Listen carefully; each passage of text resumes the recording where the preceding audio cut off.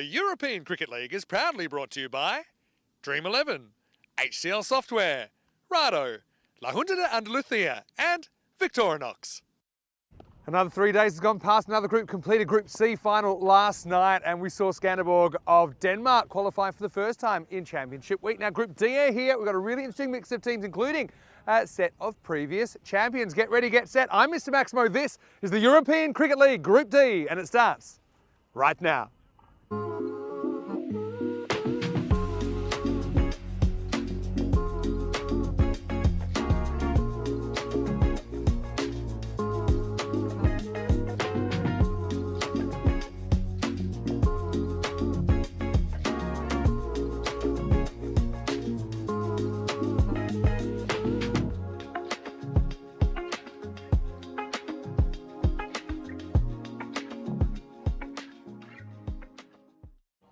Buenos dias, good morning to you wherever you're watching from around the world, and welcome to another huge day in European Cricket. Group D, day one now, and it's hard to believe, but we're actually only 3 groups into the 7 groups of the group stage of this ECL. Of course, the 7 winners do return in Championship Week, Week 4, which is just over 2 weeks away. So now we're getting ready for the start of the day, and it's going to be a really interesting first match, actually. Brno of Czechia taking on the Zurich Nomads of Switzerland. Well, Brno, they have been here before, but it wasn't a very successful visit last time at the Cardamom Oval. Nomads, it's their first time to the ECL. So let's see what happens at the coin toss with Ian Ramage and the 2 captains. Brno, you're the home team, you'll toss the coin. Nomads as the away team, you'll call. Thanks, Ian. It's been called Dream 11. It's come down Dream 11, you've won the toss. We'll bowl first. Okay, toss won by Nomads, who will bowl first. So the Swiss team here for the first time at the Cardamom Oval, the Nomads. And actually, they were the winners of one of our first ever European Cricket Series all the way back in 2020. So it's great to have them here, and welcome to all of our viewers, no matter where you're watching from around the world. Vinny Sander here, Mr. Maximo. Weather conditions today on the Costa del Sol, a little bit milder. Currently 14 degrees, expecting 16. There is the threat of some showers. Hopefully they stay away. They pretty much have stayed away so far, so we'll make a start on time. Obviously really excited to see Brno back in the ECL. We did see them here before. I think it was 2 years ago they were here, but they didn't have a very successful series. More about that in a second. Let's get into the now.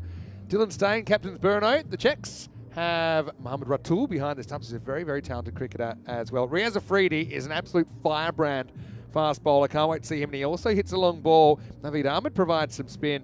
And yeah, Brno, they'll certainly want to get off on the right foot. For Zurich Nomads, though, watch out for Fahim Nazir at the top of the order, along with Osama Mahmood and Hassan Ahmed. It's a very strong top 3. Hassan, we have seen him here before.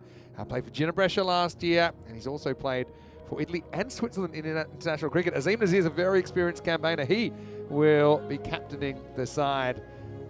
And as you saw there at the toss, the Nomads have won the toss and sent in Brno.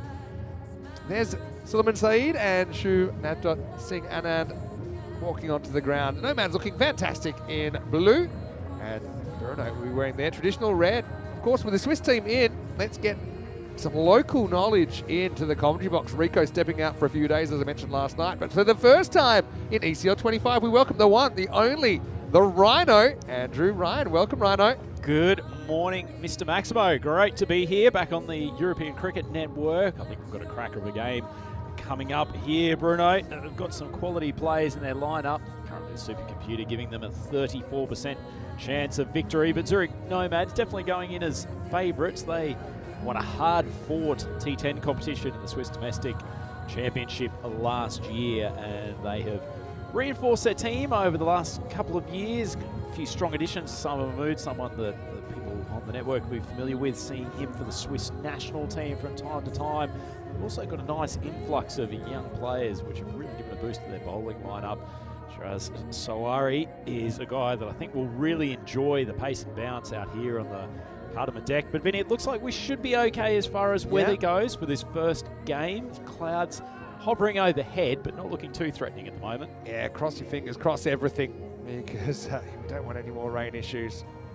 But yeah, Rhino, great to have you. Of course, you have played in the European Cricket Series a couple of times that we've been there in Switzerland, so you know these Nomads very well. How do you think they'll go in this group? Yeah, I think they'll go very well, actually. I think they'll they'll have their eyes on that final. Speaking to a few of the team, including team manager Aswin Lakaraju, last night upon their arrival at the hotel, they were quietly confident, but they also know there's some really top tier talent that's in this group, and they're going to have to play their best, particularly when it comes to finals day. But there's a long road before that, and as you said, there's no shortage of talent in this Brno lineup. Really interesting group coming up, actually. Welcome to all the viewers in the comment section as well. Changed ends. That's another thing here.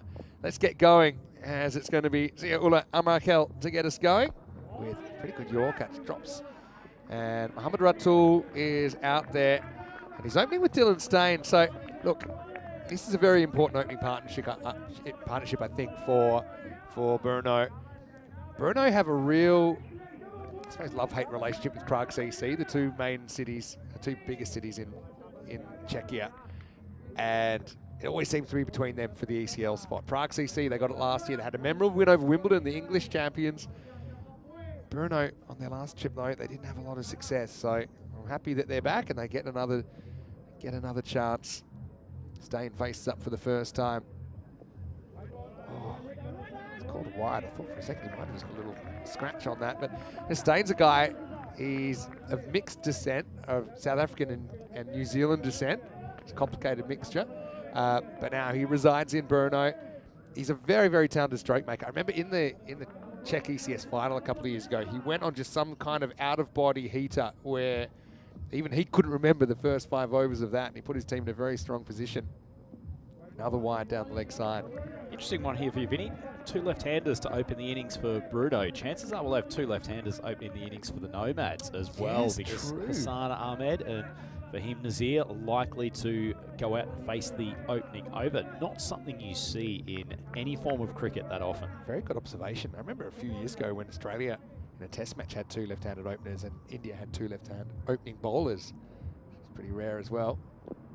That time, again, it's still directed. It's going to run away. I think it's going to be leg byes, 4 of them. So, Amarkel getting that ball to swing. That's a good sign, but he's just not getting the line right at the moment. Yeah, I don't mind the length that he's bowling, but just struggling a touch with his control. The young man, I mentioned earlier in the coverage that Nomads have had a group of fiery young fast bowlers come into their team. In fact, the Swiss T10 competition last year, it was actually 2 clubs from the Nomads stable that actually played it out, duking it out in the T10 final to qualify for this tournament. So they've really got some depth now. Walks in this one to Stain. It's a bit of a dodgy one. I think he's gone here. I think he's run out. They're going to go upstairs. That's Azim Nazir there at cover, Vinny. Hassan Ahmed was a little bit slow getting up to the stump, so he had to go for the direct hit, but lovely piece of fielding from the Nomad skipper. Yeah, he's already walking off Ratul. I mean, that's one thing. Their running's actually normally pretty good. And this is a risk they feel it's worth taking. It has to be a perfect bit of fielding. Pick up, throw, hit, and he's gone. I'll show that one a bit slower so everyone gets a good look. But yeah, Ratul, such a dangerous hitter. But there you go. He's just out. He knew he was just out as well. So disappointment for Ratul, disappointment for Brno, but elation for the Nomads. Well, they've wandered into the Cardamom Oval and pulled off perhaps the HCL software player of the day straight away. And Azim Nazir, the captain, that provides it. One bit of fielding. He's been one of the true stars of Swiss cricket over the last decade. Azim Nazir, experienced player. He's been handed the captaincy badge for this tournament. And to tell you what, Vinny, on a cold morning, first up, your debut here at the Cardamom Oval. Usually a few nerves in the field. Things are a little bit tricky, but Nazir setting the standard for his team. Yeah, I mean, really, sometimes you got to risk it to get the biscuit. That's how these two run. They're normally really good at ticking over the score that way, but I mean, just undone by a very good piece of fielding. It'll probably allow the bowler, Amarkel, just to settle his nerves a touch. When he's got it on target, managed to put the ball in the block hole. Been difficult to negotiate for the batters, but just got to make sure that his radar's on. Probably be a little bit happier bowling to the right-hander. Can't they come out to face? Kande plays this late and they won't get a run here. So Nomads up and about. Gives me a chance to say hello to everyone that's watching on our YouTube channel as well, ECN European Cricket Network. And we're on Fox Sports Australia and many many markets here. People love the ECL. I know why they love the ECL as well. It's something different. It's something unlike you'll see anywhere else in the world. And just angles in, holds its line. Stain, quick to get through. Run's hard to come by so far. I've had a bunch of extras. Only had the one run off the bat so far. But hello to Terry O'Connor, who's watching. Nice to see you. Hello to Bob Pook as well. Hello to Johnny Heath. Some Tim Harmer's in there. Dave B's in there. Colin Mustafa. And yeah, Danny Hudacek in there as well. Hi, Danny. Really happy to see you. He'll be cheering on Brno, even though he lives in Prague. The whole of the country's behind him. That's a good shot. That's a really good shot. First shot and angle really from Stain. You can see he's just got natural talent. Nice swing of the bat. And the first boundary off the bat. Yeah, lovely shot from Stain. Vinny, you mentioned he's a class batter. Didn't try to overhit that ball.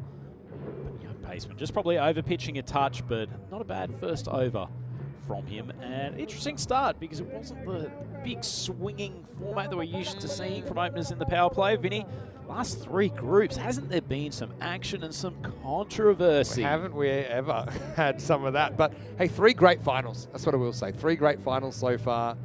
Scanned a ball last night. They got across the line. Essentially, it was the last ball, though it was a no ball, so they win with 1 ball to spare. Before that, Hornchurch won in a last over thriller. Likewise, Darmstadt CC. So couldn't really hope for more. This looks like Tassal Kumwal, who's going to bowl. You can see the Group D is starting today. And yeah, still hard to believe that we've got 4 more groups to go. And I know you're going to be here, I think, for the next 3 groups. Isn't that right, Rhino? So excited, Vinny. Can't tell you how happy I am to be back here at the Carter Oval. It's been a great tournament already. Looks like it's going to be a close finals week. Wide and adjust, remember. It's the first ECL we've had the adjusted wide interpretation, which says that when the ball passes the popping crease, for it to be wide, it has to be wholly outside that tram line. It's about time some love was given to the bowlers. Yeah, so you get the line now, although the line is set, so the batters can get a bit funky if they like and still get the wide if it's outside the line. There's another one, which is going to swing just outside the line. Generates some easy pace though, Cumwell. Fluid action, a little bit of late swing. Good flex in the arm. Yeah, 133 average batting first. Pretty even split. 15-16 he's batting first versus second. Still think we'll see a high chase at some point, something 160s or better. It's a good rock, isn't it? He's certainly firing. Kumwal, that one angle in, just nip away. Yeah, enough bounce. He's going to enjoy this Carter Oval deck. Does have some poppy parts on a good length. See, he stays nice and high in the action. The seam in a good position. Moves off the deck and in safely into the gigantic gloves of Hassan Ahmed. That's up in the air, not really timed, and it's dropped. Oh, well, they're going to come back for 2. Lucky moment there for Kande. Tell you what, if I was the Nomads and the one man I'd want tracking back for a 50-50 chance, it's Fahim Nazir. He's normally a sensational fielder. Be very disappointed in himself. Shelling an opportunity to have the second Brno wicket. He might have been thinking, do I dive or not? It was one of those ones in the end, he didn't have to, but just misjudged it slightly. He almost actually knocked it to the boundary. Wow, that's pretty good striking as well, but it's higher than it is long. Fielder goes around and he can't do anything. I think that's plugged for 6. Wow, how about this for a shot? Kande with the 51-metre special. We'll check it out on the replay. Yeah, just a nice little 3-inch putt to pick up the par. There went a mile in the air. It really did. Fielder thought he probably had an opportunity, took the hat off, but unfortunately, as you say, just about a foot over the boundary. And much needed Maximo for Brno. 51 was generous. Kumwal with a comeback. It's a tough one. Think about sneaking an extra run, but they won't. It's good keeping there. Got Hassan Ahmed behind the stumps. You know that he's a pretty good outfielder as well, but Hassan also pretty comfortable with the gloves. Tremendous athlete, Vinny. Dives across to his left, parries the ball. It's amazing how often that happens, though, isn't it? Kumwal probably feels he should have had a wicket on either of the previous 2 balls. Bit of frustration, drags to the leg. Just a wide. That's very close. Remember, the other principle is that the umpires will call wides if they're not sure. They'll give the benefit to the batter. So does this get a little bit of the line or not? Very close, but umpire says, no, I'm going to call that one a wide. So still only halfway through this over. Cumwell needs to rein in his extras. Edged, and that'll be 4. So Kunde living pretty dangerously, but you make your own luck, as they say in the classics. That was a genuine top edge. Flew over Hassan Ahmed. Even with his height, he couldn't get there. And the result's 4 runs. Yeah, probably just a touch too short there, Cumwell. That's almost inevitable when you're getting it up to shoulder height. Not great control of it by the batter, but absolutely no fielding protection over the top of Ahmed's head. You can just see a few words going into the young paceman. He's a little bit frustrated. 28 for 1. Despite there being not a huge amount of fireworks off the willow.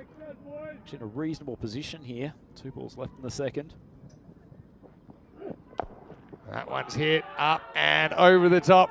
Maximo! That's more like it for Kunde. They really have invested a bit of trust in him in that number 3 position. That's a classical cover drive elevated. Yeah, it wasn't actually a bad ball.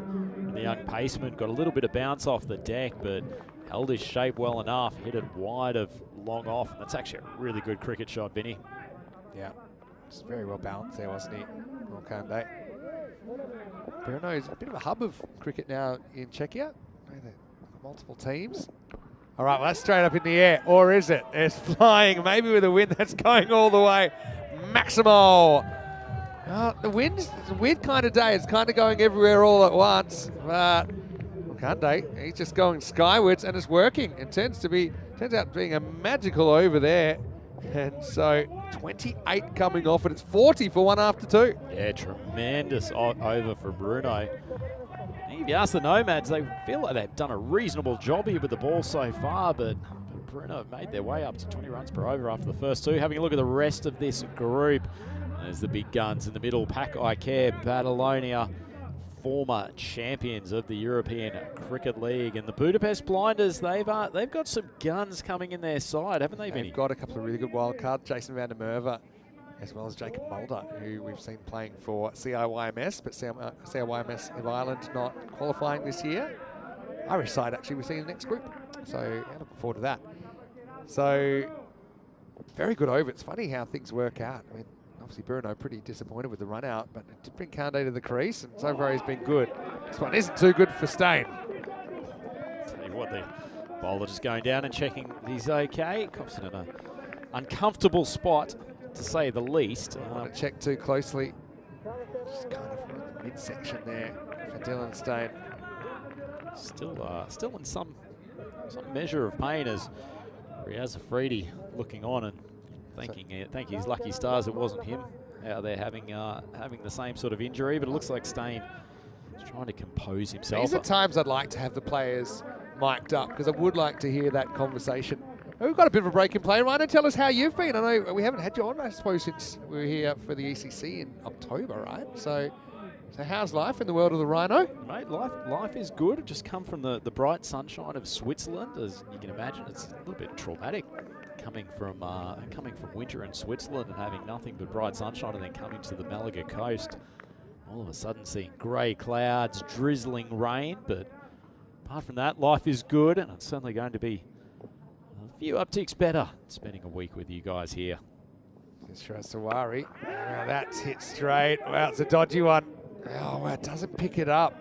Stain likes to go with the hit because he's very, very fast, and he just feels that if by not hesitating, he'll probably get there. But that's one time, I think, with a clean pickup. And once again, it's Fahim Nazir. You wouldn't expect him to fumble. It cost him any chance for a run out. Certainly. Having a look at the bowler here. I mentioned Shiraz at the start of the coverage, Vinny. He sort of ambles in. He's not trying to hit the wicket particularly hard, but he's a lot quicker and bouncier than you expect he's going to be. Tall man, and I tell you what, he's also very good at hitting that in-between length that just rises to a difficult point. So yeah, it's completely not backed me up with just a poor ball. I'd love to promise you nothing but sunshine and rainbows, but we have had a tough few days. Obviously, Group C was unlike any other group we've ever had. We had no play on day 1. We had play on day 2, the 5 matches, but they were reduced between 6 and 8 overs. He's bowled him. That's a really good scene. Kande is gone for 25. Top of off is disturbed. Sawari, that was slippery. It's 42 for 2. See, why can't Shiraz do that immediately after I've given him a rap for how difficult a bowler he is to face? That is an absolute seed, Vinny. And as a right arm paceman coming over the wicket, being able to hit the top of off stump like that with a little bit of zip, little bit of bounce, that's a cracking piece of bowling. I can't wait to see this one again. It looked very good live. Let's have a look at it. That's not the best, but I will give you the next ball. It was just top of off. Love to see kind of what it did. Just the perfect length, particularly at this stage of the innings. The ball's still hard. Shiraz really does come on quicker than you expect. He's actually got a nice action. You can see he gets the ball right down near his hip, drives through. That's sensational bowling. Didn't do a lot. It's just done for pace and perfectly located, wasn't it? So still the hardest length to hit in T10 cricket. Absolutely. Bowlers, they've got the ability to affect the game. I know some people think they're just glorified bowling machines these days. That was a slippery one. Okay, new batter comes out, Mahtab Khan. It's going down, it's only just going down. Get through for a leg bite. Khan pushing across to trying to open up the leg side. We're down here at fine legs, so it'll only take a light tickle to knock it for 4. Not missing by a huge amount, but I think good call on first impression by the umpire. Probably right.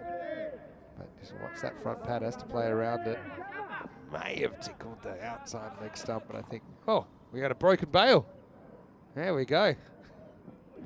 There's that man, Asvin Lakaraju, who actually generously bought us up a packet of Lindt chocolates, Vinny. We which may show I them. know you and I, as pro athletes and try to look after our physiques these days, I suspect we'll probably still tuck through those over the course of today. I was in Switzerland for, unfortunately, I know you couldn't make it, but we had our ECN commentators meeting in Zurich, and I may have stopped past the Lindt shop at the airport. Goes wandering here. It's the end of the power play. What a good over that is from Sawari after the magical one in the second. The third goes for only 4. It's 44 for 2. Yeah, it sort of feels like that's evened things up a little bit, doesn't it, Vinny? Yeah, so obviously it's really nice to remember those that have been part of the journey along the way, and love to be here, of course. 12:28 4 in the power play. I was going to say that Lindt shop at the Zurich airport, they're very clever because they lure you in with free tastings, and they have the, what do you call it, the fountain, the chocolate fountain that you can just, you get a little spoon and you taste it, and The human brain just can't. It can't refuse at that point, can it? it was done. Walked away. Even if you're paying £2.50 for a single little ball of chocolate, no matter what, it just can't say no. Yeah, they're known for it. But I've got, I think, a stat. Maybe you can confirm for me. See some spin for the first time. Niazi is going to get pounded here through backward point. Nice shot from Stain. Hasn't faced too much, Dylan, but he's over that initial kind of slightly nervous stage of any opener's innings, and see if we can settle in these middle overs. Nice timer of the ball. There's been some proper cricket shots from him already in this innings. It wasn't actually a bad ball from Niazi. He's not going to get a huge amount of grip on this deck. There's a little bit of moisture on top. Probably just going to have to try to shoot the ball through onto the stumps. Good shot. As you get over the fielder, he does. Maximal, 150 up for Brno. Lovely shot again from Stain. He's halfway through saying, I think Niazi's probably just got to flatten it out and try to spear it in at the stumps. He's tried the exact opposite, floated the ball probably about a foot outside off stump, and Stain doesn't need a second invitation. Beautifully struck. Down the ground this time. Come back from Niazi. Nomads would want to capitalise on that last over from Shiraz. He's really gotten them back in the game after Brno had gone off to a little bit of a flyer, particularly thanks to that second over of the power play. So it wasn't chocolate, my fun fact. So it was actually cheese for the first time recently. Switzerland imported more cheese than it exported. Oh, absolute Sound disgrace. right, does it? Oh, jumps it down onto his body. As far as chocolate goes, they're still, I think these are in US dollars, they're still exporting about $1 billion a year of chocolate and only importing about 330 million. You hungry? Ooh, goes the leggy. And my workout, no, it doesn't. Just pictures before Fahim Nazir down there. It's not a huge amount of disguise on that leggy, but certainly landed it okay. Still got to play it. I mean, when you think about it, if you can do it, a normal leg spinner is tough to play, and they're just, you know what they're going to bowl. So it's interesting that he's got that ability. Certainly got the attention of the Meerkats in the Brno team as Ahmed does a reasonable job of stopping that down the leg. Interesting. A little bit wide, obviously. Really good block by Hassan. But yeah, if he lures you with a couple of those leggies and then he bowls his kind of quicker dart, it just kind of throws you off timing a little bit, I think. Especially Stain. He looks like he's very comfortable hitting through that offside. He just come a little bit wider of the crease, trying to spear it into off and middle. Slowed down a little bit there. It's a pretty clever over from Niazi. It goes for 13, and at the end of the fourth, it's 57 for 2. Yeah, he recovered really well after going for boundaries early on. Young player, a lot of talent. Another one of these young tyros that are making up the Nomads bowling attack, and we'll go to the other end of the spectrum here with Thuran coming on to bowl his left arm almost inevitably around the wicket. Brno, 57 for 2, Vinny. I suspect they'd be pretty happy at this stage. Yeah, I think they would. Obviously, playing a Nomad side, we'd have seen them score a lot of runs before. Remember, they hit the magical 200 in Switzerland when we were there for ECS cricket back in 2023. I think they're still repairing the solar panels on that roof. Well, that's a shocker first up, though, from Taran Taran, and that's out of the ground. Maximal, 7 up. Other brands of lemonade are available. That was probably lemonade with a side of meat pies. Tell you what, if you are Khan and you were sitting at 1 of 4 at that time, you could not ask for a better delivery to receive a full bunger at chest height. Already there, and he's usually renowned for exceptional line and length control, but he's lost that completely. Giving it a good rub in his jumper, which I think is a signal to the captain of the ball was just a bit slippery. Yeah, it certainly was after they retrieved it from the jungle. Free hit then. Gets this more online, but it's still going to go. So the unlucky 13 of Tanabala Singham's first ball. Well, he corrected his length on that occasion, still drifted onto the leg side, and Khan has dispatched it. Probably didn't get a great piece of it, but 50-metre boundaries here at Cartermore Oval. If you get the right elevation, you are going to clear them, and that's brought a smile to the big man's face. It's been the first few overs of fits and starts, hasn't it, for these two teams. Let's see if we can get it right now. Okay, another great. You probably wanted 13 or less off the over. You've had it off a ball. Keep dancing. They're not sure whether they're going or not. In the end, they make the decision to go back. Just want to say quickly hello to Skippy Mark Smart watching from Brno. And actually, I didn't realise this, but the Brno ground, we have actually had an ECS there. It looks like they're not going to be able to use it anymore. So I'm sure they'll try and find an alternative. But that's sad news. It's a nice ground down there. In the air, and 6. Maximal.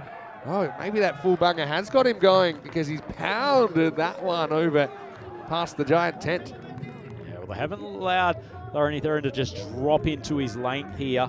That's the sort of ball that he's probably used to people just playing a touch conservatively, but Khan is going full throttle, big backlift, strikes very cleanly. Lovely shot over long off. He walks again. It's really good batting. Opening up the offside. Maximal, 6 more. This one has gone magical 25, and there's still 2 balls to go in this over. Yeah, this is a huge one. The Nomads would have been looking to Thuran to be someone who could keep things tight in the middle overs. Probably hasn't been helped by this deck just being a touch moist, probably not getting too much of a hold of his orthodox spinners. And Khan is taking to the cleaners. He was 1 off 4. He's now 25 off 9. And he's gone. He'll probably take the trade-off, though. It says, well bowled. He genuinely means that as well. He just went for 1 shot too many, but I think you'll take the trade-off, like I said. So 25 off the over, and now a wicket, and it's still not finished. It's 82 for 3. Well, he's got 1 more ball of pain to go, but he'll be happy to have seen the back of the right-hand thrasher of Khan. Nice little innings from him after a slightly sluggish start. Good piece of bowling, though, from or anything. Just once again, even as a left-arm orthodox spinner hitting the top of the stumps, it's a pretty good place to bowl as Khan tries to swing him over. Mid-wicket, no contact. The arms go out in celebration from Hassan, and it's third wicket down, 82 on the board. Yeah, so good to see the coach just giving him a little bit of instruction. that's Jan Hoffman there. Jan's actually a very interesting character. He's also coached the Czech national team. He's one of the more popular figures around Czech cricket as well. Never short of a word. Full toss started it. Full toss will finish the over. So that will be the end of 5, and the score is 83 for 3. Hey, let's welcome you into the commentary box. Great to have you with us wherever you're watching from around the world. Vinny Sander here, Mr. Maximo, Andrew Ryan with me. Rhino, welcome. Good to have you in. Always great fun when you're here, and it's kind of good timing because you, of course, live in Switzerland. You have for quite a while, and you've got the Swiss club involved here, the Nomads. Yeah, I think as far as the world of cricket commentary goes, having a niche ability in the Swiss world is probably a handy thing to keep getting the invite out here to Malaga. And speaking of Swiss delicacies, You know, if I could, and you know what, I'm going to try and do the right thing because Share the Meal's our official charity partner, and I think for every chocolate that I take out of this package, and thanks to the Swiss team, I think I'll donate a meal using the app. It's very easy. Why don't you do the same? If I did that, I'm already down about $25. But anyway, we'll see. We'll see. That's the way it goes. Very generous of Asvin and the Nomads team. Probably feed about 30 people for that. So yeah, big thank you to the United Nations World Food Programme as well.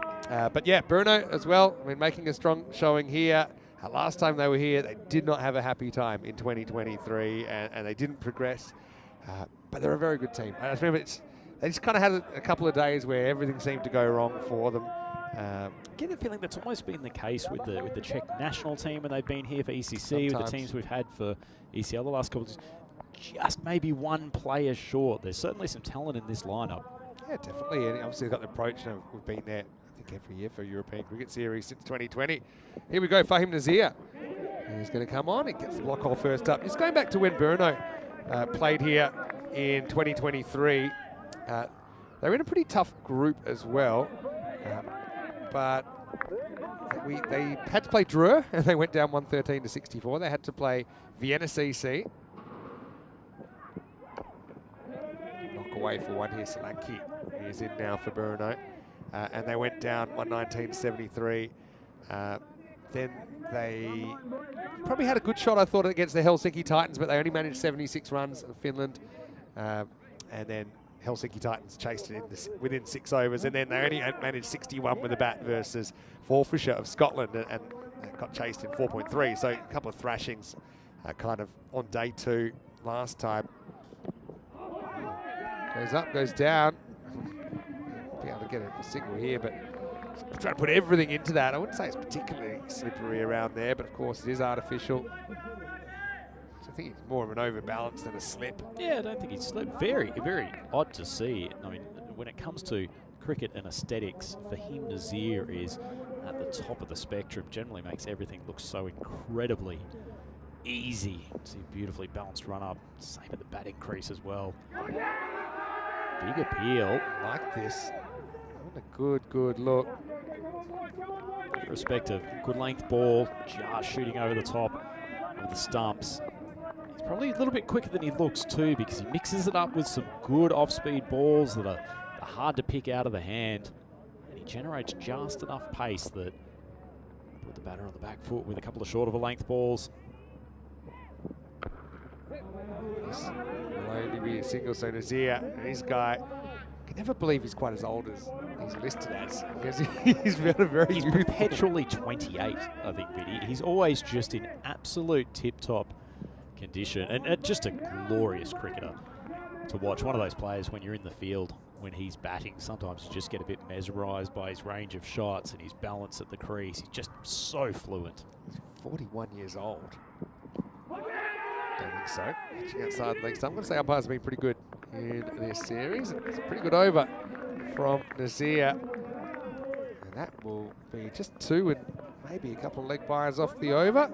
So 6 overs down, Brno 87 for 3. What do you do here, Vinny? They've had 2 really good overs from Shiraz and Fahim. Looks like they're going to Amakel to come in this next one. But aside from that, there's been some expensive overs in between. Well, I think one thing that's in their favour, the Nomads, is they bowled 6 different bowlers so far.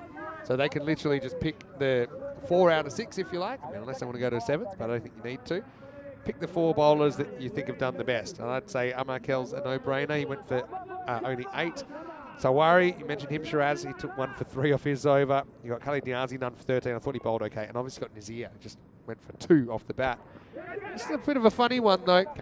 And it's going to be carved away for 4. But I wonder if this is coming down in time. He does charge at it, but I think they're going to look at it for height. Remember, if it's waist high or above, it will be a no ball. I mean, it is pretty high. Maybe you lose your benefit. He is about a metre down the track there, isn't he, Vinny? So tough call. Either way, full toss, dispatch to the point boundary. Not a good start to the over from Amakel. Yeah, it's hard to say. I think they have called it a no ball. I think once they had a good look at that, if you kind of draw a line on your screen, it's probably hitting him in the hip. So the rule's written that benefit of the doubt's meant to go to the batter there. So if there was doubt, Stain gets the benefit of it. All right, free hit coming up then.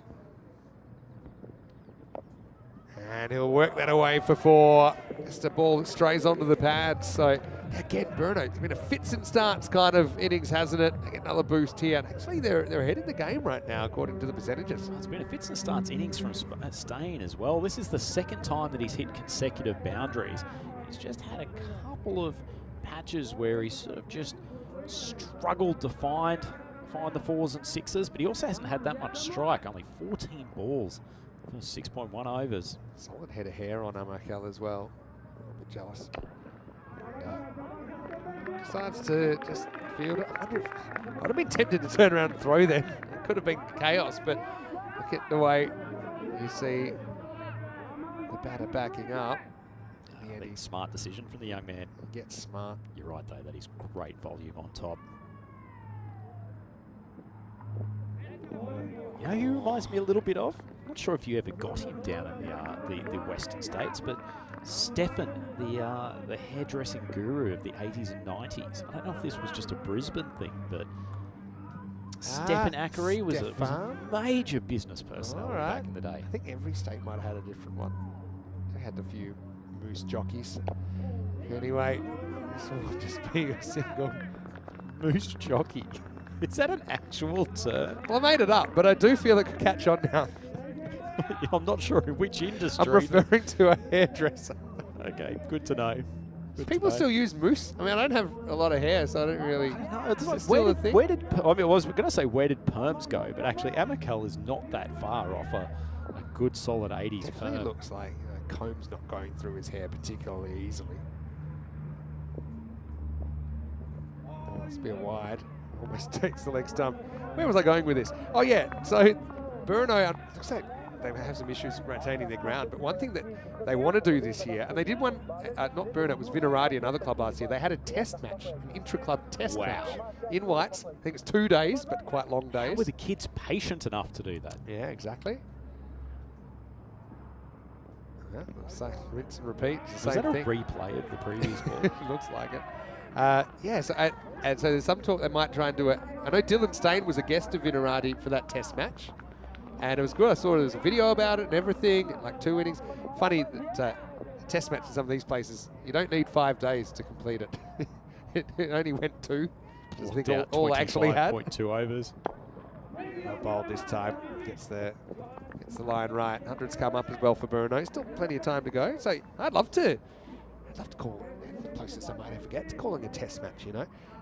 Also, Lithium says next time I should try some Ragusa chocolate instead of Lindt chocolate. In his opinion, it's a bit better when I'm in Zurich. Thanks for the tip. Appreciate it.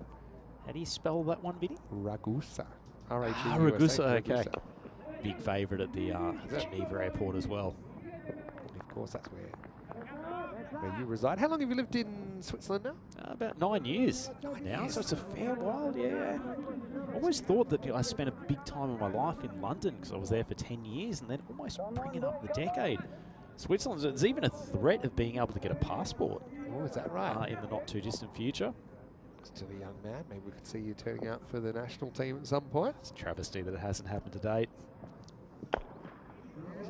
Gets that length right, doesn't he? Occasionally gets the line wrong, but I think all things considered, you'll take none for 24 in this format. That's what Amakel goes for. 7 overs down. It's 103 for 3. Quick look at the groups. You can see this group, of course. We've got these two teams playing right now, but you've also got Pakokea Badalona, the previous champions of Europe in 2022. You've got the Zagreb Assassins and the Budapest Blinders who are going to do battle in match 2. Is Assassins the most violent team name we have had? Yeah, it's ECL pretty up there. I mean, I think maybe once the Malaga Murderers get the license, maybe they could give it a challenge. That would be that. Malaga Matadors, though. I like that. Short and 6. Really good shot from Solanke.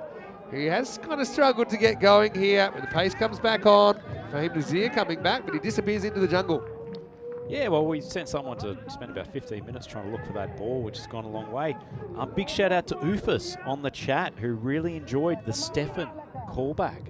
He's from Queensland, I think. Well, I suspect so. And without labouring this point, the great thing about Stefan, he used to have like a 15-minute morning show. So if you're ever sick from school, you could watch this and watch women talking about their perm, and it had the best little theme song you could imagine.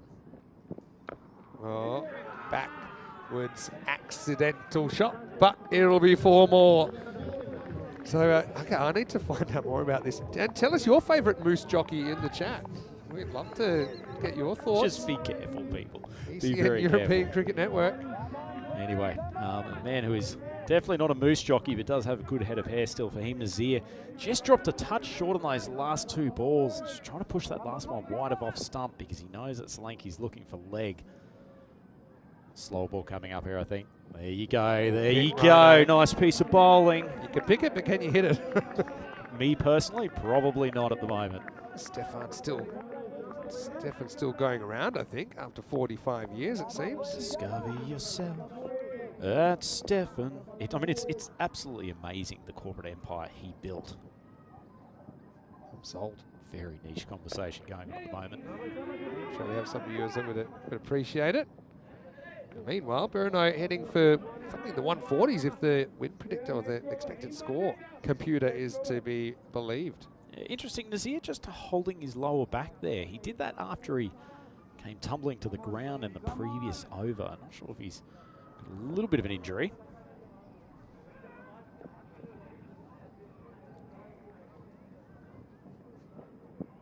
Slow ball, and it is nicked. This is going to be touch and go. He's done a pretty good job down there at third man. That's actually an exceptional bit of fielding from Zabiola down there, Vinny. Yeah, I actually thought the ball's winning this race, but we'll try and show it to you on the replay. Does he have this ball leave his fingertips before he touches the rope? We'll get a really good look at it here, or not. That's about the most unfortunate blockage, isn't it? Big man's come up with a great piece of fielding. Yeah. He's gotten a thumbs up from Vinny Sandu. It was such a dangerous piece of fielding. We couldn't actually show it to you again. Anyway, this one's going to be a full toss. Yeah, it's going to be tapped away again. It goes on the walk there to Stain. It's been a funny old innings from Stain. He hasn't really done a lot wrong, but hasn't really had any fluency in it either. It's another one that probably that one for me is coming down enough. That's why it'll be the end of the over. God, the old running bunt for all our baseball fans out there. Copped a few full tosses when he's charged down the wicket. Yeah, I don't know if he needs to charge. If he stands his crease, that's still a full toss, and he can probably just slam it. So maybe less dancing, more hitting. End of the 8th over. It's 117 for 3. What's your feeling in terms of targets here over the first 3 groups? Vinny, do you feel like bowlers are regaining a little bit more control? The conditions are giving them a tiny bit of help? I think when it gets wet, the scores seem to go up. Because I just think less catches are taken, bowlers don't get it right. Batters seem pretty happy. You know, the negative about batting in the wet is, number one, the outfield's slower, but if you hit it for 6, it doesn't matter.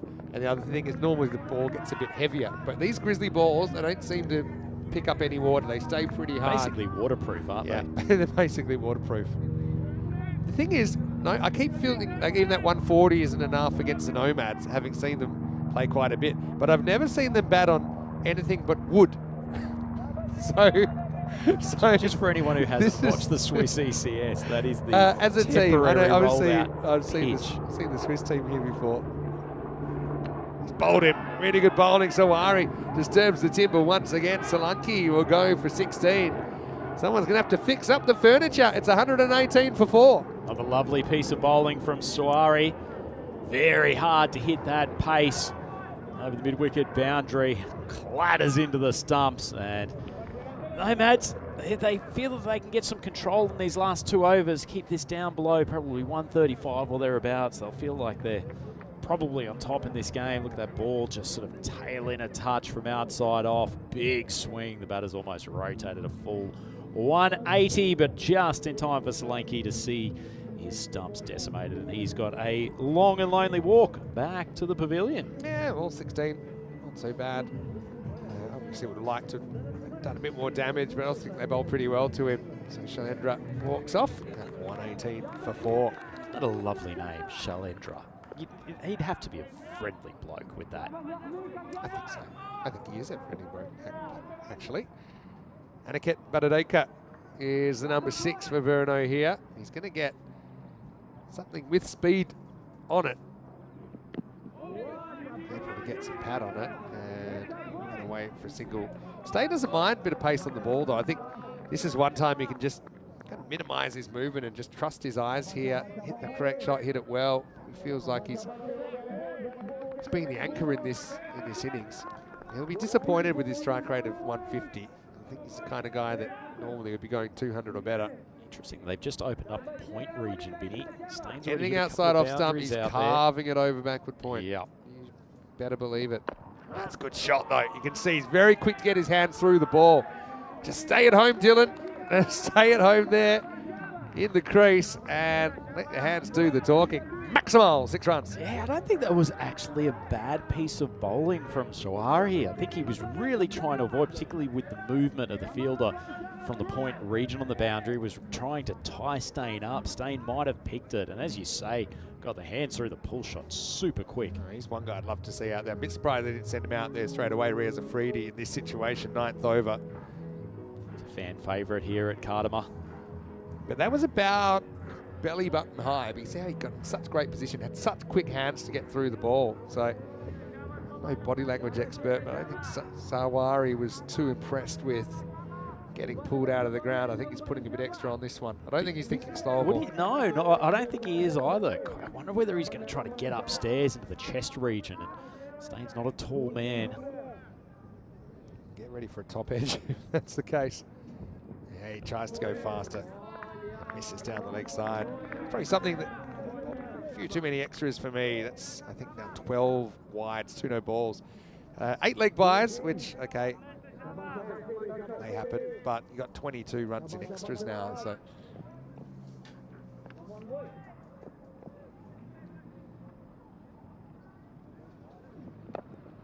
It's a good piece of this as well, and that's 4 more. So Stain getting into his work. It's taken a while. And he is into the 40s, 130 on the board now. Yeah, tell you what, the ball rockets off his bat, doesn't he? Doesn't it, Vinny? Ball was much fuller from Sawari. I think Dylan is a classic case of someone that felt he's not a T10 player. He's a more classical stroke maker. He's aggressive in his own way, but he's more selective. But I think the more he's played, the better he's got. I think he realizes it's actually not that much of a difference. Just bat. These boundaries, it's very dangerous. Now he's going to carve this away, get 1. Probably think a 2 here. Don't know if it was on, to be honest, and they'll get there. I just think that was a bit tactically wrong because Dylan probably is the guy I wanted on strike, but he hustles back for 2 because he's a hard worker.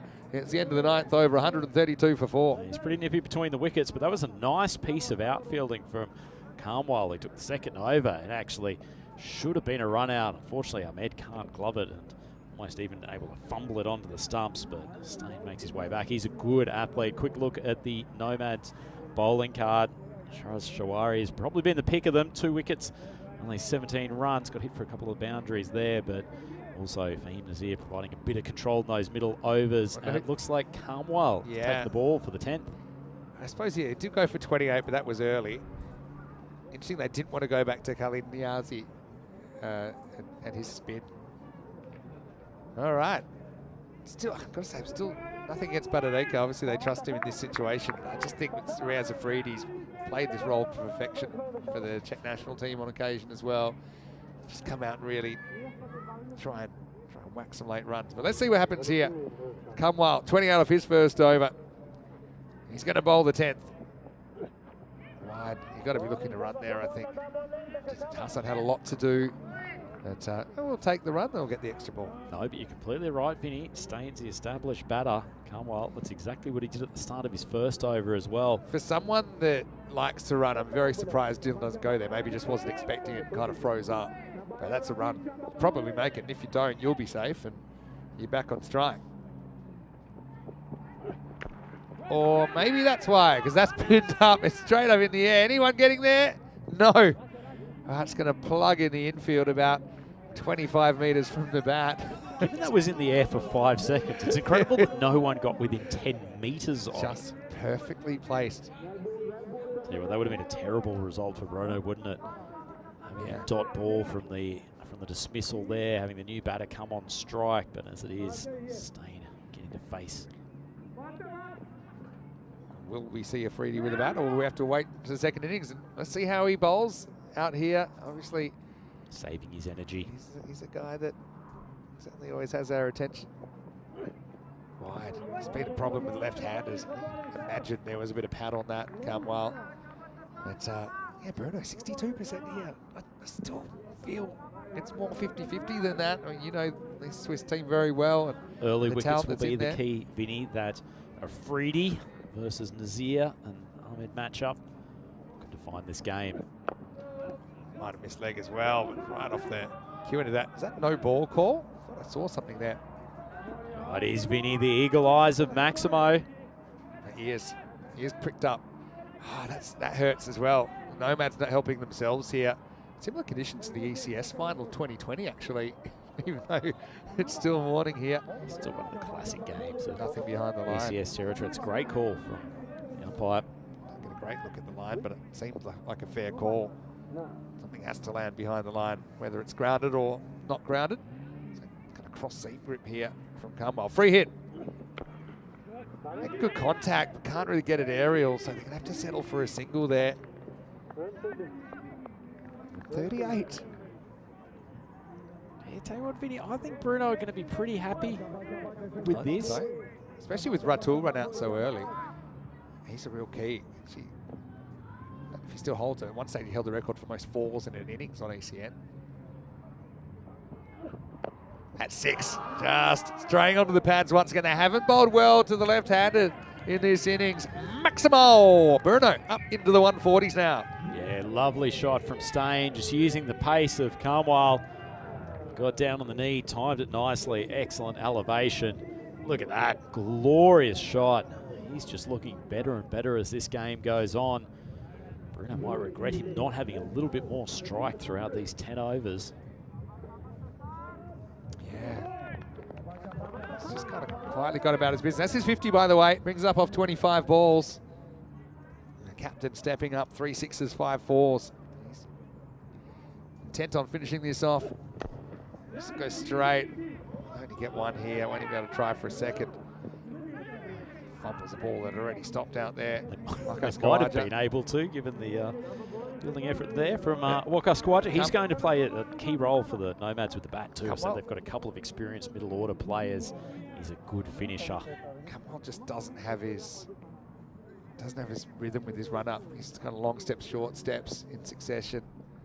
This one's a bit better. Now he's just going to lean on it, and it's going to go all the way. Maximo! Oh, Badadeka. He's the man for the moment. And yeah, confirmation does go over the rope at 6 more runs. Yeah, lovely timing. Not a great ball from Kamwal. You can see he's got the replay on screen at the moment. He's standing there talking to the umpire about the run-up. Looks like he's not appreciating that big batch of sawdust just as you hit the edge of the official Cardamom pitch. But either way, it's a nice little partnership, Vinny. 33 off 10 to finish the innings. Nice ball. And it's going to get through the fielder. It's going to be 4 more. So the 150 came up previous delivery. Patadeka with a nice little cameo there at the end. We wondered about whether he was the right option. Probably seems so. Based on that evidence, he'll finish with 12 off 5. And Brno, after being sent in by the Zurich Nomads in a match where both teams are chasing their first win at the Cardamom Oval, Brno put on 155 for 4. Who needs the Stallion Riaz Afridi when you've got Patadeka? He did a very, very good job at the end. And that last partnership, 37 off only 11 balls. Said when we started the 9th over, the Nomads might have had some dreams of keeping Brno to 135 or there or thereabouts, but some loose bowling in particular. Tough time at the crease for Tassal Kamwal with his 2 overs. And say Brno will be the happier of the teams going into the midpoint of this game. Quick hello to Vlasti Volfova, who we've seen playing with the Czech women's national team. She's in the chat right now, supporting Brno, no doubt. And hello to everyone else that had something to say. James Stewart in there. And question about where are this Brno team from? Well, they're from Brno. It's the second biggest city in Czechia. And 2 pretty big fish there together early on, but then 2 became 1. Not the way that the Spice Girls song went, but it's the way that Ratul, when he was run out by a very, very good direct hit from Azim Nazir. Yeah, certainly. It felt like the Nomads both let themselves down in the field. It also had a couple of chances just not go to hand. We saw a drop catch from Azim Nazir early on, which would have loved to have put a little bit more scoreboard pressure on. But Matab Khan played a little blinder in the middle of the innings. The bulky right-hander really got that Brno total motoring. And it was a time when Stain just couldn't get on strike. Yeah, and it's strange because it's kind of a succession of cameos at the other end. We saw Kande get to 25. He got castled by that peach. There was that speed from Sheraz Sawari. He's out for 25. Matab Khan also made 25 before he was bowled, but he was bowled in an over where he'd already taken it magical. So it didn't really slow things down at all. This is when he went, but already there was damage on the scoreboard. Then Solanke came out. He was able to hit 16. Patadeka, 12 at the other end. But yeah, Dylan Stain, he had 5 different partners, but he just kind of went up a gear when his team needed him as well. Ended up bringing up the half century late in the piece. And yeah, I think ultimately the Brno team will be the happier of the 2. Having said that, you know, you've got a Zurich Nomads team. They're probably familiar with the conditions. It reminds me of some of the weather we had in St. Gallen when we were there a couple of years ago.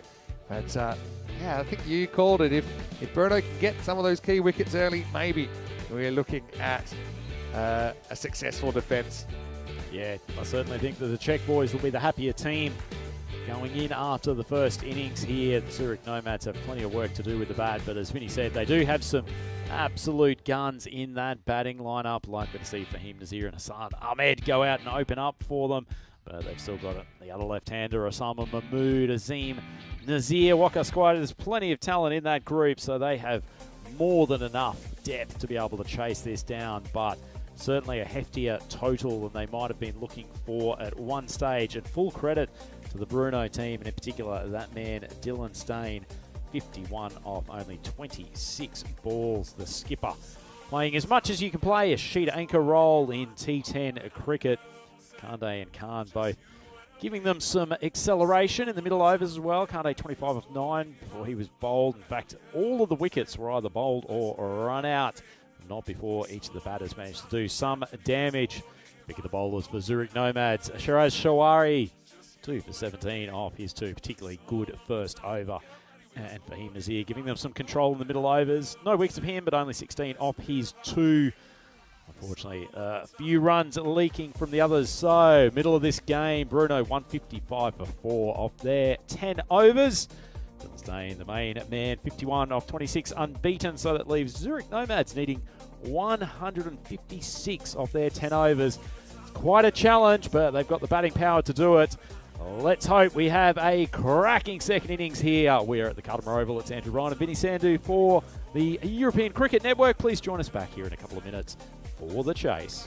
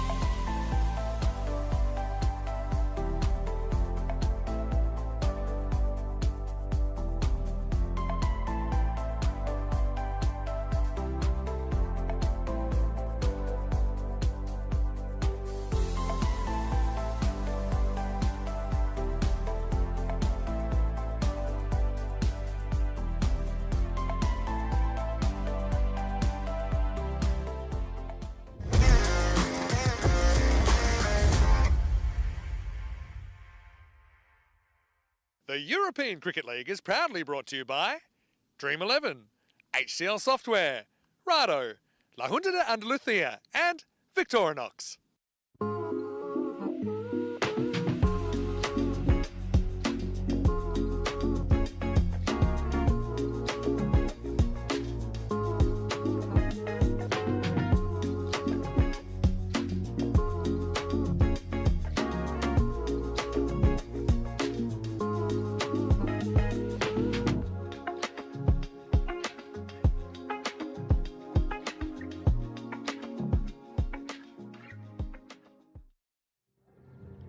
European cricket aficionados, welcome back to the Cartama Oval.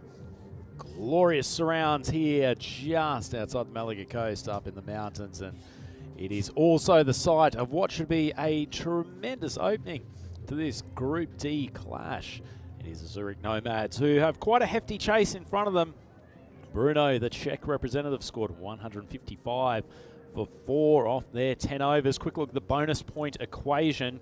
Batting team need to chase this down in 7 overs. That's a tough ask. Whereas the Brno team, if they can keep the Nomads to 108 or less, they will earn themselves a bonus point. Team's just getting ready to re-enter the cauldron here. Conditions, I wouldn't say they're glorious for cricket by any stretch, but certainly the players comfortable enough. The field's holding up pretty well after no shortage of rain over the last couple of days. And the man who has been here to see all of the action over the first 3 groups of ECL 2025, it is Mr. Maximo. Yeah, thanks, Rhino. Great to be back, and great to have you here, of course, your first morning. I suppose you've got a bit of a cameo, 3-group cameo through the middle of this ECL. Just a few shout-outs that I noticed in the comment section. Matt Hetherington, hello to you. Great to have you with us. Thomas Martinez is watching from Madrid. And also Ruturaj Magari, Czech national team player, saying great work by Brno. Well done to Dylan. Unlucky Ratul getting run out, but I think you see even that run out shows you the urgency they had in the innings. It's kind of urgency without being too crazy. And Stain ends up batting through the innings for 51, but then there's over 100 other runs that happen while he's at the crease. So isn't it one of the nice aspects of ECL that teams from other players around the country will get behind their national representative? I've been engrossed in the Cossenay chat this morning with plenty of the guys back home in Switzerland watching the Nomads go about their work this morning, giving a fair cheer on to their Swiss friends. You're always competitors on the field, but a lot of support for the national representatives offered. Yeah, you got to put it aside, I think, for the ECL.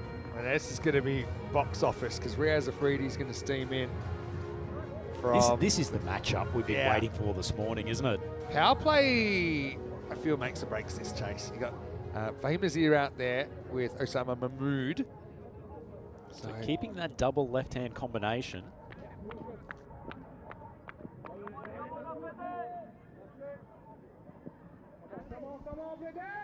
All right, shake, rattle and roll. 156, quite the mountain to climb, but here we go with the second innings. First one is pacey, but it's dismissively flicked away by Nazir to the boundary. Oh, 1 ball. He's already oozing class. Vinny using the pace of Afridi. Big, tall man, lovely stride at the bowling crease, but just look at how uncomplicated this is from Fahim. Lovely flick, beats fine leg, up in the circle, 4 runs. Bit of an effort, good outcome. Yeah, get out the popcorn, folks. Freedy, come back.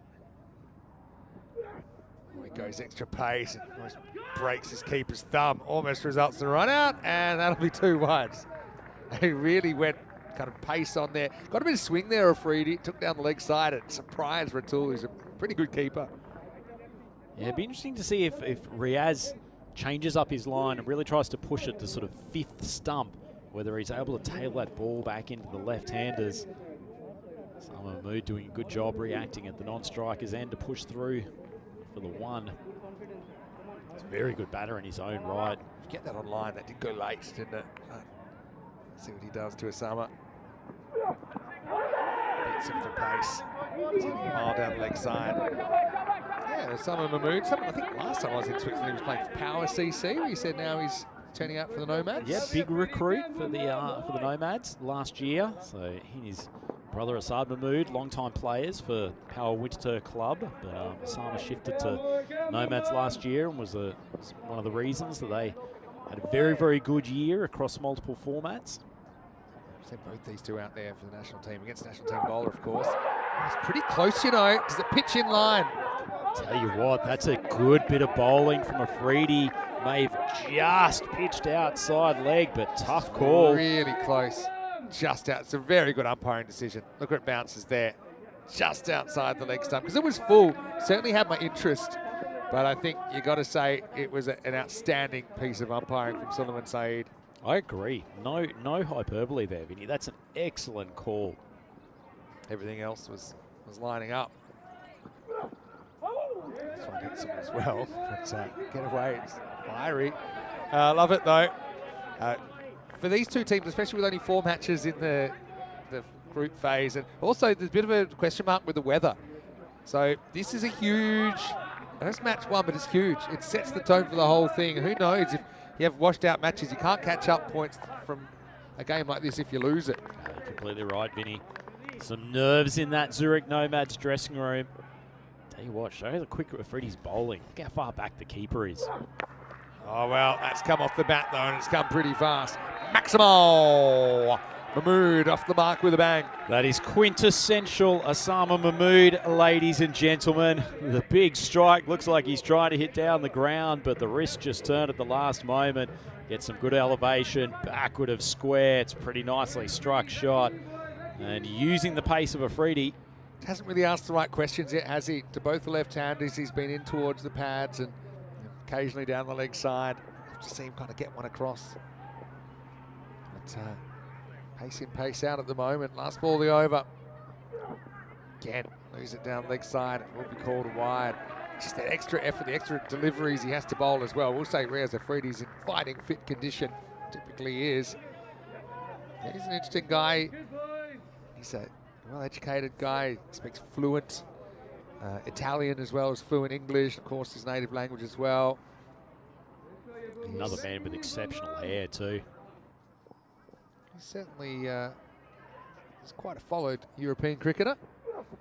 All right, up in the air, but again with pace, that's flying out of the ground. Maximo! Not the worst over I've ever seen. But the contest ends up in favour of the Nomads, and the Swiss club are 21 without loss after 1.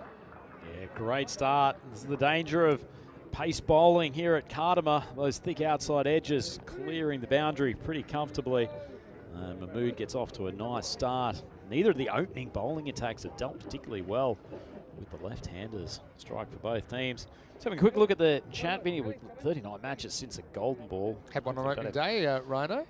You sorry? We had one on opening day, if I you remember. did see that. Yeah. That was what a start to the tournament. Was. Had one commentator that was very, very happy about it. No doubt. What are you seeing in the chat, though? We're seeing in the chat. Big shout out to ECN Supporters Club Australia. Yeah, Scotty. Give me a nice welcome. Aren't they putting out some compelling content on social at the moment? And they're growing. They're growing exponentially, is what I'm hearing as well. They've got their own logo and theme song now. So surely can't keep beat up the good work. ECL theme song. We try not to just pander to the Australian viewers, but we know it's a good time zone right now. Anyway, here we go. Oof. Wow. Oh, I was about to say that Afridi was running in and bowling rockets, but it's just some players are more comfortable than others in, I'll also call them slightly damp conditions. It's not especially wet. When Mishra's come in, I think he's probably tried to do a bit too much. And he's gone over. That looked distinctly uncomfortable. It was almost like watching Bambi on ice skates as both the back leg and then the front leg went. The back leg came and tripped him up with the front leg, so, and he's gone face first into the artificial turf. It's not a slip, so to speak. It's not like a skid, I should say, with the front foot. But no, it was the back foot maybe.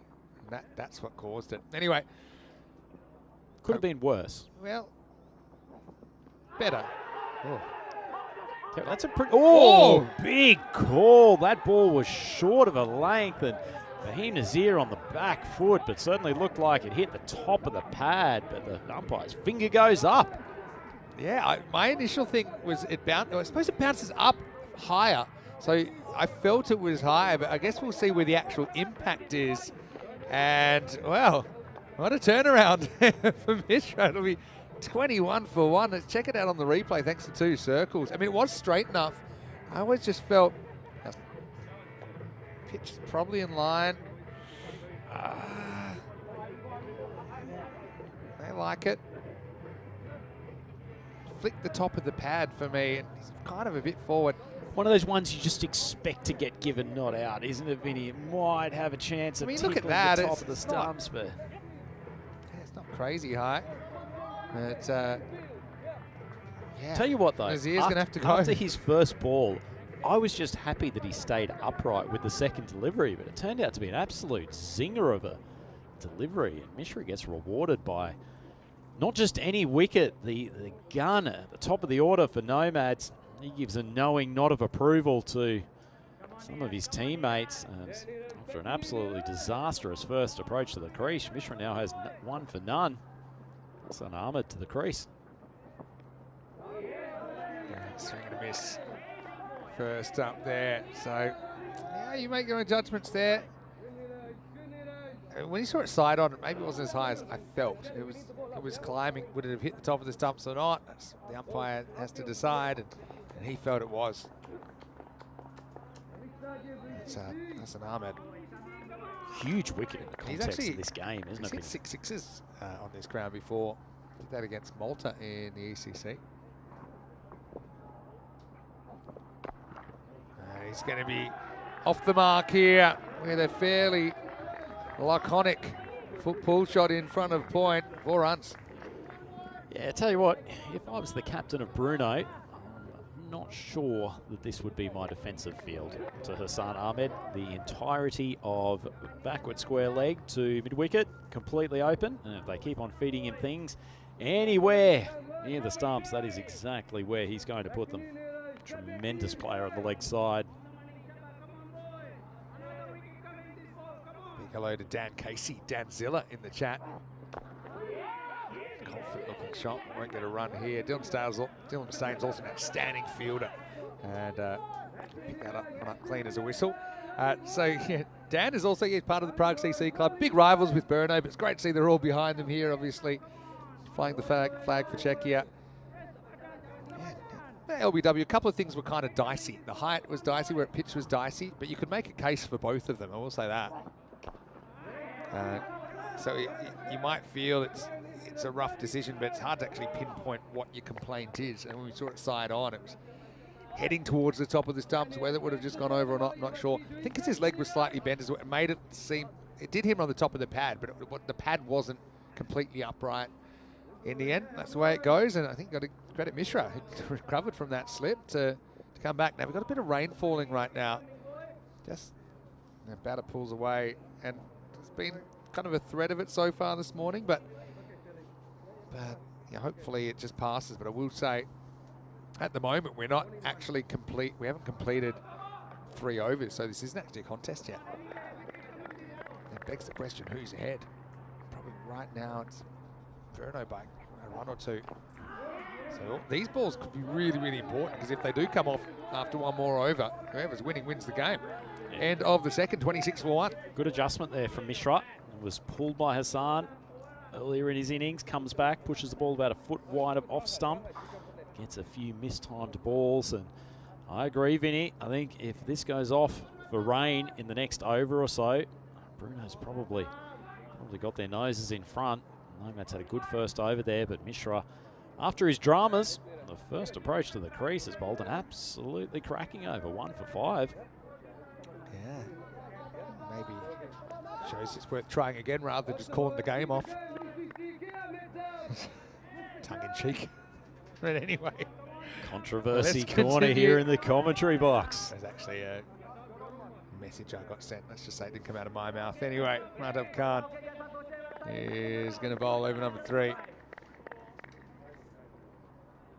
Mishra, 1 for 5 of his over. Big Great over comeback. this one, isn't it? Huge over. The rain just hanging around. All right, top edge, high. It's a chance there. Naveed Ahmed comes around and he takes a brilliant catch. Running back into the outfield in tough conditions. Hassan Ahmed falls now. A wicket with Mahtab Khan's first ball, and the Nomads are 26 for 2. Yeah, excellent catch, Vinny. Tough one at the best of times, let alone when there's plenty of moisture both in the air and on the Grizzly. And that is two of the big guns of the Nomads back in the sheds within the power play. That is not a good start from the Swiss champions, and Brno right on top.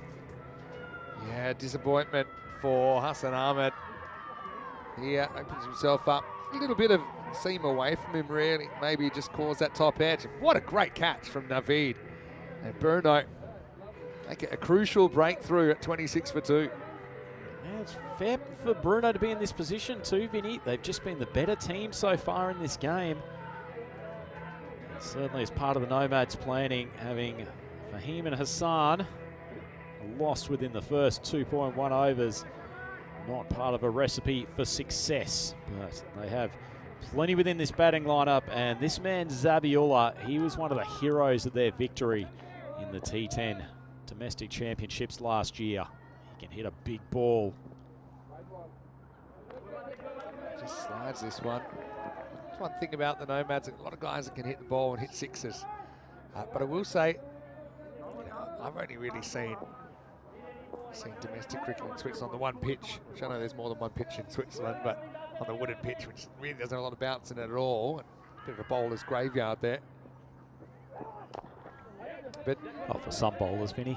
Tell me about more of the pitches that these guys would play on in the Swiss domestic competition. Yeah, actually, the pitch that the Nomads play on at home in their ground at Embrach is probably not that different to the deck here at Kardimer. It's a very, very solid underfoot. You get some good response from short of a length bowling. So I don't think that's going to be a huge adjustment. In fact, that rolled out pitch is probably in the minority these days. Most of the pitches are relatively hard and fast. You've still got a couple of teams like Alton, who we've seen out here at Kardimer multiple times in the last few years, will still use one of the rolled out pitches, and one of the more uniquely shaped grounds, I think it's fair to say, in the country. But no, the Nomads will have no problems adjusting to this. But they certainly have some question marks, questions being asked of them by this Brno lineup. Tell you what, Vinny, with the rain hanging round, would you have been tempted to bring Riaz back on for this second over? I know he went for a few in his first. Question. Probably looking at the alternative. He was fast, but he also went for big runs. And let's say Hassan played the same shot to Riaz, probably going for 6 behind him. So I think it's worked out well. I probably would have. But also, I like that you keep him up your sleeve a little bit, because let's say you do break through to the middle lower order, and Riaz's going to be a really uncomfortable guy for some of those hitters to face. 3 balls away from this being a legal match. Just over the top, that's 4 runs. 4 carreras. I have to pull out my old trusty friend Duckworth Lewis. I mean, we don't know what's going to happen here, but I feel that a stoppage is probably more likely than not at some point during this innings. I mean, we might get lucky. If it stays like this, we probably play it out, but tell you what, that ball just escaped the hands of Rahat Ali in there at mid-off, weighed down by the extra triple number that he's got on his back, Mr. 777. The slot machine. There's some energy out there from Brno, isn't there? Sure is. No shortage of chat. They feel like they're right on top in this contest, and you can see the urgency of the infielders. They are on it. It's like taking their prey every time that Grizzly comes near them. Wide, so if you're Brno here, just want to get through this ball, and then in a change of over, who knows? Rain gets heavier. I think they're ahead. I have to tell you exactly. After 3 overs, what are we, 1 down? 1 down. The pass scores 45. It's obviously not that at the moment. And that's up in the air, and that's going to travel. Maximo 6 carreras. Rain getting heavier. How are you reading this, Rhino? Do you think they're going to stay? That's a big question. Well, 2 umpires just coming together for a little bit of a chin wag. Probably a few concerns out there. In the Nomads, you're desperate for this to continue. And Zabiola just already shown some of his undoubted power at the batting crease as the Nomads rise as one in the team shed. So it does look like we're going to have the fourth. And I think, can he move here? Niraj Mishra coming on for his second over. His control was very good in his first. I think this is a smart piece of captaincy from Dylan Stain. Yeah, I mean, you can see there the rain is falling fairly steadily, and they had a chat then, and they've obviously said, okay, well, if it's this heavy, we're okay to stay. But yeah, interesting, because I make it that they're 4 runs behind the DLS par right now.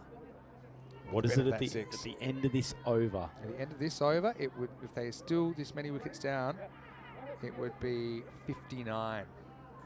So keep an eye on that. 18 runs off Mishra. But I mean, yeah, that's assuming we get to the end of an over, and obviously they can happen at any time, the stoppages.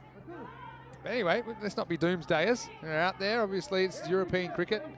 Both these teams are pretty familiar with playing in these kind of conditions. Here we go. Bowled him. Mishra breaks through, slide off cutter, and Osama Mahmood swings all round. It ends up clipping the top of leg stump, and the Nomads just behind the 8 ball here. It's 41 for 3. I tell you what, Niraj, isn't he doing it for not only the experienced paceman around Europe, but a bit of canny line and length bowling, late swing, just enough movement to make life difficult for the top order. And that's a pretty good seed, just tickling the top of Osama's leg stump. And so the 3 big lefties at the top of the Nomads order all are gone. And it is that man, Niraj Mishra, doing most of the damage. Yeah, sure is. It's disappointment. Picked outside leg, so he kind of felt he had a free hit at it, but he never covered the stumps with his body. He kind of stayed leg side of the ball. And Osama has to walk back. What a good showing this is from Brno. Certainly is. And even more so, the canny decision to bring Mishra back for his second. Just as we say that, Vinny, it feels like the rain has actually lightened up a touch. So not much drizzle around at the moment. So it feels like, in retrospect, a good call from the umpires to keep the players out there. Oh, I don't know if that's a wide. Bit of late movement away. Tell you what, he's a bit quicker than you expect though, Mishra, isn't he? He gets some good momentum through the crease. Maybe. I think that's a fair call. Maybe it's my original bowling genes that showing up at times. I feel like didn't that get a bit of the line, but I suppose it's in that category where if you're not sure, you call it a wide. Oh, right off the end of the bat. Mishra with a slight slip. Might be the best recovery from a first ball slip that I've ever seen here from Niraj Mishra. Nice piece of bowling again. Seam scrambled in the air, ball just held up in the pitch, and the big swing across to mid-wicket, bringing nothing. It's Azim Nazir, the captain, who's out there, and who played for Switzerland for a number of years. Very, very good player. Batter, good all-round player too. He plays just as well in the longer format games as he does in T10, T20 cricket.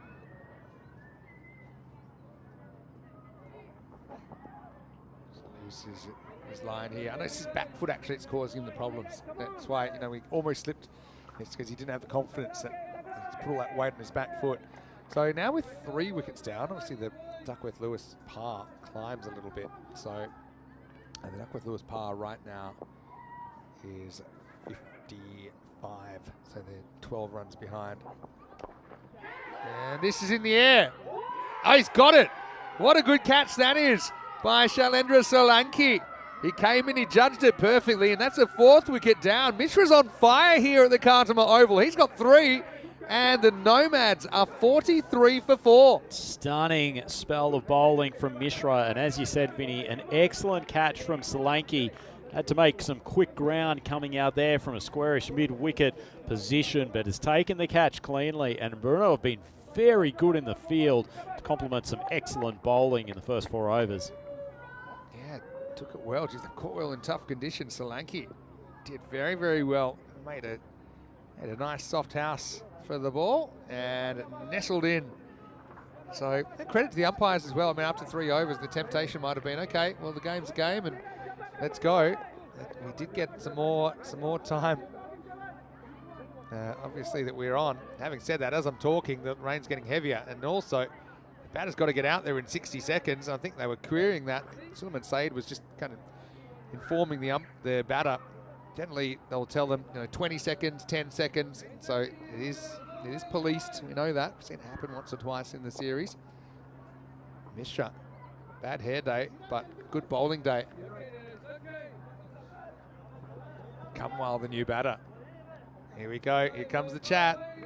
Here comes the chat. Let's have a look and see what they say. And yeah, I think they're calling it. So there we go. 43 for 4. Obviously, that wicket didn't help things, Duckworth-Lewis. And I'll give you the Duckworth-Lewis right now. The par is 61. So if this game was to be called off, and by the way, them going off doesn't mean the game's over. They could always come back. There's a window to complete the game. It might be reduced. But right now, they're 18 runs behind on Duckworth-Lewis, so Brno would have the win. Remember, whoever wins this game, Rhino, it's their first ever win at the Carter Oval. Yeah, it'd be a huge win too, wouldn't it be? As you say, we might have some interruptions from the rain, potentially may have some problems with certain games getting played over the next couple of days, and just getting a first up win in this group is so crucial. So I wouldn't say Brno have locked their way into a finals day spot here if they end up as victors, whether from the game being abandoned at this point or coming back, but either way, put themselves in a very good position with this excellent performance. One thing about this is you let the umpires and the officials handle the situation. And Mishra, okay, it wasn't very comfortable bowling conditions, but he kept giving it all he could. He got 3 wickets. I'd hate to see what he'd do if he was fully comfortable with his run-up. But this is the thing. The umpires are in control of the situation, and then if they deemed it got heavier and it was time to stop play. Having said that, I think that they might come straight back on, because since they've made that determination, the rain's pretty much stopped. So that probably doesn't give a great impression, because that's obviously rain we've already had. But they're going to come out here. We won't have any lost overs or anything like that. So the Nomads, obviously, in this situation, they know they're behind. You don't need the sheet to know you're losing the match. So they want to come out there and see if they can turn things around. And yeah, credit, again, to Brno. You could have, in some other teams might have the feeling, a bit of gamesmanship, and they're carrying on. They know they're ahead, trying to get off the field. But some other teams? Or? Not mentioning anyone, but I just, let the umpires umpire, you play, and that's it. The purest form of the game. Oh, he almost has a 4th there, Mishra. Kamwal. We sent it straight back to him. Other thing is, for Brno, they might feel they're a chance for the 4 points here to defend 109. If they can do that, then obviously it's a huge boost for them. And as soon as the game becomes less than 10 overs, they can't do that. They have to settle for 3. So Mishra. Some kind of spell here, isn't he, for the Czechs?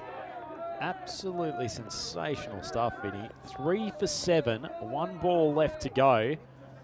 Kamwal has absolutely no idea what's coming at him. To be honest, given the man at the other end of the crease, Zabiola, his biggest job is really to try to get him back on strike, but it's the final ball of the over, so not the area to hit that. A free swing. Just get some bat on this, and wow, he hits it very well. Afridi can't get off his feet. That'll run away for 4. So signs of life, but a long way back. That's if Mother Nature allows for the Zurich Nomads. It's 47 for 4. It is a long, long walk, Vinny, irrespective of what's happening with the weather. Kamwal pretty happy to finally get bat on ball. Takes on Afridi down there at long on, ends up victorious, but Zurich Nomads almost just under 12 runs and over. They need a lot more than that, and probably even bigger for them. 4 wickets back in the sheds already. And I said this man, Zabiola, he had some heroics in the domestic T10 tournament last season. Boy, do they need him to step up in game 1 of ECL. So now we're going to see Shailendra Solanki with the ball. First one hit straight, hit pretty well. Bounces just inside. Cuatro carreras. That last fielding effort from Afridi. I haven't played much recently, but the last tournament I played, I was captain, and I said to my players that try not to use your foot when you're fielding. And I actually had a designated spot called Kicker's Corner and it was the short third and the backward point position. And I said that was the only quarter that you're allowed to kick the ball. So if you're too old or you're too immobile to get down to the ground, and you had to go to kicker's corner. And I think I would be banishing Riaz Afridi to kicker's corner. As that is up in the air. Is it going? It is going all the way. Maximo says Carreras. Zabiola gets one out of the ground. Yeah, 10 runs off the last 2 balls. He holds every set of keys here for the Zurich Nomads. Just curious, actually, Vinny, which of those categories did Riaz fall into? The too old or can't bend down far enough? It's not even a. It's not even a.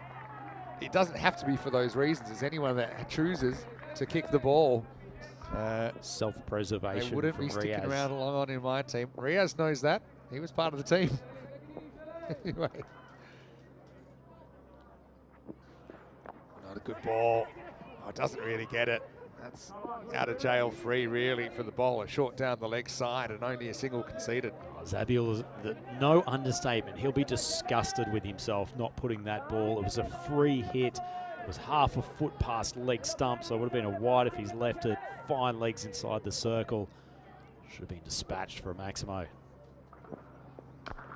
Oh, that's hit pretty well, and that's going over the top. Maximo splashdown on the top of the cube as the Nomads feel they've got a path back to competitiveness here.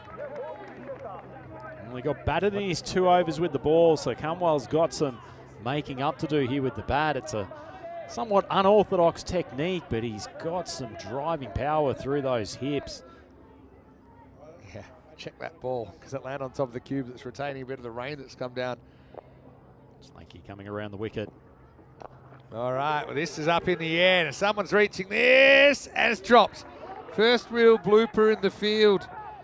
That's Suresh Ramarowak there. And let's put it down, really. Would have been a handy one at this stage. This is a steadier for Brno. Oh, disappointment from Solanke too. He's copped a bit of tap in this over. Really deserved that wicket. It was actually quite a nice piece of bowling, floating the ball wide of off stump. No full toss this time. Should just be a single, so missed opportunity in that over. It's the end of 5, and the score is 66 for 4. Let's welcome you into the commentary box.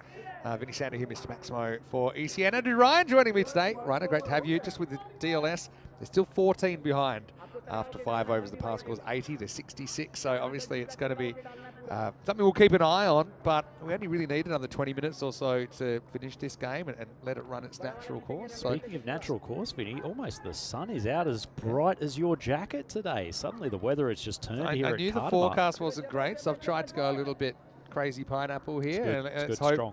Let's hope that we don't have any interruptions. But I've got to say, I think the umpires, they've handled that very, very well. You've got to play it by ear. You've got to take the game situation away from it. So it doesn't matter how many overs, who's bowling, who's batting. You just need to play it by ear, I suppose. And I think that's something that that the umpires got right there. They were ready to come off, but before everyone kind of got all the way off, they said, actually, hold on a second. Let's just wait 1 minute and check it out. Brno never left the field. They just got in a huddle, and they decided, okay, I think we're good to continue. I think if you speak to the players, they always love being able to play the whole 10 overs. We know it's not always possible, but that's the intention.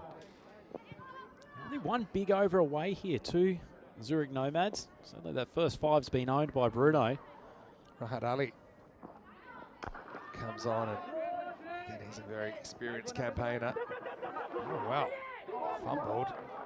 Just tell you what, the Nomads should have been able to get back for a second. They need Zabiola on strike as much as possible. It was, fair to say, sloppy work from Riaz Afridi, and he's actually touched the boundary, so it will be a 4. He knows it too. That's why he was so frustrated with himself. So 4 runs for nothing.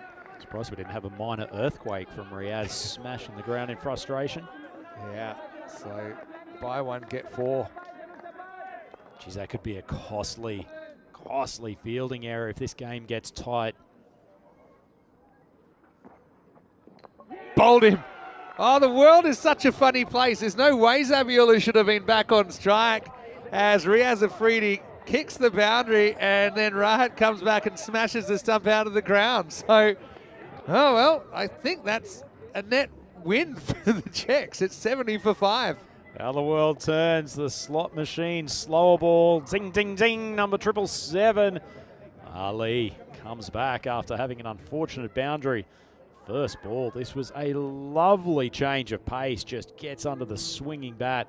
Zabiola loses his balance trying to swing across to the leg side. And that is a really key wicket, Vinny, because Zabiola was the one man that you would have given a shot to properly chasing down this this total. 27 off 10. Good start to his tournament. Yeah, good comeback. Yeah, we never know.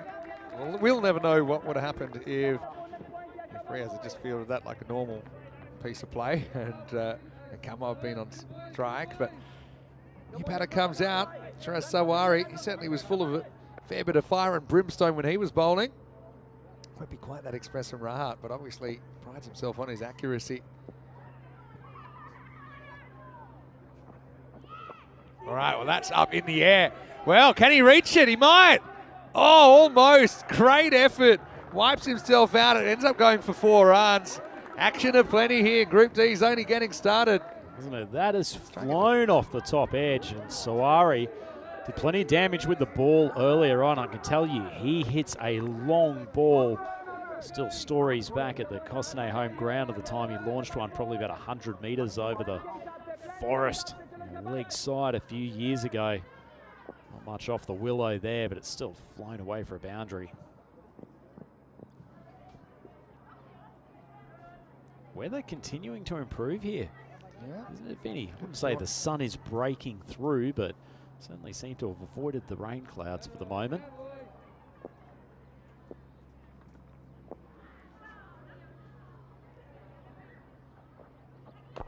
Wow, that's well hit. He's just loaded up there, right in his zone, Sawari. He goes maximal, 6 carreras. He's a beast, Vinny. Tell you what, when he gets hold of the ball, as I said, it does go a long way. Ali tried a little off-speed ball on that occasion. Ball almost looked like it was going to drop under Shawari's bat. But as it is, he just held his stroke forward long enough to deal with the slight change of pace. Lifting through like a good tape ball hitter. It's a good strike for Maximo. We got that. Doesn't hit the next one quite as well. So Rahat, you know, sometimes there's been talk about his action. He's got a little bit of a kink in it, but to me, I mean, that arm looks pretty straight all the way through. I don't see any issues there. I know he's worked hard to improve it. Absolutely fine. Pure flex there. It's good to see him back, because I think it was a bit of an issue a couple of years ago. It shows you must have worked really hard on it. Another good ball from him right up in the block hole. That's a terrible piece of fielding. So that's the second time that they've let what should have just been a pedestrian single through for 4. Carmwell gets good fortune again. And that's a pretty ordinary way to end the over. Yeah, and last time it worked out better, but I don't know about this time. Just straight to Mishra. You can argue he's had a bit of a workload, Niraj, but 85 for 5. Now you've got 2 points of reference. You've got win predictor to see who's winning, but you've also got the Duckworth Lewis, even though hopefully it won't get called in. But at this stage, what are we, 5 down here? So the par's 96, so they're down by 11. Just staying in this game, aren't they, Vinny? Just hanging in there. 5 wickets down makes life difficult. You're really getting towards your lower order. These 2 young men at the crease can both hit the ball strongly, and we know that the closer and closer you stay within sort of 20 or so runs in the final over, it is all to play for. There's the old paper out, which I'm sure we'll be keeping an eye on. Rummer out, gets a bowl here. First one, reasonable length, just knocked out for a single. Just wondering when and if you use a freebie here to these middle order hitters. Also, he could go for big runs. I mean, if they swing hard, flies off the bat. But also, I just think his pace would trouble them a little bit. Also, it's probably going to get worse for him to bowl maybe the longer this game goes. This one's called wide, Rummer out. He put a catch down earlier, but he'll be hoping to make up for it with a wicket here. Yeah, I've got to say, Vinny, I probably would have brought him back for this over. This feels like the over in which you could close the game out.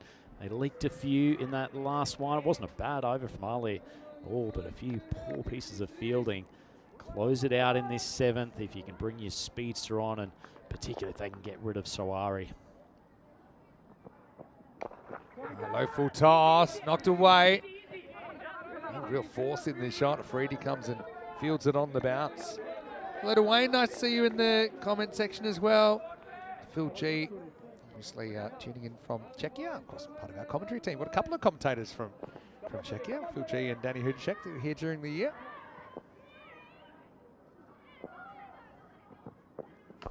Wow, that's absolutely smashed.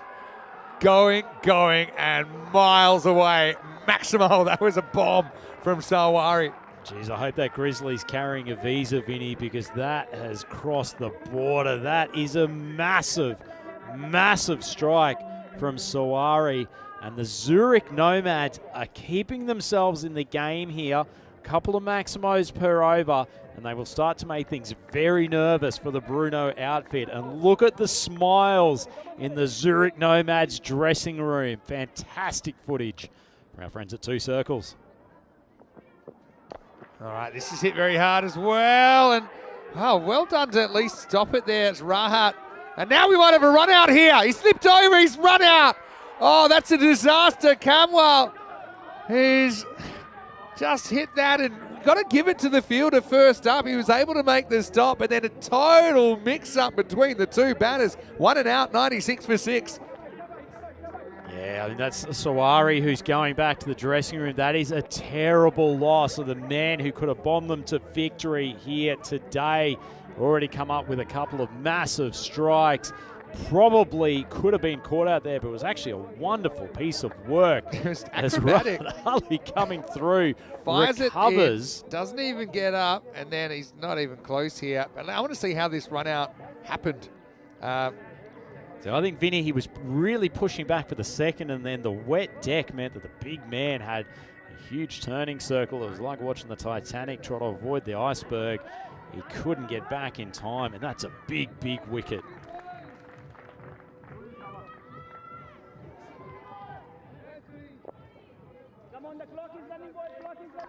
So he leaves Cumwell on strike. Experienced Wakas Kawaja out there with him. Ball's actually managed to find some open territory out there wide of mid-wicket, but they will just take the one. So the good thing for the Nomads, Kawaja's got a lot of experience. He's marshalled them home in plenty of limited overs games in Swiss Premier League over the years. Good strong hitter himself. Good man to have at the crease. All right. Come out. Centre part Trundler. From toss straight to the fielder. Oh, that's a nasty one, Neeraj. I think he wears it. At least he does stop the boundary. Oh, a little bit of chaos creeping in already in Group D. That'll be the end of the over, 97 for 6. Not just one of the replay, thanks to Two Circles. Kawaj looks like it's not going to be called a no ball for over hip height, but probably a ball that he should have put over the boundary. Probably just not what you're expecting at first ball. I'll tell you what, doesn't Mishra probably wish he was back at the bowling crease, running into a slippery deck. That's what we've got coming up. Zagreb Assassins versus the Budapest Blinders. Let me have a look at these two lineups. Zanko leads the Assassins with Babu behind the stumps. Watch out for a few native players in there. Alan Magdalenic in there, Anthony Razmanic as well. For Budapest Blinders, though, all eyes on their two wildcards, Van der Merwe and Mulder from Ireland. Abash Ghani, he was player of the series early in the internationals. Mars Baiji behind the stumps, as well as Ali Farasat, who is leading the side. So that match is coming up. Due to start in about 20 minutes time. And also should mention our very own Stefan Gooch, part of the Blinders lineup. He's listed about at number 3. Good to see the Blinders out here, isn't it too, Vinny? They've been a force gaining momentum in the Hungarian game over quite a few years now. Rahat coming back up in the air, catching opportunity and dropped. That's Ramarao as well. Second one he's put down in that area. Probably didn't quite have the technique right that time. I know it's difficult conditions. It's also keeping a little eye on that 109. Now they should get there, the Nomads, but if you were able to pick up a couple of wickets very quickly if you're Brno, maybe you can still sneak that 4-pointer in. Certainly can. Wakas living a charmed life at the moment, 2 off 2, and he's been fumbled both deliveries. Steps across, straight over the line though, so it won't be a wide. Batter wants it, but doesn't have too much of a leg to stand on. Doesn't give you much pace to work with, Rad Ali, does he? Ball just almost dies in the deck, tails away a touch. It's actually quite hard to go and swing that to the leg side.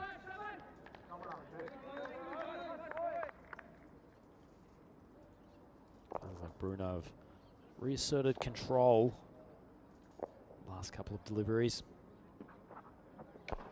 That's lifted up, and that's 6. And so Kamwal, he's hoping to keep the dream alive here. We have seen some pretty dramatic things at the Cartama Oval. But surely Nomads don't have a path into this. Lovely clean strike though, wasn't it, Vinny? Another one of those balls just dying slightly. Outside off stump from Ali, but he stepped a long way across. Got it into his power zone. Lovely strike from Kamwal. 51 off 15 required. So while we're waiting for the ball, Vinny, a lot of people in the chat getting excited about the return of Pakai Care Badalona to Cartama Oval later on today. Definitely. Can't wait for that.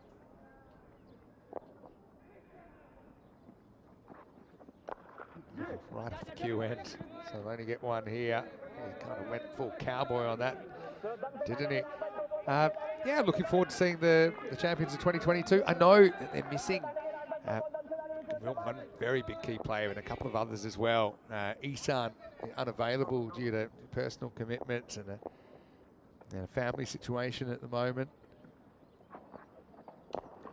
So, Pakai Care, they'll be relying a lot. Obviously, the big man, Mohamed Babar, saw him last night. Asked him the right question, 1 hand or 2 this year. I think he'll be keeping both hands on the bat. He's an absolute enigma, Babar, isn't he, Vinny? He's a fun character of European cricket, that's for sure. One of the most naturally talented cricketers I think I've come across. He is an absolute sight to watch.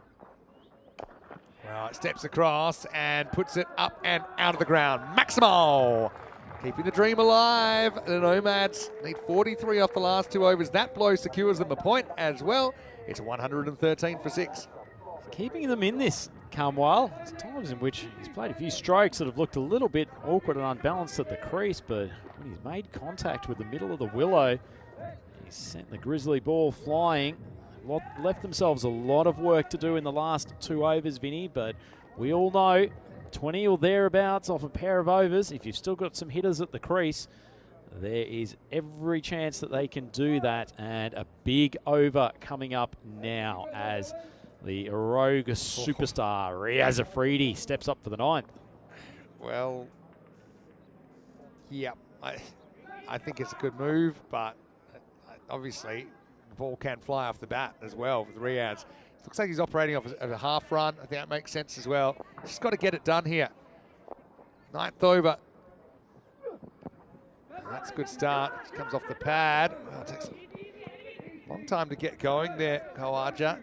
Atul fumbled, and so there's no chance of a run out. I think Riaz, if he's smart, and I think he is a pretty smart cricketer, he's not trying to bowl 100% of his pace. He's quick anyway with his arm. He's just kind of making sure he gets to the crease, making sure he gets in the right spot, and he feels that he's a good option versus maybe another bowler.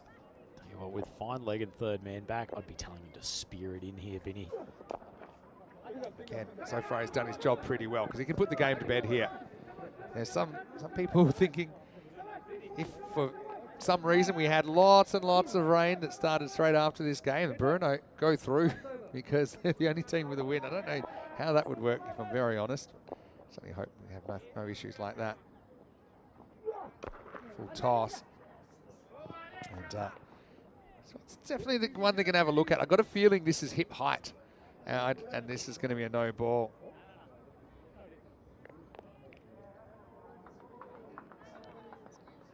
Slanky probably not standing in the most helpful position though. Tell you what, whichever way this gets called, I'm not sure I'd prefer Snowball. see Riazza Freddy's pace coming at my waistline. It's no ball for me. It's pace Full on. toss.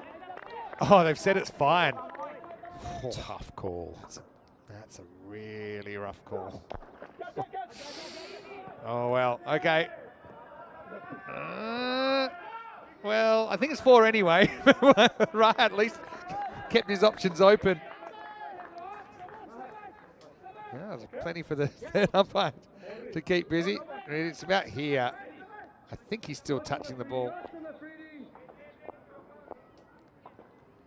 I think that's certainly made contact with his arm, and it is signalled for Vinny. Not a bad effort from Rad Ali out in the boundary, but good shot from Camwell too. Just went with the line of the ball, got his hands through nice and quickly. He's still in contact with the ball when he's touching the boundary. That's why it's given 4. So they do get that one right. Anyway, back to live action. And this one's not going so far. It could be a run out here. I think it will be a run out if he had the ball, which we're about to find out. Somewhat ungainly dive at the stumps, but the wicketkeeper, Ratur, who hasn't had to do too much work in this innings so far, it's probably affected the run out. We'll hopefully get a replay from a slightly clearer angle. Only issue is the ball ends up out of his hand, which begs the question, when did he let go of it? I imagine it's good.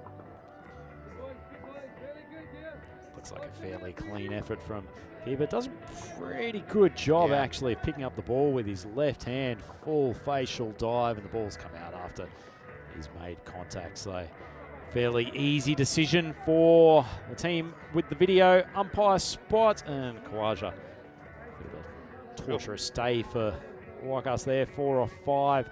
Tough time to come out and bat when you've got that sort of run rate to catch up to, but it's been a good over from Afridi so far, Vinny. Trying to close out this game for Brno.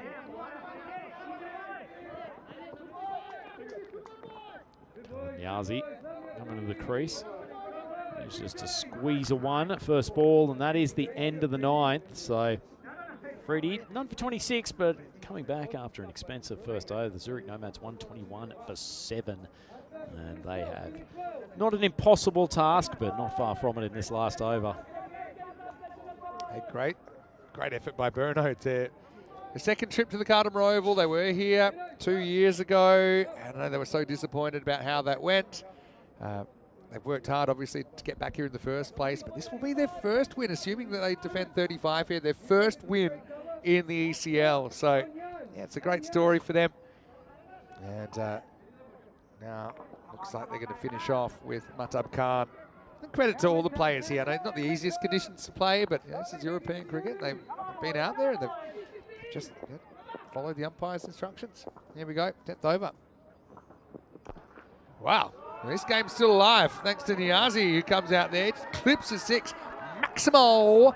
Pretty much need that every ball from here on in to get the win. Yeah, he's a clean hitter, Niazi. I suspect in the coming years, probably see him shift up the Nomads batting order a few spots.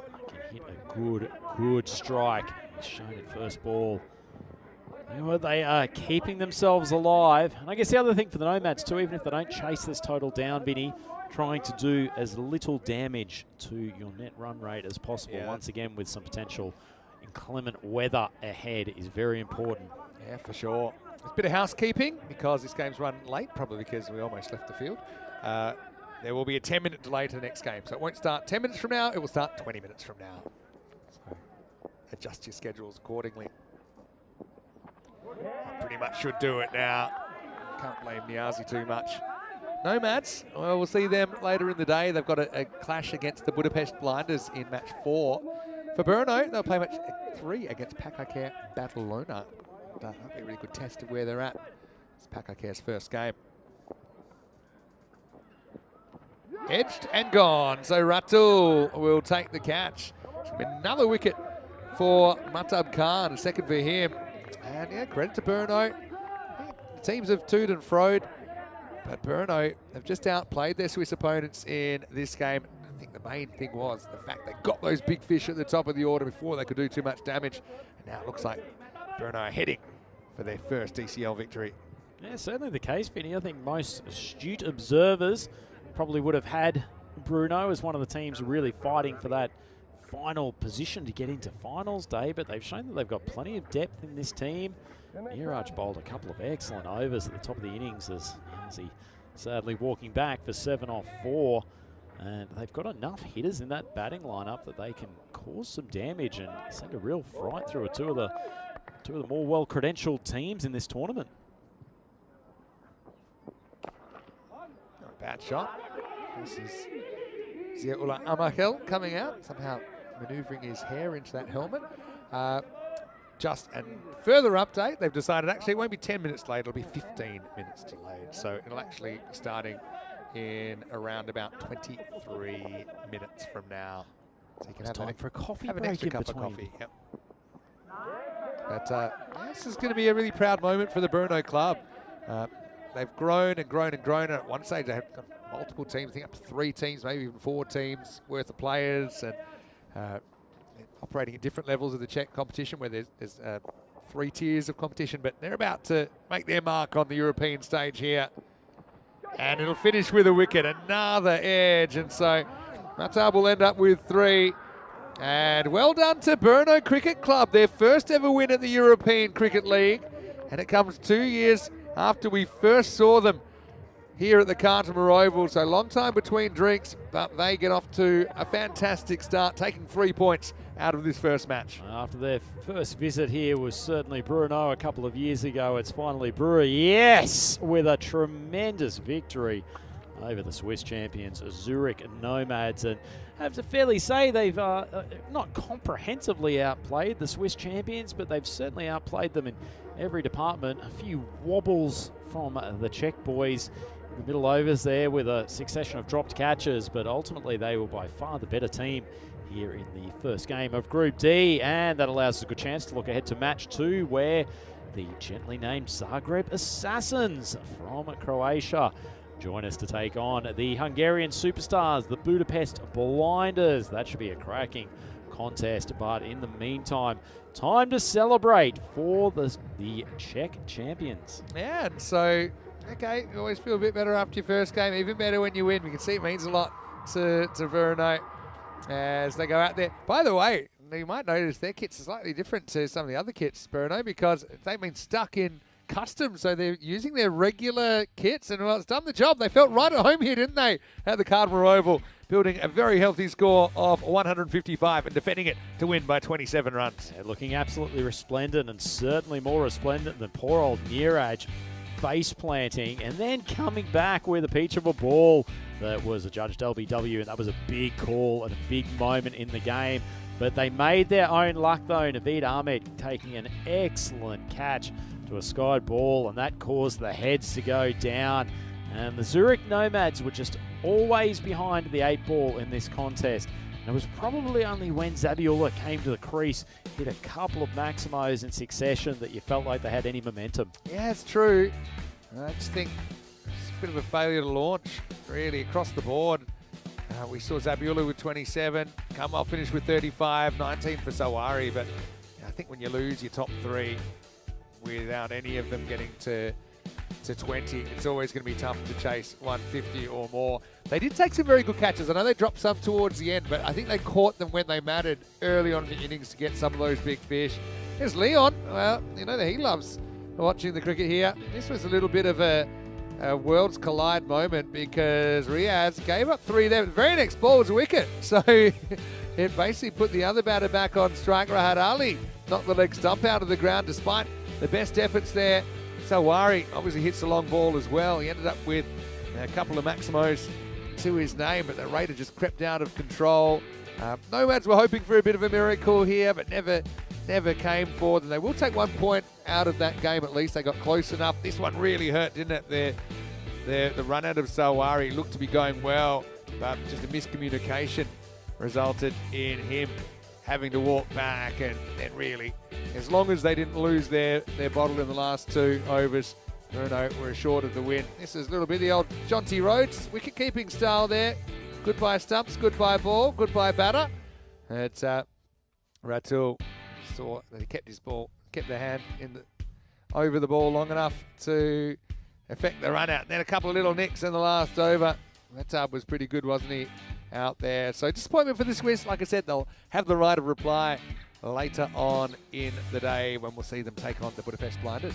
Yep, big contest coming up there. That's going to be a difficult one for Swiss boys to open their account. Blinders have come out here with a very, very strong side, but as it is, excellent win from the Czech champions, Brno. Finally getting their account open here at ECL. They will be extremely pleased to get a first up win, and that's a bit of a sorry looking scorecard for the Nomads, particularly for the top three. Only 4, 13 and 5 between Nazir, Mahmood and Ahmad. It's where they would have wanted to get off to a much better start.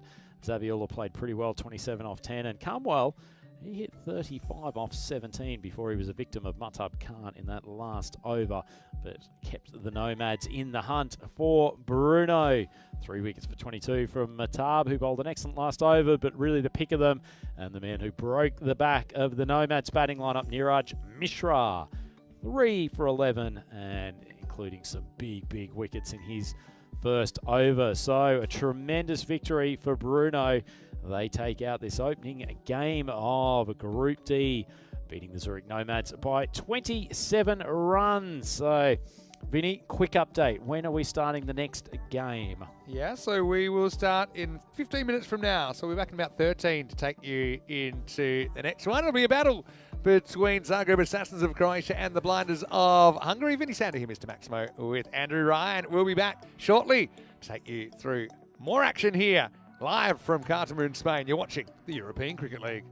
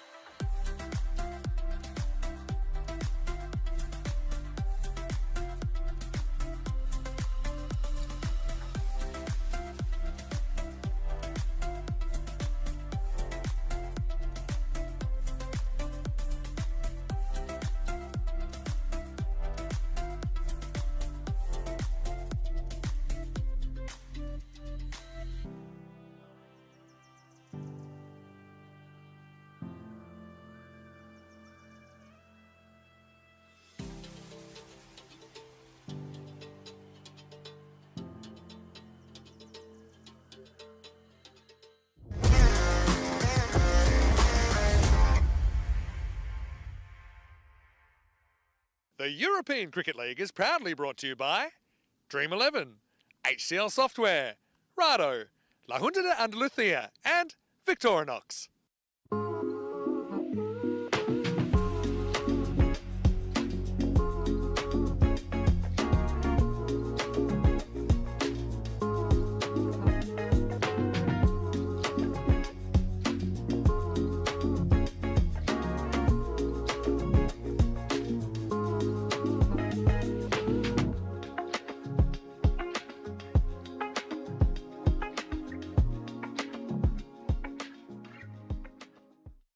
Hello and welcome back. Great to have your company wherever you're watching from around the world as we get ready for another match in the European Cricket League coming up. Now it's Group D match 2 and we'll see the Zagreb Assassins of Croatia taking on the Budapest Blinders of Hungary. This should be a really interesting matchup. Ian Ramage is the tournament referee. He's got the giant coin and the two captains. Let's see who wins the coin toss.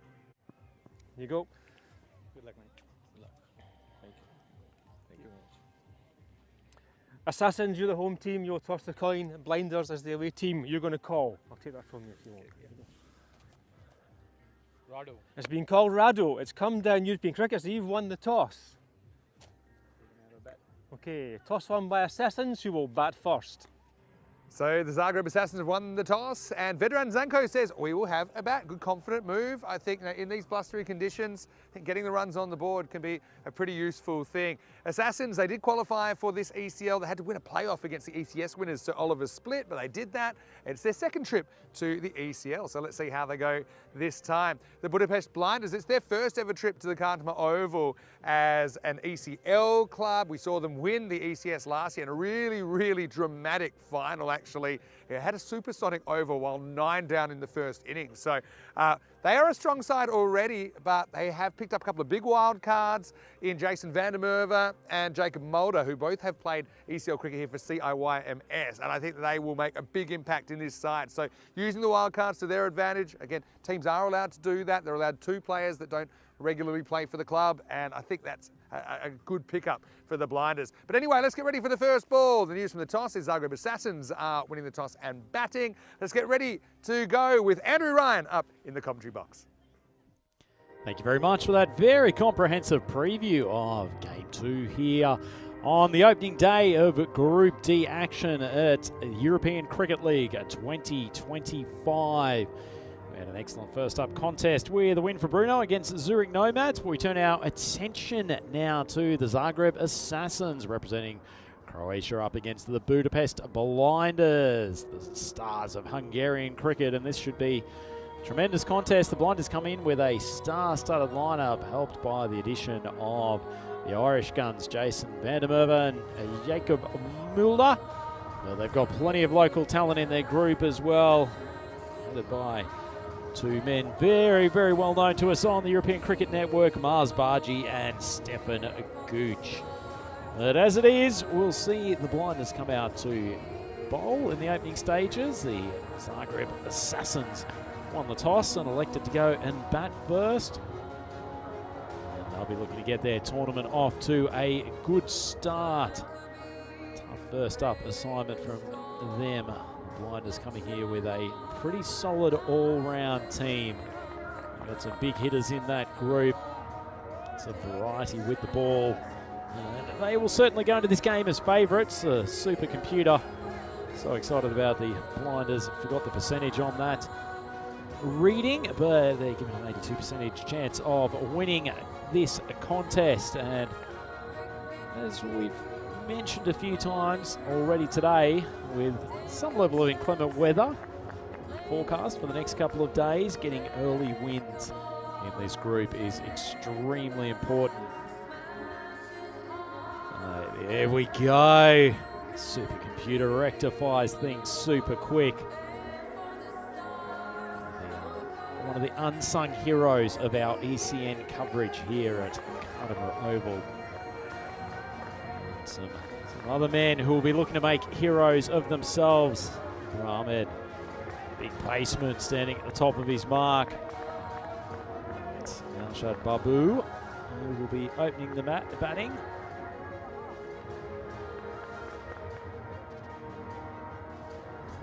The standing on the shoulders of this opening partnership for Zagreb. Yogesh Balaj is at the non-striker's end. Plenty of chat early from the blinders. Renowned as a very energetic team.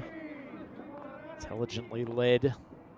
Ali Farasat, he's got the captain's armband today, but there's plenty of experience in and amongst this lineup.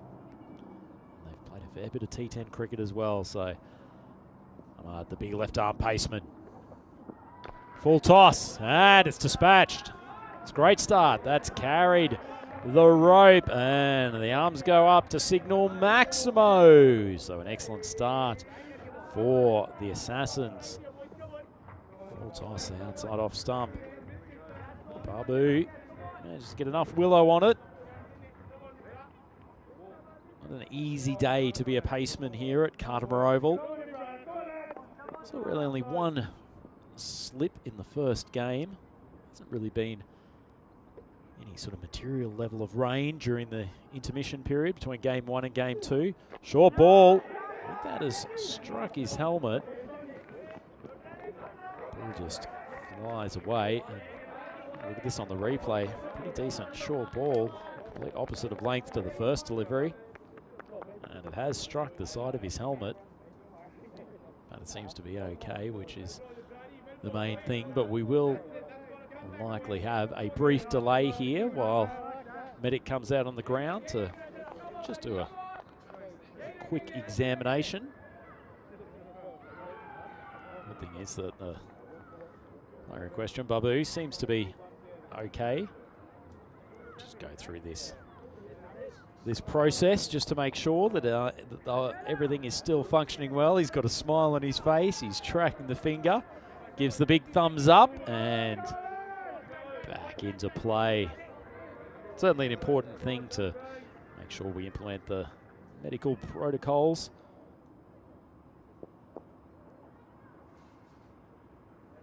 Ahmad, he's come up with a full toss first ball. Big short ball second delivery. That's a better length. Much better length. Big left arm paceman. That's where the majority of balls should be going. Looks like his rhythm looked a lot better. Hit the crease well. Still plenty of energy in the field from the blinders. You can hear many, many voices in that stump microphone. Love an early scalp here.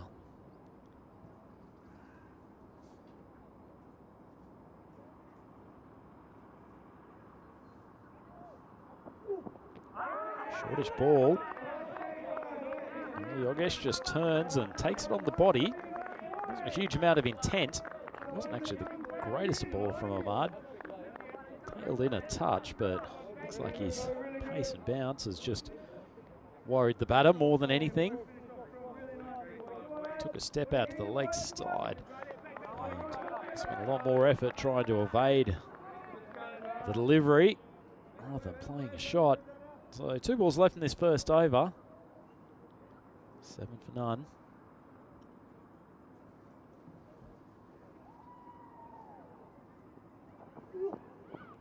Good change of pace from Ahmad. Well, he's been a touch wayward with his over so far, but looks like he's got some good tricks up his sleeve.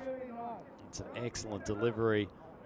It's pitched just outside off stump and gone on with the angle, only just missed.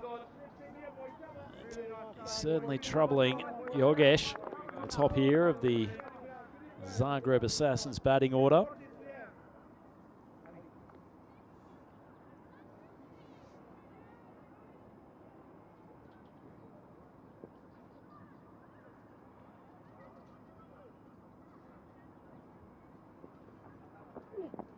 Another short ball. Hit the seam, took off. And it's a good finish from Ahmad. He'll certainly be happy to get his first over out of the way. High fives all round from the Budapest blinders, and that's the end of the first over. Zagreb Assassins 7 for none.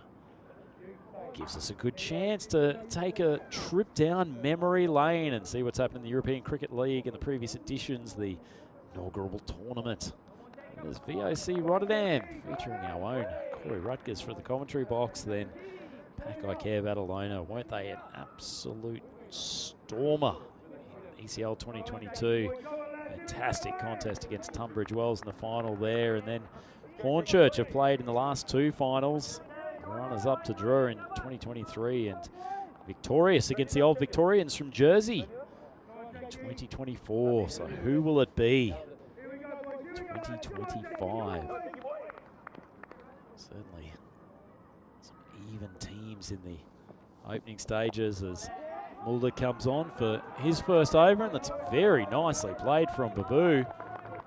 Rocks on gently onto the back foot against the wrist spinner. Cuts it and cuts it very cleanly. Wasn't particularly short from Mulder, but Babu's used excellent footwork to get himself in good position. He's off to a tremendous start here, 11 off 3.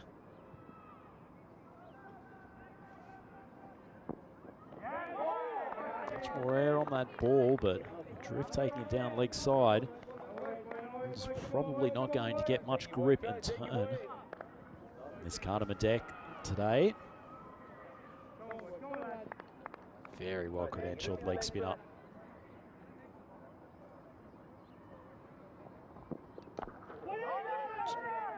Slightly quicker. Might have actually been the flipper coming out of the front of the hand, but it's a nice piece of bowling. But Bowie's actually done a good job to chop down on it quickly. Look at the Assassins. Bought some of their own kit. Already talked about it, them having one of the more intimidating names in European cricket. That's a lovely piece of bowling from Mulder. Looks like the finger has stayed down, but there's a run out nonetheless. And that is a comedy of errors, unfortunately, as Yogesh Balaj has gone down to the striker's end. He's an absolute mile out of his crease. This was a pretty decent delivery, a great shout, but as it is, the striker, Babu, has absolutely barbecued his partner. Just run. To take an old Maximoism, someone's hit the wrong button on the controller, and Yogesh has been sacrificed in no uncertain terms. Mars Baji, quick with the gloves, didn't really need to be particularly speedy in the first wicket down, 12 for 1. Tough introduction to ECL cricket for Yogesh.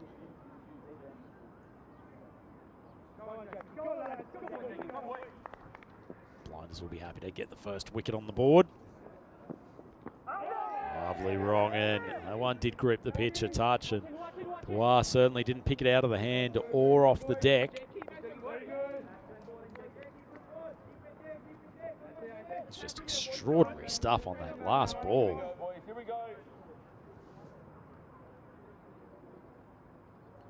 See the replay.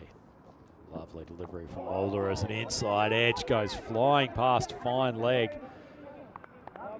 Well, I was going to say they'll only take the single, but given some of the running we saw a few balls ago, couldn't be too sure. Interesting couple of overs here from the Blinders. Been hit for a 6 and a 4. The first delivery of both overs. But thereafter, bowlers really got on top. The Assassins batters. Beautifully flighted legs, the wrist spinner again. Ball just chopping back into Pawar once again. Playing all around it, but quite understandable when you've got leg spinner that quality on. So Mulder finishes over, goes none for 6. But there was the run out, and Zagreb Assassins, they are now 14 for 1 after 2. So a good start for the Hungarian champions. So they come here with good variety in their bowling lineup. Looks like Sandeep Mahandas is going to take the pill for the third over. Look at that table, excellent win for Brno. In game 1, well, there's a little boost to their net run rate too. Solid victory over Swiss champions, Zurich Nomads. Nomads will be fairly disappointed with their first up performance today, a bit wayward with the ball. Never felt like they gained the ascendancy or any level of control in either bowling or the batting innings for them. And well-deserved winners there, Brno, to get off to a great start in ECL 2025. Assassins keeping their eye on the ball. Need that message to go out to the two men in the middle now. Babu back on strike. Need him to face as many balls as possible as Martis drags one wide of off stump. Just rechecking his mark. Not easy for the pace bowlers, the right arm over the wicket bowlers there. There's a fair bit of sawdust down to deal with the wet conditions. This ball driven nicely to mid-off, but big Stefan Gooch. Don't get too much past him at that mid-off position. Looking pretty fit, the big Gooch. Sure he'll play a big part.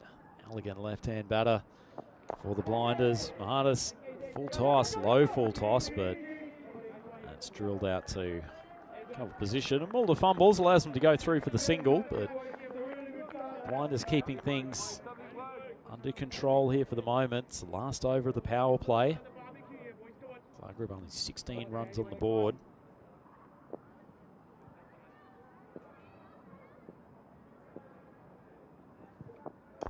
Swinger from Martis, nicely driven from Boar, but Gooch gets down well. Keeps it to a single. Nice soft carpet underfoot here at Cardimer Oval. Grass is probably a little bit longer than we'd tend to expect it, but it has had a lot of rain various times over the last week.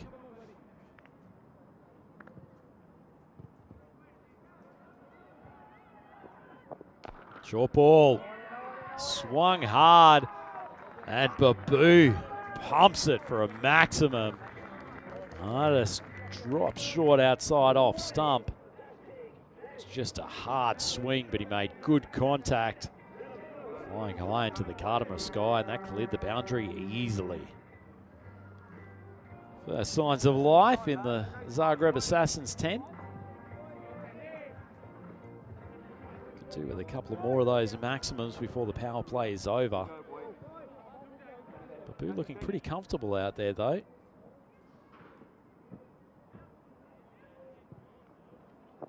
Another in-swinger, but it's a full toss and it is sweetly struck. Babu showing he doesn't even need to keep two hands on the bat, just the top hand drilling the ball over the long on boundary. And so a pair of maximums helped them get up to 29 for one. A great ball from Martis, just the in-swinger floating. Trying to go for the in-swinging Yorker. Over pitching, and it's a little bit too easy for a batter of Babu's class. Plays that late, pushes it out to Mulder there at cover, and they'll allow them to take the single, so not a bad outcome for the Assassins. 13 off the last three balls. They get Babu back onto strike. The end of the power play. They are 30 for one. So a nice start for Babu so far, scoring the majority of the runs for the Assassins, and certainly helped by a pair of Maximos in that last over. 16 from Martis. They're just getting the innings back on track. Babu back on strike, courtesy of that single off the final ball.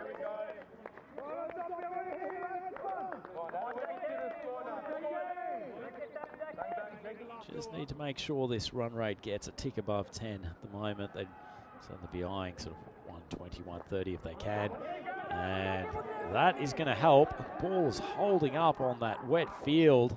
And I'll have to have a look at the replay. The fielder might have actually still been in contact with that ball as he made a head-first dive. Trying to stop the four. See this, he sort of hasn't been able to flick the ball across. I think he's in contact with the rope there, just as he makes a valiant attempt to stop it, and it has been signalled for. We're just getting a lot of drift on that ball. Nicely played from Babu. That's in the slot, and it's struck very sweetly over long off. Babu playing a lone hand here for the Zagreb Assassins. Mulder being brought on for his second. That was a pretty good piece of captaincy. If they get rid of Babu, I feel like they'd be into the teeth of this Zagreb batting lineup, but taking 10 off the first 2 balls. The Assassins are up and about in the dressing room. It's not a great ball from Mulder, but it's probably the first one that Babu has tried to overhit. See Mulder putting a lot of work on the Grizzly, desperately trying to take as much moisture as he can off the pill. Short ball, Babu rocks onto the back foot, plays it straight, but it's cut off there, wide of long on. Abbas Ghani, very good player in his own right, coming around there. Big couple of balls here. Well, probably just needs to try to tickle the single, get Babu back onto strike. Cuts late, and he manages to cut sweetly. And despite the ball slowing up in that slightly damp outfield, Ahmad, the big paceman, can't stop it. And this has been a pretty good over for the Assassins. After a little bit of a shaky start, they are really getting themselves back into this contest.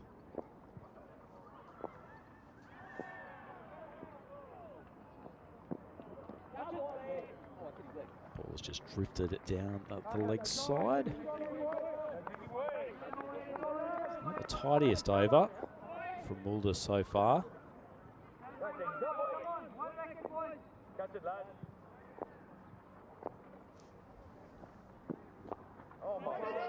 Makes some steps down the track. Might be a chance of a run out here if it was a direct hit from Ikram. There at short fine leg just on the 30. And Babu could have been in trouble as it was. And he survives, thankfully, for the Zagreb Assassins. Shy at the stumps, there was some uncertainty. It looks like Babu might have actually made his way home regardless, but hearts were in the mouths for a moment from the Zagreb group. That is the end of the 4th over. Done well to get themselves back in this contest. Croatian champions. Power will be happy to get himself off the markers. Ghani coming in for his first. Ball was in the slot, but Power had already started to take steps down the track. They drive it down to Gooch long off for the single.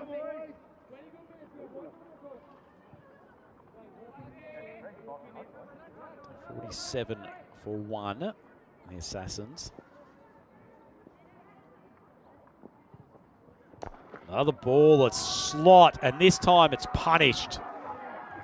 Cracking shot from Babu. He's showing he's got some quality with the bat here for the Croatian representatives.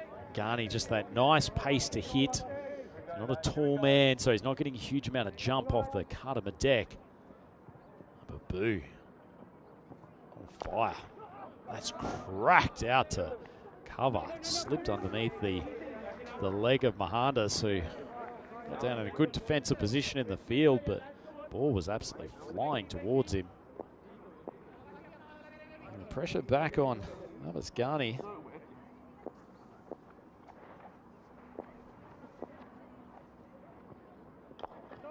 Lovely flick off the legs.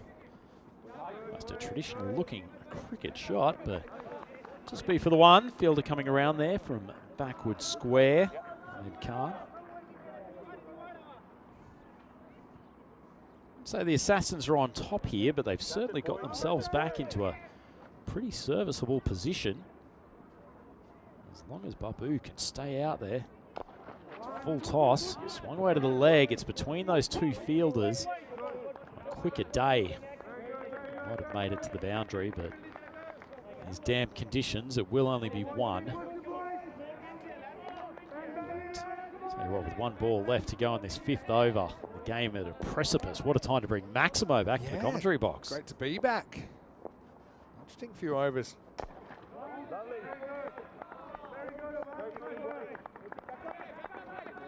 Babu certainly has flown the flag, but I suppose you always wonder with the Assassins about their ability to compete at the level and have enough players that can, but right now he's doing a great job. So 58 for 1 after 5. Let's welcome you into the commentary box. When he's sounding here, Mr. Maximo. Got Andrew Ryan with me here, and yeah, Ryan, you're going to settle in for a few days.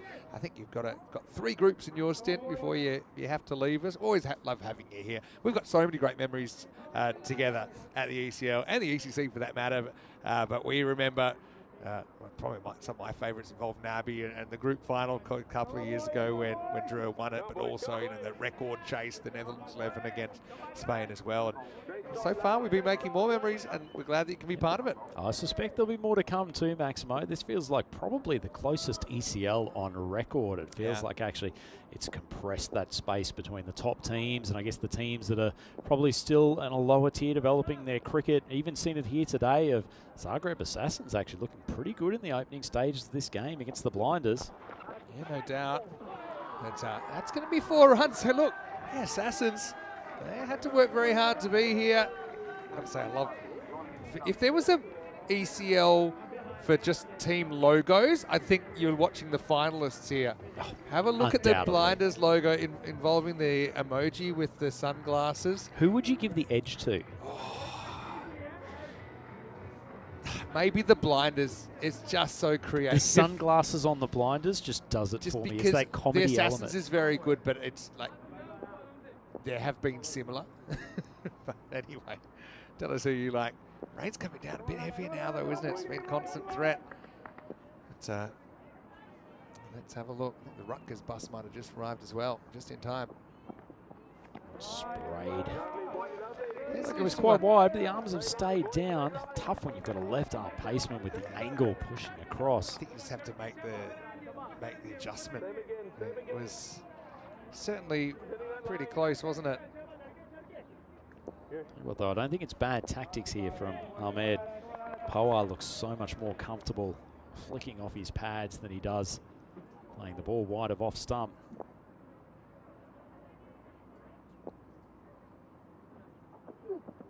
There you go. Good bowling from the big paceman. Pushing the ball through nicely wide of off stump. And there we go. We've got to get the glass in. It looks pretty good there. Thing of beauty. Very nice. Very artistic. Love our friends at Two Circles. Yeah, I think it's to do with just the innovation that does it for me. I suspect it will be one of the most desired kits here. This guy, ECL 25. Yeah, brother, I've got to tell you about. He came out number 11 where in the ECS final, and they were 90 for 9 and managed to basically strike 33 off the last over. And then I think he had a couple of wickets to bowl his team to victory. He was a pretty popular guy with the Blinders organisation that night. It's great to see him here at the Cartmore Oval. Certainly a handful with the ball. He doesn't feel like he's had great control so far today, but he's a tall young man. Gets a little bit of movement off the seam and hits the deck hard. I suspect once he gets a few overs under his belt, he's going to be very, very difficult, but and he's giving some difficulty to the Budapest Blinders. Babu, he's playing a little blinder himself.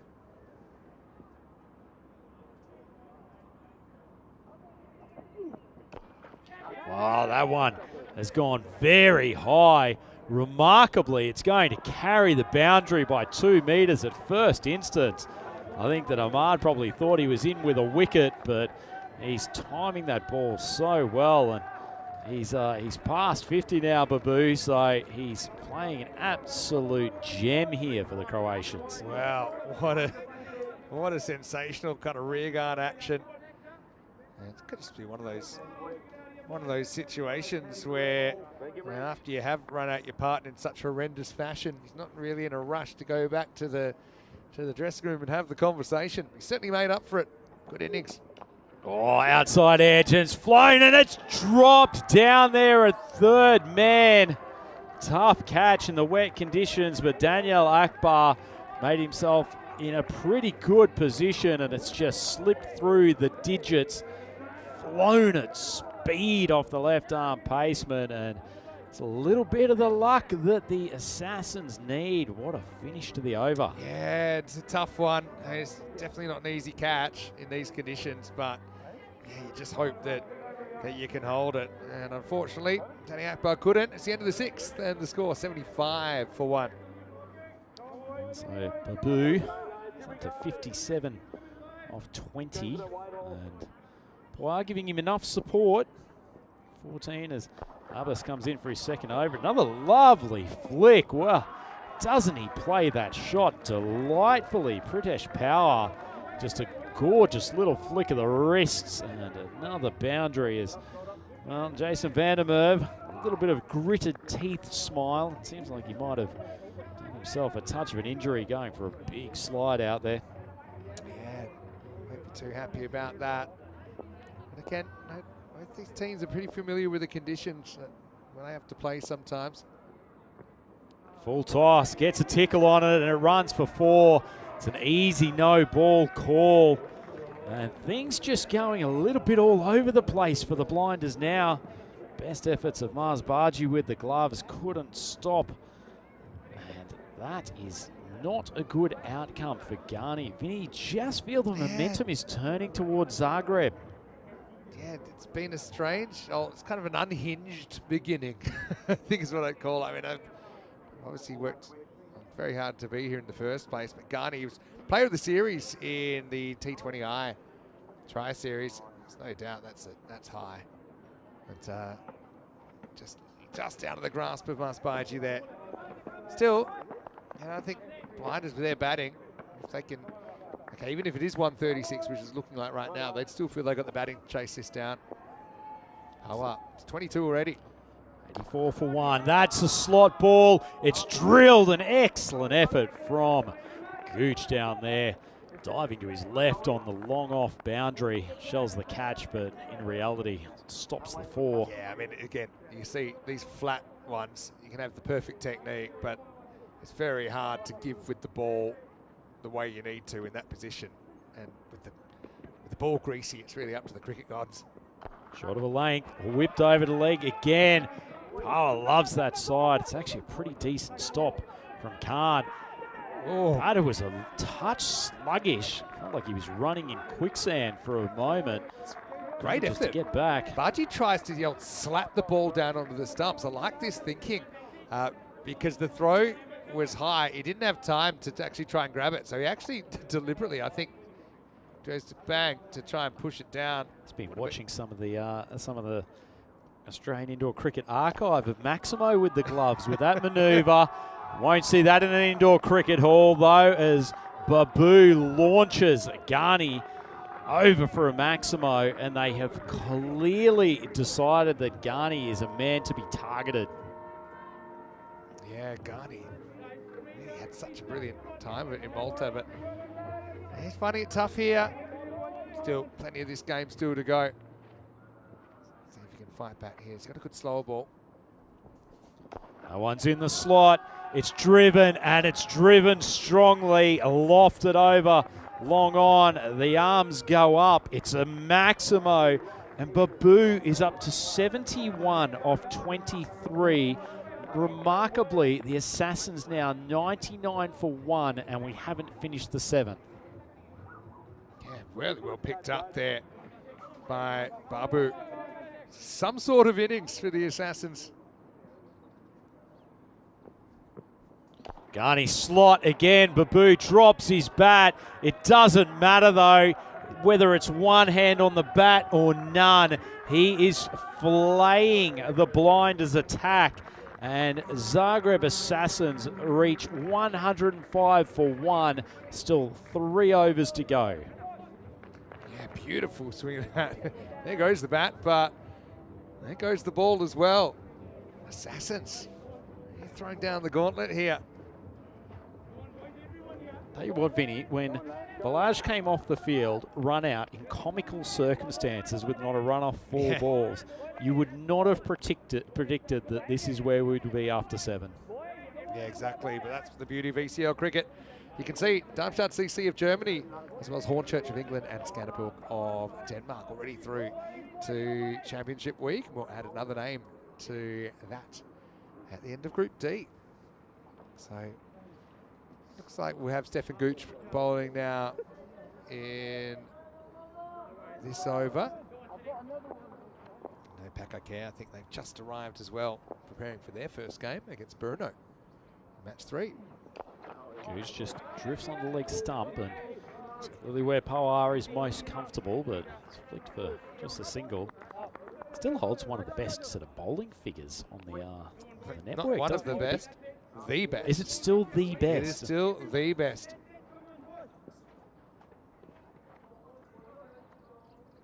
Stay tuned. Beautifully played from Babu. That ball was easily wide down the leg side. Somehow he's kept his balance, manipulated his wrist, and played a stunning shot.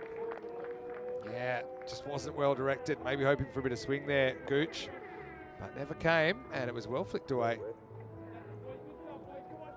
Well played. Babu, he's on his way to a ton here. Jinx activated. Well, might be this ball. It's gone high. 2 fielders going back.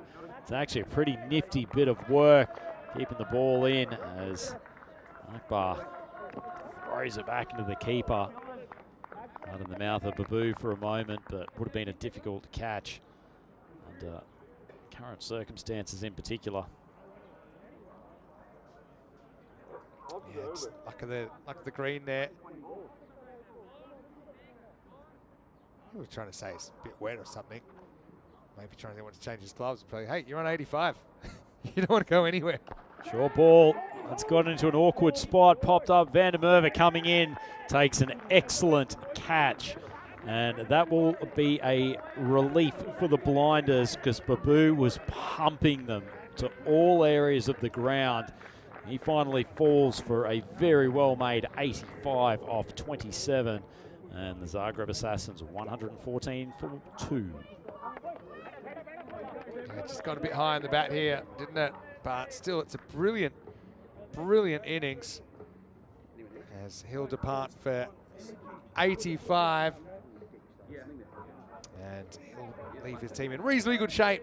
Zagreb Assassins of Croatia, 114 for 2. Nice catch up there as well by JVDM, Jason Van der Merwe.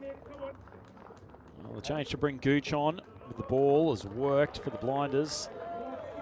Picks up a very, very crucial wicket, just trying to impose his will in this contest. And have a look at that Hall of Fame, the best bowling figures of all time. The big man, 6 for 2. Ball swatted down. Oh, another remarkable run out. What has happened to the Zagreb Assassins? They've batted so well, but 2 of the most ridiculous run-outs you'll see on the ECN this year. Oh, well, that is a little bit comical. I want to see if the striker kind of, to be honest, it's kind of on power. You have no obligation to wait till the ball got past Gooch. He waits, but he waits from a position that he knows that there's no chance he's going to ever be able to get back. Gooch, one of the easiest direct hits he's ever come up with. He'll basically go 2 in 2. So that's both the set batters got in consecutive deliveries. And just like that, it's 114 for 3. Yeah, remarkable stuff. They won't be wanting to watch those in the highlights. Too often a shame to lose power just after they'd lost Babu in quick succession. Ball from Gooch just straight pulled down the ground for the 1. So Das and Singh out there for the Croatians. It's the end of a pretty good over for the blinders. Just put the brakes on the Assassins for a touch. 115 for 3. 2 overs to go. Yeah, so it's big 2 overs coming up. If they can just keep this going, the Assassins with these 2 new batters, maybe they can get up at 145, 150, but there's also a real chance that the new batters don't get going and then you start around about the 130 mark. It's a big difference. Big job in the hands of these 2. Another man with a big job, Ahmed Khan, has been throwing the ball for the 9th over.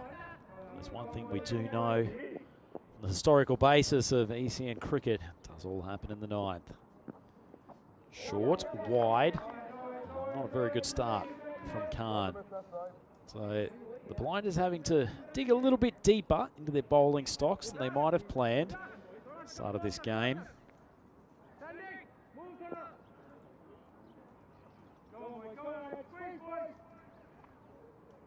Assassin's expected score 138. They'd love a touch more than that, but Khan, after absolute dross on the first delivery, has come back with a peach hitting the top of off stump. Das trying to give himself a bit of room to thrash it through the offside. Clean bowled. And the Zagreb Assassins 116 for 4. Yeah, so it's kind of what Blinders would have been hoping for. Ahmed Khan comes in, gets a good look at the stumps, doesn't he? And knocks them over. So the Blinders fighting back here towards the end. It'll be the end of Saran Das for just one. It's 116 for 4. Powerful batting lineup the Blinders have, Vinny. What do you think that Zagreb needs to target these late stretches of their batting innings?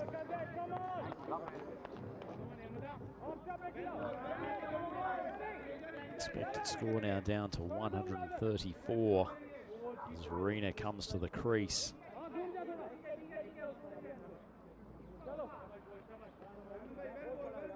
Khan 1 for 1. So just a very, very poor delivery first up. Peach second. Big appeal. Not sure what for. It looked like a fair bit of gap between bat and ball. In fact, he was very late on the shot, Arena. Slippery customer, Khan. Low slingy action, so the ball really does just kiss the surface and scoot through. A wide one. The danger of that full arm sling. Your rhythm's just out of touch. Very easy to drag the ball wide of off stump.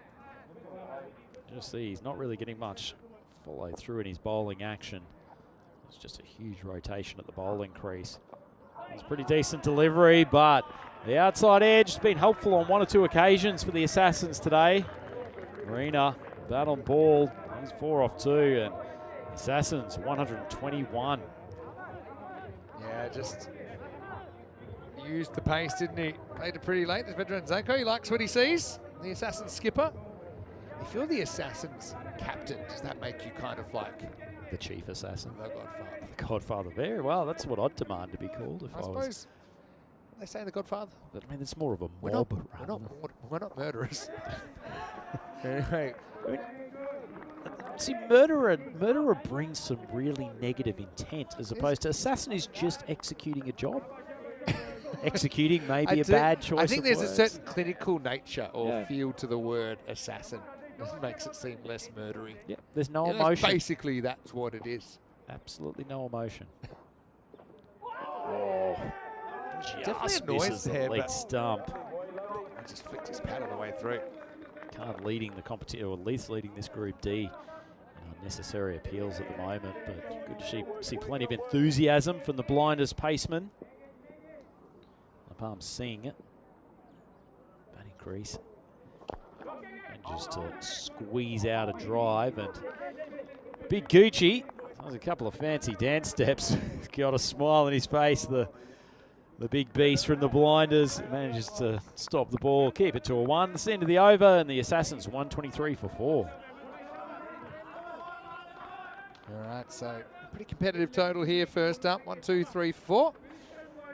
7 extras in that total as well. Ahmed Khan 1 for 8. Decent job. It looks like Stefan Gooch is going to finish off here though for the Budapest Blinders.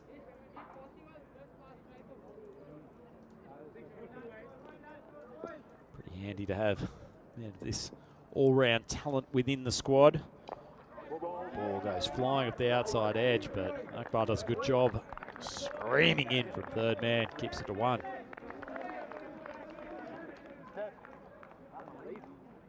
Got some good vibes around the team, the Blinders, don't they, Vinny? Happy bunch. Feels like they go about their cricket in the right way. Supportive of each other. Good, strong personalities. Gooch, that's a bit more slot. Swung down the ground. Oh, and it's dropped. And Ghani a man of his ability, you would have expected better. Gooch should have had a second wicket, but it goes for a Maximo. Madre mia. Just wouldn't expect that even in these conditions. Just need to have strong hands behind it. Slight mischarge. Salt into the wound, it goes for 6. Good ball from Gooch, just angling in. And as they've done a few occasions, the Assassins, it is drop and run. Yeah, it's a scowling face from the Gooch at the moment. He's not happy about that drop. Thrilled. 2 for 12 looks like a lot better than 1 for 18, but still he's doing a good job here for the Blinders. Bit of bounce outside off stump. Dot balls crucial in these late stages. So 2 balls to go. The Assassins, I think, you'd asked them after the first couple of overs, getting up to 131 would be beyond their wildest dreams. But yeah, it looked like it could have gone very differently. It's cut, and he will beat third man. That's actually a pretty good shot from Singh. Zagreb up to 135, 1 ball remaining. Gooch just probably dropping a little bit too short with some width. Didn't get much bounce off the deck on that occasion. Basically just challenged the top edge of the bat there and hoped he could get it over the top and then get another play and miss. But that time there was bat on it. Flew away to the boundary. So yeah, very entertaining first half of this game. Let's see how we go. Last ball coming up. Short ball, just fended off to the offside.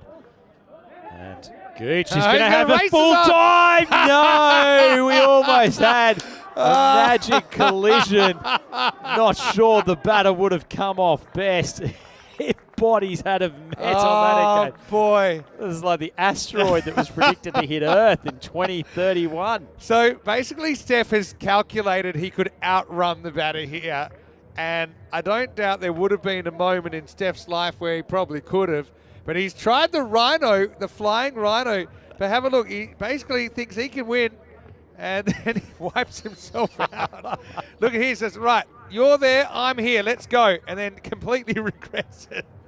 Oh, what a great finish. Even though he could have just easily underarmed that to the keeper. Did well not to kick him in the head on the way through. He jumped over like a gentleman. Man, that'll do it. What a great finish. Jeez, I reckon we would have had the ambulances out of here if Gooch went head first. I can't believe he thought he could get there before the batter. That was amazing. Anyway, poor Mars Baiji's just sitting there completely lonely at the keeper's end waiting for the throw to come in.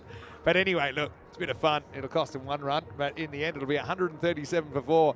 And the Blinders will need 138 to win their first ever game here at the Cartama Oval. Yeah, I think they'll be pretty excited about getting that total on the board. The Assassins, as we said, was a real struggle to start. Lage at the top of the order, he couldn't get going after the 4 balls that he faced, and then Babu just got ready to launch. So have a look at the highlights. There'll be no shortage of them. There's always highlights when Mars Bargi's around, even when he's just doing a little gentle hip warm-up.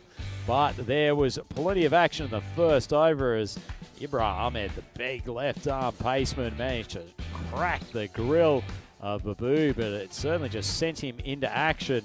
That was a great shout from Mulder. Got to feel for him. Ridiculous He running. just took off because he was a bit worried about some sort of LBW appeal. And unfortunately, it didn't end too well for Yogesh, who was caught 4 or 5 meters short of his crease, and that was after putting in the big effort. But hey, what about Babu? He really, really set up a contest here, didn't he, with this 85. 11 Maximos in that innings, Vinny, and his striking was so clean.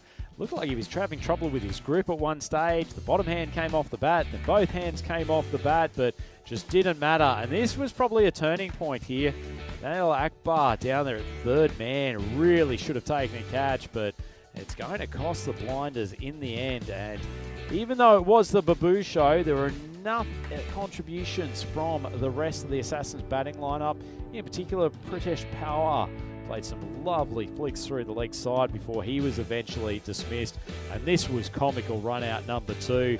Not for the first time, not for the only time this game would we see the big Gooch running towards the bowlers and stumps.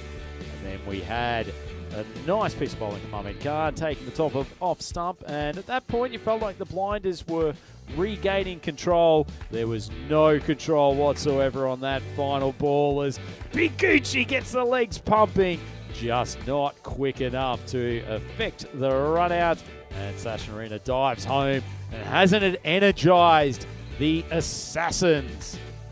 They've certainly feel like they are right in this game, and they definitely are. A total of 137 for 4 off their 10 overs.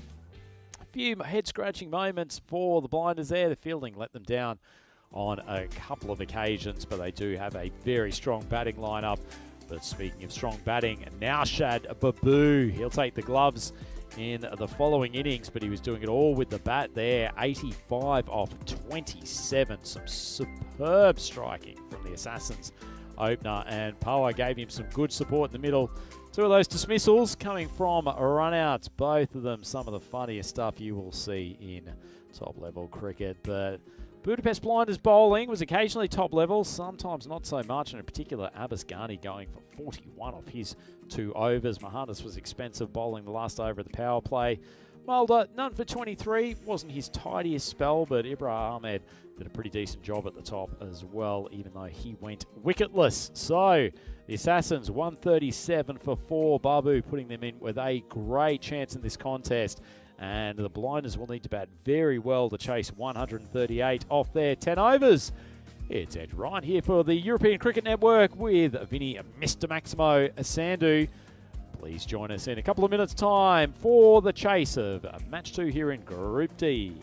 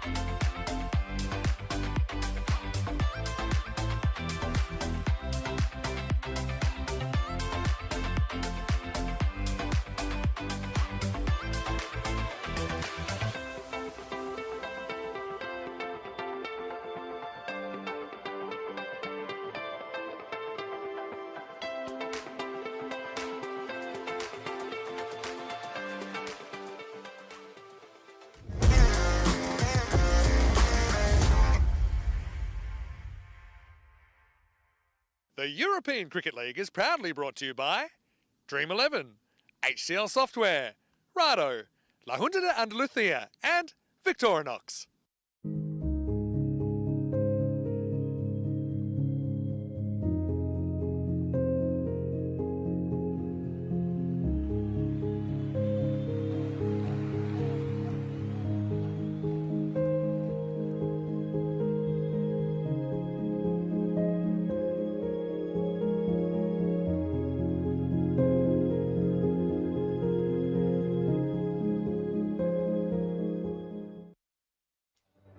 European cricket fans, welcome back to, I wouldn't say a sun-drenched Cartama Oval, but certainly the weather's looking more positive than it was a few hours ago. It's Andrew Ryan here for the ECN with Vinny, Mr. Maximo Sandu, and we have a precariously placed contest here for Game 2 of Group D. Budapest Blinders, the Hungarian champions, they are chasing 137 victory here. Quick look at the bonus point equation, probably both in play. Blinders, if they can get off to a flyer, may have a chance of chasing down this in 7, but at the same time, the Assassins can pick up some early wickets, get into the teeth of that Blinders lineup, maybe in with a play for the bonus point on with the ball. As it is, I think we've got a very, very good contest coming up here in the second innings. Before we do, quick hello to everyone who's in the YouTube chat. Julian Dawson and Dave B, Simon Walsh in there, Thomas Martinez, Crooms chimed in a couple of times. Great to have you all. It's one of the best parts of the European cricket coverage, the interactive component. So however you're watching, whether it's on YouTube, whether it's on Fox Sports in Australia, whether it's on our many, many other broadcast partners across the world, jump onto YouTube, join in the chat. You might even have the likes of Lithium Wayne or John Gray engage in a bit of playful banter while you're watching what is a cracking collection of games here from Group D. Blinders bats striding out to the wicket. No surprise to see the big man Jason van der Merwe coming out. He is a powerful striker of a cricket ball. And Abbas Ghani, who didn't have the happiest day with the ball or in the field today, but he is a super striker. This is one strong opening combination for the Hungarians.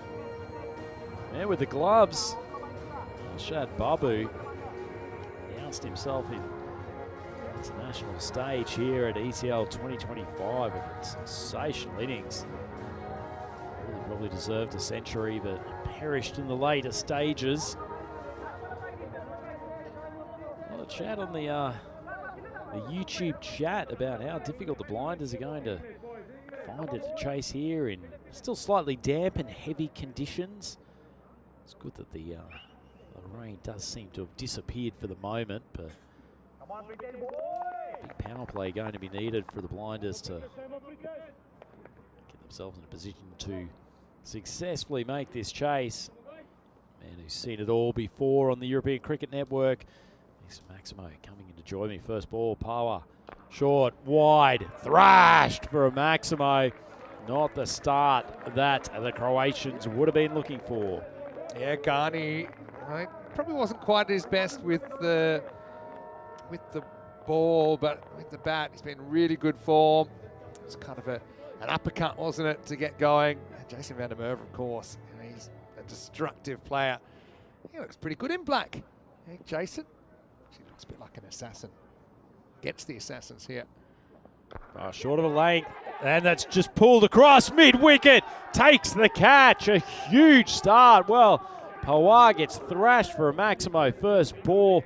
That ball looked like it jumped off the seam, and Ghani looking down at his bat, didn't get a good piece of it. Good catch, and the Blinders 6 for 1. Yeah, and it's Anthony Razmilic that takes the catch. So that's a great moment for Anthony as well. We've seen him here before. Actually has represented the national team. He's been here at the Cartama Oval.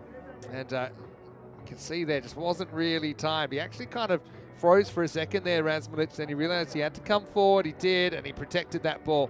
So a very good piece of fielding.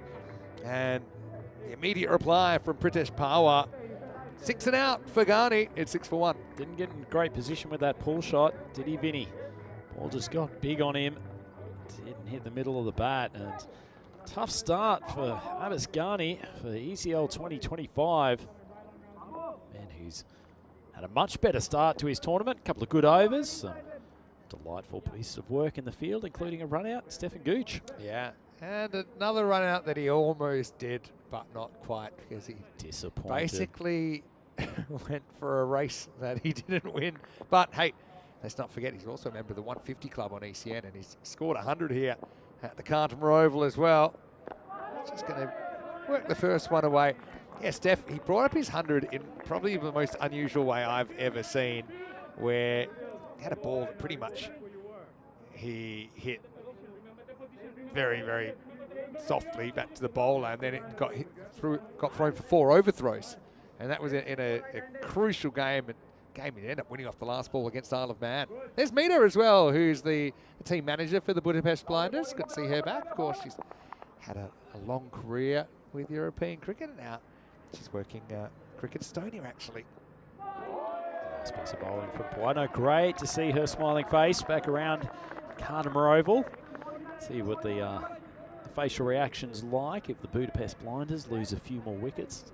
Quite a nice ball from Pawar. Just going back to the big Gooch's attempted run out. I quite liked John Gray's reference in the comments that it was looking like Fred Flintstone trying to start his car. He was stuck in quicksand for a moment as that is thrashed over the cover boundary. Lovely shot from Van der Merwe. Fair bit of power out there at the moment for the Budapest Blinders. And that's the thing, they'll back themselves all the way down the order. They've got Sandeep Mohandas listed at 11. And he's a guy that we actually saw bring up the winning runs for Hungary in a T20 International not too long ago. And he can certainly bat. So I actually think they've got a really long batting lineup just looking at it. They listed Mulder at 9. Good ball from Pawar, right in that top of off stump. Unfortunately, fumbled. And Zanko is not going to be best pleased with his effort there, the skipper. Yeah, that'll be a frustrating one. Vedran, he's a fantastic ambassador for cricket in Croatia, actually. But he just misjudged that one slightly. He's actually the coach of the women's national team, Vedran Zanko, and he's played a fair bit for the men's national team. But I bet he'd love that one back because it cost him another boundary, and it takes us to the end of the first over, 17 for 1. No shortage of action that first over, Maximo. Let's see if we get the action of a golden ball at the end of this contest. It feels like the score is in the range of golden ball-esque territory. Yeah, it's in the 130s, which I think is golden ball territory. It's more or less a pass score, but I just feel like this Blinders batting line is probably a bit higher than par, and the Assassins bowling probably is a bit lower than par if you have to grade them on the curve. Not to say they're not capable, just saying it's going to be a tough score to defend. Gooch faces up to Wadeka. Outside edge. Oh, Wadeka be disappointed but encouraged as he tries to swing yet another fielder out to that offside. Not sure anything could have been done there. The ball flies away for a boundary. Yeah, I don't think it was an edge really. I thought it was deliberately cut, and he got it fine enough to get it past the fielder. So I'm going to give him the benefit of the doubt there. It's a reasonable call from the Maximo. Made it be a bit too hasty in suggesting a lack of soft control. touch the big man. Doesn't he? He's a big beast, but he's just such a gentle and tender man. Great ambassador of European cricket now, Stefan Gooch. Obviously, we've seen him become one of the leading umpires in Europe as well, I think, with the amount of games he's done. And he always says he can check out all my umpiring because every single game I've ever done at any level has been televised. Ball right on the button, Wadeka, and sensibly played from Gooch. He's a man who he knows he can catch up with boundaries later in the innings. He's a very patient T10 cricketer. Going further back, Steph did play first grade cricket in Western Australia back when he was living there. He's an Estonian citizen, so now plays for the Estonian national cricket team as well.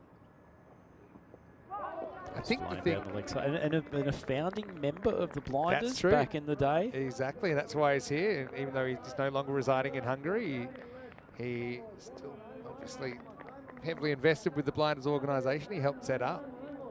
But I think my feeling would be against this bowling attack is you're not going to get 6 balls and over that are unhittable or unboundaryable. So just kind of wait for one that you can, and that's a good example of a ball that really isn't. It's really not a bad ball, but fairly low risk push. Gooch finds the gap and finds the boundary. That's an exceptional shot, Vinny. Full credit to Gooch on that occasion. Played the ball late, knew where the gap was. It's not a particularly big one on that offside, but he's found it, and despite the outfield being a touch slower than normal, runs away for a 4. So a good start for the Blinders left-hander. Ball right on the button again. Gooch, soft hands, drops it for the single. Yeah, so I just think that's the play here. You don't necessarily have to go after everything. If you're playing a team, say Western Shield or something, where you know it's very unlikely they're going to miss by a lot, then maybe you have to start going after some of these deliveries. There's the logo we're talking about. I mentioned 2 of my favourite logos in European cricket. Is that logo, is that the cricket ball manifestation of Gooch himself? I can imagine him cruising the streets of Budapest in a pair of sunglasses, his own little heat flame coming out. Great logos of European cricket. Big swing from Van der Merwe. Not the most stylish looking shot of his career. And just having a little bit of a word from the umpire about crossing over in front of his eye line. Well handled. Umpire can't do his job if the bowler's in the way, and then the umpire ends up looking stupid. So he's going to bowl around the wicket, that's fine, but he's got to get off the right-hand side of the pitch. I had a question about the change of ends today. I can't tell you it was pre-planned. It wasn't in response to balls being hit into the commentary box, but I did like that comment. It's one of the big controversies of yesterday, wasn't it, Vinny? Whether or not that was a legitimate catch from Corey Rutgers. Giving me underarm vibes, circa 1981 actually, for the way Corey claimed that catch 2 different ways. Neither were true. Couldn't believe that there was a replay. It kind of blew his story out of the water. Oh, that's actually not a bad ball. Held up in the pitch. Fielder coming in from long on. Yogesh Balaja, he's had a tough day at the office. And no catch opportunity. And that's the end of the second over. This one's really tight, Vinny. 30 for 1 after 2. Yeah, it is tight. I still think wickets in hand. And wickets in hand aren't everything, but I suppose you like to have them and like to have your best batters available. Quick look at the table. Brno playing the only completed match so far, with the Nomads having to wear the loss. They did keep their point though. Remember, each team scheduled to play 4 matches in this group stage, and then the bottom team drops out. The other 4 head to finals day. Top 2 with a double chance. It's Pawar back. Second, and maybe he wishes the captain didn't give him the call up. That is thrashed by Van der Merwe, almost taking the head off the fielder there on the 30-metre circle. Yeah, that's hit really hard. I mean, to be honest, Van der Merwe hasn't quite hit his stride yet. I remember, I've seen him bat here many times, and I've seen him just completely destroy attacks and destroy grizzly balls. So if we get anything like that, slightly unorthodox parts of the ground, doesn't he? Can do, but mostly just keeps his body weight in the shot. This time though, drilled down the ground for the 1. It's just another thriller waiting to happen. I was a bit worried, I suppose, with Van der Merwe out there and Ghani, that maybe the Blinders put on like a 60-run power play and look to have kind of blown this apart. But really, they're going at the rate, no more really. Despite bowling 1 for 22 so far, he hasn't done a bad job with the ball. I would love to pick up a second wicket. Beautifully driven by Gooch, but well fielded, and keep it to 1. Excellent fielding. Sachin Reena out there in the covers. We saw one leak through earlier, but these are the kind of ones, if you're defending more or less what's an average score here in ECL cricket, you need to make sure those don't get past you and you don't gift those easy boundaries.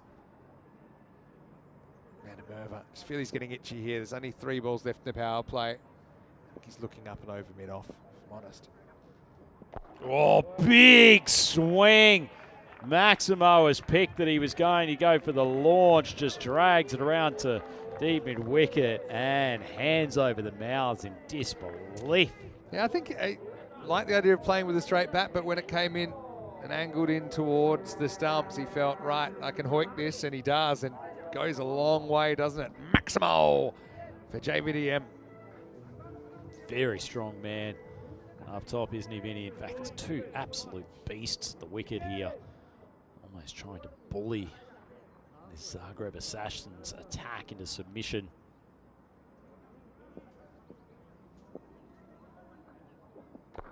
Just drifted in. Probably a pretty good response from Power as the throw comes in from Magdalenic. And no chance at a run out, but Power is probably the key man with the ball for the Assassins. Love for him to take a second wicket before he finishes his spell. Good comeback there. It was a good comeback. Assassins. Nice ball of the over. Just drop and a run again from Gooch. So he's turning the strike over when he's not hitting the boundaries. It's a really interesting power play this game. Still very tight. Budapest Blinders 44 for 1 after 3. Yeah, what an interesting game so far. So hanging in there. There's a supersonic over in the 7th. Apart from that, no magicals. And 17, 13, 14. A steady power play. They're ahead of where they need to be at this stage, Budapest Blinders. But remember, with a bit of rain around, always there's the threat the game could be stopped any time, and maybe there's Duckworth-Lewis results. So I think the Blinders want to make sure they stay ahead. Desperately need to break up this partnership. Just question for the Assassins. Who's going to be able to bowl that tight over where they only go for 6 or 7, just to put the brakes on this rampaging Blinders lineup. Odeka coming in for his second. Just tickles the pad.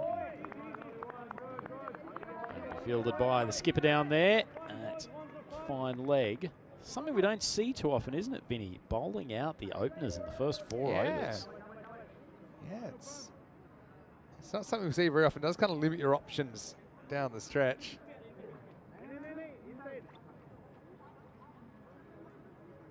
But they feel okay. They're hanging in the game. They think, let's keep it going.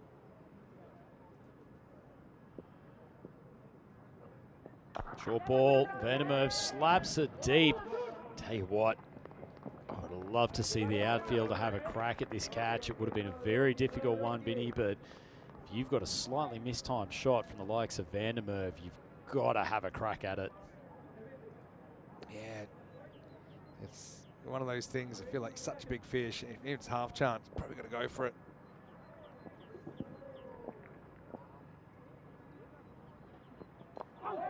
Gooch just tickles it to fine leg, shy at the stumps, but Vandermeer's home. Yeah, I was just going to say that Assassins might actually notice for the eagle-eyed viewers, they're actually wearing their ECL 24 kit because, yeah, just like the Brno side, their uniforms got stuck. Of course, it's a big thing to come here, you get presented with your special ECL shirt and all this extra equipment. Of course, you know, it's not usual to have cricket equipment readily available in Europe. Oh, beautifully timed from Vandermeer. Launches it over mid-wicket for another Maximo. Doesn't matter what jersey this man is wearing, he can do some damage with the bat. Yeah, puts it up and over the top, large one.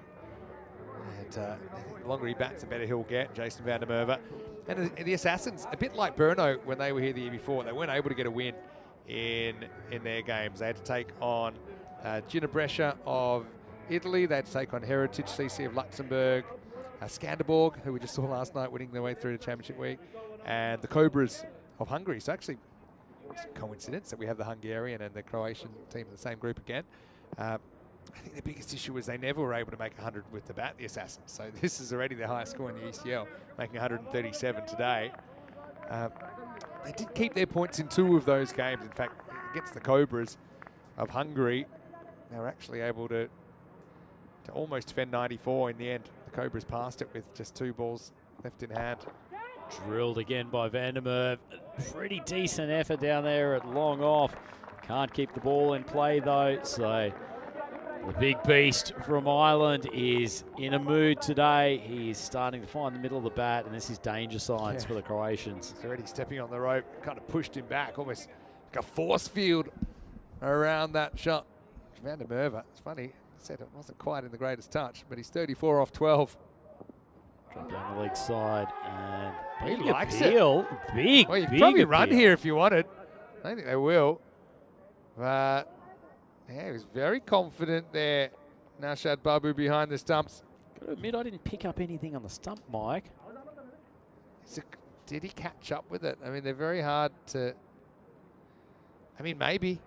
It's about the worst call as an umpire, isn't it? Yeah, well, it's either wide or out. Slower ball, swung away to the leg side, and actually he's found the gap. Pretty good shot off balance from Van der Merwe, and finishes the over very nicely. The Budapest Blinders now 62 for 1.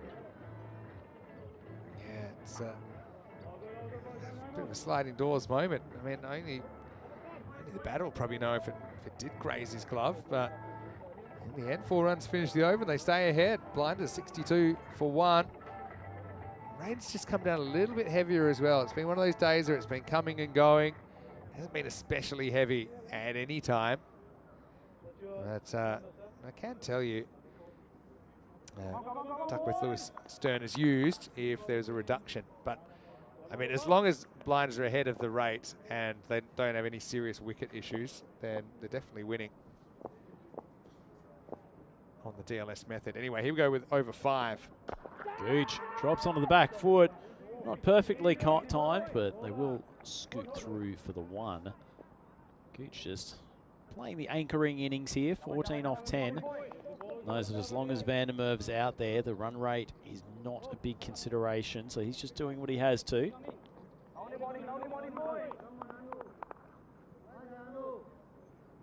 Be quite an imposing batter to bowl to, wouldn't he, Vinny? He just Van der Merwe, is. he's got long arms. As you say, he just stays stable at the crease, and that bat swing has some power. Big swing across the line. Hasn't gone particularly high. Only goes for a 4, but it's still nicely struck. And Palm Singh getting the full Van der Merwe treatment, the first ball that he bowls to him. Yeah, I mean, this maybe is a bit lucky for Jason as well because it goes into the gap. If it was at a fielder, it's an opportunity. Not easy catching conditions right now, but you can see at 138, almost halfway there. It's funny that you feel like the Blinders are in control. It's still 71 off 34 balls, but instead of Van der Merwe, well, he is there. He's 42 off 14 at the moment. He's a good decision maker, Jason Van der Merwe, former Irish under-19 player. I still think he's got potential at a high level, Ireland A, and maybe pushing for Ireland selection if he plays well domestically. We saw him getting an opportunity with the Ireland 11 side in the ECC last year. He's a good decision maker at the crease generally. Oh, that's beautifully timed. No fielder there. The arms go up to signal Maximo. And Van der Merwe racing along. He's too short of a half ton. Yeah, just a clip again. He felt comfortable. Just working this one away behind square. He's very good at that, isn't he? Taking balls to the leg side that come in towards the stumps. Of course, he can stand tall and pump down the ground. He's very good over cover as well. But yeah, he's got that power, doesn't he? He's 48 off just 15 balls. Oh, swung straight back at the bowler. Cops the full fury of a Van der Merwe drive. Turns the shoulder at the last moment. So I think he's copped it on a fleshier part of the body, but I'd like to see that coming back at you. Well, he saw it just in time to turn the head, which makes sense because you don't want to take one of these kind of return hits upstairs. Sure, if Corey was here, he'd just be putting that down as a drop. Probably. Short ball dragged to leg by Gooch, and he's played it very well, in fact. Excellent placement. And the Blinders, they are in control now. These two are racing along to the target. And Vinny, the Assassin's bowlers, just probably lacking a bit of zip and a bit of variety to stop them. Yeah, that's funny you said he might have put that down as a drop. He might have put it down as a catch. Who knows, after what we saw from him yesterday. By the way, Corey, I think, has arrived. And he will be calling the next game with me. A little bit of a short day, so I'm going to leave you two to have fun in games 4 and 5. Well, that's trouble, and it's trouble with a capital T. It is a 7-up Maximo as Gooch puts it up and into the stands. And, well, free hit to come, so the wheels kind of falling off the Assassins in this defence now. Big Steph getting a bit disappointed. The Van der Merwe was hogging all of the highlights. Smashed his last couple of deliveries. That's a very, very poor ball, though. Unfortunately, from Anupam Singh. Still got one more delivery in the over, courtesy of the no ball, but those conditions just start to get a little bit more drizzly here, Maximo. Yeah, they'll be hoping it goes away, but I mean, you never know if it's going to go away or not. Probably fine playing in this, but maybe no heavier. Nice ball, the 5th over. Gooch strides down the ground. Another good bit of desperate fielding. Serena coming over there from just wide of the mid-off position. Keeps that to a dot ball to finish the 5th over.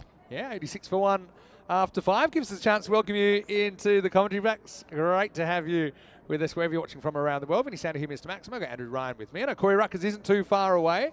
I'm trying to brighten things up with my jacket, but I will say it's a pretty gloomy day.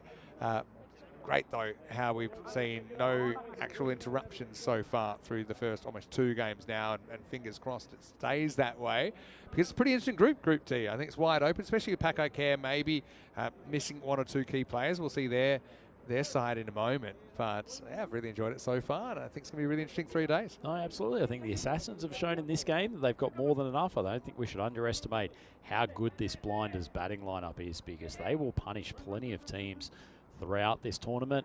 Nomads will be much better after their first up display today. I think they'd be a little bit filthy with themselves how they've started their tournament, but I'm sure they'll come back firing. And as you say, Paco Care, Badalona, they are absolute guns at this T10 format. 49 and make that 50 for Van der Merwe. He skied it. Again, not easy conditions. It's always a bit of an awkward one if you reach a milestone on a drop catch. That will bring up his 50 off 22 balls, but really, it should have been held. Alan Magdalena's down there. I know it's not an easy day, but you can't afford to put down someone like Van der Merwe with a catch opportunity like that, can you, Vinny? Yeah, 3 in the circle then. We've got the right-hand, left-hand combination at the crease now for the Blinders. Yeah, Magdalena, it's a good story as well. A native Croatian cricketer. Plays a lot of baseball as well. Nicely bowled from a leg spin of Khan, but I don't think we can claim that Gooch was in full control of that shot. It's flying away to the boundary, though, nonetheless. This one is an edge, but it works out okay for Stefan Gooch, and he'll add 4 to the total. He shares a bit of a laugh with Babu behind the stumps. Surprised they haven't thrown the ball to the leg spinner a little bit earlier than this. Blinders batters have been feasting on the paceman. That's good effort in the field. Unfortunately for Surun Das and his Assassins teammate, it counts for naught as he deflects the ball over the boundary. So Gooch keeps on rolling along. He's up to 32 off 15. Yeah, good effort down there, but ended up running away over the rope. Good to see his teammates putting in a sympathetic slide and dive as well.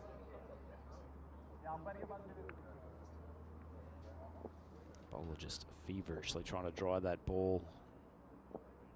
Yeah, the judge, that one would have just dropped. Gooch hits it straight down the ground. Another catching opportunity. It wasn't a great ball by any stretch by Khan, but that's 2 dropped catches. Both batters getting a reprieve this over. Well, to be honest, Gooch's probably feel that's the universe looking after him, because he had one dropped off his bowling that went for 6. And then this one, he gets dropped for 6.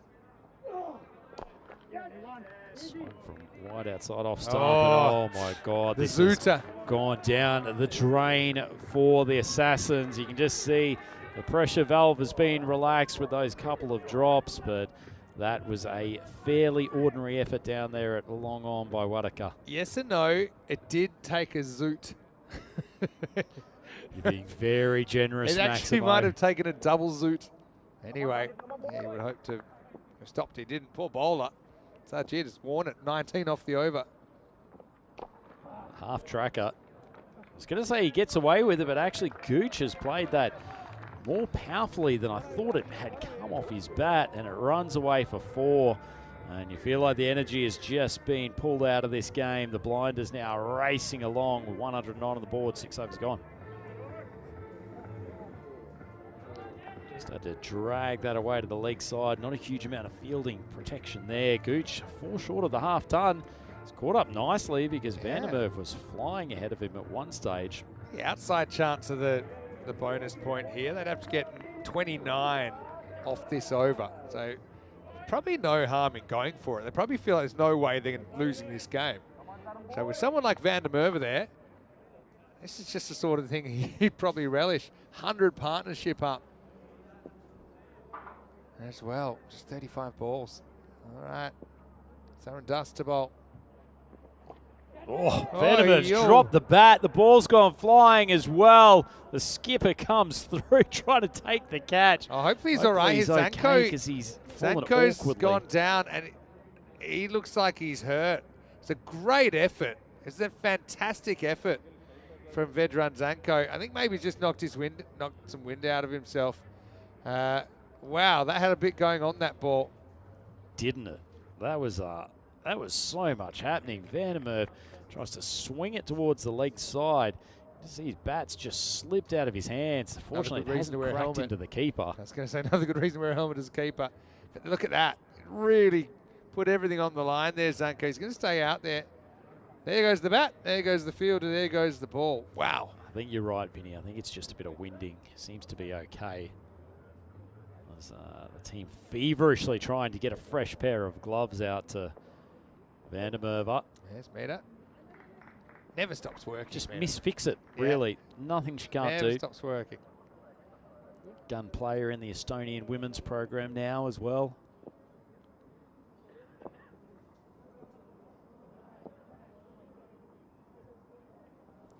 Gooch uses his feet, drives it actually really nicely.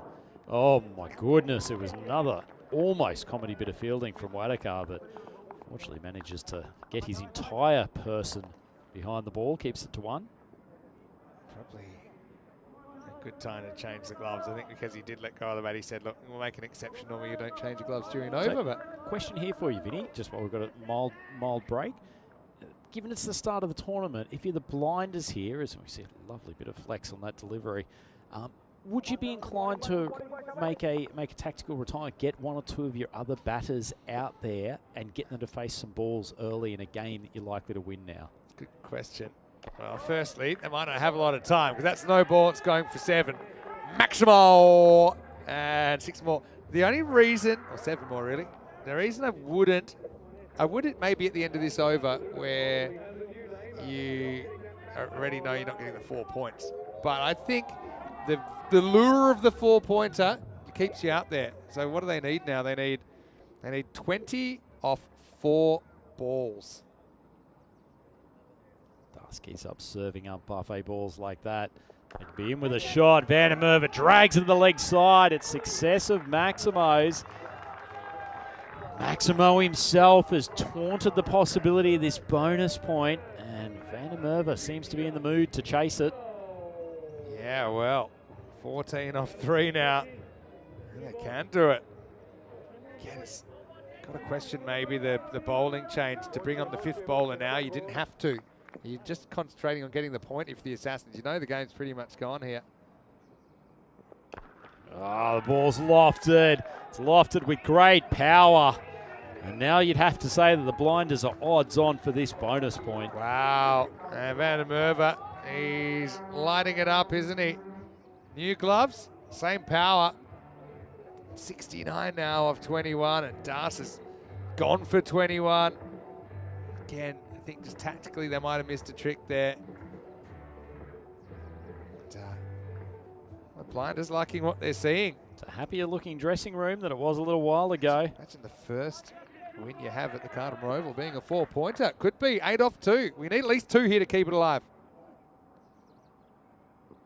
Oh, Van der Merwe will do more than that. Swings it handsomely over the leg side for another Maximo. And all of a sudden, the blinders only requiring 2 off the last ball of this over for a bonus point. And Das is being ripped to shreds. Got to feel for the bowler a bit here, but it's probably one of the more ordinary overs we've seen. And now we got a golden ball for a BP, basically. Got to go for 2 here to get the 4 points. Let's roll. Oh, it's going to take Van der Merwe off strike, but they do get it. That'll be it. The wide plus the extra 1, and the bonus point is secured. Well, Assassins certainly had their moments when they were competitive in that game. I think they're realizing now the game's over. They needed 2. There was 1 for the wide, 1 for the run. They ran. And just like that, Blinders off to a blinding start. They will win with 19 balls to spare, and they take all 4 points out of this contest. Tell you what, for a man who's brought up a century with overthrows, that seems like a very apt way for Stefan Gooch to claim victory for the Blinders in their first up appearance at the ECL. What a tremendous day for the Hungarian club. But 52 runs off the last 10 balls of this contest. That's where it went from kind of slight advantage Blinders to a 4-pointer. And the Assassins, again, tactically, I think when you get to this situation, especially when we had 23 runs come off the 6, I don't think you're going to the 5th bowler yet.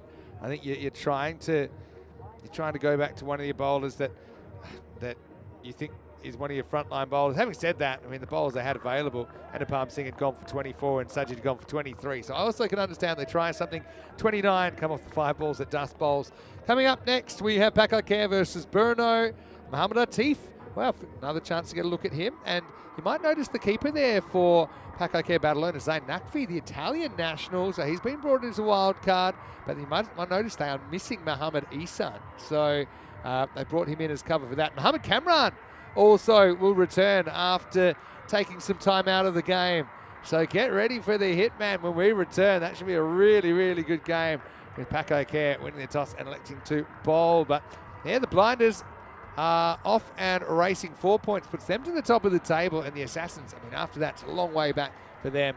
We'll see them in the night game tonight against Pakakare Badalona. So they would have felt this was winnable, especially after putting an average score, but a competitive score on the board. There's Babu who was key to that. But despite Carney having a little bit of an off game here, they rallied around, didn't they? And it was that key partnership between Stefan Gooch and Jason Van der Merwe that essentially did the job. They came together after a great catch by Anthony Razmalic, but really that was the last bit of play that the Croatians could celebrate. Yeah, well, things couldn't have gone much worse for Avascani today, but fortunately he's been backed up by a tremendous partnership. Van der Merwe showed us how much power he's got, particularly when hitting to that mid-wicket area, and as soon as he went on a rampage, really felt like the Assassins' bowling attack could do no more to blunt him, aside from just get their body in the way of a few tracer bullets. He was a little bit out of control there, and it was a brave effort for a catch from Vedran Zanku, who was throwing himself all around for the Assassins, but unfortunately in the end for the Croatian champions, it just wasn't enough against the class of this Budapest Blinders batting lineup, in particular Van der Merwe through the early stages, and Stefan Gooch really caught up to him in the end, taking apart a couple of the medium paces and spinners to fall just short of his half century.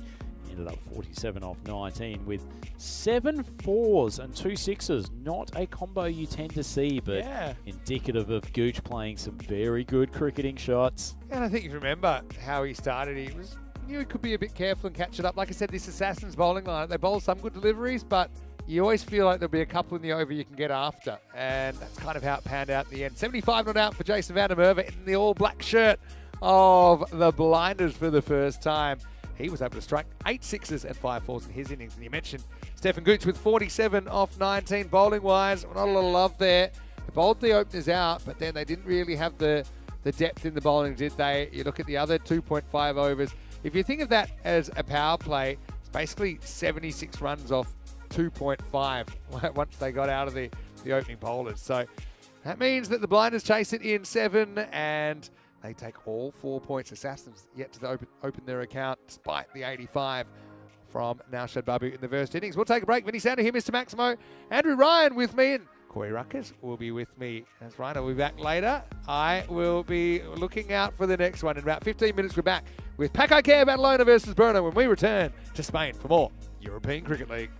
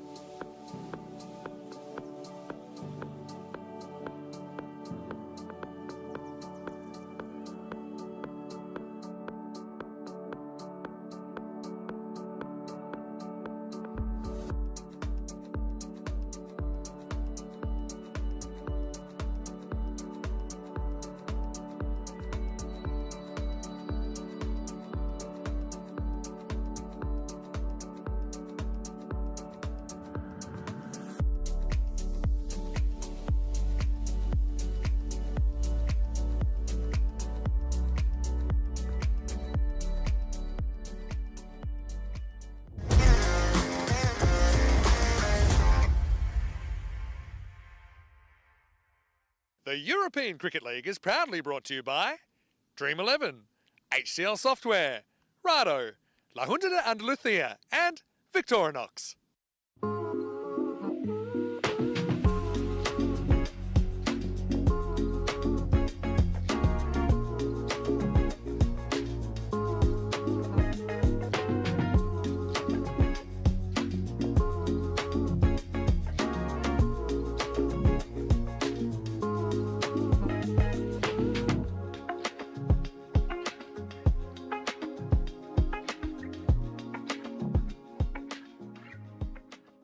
Hello and welcome back. 2 matches into opening day here in Group D, and now we'll continue and we'll get to see the 5th team in this group, Pack-I-Care Badalona, of course, of Barcelona in the Catalonia region of Spain, and they are previous champions of this tournament in 2022. They're taking on a Brno side from Czechia. Brno, the 2nd biggest city in that country, and they just notched up their first win in ECL cricket earlier in the day. Ian Ramage has the big coin and the 2 captains. Let's see who wins the coin toss. Pack-I-Care, you're the home team, you'll toss the coin. Brno is the away team, you'll be calling. European cricket. It's been called European cricket. It's come down Andalucía, so you've won the toss. Bowling first. Okay, toss won by Pack-I-Care, who will bowl first. So Mohamed Babar there at the toss for Pack-I-Care. He wins the toss and elects to bowl. Babar is a former MVP. He's a big, big player. We know he can do some quite remarkable, almost superhuman things. And he actually went viral for hitting some one-handed sixes, actually against the Czech national side. That was around this time last year. But I think here he knows he's got a big job to do, especially with a couple of key players missing for Pack-I-Care. I do think that he will have a bit more of a responsibility at the top of the order. For Brno, though, I mean, they batted really well to get to the score they did. They were up in the 150s. They were able to defend it against the Nomads in difficult conditions, let's be honest, but it's the same for all sides. I think this will be a really, really interesting game. As we get ready for the first ball, another interesting character has emerged. It's Corey Ruckers, who will take you through the first moments of this one. Joining you in a moment there, Corey, but it's good to have you back. Let's get ready for this one. Pack-I-Care, the former champions of the European Cricket League, bowling first against Brno in match 3. Hello everybody around the world, welcome back to Khartoum Oval, I should say. I've had a slow morning, but I'm pretty revved up to get into the afternoon fixtures, and it's going to be an interesting one. Brno, who have had a good win this morning versus the Swiss, they're taking on Pack-I-Care for the first time in the 2025 edition, and thankfully the weather gods are holding that rain away. Unbelievable. Let's look at the lineups. We'll focus on Pack-I-Care a little bit. We know they're missing quite a lot, but that top 4 has a huge responsibility. Baba, Yassin, Nakvi and Kamran back into the lineup. They've got young players like Jaffer Raza, Asad Rabbani. Look out for the 2 youngsters that bowl. And it's going to be an interesting game of cricket. But at the bottom of the screen there, Mohamed Atif, he had an amazing time for Team Europe not long ago, so he'll be looking forward to getting back out to Khartoum Oval. For Brno, look out for Dylan Stain at the top of the order. The captain, he bats well, he leads the troops well. Well, this should be a good game of cricket. Looking forward to it. And just good news with the weather. It is pouring in other parts of Malaga and down at Sunset Beach Club, but the Khartoum Dome is in full effect because it looks like we're going to get into all 10 overs of this one. As you can see, Pack-I-Care a bit younger than what you're used to usually seeing, and they'll be excited to get out there. As I welcome back Vinny Sandhu for this one. Yeah, can't wait. This should be a really good, interesting opening as well with Rattle. Unfortunately got run out earlier on. Opening up with Dylan Stain. They like to be busy early to Brno. They won't mind batting first, but they're going to have a challenge ahead of them as they are 21% underdogs here. Those which is getting underway 5 minutes later than the expected time. But I know, look, there's one name on that lineup. We haven't talked about it too much, but Mohamed Kamran has come back from the wilderness, and I would have thought he'd have the first over. I guess we'll see, but yeah, we know he has typically been one of the fastest bowlers in this competition. Let's just see if he's still got it. Well, it's just 2 questions. Father time, has it caught up, and can he get that front foot landing, because it is going to be a little bit slippery. But the other thing is, he's got a new look. Well, let's get the camera on him. Let's have a closer look at the hairdo. That's not Kamran. We'll get it up in a second. He was formerly known as Hitman. I'm hearing it's version 2.0. Yeah, this should be very, very interesting. And 2 good players to bowl at here. Ratul, what's held the record for most 4s in an individual innings. There he is, and that is Whoa. Mohamed Kamran. That is Mohamed Kamran, everybody. Look at the hair. It's majestic. Slicked back. Go and look at some footage. Look up Mohamed Kamran, and you'll see it on our YouTube channel. Is it the finished article? Is he going to finish with an afro? Surely he's lost a yard. Surely. Have you seen him bowl since? Not live. And live always tells you a better picture. But the other thing as well, Vin, obviously with the conditions. Wow. Can he get charging in? So, how's that? That is Mohamed Kamran, everybody. Here we go. This is exciting. The wind's a factor for the hair. It might slow him down. See how we go. All right, so Ratul faces up. He's got a very good record taking wickets with the first ball of matches. Mohamed Kamran in, start match 3. Oh, he still got it. Oh, that was quick. He still got it, Vin. Just kind of ambles in. The thing about Cammy, and a lot of batters who've faced him in the past, he just ambles in. It's not the quickest run-up, but he's so explosive at the crease, and he's got this hyper-extension with his elbow the opposite way. So, good to have him back. Let's see how he goes in this tournament. Quick. Mentioning, though, with Ratul, actually still does hold the record jointly for most fours in an innings, 17 in the ECS in Prague in 2023. Oh, that's pretty close. Oh, Wonder if there was a bit of bat in there. Whoa, a proper wipeout there. Bikram from herring in. And forgot how to stop. Was there any bat in this? Otherwise it nips back. oh, I tell you what, that is close, isn't it? Back leg, and it sort of skidded on. It didn't really climb. It's worth a big shout. Anyway. What do you thought? I like Hitman 2.0, but do we have to change the nickname now? No. Still Hitman? Hitman in disguise. Yeah, in Hitman, the game Hitman, you do put disguises on often, so he's upgraded his suit. Oh, good wheels. Something about genuinely fast bowling obviously gets everyone quite excited, especially in an era where, let's be honest, a lot of players have similar skill sets, but he's just got this magical kind of rhythm and wrist release that gets that extra yard. Look at it hit the keeper's gloves here, smacks into him, so he got a little bit of shape that time. Keeper Zayn Naqvi. Yeah, good to see the stumps. Zayn here. All right, it's come off there. There's definitely some helmet in it. I have no idea what's happened there. Well, I think let's have a look. I think it's bat, helmet, and then maybe 4. Let's have a closer look. Yeah, well, I don't know. It doesn't look like he hit the helmet there. I think the fact is, see here, second time it touches him, he's in the rope there, but his hand's over the rope, so it is 4 runs. It was a really strange one. Well, the questions were, Vin, does he still have the pace? And you can see by that shot, deep third and deep fine leg, the 2 boundary riders, I think he's still got it. Yeah, I think so. They're both pretty fine. Shot. Very good shot. And Ratul is not going to take a backward step. In fact, I think that's gone all the way. It has. Maximo! Expect the last one to be even faster. That's a really nice shot from Ratul. Just stayed deep in the crease. He got a low full toss, uncharacteristic from Cam. He's probably looking forward to getting back into his rhythm. He's going at the stumps there. I mean, Cameron's obviously got a reputation, even with his couple of years out of the game. So you can understand Czech's being a little bit careful. Last ball, the first over. Oh, that is so high. Oh. Where's it going? It's going to go for 6. Well, that's pace for you, Ratul, with the Maximo non-standard. Well, Cameron will have steam coming out of the ears as he strokes that luscious head of hair. It's the end of the first over. It's 16 without loss. That went so high. It's actually not a bad way to play him. Back in the box, and just if you get bat and it goes up, it's going to fly.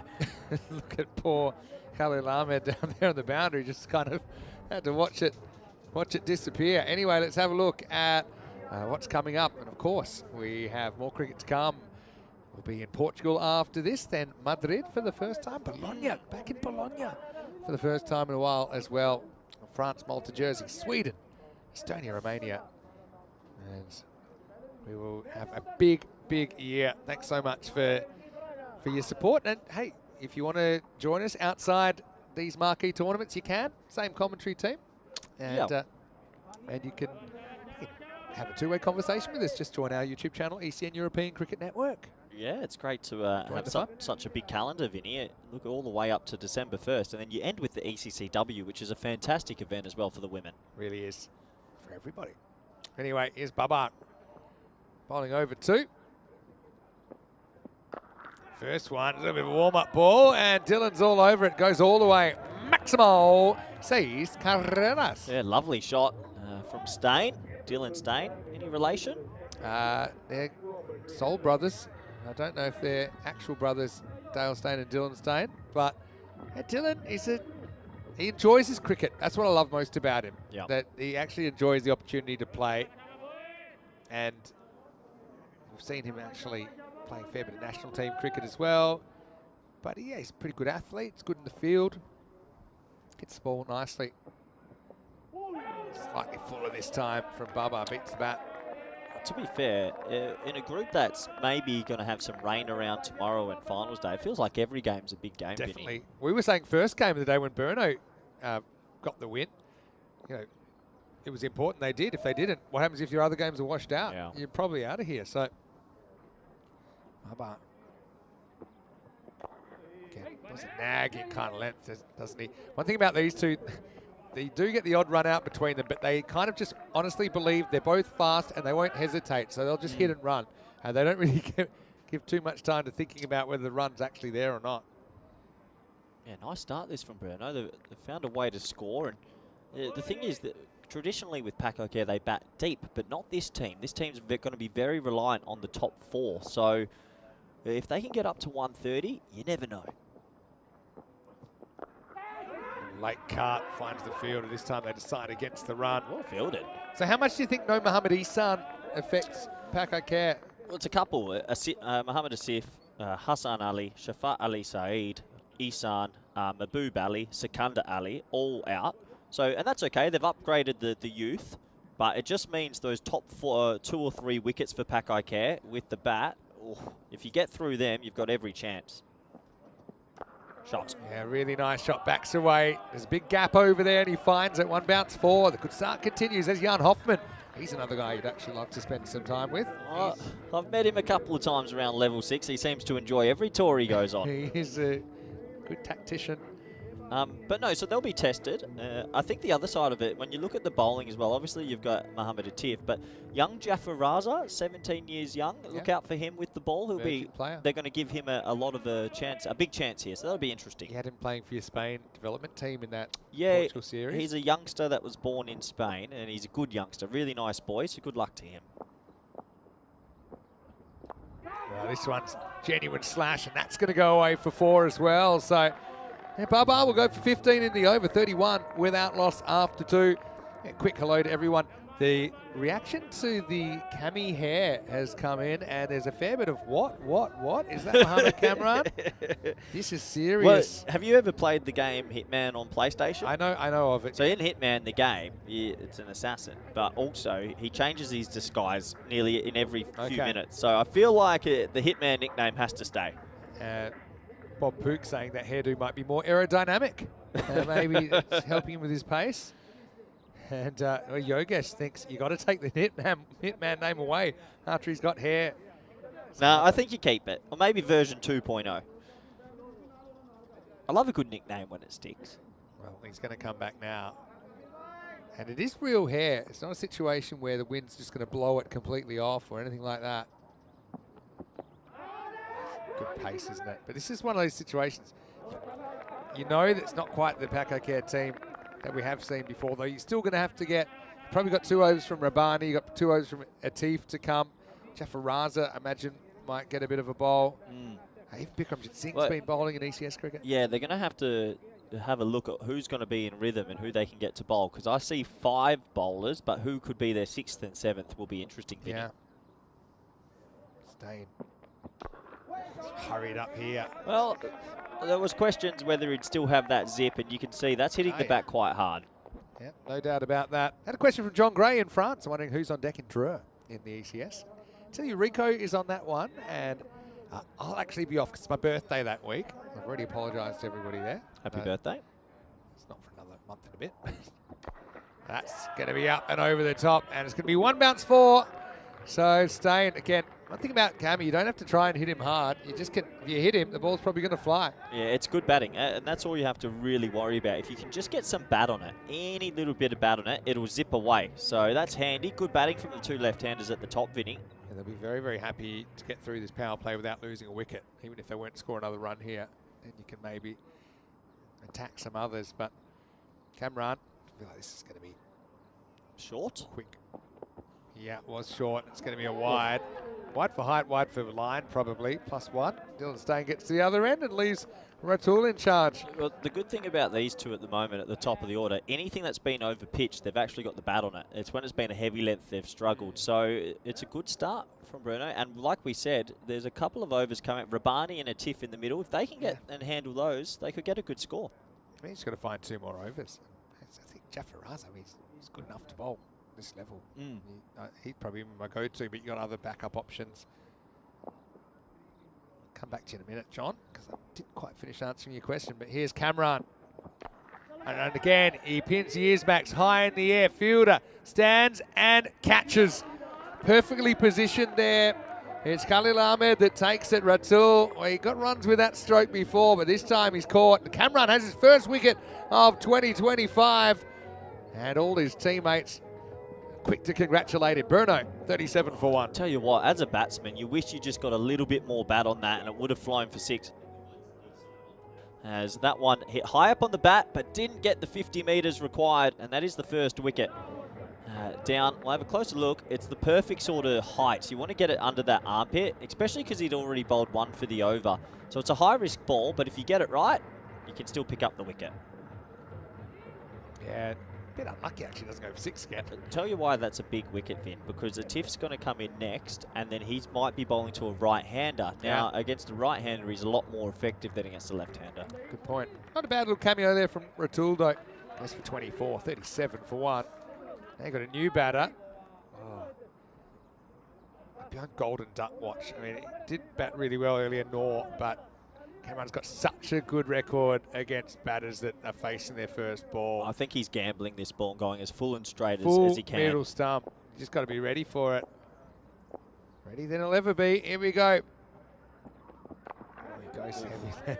Hurries up Kando, keeps it out. Well, Credit to the batter. You know Big Irfan, obviously what he does. Cammy's his senior. So Irfan went and visited Cammy in Barcelona, and Cammy used to teach Irfan, and those two were quite close from the same area. Yeah, so I ran into Irfan, he was saying they're quite close. Irfan brought him some spikes back from Australia for Cammy's turf season, and yeah, it's good to see 2 genuine fast bowlers in the comp.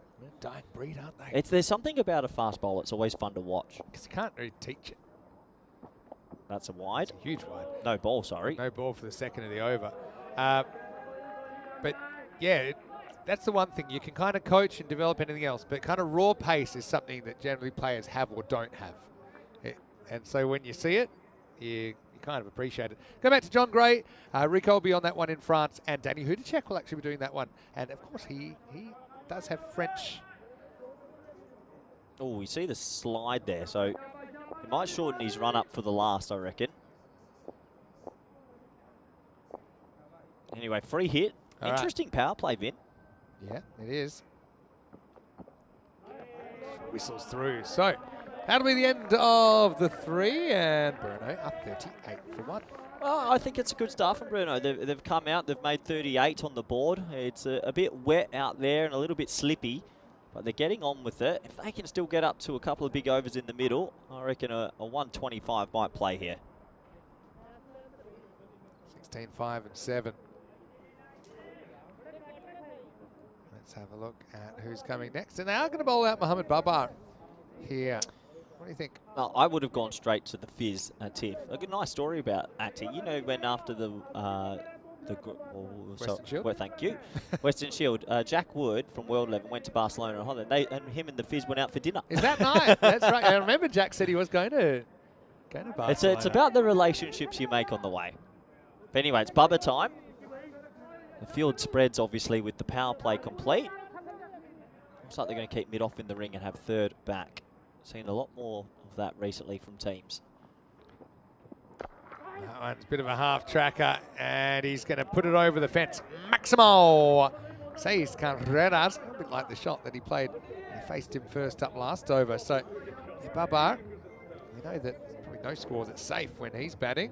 Right now, he's finding it a bit tough dealing with the lefty, Dylan Stain. Would it be fair to say that maybe Babar in the last year or two's lost a little bit of that zip he had from time to time? I mean, he's never He used to quick. Do you remember a few years ago, he used to get the ball to nibble a lot? It feels like that's sort of gone away a little bit in his game. Not getting any bites. I'm sure there's a lot of people on the apps that know exactly what that feels like. That one's in the air. It's probably going to go for 4 as well. It does. And so you see here Stain, he's a proper player. Earlier on, he was just a bit carried away, kind of always dancing, the ball's moving around. He's good enough to just stand and bat. He's got lots of tools. That was a nicely executed elevated cover drive. Dylan Stain reminds me of when you play those video games that don't have all the rights. And instead of it being Dale Stain, the bowler, you've got Dylan Stain, the batsman. That's a beautiful shot. The outfield's, because it's slippery, it's sped up. So if it's just kissing the turf and flying. Yeah. Skiddy. I tell you, Vin, they make 130, 140, and they pick up 2 early wickets. They are a big chance here. Shot. Yeah, he uses the pace. It should be stopped. It is going to be 4. Wow. It kind of needed 2 people to both have a bit of a blooper for that to be 4, but that's what happens. It's another boundary for Brno. 50's up. And I reckon he meant that. He just opened the face. The Fizz tried to tap it back, sort of. And then still seems fine, and then whoop. that's young Jaffa Raza out there. And a little bit of egg on the face for the boys. Atty needed to get a better slap back, didn't he, there, and then make it someone else's problem. I suppose he did do that, but it didn't work out too well. That's a good start.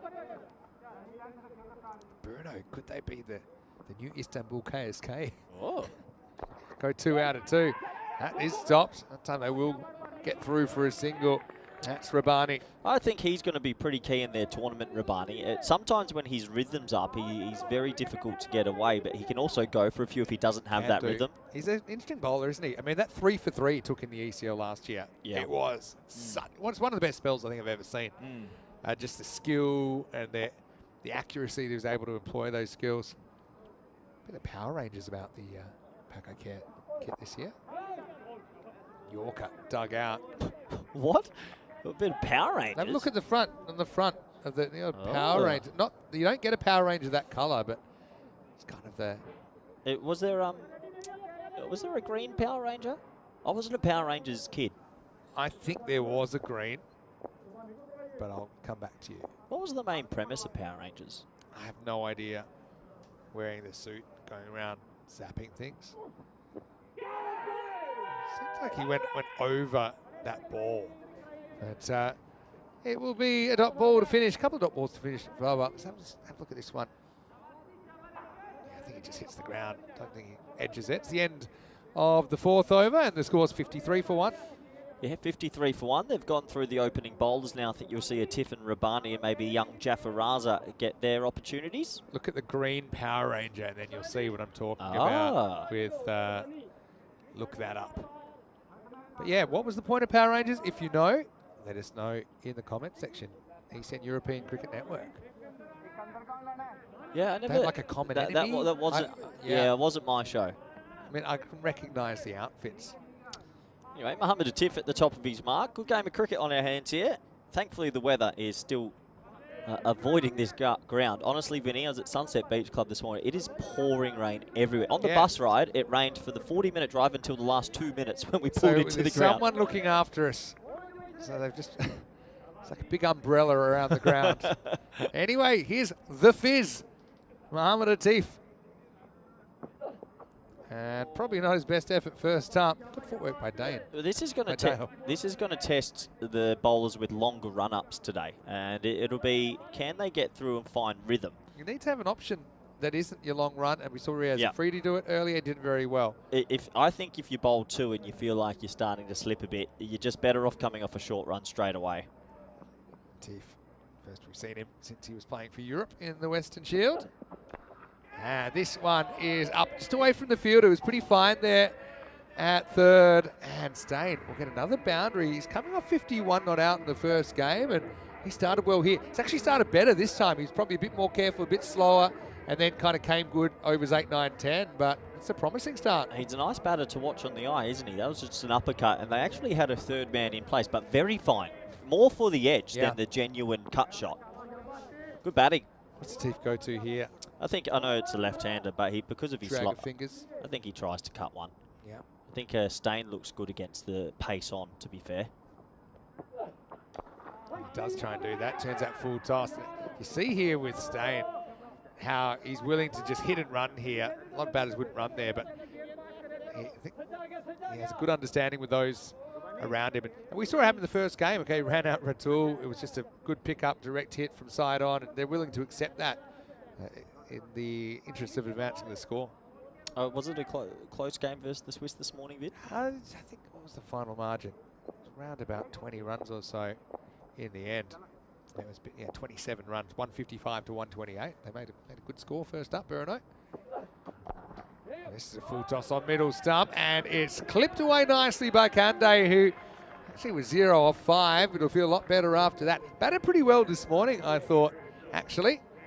You don't want to miss these, because you're going to be LBW, but if you hit him, no problem. And what's more, he gets the placement. Yeah, I just feel like that Brno just putting away the loose balls at the moment, and Pakai Care maybe going through the motions a bit. They just can't find rhythm with the ball. Brno were here 2 years ago, and it was a bit of a horror show when they were in ECL 23. Didn't win a game, had all kinds of issues, couldn't perform, but they've already got a win under their belt. They're looking good here so far. And the one thing I love about this competition is you see that these clubs, they're winning clubs. So they have a winning attitude, even though I know they're running into teams maybe from countries that are higher ranked or have more cricket infrastructure. Yeah. But they're not scared. You know, they come out here. It's a kind of the form of the game where anyone can beat anyone. You feel like the team knows it. The teams know this. Yeah, in 10 overs, Vin. It just takes one good performance from a player, and your team's going to get very close to always winning. Sure, Push Paraj and do that in Group C. Oh, good shot. Or is it? It is gone. Well, looked good from me off the bat, but just mistimed slightly. Mohammed Kamran takes the catch. So Zayn tries to go downtown, ends up in traffic uptown. Atif has a wicket at 64 for 2. Yeah, it sounded good. It really did sound good. I agree with you, but obviously maybe a bit higher on the bat than we could see. We're sitting behind the batsman now because we've swapped ends today. And yes, went straight to Mohammed Kamran. Big wicket in the context of the game, because if Dylan Stain bats through, they might get up to something very imposing. But a heavy length, just the bat turned a little bit in his hands. Quite in the middle, was a little bit outside half of the bat. Kamran doesn't drop that. And so Dylan out for the first time in the series, out for 31. And Brno, 64 for 2. Quick hello. And probably then to all of our Czech viewers who are out there. And one thing that's nice, Brno, they have a big rivalry with Prague CC. Brno's the second city in Czechia. But all the Prague CC and Prague-based players, they're all behind Brno here. It's nice to see. Yep. Support your fellow countrymen. And that will take us to the end of the over. Pretty good one by Atif. Recovers well. 64 for 2 after 5. Hey, let's welcome you into the commentary box. Vinny Sander here, Mr. Maximo. I've got Coy Ruckers with me for the first time today. The big question is, how's the hand? Everyone was asking. Can you put that up to the camera? You can't say. I tried to do it yesterday. Go on, get closer. Can we focus on that? The hand's good. The watch is good. You've got these little scratches. You fixed your watch. From what I've heard, reports are still people a bit undecided, but it was a catch. Yeah. With one hand, if two hands, two bounces off surfaces was a catch. Hey, but you know what? It's all part of the show. You've taken some amazing catches. The viral one in Malta. Vinny. It's all part of the show. You did once drop 9 consecutive crowd catches in a row, and then you took the 10th one. Hey, good to have you back anyway. It's good to be back. And also, thanks for covering. I'm going to have a bit of an early finish. I'll be done after this game. But you and Rhino. Oh, That's a dangerous combination. But I'm leaving you with the keys to the car and the R&R show. Yeah, the R&R show. I like that. Rhino and the Rut. Well, here's taking you home. another Rabani. Rabani. Wow, puts the pace on. Is this covering the fielder? It is. Maximo bounces into the fan zone. Rabani got that dangerous slower ball. The question is when and how to use it, but that time puts the pace on. Kande puts him away. Rabani, for me, is one of those cricketers still trying to figure out his craft, but to be honest, if he has 12 deliveries, I think I'd be telling him to bowl maybe 9 back of the hand slower balls because he gets so much dip on it. So he's gone pace on, pace on. Would he go to the slower ball this one, Vin? I think it's the slow ball, especially because no one's really seen it yet. Nope. He puts pace on. Wonder if they would have talked about that, Brno, if they would have done. I mean, there's so much footage on Paco Care. Actually, all these teams, but Paco Care obviously having been previous champions. And, you know, you got to talk about Rabani and say, look, he's got this slow ball, rather than just go out there and have to work it out for yourself. Yeah, it'll be interesting to see how often they employ the slow ball if they feel like because the wicket's a bit skiddy, they just want to keep it pace on. Slow ball. Nope. I don't know if he's under bowling or just bowling it less than I would. It's working for him at the moment. Well, you look at the first over from a Tiff, he picks up a wicket, but I reckon he only try to bowl one cutter. And sometimes when these guys go back to their club teams, they go back into I want to bowl pace mode, but their slower balls are good, don't forget it. So it's a wicket-taking ball as well. Yeah, true. There it is. There it is. Well bowled. That's a seriously good slower ball from the young man. He's got natural talent. He's a little athlete. Got married last month. Okay, let's have a look how he bowls this slower ball. Talk through it. It's very good. Right out the back. He keeps the seam up a little bit, and he gets a purchase. He usually gets it just to go a bit. Yeah. But because he showed the quick ones, that batsman's through it. The more very that you early. get, the more quick ones you bowl, the more effective the slow ball becomes, right? Last ball, the over. Tries it again Well and bowled. gets a big swing. Excellent over from Rabani. And at the end of 6, 70 for 2. Brilliant bowling from Rabani. He went 4 pace on, and then he goes, I've got something to show you. And he went slower ball, and they were missed by a mile. Gave it the in case you missed it after the last ball, the over. So it looks like Paco Care will go with the method of Baba and Kami at the top, and then you've got a Tiff and Rabani, but there is going to be a lot of pressure on the 5th bowl. Young Jafar Raza, whenever they use him, he's got some big shoes to fill. They're missing Hassan Ali and Shafat, which are 2 genuine seamers. I think they back him to bowl overs 8 and 10 here. Yeah? I think that's what their plan would be. So, okay, we're getting a Tiff in the 7th, so he's going to bowl out. So I think they'll go Jafar Raza 8, and then I think they'll go Rabani 9. It's 3 balls in a row now. Tiff cuts that one away. Yeah, so that's 3 slower balls in a row as well, and just starting to apply the brakes a bit, Paco Care. Got some breaking news. Firstly, hello to Egan Stephen Dantis. Egan's in the chat. But the Power Rangers had to stop Rita Repulsa from taking over the world, who would send monsters from her planet. Rita Repulsa. Thank you very much, Tim Harmer. I'm taking you at your word there. Gee, this innings has ground to a halt, hasn't it now? It's 4 off-speed deliveries in a row, and this is what a Tiff did so well during the Western Shield and made a little bit of a name for himself. He's got this sort of big cut across the ball on a heavy length, and I think now he might go quick. And sometimes when he bowls his quick one, he gets his bouncer at the perfect spot. So it's a quick look at how he bowls his cutter. Thumb comes off the ball, bang. Beautiful shots there. There's the bouncer. Yeah. So that's what he likes to sort of do. He'll go slow ball, then he'll either go head or toes. So it's very hard because it's not a real obvious slower ball either to work out what's coming at you. Then, of course, you have to play it. So, yeah, Tiff is a star for Europe in the Western Shield. Didn't he win a bit of prize money for being leading wicket taker? He got an extra little bit of pocket change for the young man. Wonder how he spent it, or if he spent it. Slower ball Shot. again, but nicely played. Kante breaks the shackles. He's still just struggling to move the game forward, but maximal 6 runs. Well, what Brno have done well, if they have missed their length or line, this one is a slow ball, but it's the wrong line. They've still put it away. So he goes the cutter, but it's way too straight. Good batting. Yeah, excellent batting. Yeah, Rhino's good. Rico's off for a few days. Rico's got a little bit of a mini break. He's doing his first aid certificate tomorrow. Yep. So he's been studying up for that, and then he'll be back. I think Rico's got 2 groups off, or almost, because he'll do the Group E finals day. And you've got a little bit of a mini break coming up, don't you? Yeah, I do. You deserve it. Oh, what a chop into the ground. It was into the ground, hence it was an out. Zain Nakvi, familiar face, of course. Plays for Fresh Tropical in Italy. Just not getting a couple away here, Kande. 17 or 15. Would you be tempted if he doesn't get a couple away? Honestly, I'd be going Riaz Afridi, inject him. Yeah? Just 3 overs to go. I know that Nachi's a tough bowler to face. At least this is the last ball he can bowl. just not happening at the moment, is it? And that will take us to the end of the 7th. 78 for 2. Atif on his return to the Cartama Oval after a very short absence. Takes 1 for 19. Yeah, and that's what he does so well. I don't know if he was at the best of his rhythm there, but what he's been able to do is go under 10, which he seems to do often at Cartama Oval, which isn't easy. So we have a look at the group so far. We're in Group D, first day of Group D, and 3 more groups to come, Vinny. It feels like we've been here a while, and we've got a while to go. Let's have a look at this group. And with Nomads losing their first game, obviously they've got a big game coming up.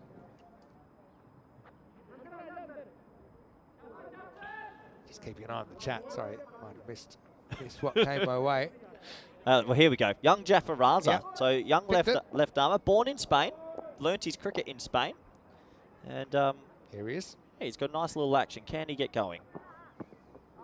Good start for him. Slips down the footing. First one's always the hardest one. I believe he just turned 17. We had him come on a development tour with a lot of our youngsters not long ago, and he's a great young man, and he loves the game. But in this tournament for Pack I Care, he'll get a lot of bowling. In the past, he maybe got an over here and there, but I think they're sort of earmarking him to be the 5th bowler for the whole group. Yeah, I think so. Yeah, he's a good young player.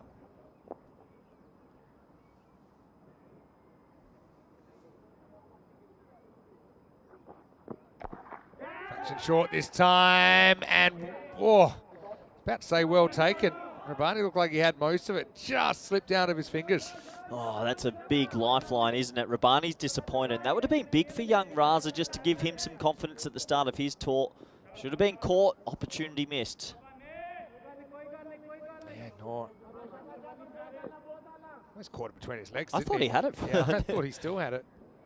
Anyway, back to live action. Jaffa could have had a wicket. Now flicked away. That one gets through a teeth, and it's going to run away for 4. Really, probably should have done better there, but the ball wins the race and gets away from him. That's not good enough, really. 2 fielders should be catching that and stopping that. And for a young fast bowler who just wants confidence to start his trip, he could have had 1 for 1. In the end, it's a bonus 4. It might have skidded off the turf, but you got to stop that. Looks like he's going cross seam. Cross seamer. Matab Khan. It's a good Yorker here. Squeezed out. Oh, it gets under a teeth again. Well, I don't know what he was doing out with Jack Wood, but unfortunately for Teef, he's missed a couple that he should have stopped. And Brno, they need the charity at the moment. 4 more. Tell you what, Jaffa Raza, the young fella's thinking, what's this? You've trusted me as the 5th bowler.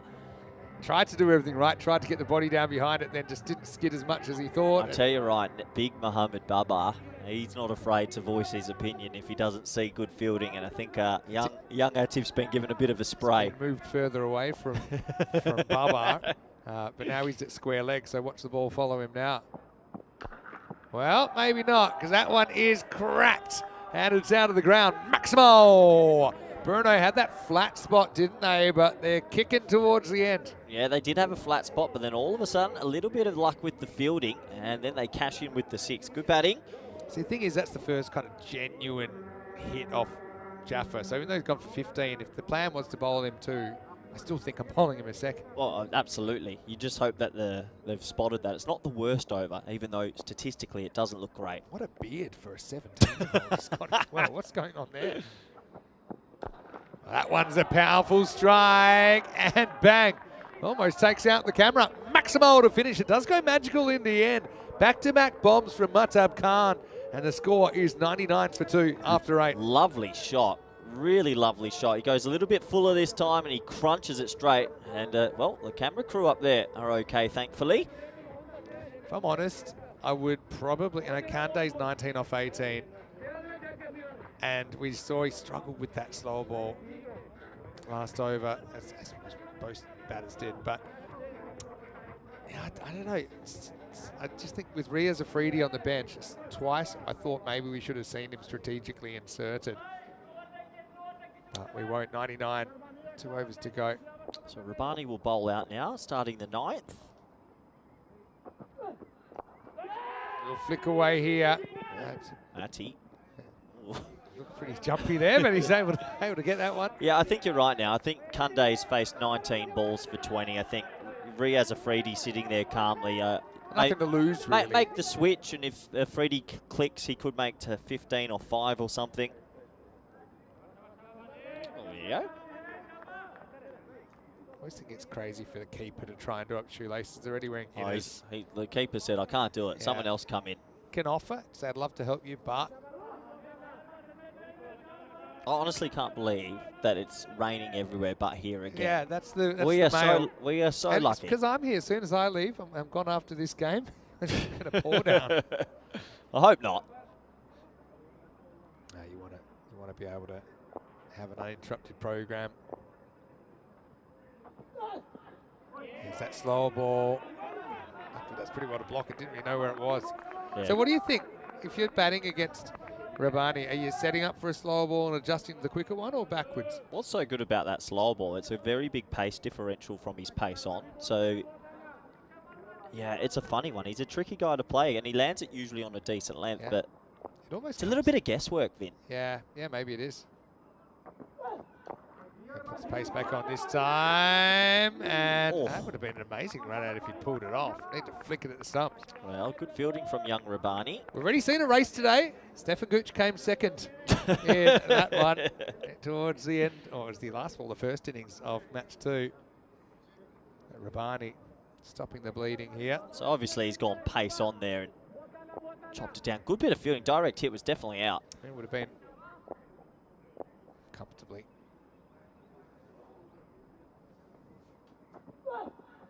There's that quicker one. So it is, I suppose you do almost have to set up for one or the other. If you're kind of in the middle, you're not really timing up anything. There's one thing about the slower ball. We're talking slower ball and pace on, but his length is immaculate. He's bowling it in between length. So usually when a player bowls a slower ball, sometimes they overpitch it. It comes out wrong. It's a full toss. I've probably put the kibosh on him now, but his length in these 10 balls has been exceptional. Pace on again. Can't really get it away. All right, I'll put you to the test. Pace on or pace off? Can Vinny Sandhu guess the last one? I'm bad at guessing. Go on, I want to see it. Last ball for his spell. Pace on or pace off? Well, I'm going to be the batter, and I'm guessing slower ball. But then I think that's what he thinks I'm guessing, so I think it's quick. I'm always guessing slow ball. I'm going slow ball. Okay, I'll go faster ball. Deal. Good Here luck. we go. Oh, Corey, well bowled. Absolutely done me there. It's going to bounce off the top of the stumps. And Rabbani, well, that's the thing. No matter what he does, it's a good option. As he'll finish 1 for 9 off 2 overs. A real masterclass. Let's have a look at it here. Yeah, it's brilliant bowling. He actually makes the batsman look a little bit silly because it's a loose shot, but he's just trying to guess. Is it quick? Is it slow? But the length, Vinny, the length is perfect. Yeah, you're right. Top of the stumps length. I guess it's my time to walk back to the pavilion as well because I overthought it. I guessed right the first time to change my mind. Matab goes for 22. Does hit a couple of bombs. Brno, 102 for 3. That over went 1-0-1-0-1 wicket. So just very tough to get after. Rabbani, in his first over, he actually had 5 dot balls and a 6. So he beat the bat a lot. yeah, and he does it with his skill and his decision making. This is where Jaffa Raza will finish here. He didn't bowl the worst first, but this is where Pakokare lacked that depth this trip. They don't have 6 or 7 bowling options. They don't have 6 or 7 batsmen. So Jaffa Raza to close. Been a bit cat and mouse, but overall, Brno, they've been fighting hard. Yeah, well, I guess got one thing right. I guessed that they'd go Jaffa Raza, then Rabbani, then Jaffa Raza to finish, and that's what they are doing here. So can't they break the shackles here? Really? The one thing Jaffa Raza probably has to develop, Vinny, and he'd learned from the 2 players just bowled before him, it's got to have a slow ball. It's a little bit one pace from the young man. If he can develop an off-cutter as well. Especially if you're bowling at the end.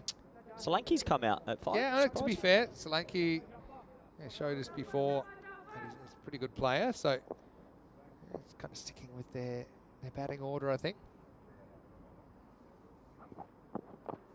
Well, he will get nothing. That's a great catch down there by Khalil Ahmed. It would have been 6, but he stays inside. And that's going to be a first wicket here in ECL 25 for Jaffa Raza. Slunky out for a golden duck. Yeah, brilliant catch. He was on the rope. He only had about half a foot to work with, and the young fella finally gets some support from his fielders. Catches it pretty calmly, looks at the rope and says, yeah, that's out. Yeah, then he stands there. In local cricket, they'll often stand there and then someone will come and look at the boundary and they're not allowed to move. So that's something that you see sometimes, but it's a good catch. Solanke on another day, maybe you get 6 for that, but not today. He's out, and it's 103 for 4. Yeah, 103 for 4 now. They've just been able to hold them back from maybe a 140, 150 score. Good question from Kushal Mendon, who's watching from Czechia, asking, is Rabani the most talented T10 bowler at the moment on ECN? Oh, that's a pretty big call. I reckon he's up there, but you're right, his consistency's the issue. All right, so Badadeka comes out. He can slam it pretty well as well. Look, we saw the best of him there, and he's got a way to go, but there is times where Rabani's been smacked a lot. I know, but I always he's wonder how. When he's on, he looks magnificent. He qualifies for Spain at the end of this year, so we've got our eye. He's in our squad now as a development player, but he qualifies officially, I think, in 8 months' time. So I'll tell you what puzzles me about him in a moment. He's not going too far this time. Okay, when he does get hit, is it because he's bowled badly or people have just played him better or worked him out? Sometimes that was perfect with his length, but sometimes he can be too full. And if you bowl a slower ball full or pace on full, you can still get whacked for 6, you know. So he's definitely one for the future. Newly married, young Rabani. Congratulations. Congratulations. Well, there you go. They needed some of that. They get it. Badadeka, he's out there to add a bit of muscle. That one's into the jungle. Go find it. Maximal, 6 runs. Lovely shot. Really lovely shot. He's put his body weight in that, Vinny. That's gone a long way. Badadeka follows up with a one-handed 6. And I think it'll be game on. We've got last ball to come. Brno up to 111. I think young Jaffa Raza just needs to, if he can develop that slower ball or when to close an over, it'll help him a lot more. But nice shot. Can they get 6 more? Can they get to 117? Just misses, I think. Or does it? Well bowled. Did it sneak in? The question, it bounces pretty much on the crease. So does it bounce on the line or just outside the line? Oh, it might. Oh, is that got a scare? Is that the most beautiful? Is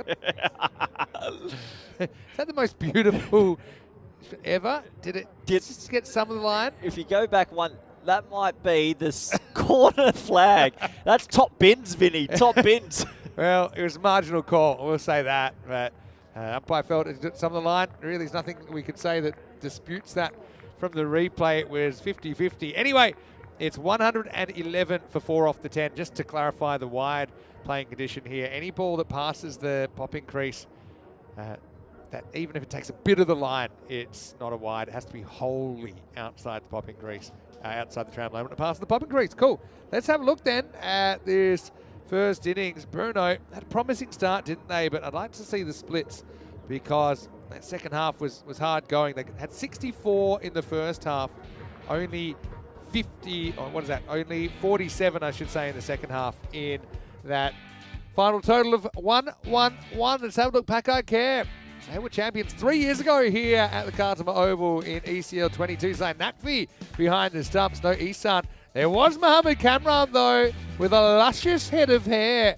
And you know what? He still had that natural pace about him. It was exciting to watch, Corey. Yeah, he had that natural pace, but he did get found out a couple of times. And Mohammed Baba also got whacked around. The opening pair, the 2 left-handers, I thought batted quite well against some hostile bowling.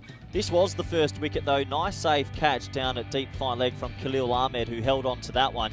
But it was a good sort of to and fro at the top, wasn't it? Because I thought Brno played the pace bowlers quite well. Yeah, I thought they did. But again, Brno obviously at this level, you're playing against some pretty good bowlers. And bowlers you haven't really seen before or played before.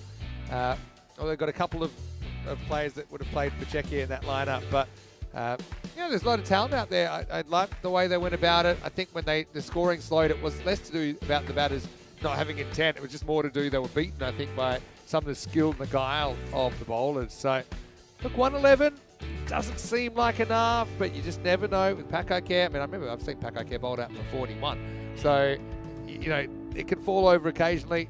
Rabani, he upset he put that down. actually think a couple of times as well, you think some of the misfields that kind of resulted in boundaries. Late in the piece, Jaffarazza did cop a little bit in his first over. To be fair, his last over only went for 9.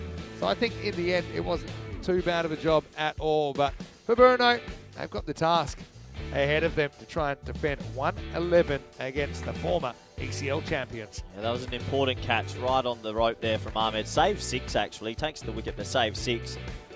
And in the end, Jaffarazza did bowl a very good last over, only going for 9. He did collect it once. That was a lovely shot in the wheelhouse. Pumped it for a large Maximo.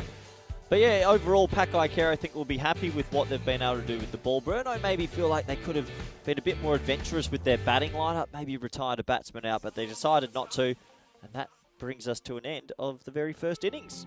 Let's have a look at the scorecard, shall we? And well, a lot of starts up there, 24 for Ratul and 31 for Dylan Stain. They'll be disappointed that neither of them went on for a 50.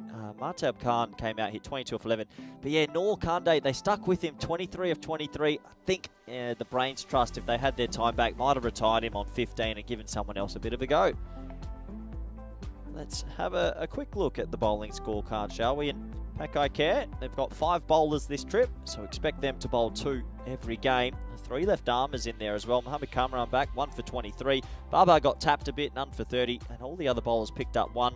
I think Asad Rabbani's spell stood out though. 1 for 9, and there was a 6 in there. That slower ball looking very good indeed. So we're at the halfway stage. The score is 1-1-1 for 4. Do join us back in the next 10 minutes for the all-exciting run chase. Thank you.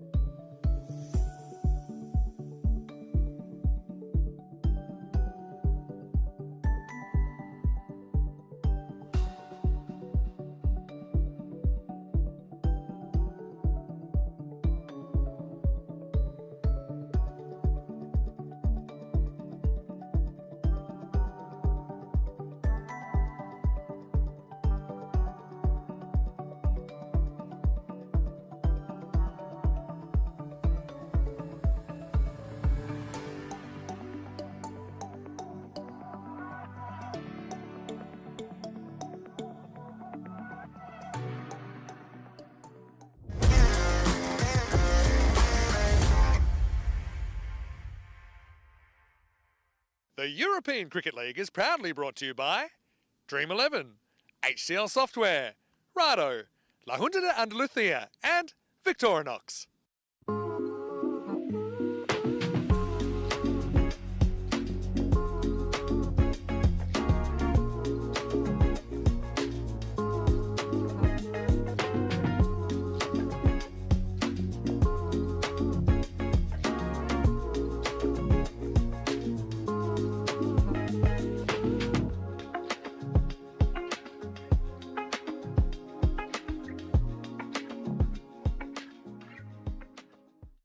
Hello everyone and welcome back to Cartama Oval. We're at the halfway stage of this game between Paco Care Badalona, who are taking on Brno, and well, 111 for 4 on the board. It was a bit of to and fro, but they really choked the middle overs, did Paco Care, with their seam bowlers, and they'll be confident going into the second half. However, there is still a bit of misty rain around, and as we know, they are a little bit more thin with the batting lineup than we've seen in previous years.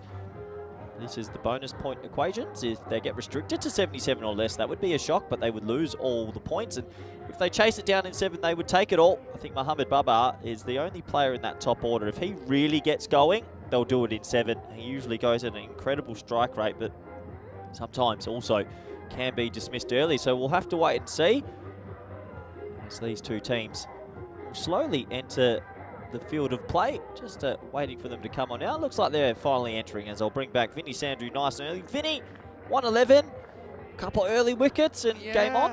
I still think Paco Care will be big favourites here, but you never know. Well, Mocham's listed at 6. That sure tells you the tale. 2 early wickets, Vin.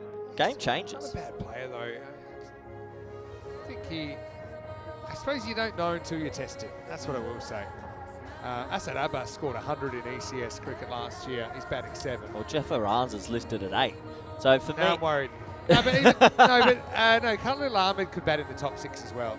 I think they've just kind of mixed and matched. And a T10 11. He's got an ECN 50 as well. It's ECL cricket. I know you're looking at your Western Shield. You know you're a big shot. I don't think your ECS club cricket matters when you get to the ECL. The level goes up a bit. True, but also we know that Barcelona is very strong region. Yeah. So, you know, Brno are part of a competition that does have some very good players as well. We'll say there's 3 tiers of Czech cricket. Yeah. And they've had a real rivalry the last couple of years with Prague CC. Tell us a little bit about Riaz Afridi, who's going to open the bowling. Actually, I've never seen him bowl live. Is that right? Yeah, but I've heard the stories. He gets it through. He's got some genuine pace about him. Keeps himself in incredibly good condition. Yeah. He's got a bit of a tape ball background. If you saw him bat, you'd know that kind of style. How much pace are we talking? Genuine pace. I've never seen him, but I've heard the whispers that he can get it through. I also think he's known for being a bit inconsistent. Sometimes he can be wild. And we saw earlier, after the first couple of balls, he kind of bowled off half the run when he came back later. But anyway, Baba and Yassine to open the batting for Paco Care. 112 required for victory. Here's Riaz Afridi. First one clipped away, they won't get a run. But he's got a real he's got a big delivery stride, a kind of load up, and then it goes. Yeah. But I mean, again, these are conditions that it's difficult for the big fast men to really run in and give it everything. Yeah, so 2 sort of well-known players going up against each other, Afridi versus Baba. Baba won't hold back. This is fire versus fire. Really good contest here. Good cut shot there, and that's going to whistle to the boundary. The orthodox shot there from Baba, but effective, and he's got 4 runs. That's one thing about Baba, that he's a funny guy to watch bat, and he's got this crazy whip and he's got this crazy power, but every now and then he'll also show you a bit of touch. That's a really good shot. Hey, this top opening pair have a lot of work this week. You've got Kamran at 4 and Nakvi at 3, but this pair, they're crucial for Paco Care's hopes. In the air, but fielder bat will field it on the bounce. Until keeper there to back up the throw. It bounced off the stump. Thought for a second it might bounce away for overthrows. He hit that hard, but he hit it straight to deep cover. You can see Afridi, you know, on his day. It's one of those things, a few things have to go right for him to really hit top gear. So So Yassine on strike. Yassine's a different type player. Yassine's a touch player, but also I think we saw he got into a bit of fire at ECC a few years ago where he really was batting beautifully, but he's a bit more conventional, left-hander. Always good to have a lefty-righty at the top. Freedy gets a crack at Mohamed Yassine.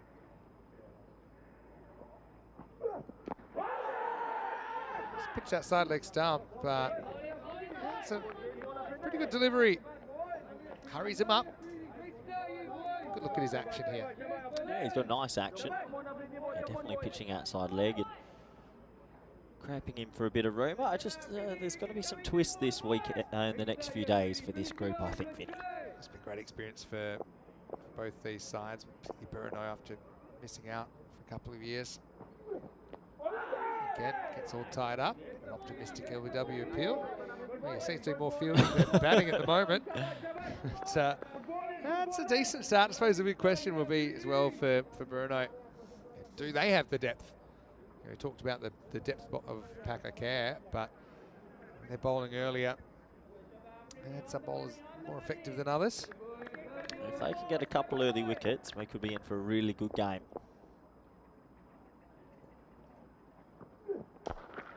Hit down the ground, beats the fielder 4 runs. So you see there, you're seeing he is strong. He's strong on the drive. Wasn't exactly a half volley either, but he finds the boundary. Yeah, confidence building shot for him as he punches a 4 straight. So the first over is complete. Not a bad start for Brno. 9 for none. 41 games, Vin, since our magical golden ball. You remember that one very well, don't you? Yeah, cha-ching, Vinny, cha-ching. Day 1. But, yeah, Brno, they do have a golden ball in their past. Don't remember Pakakare having a golden ball. I have to go to the archives. How many golden balls have we had on the network, do you think? 71. Okay. Out of how many games? About 6,000 something. It's about 1 in 90 games. Okay. 1 in 92, give or take. Mishra coming on to bowl over number 2. He was incredibly good. First ball he came in and he slipped over and he didn't bowl. And then he started taking wickets. And he just got on with it, and he was very, very effective in that first game of the day. Well, here we go. Mishra to Baba. Beats him first up, gets away from Ratul. It didn't go into plan, but they'll get through for a bye. I'm glad his teammate that was standing over him just had a little bit of a chuckle there. So they'll just scamper through for a bye, just getting away from the keeper. Still these dark clouds, Vin. It's unbelievable. They're just surrounding us. Yeah, we're golden today. I told you, this is my last game for the day. As soon as I go, hopefully not. Hopefully not. Brno, I remember they had a very interesting golden ball. I'll tell you which one it was. It was back in 2023. Yassine doesn't beat the field here. Baba not too interested in running. There's a bit of pressure growing here. So they had a golden ball, Brno versus United, and here's what happened. I was confused. Brno were bowling. Abhimanyu Yassine from United hit the ball out to deep mid-wicket, ran 1, started to run 2, stopped, ran back, and I was like, what happened? And he realised he didn't touch his bat correctly. Well, it doesn't help, but that does help. That's a beautiful shot from Yassine. As we mentioned, he's a bit more conventional, likes to drive, and that's a lovely shot for 4. Classy shot there from Yassine again. Just technically very good at that on drive, which is a difficult shot to play. But fairly risk-free, but fairly effective. Yeah, so I was wondering, why are they running? He got run out by 4 or 5 metres, despite the keeper fumbling. So the fact he didn't touch his bat cost him the game, and Brno won that golden ball back in July 2023. That's going to be dragged across the line. That's going to go for 4 as well. So you're seeing getting into his work now. Mishra finding it quite difficult in the 7th. Yeah, just looking at the field, Vin, deep cover and deep third. So I think Yassine's thinking, look, I'm just going to drag anything across, and if it gets through the gap, it's going to go. And the change will come now. Cover comes up, and mid-wicket will go back. Obviously saw Raw Strikers actually doing that quite effectively in their final 6 or even 7 on the offside, hitting their spots, and Skanderborg weren't really taking the bait to go leg side. Only bowled 1 wide as well. Anyway, Mishra, see if he can fight back here. be called a wide. I know you love good names, and in the Brno squad, though he's not playing today. We have seen him before in ECS cricket, but Yug Warrior is in the squad. How do you spell Yug? Y-U-G. Good. Yug. Yeah, that's one way you could say it. Yug Warrior is here. Warrior's the last name. Genuine. Warrior. Like it. Another good on drive. That wasn't very far from the fielder, but Suresh Ramarao had no chance, and it's another 4 runs. Well, that's his third on drive for 4. And, Yeah, putting someone back there. well, maybe. He looks like he's enjoying that shot, and he's hit that one off a decent length, actually. So Yassine's got 4 fours now. None of them are 4 if the field's back. You don't fumble. That was only about 3 metres from the field. He had no chance at all. Went so quickly. It's skidding off this outfield as well. You hit it hard enough, it's flying. Last ball of the second.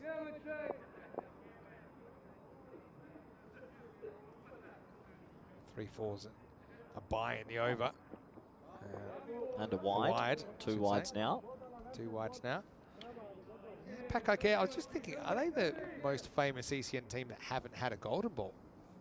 Potentially. I think we're going to get another golden ball or 2 this event. I hope so. Do you know how many teams have played a golden ball ever? I think you're stuck in golden ball chat, Vin. Just thinking.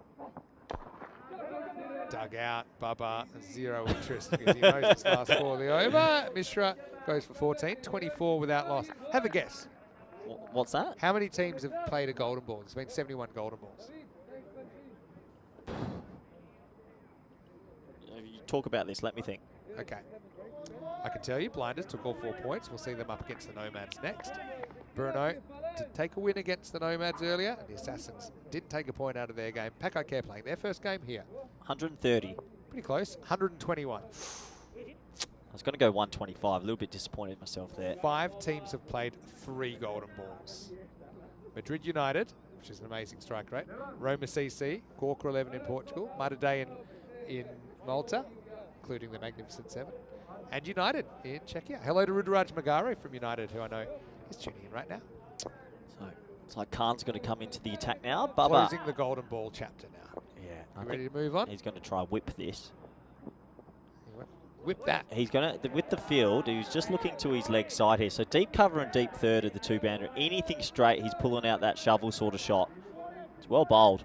So it's one of those cases, I think he was thinking, yeah, like you said, he's thinking of this area. When it wasn't there, he thought, okay, just going to leave it alone. Third was back anyway. He slashed at it. Cuts back a bit. Look, Vin, I know that it says 94%, but just 2 wickets on the board here. This game will flip very quickly. Well bowled, good length. Yeah, look at hit the seam and come back a little bit. It goes between bat and the body. Yeah, Bubba hasn't found his batting groove just yet.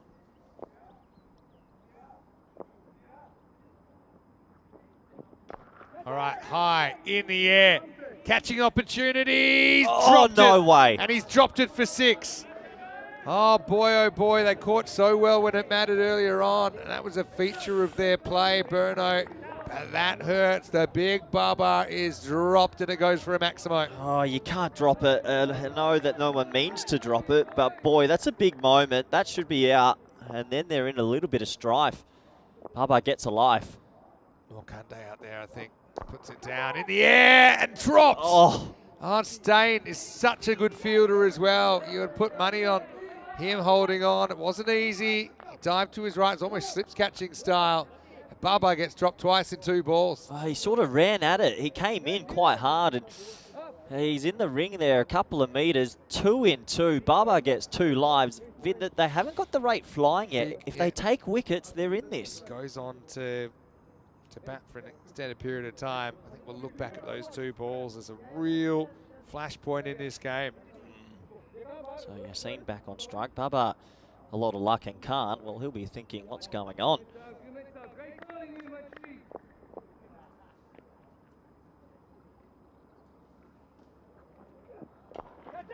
Lifted up in the air. Nobody back on the fence. That will just stop in time. It will not.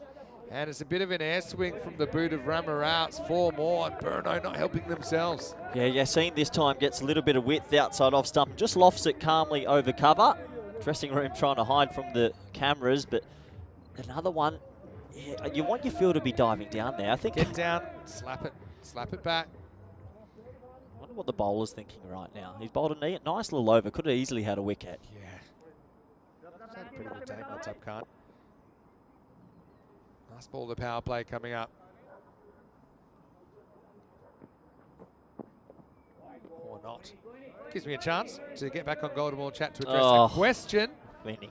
What ground has the highest percentage of golden balls? And I can tell you, it's Marsa in Malta. Did you know there's been 10 golden balls at Marsa and also 10 here at the Cardiff Oval? Zing! I'm going to fine you 20 euros if you don't play along.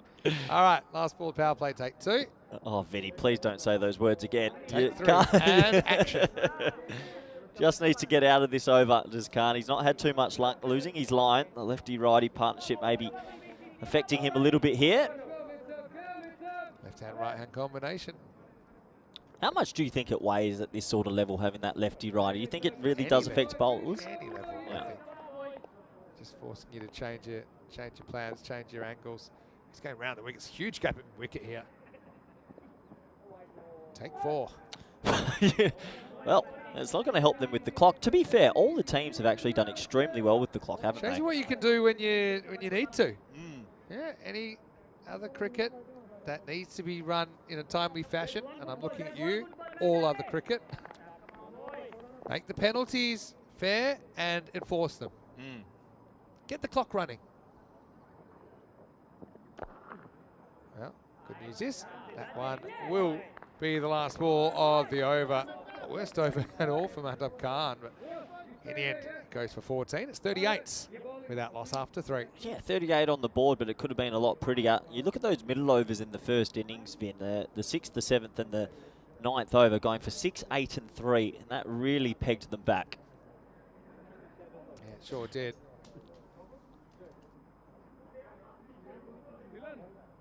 Yeah, what are you going to get up to in your afternoon off, Vin? Catch up on some rest? No, I'm definitely looking forward to keeping abreast of what's happening here.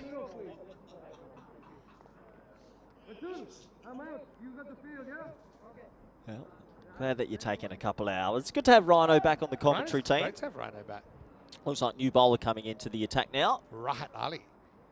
So taking a lot of wickets in Czechia. I've seen him featuring for the national team. Babar. Watches that one go past. It's an interesting kind of release. Comes out a little bit slower than the arm action would suggest, Rahat, but he bowled pretty well earlier today. Yeah, just not getting that one right. So that's 4 wides actually in the last couple of moments of these game. And obviously it's not a massive total. Just have to be careful here not to give away too many freebies. Plenty of noise out there. That's good. Energy's high.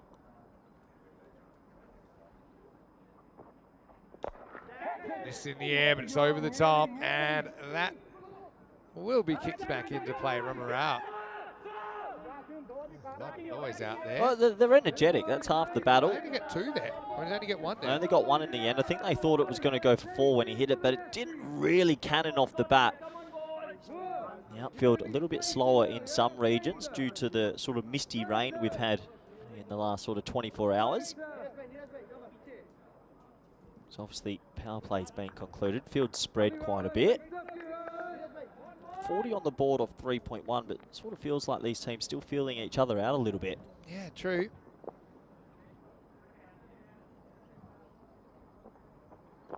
A false shot that time. Right, bent it slightly into the left-hander. It's a bit very unpack I care. 1-6 so far, and that's probably where they're going to miss Ihsan the most. Because Mohamed Ihsan walks out and usually hits 4 6s straight away. So, 6-hitter, isn't he? He is. And I just think that any wicket puts a bit of pressure on that dugout. Can Brno get the breakthrough? Lost his run there. Just thinking this is a rare chance for Atif to catch up a few matches on Mohamed Ihsan, who's played 217 matches in ECN cricket. Atif is now 205. It's a lot of T10 cricket. So if they make the championship week here, Atif could have the all-time most appearances.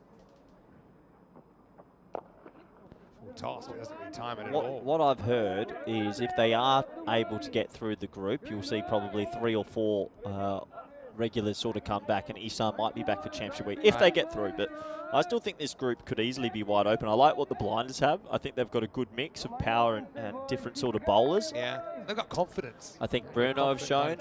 I think this could be a pretty wide open finals day when they get to it. I just really hope the weather stays away. Yeah, me too. So hopefully it doesn't. Right now it's okay. And this time it's up and it's out of the ground. Maximo, right in the slot for Baba. Well, there we go. He gets one away, finally. I think it was a loopy slower ball, and he pumped it for 6. So Baba finally awakens. Pakai Care, maybe not at their fluent best with the bat, but they're 47 for none. Check it out here on the replay, Baba. Just a little push for him, isn't it? Unnatural power. Yeah.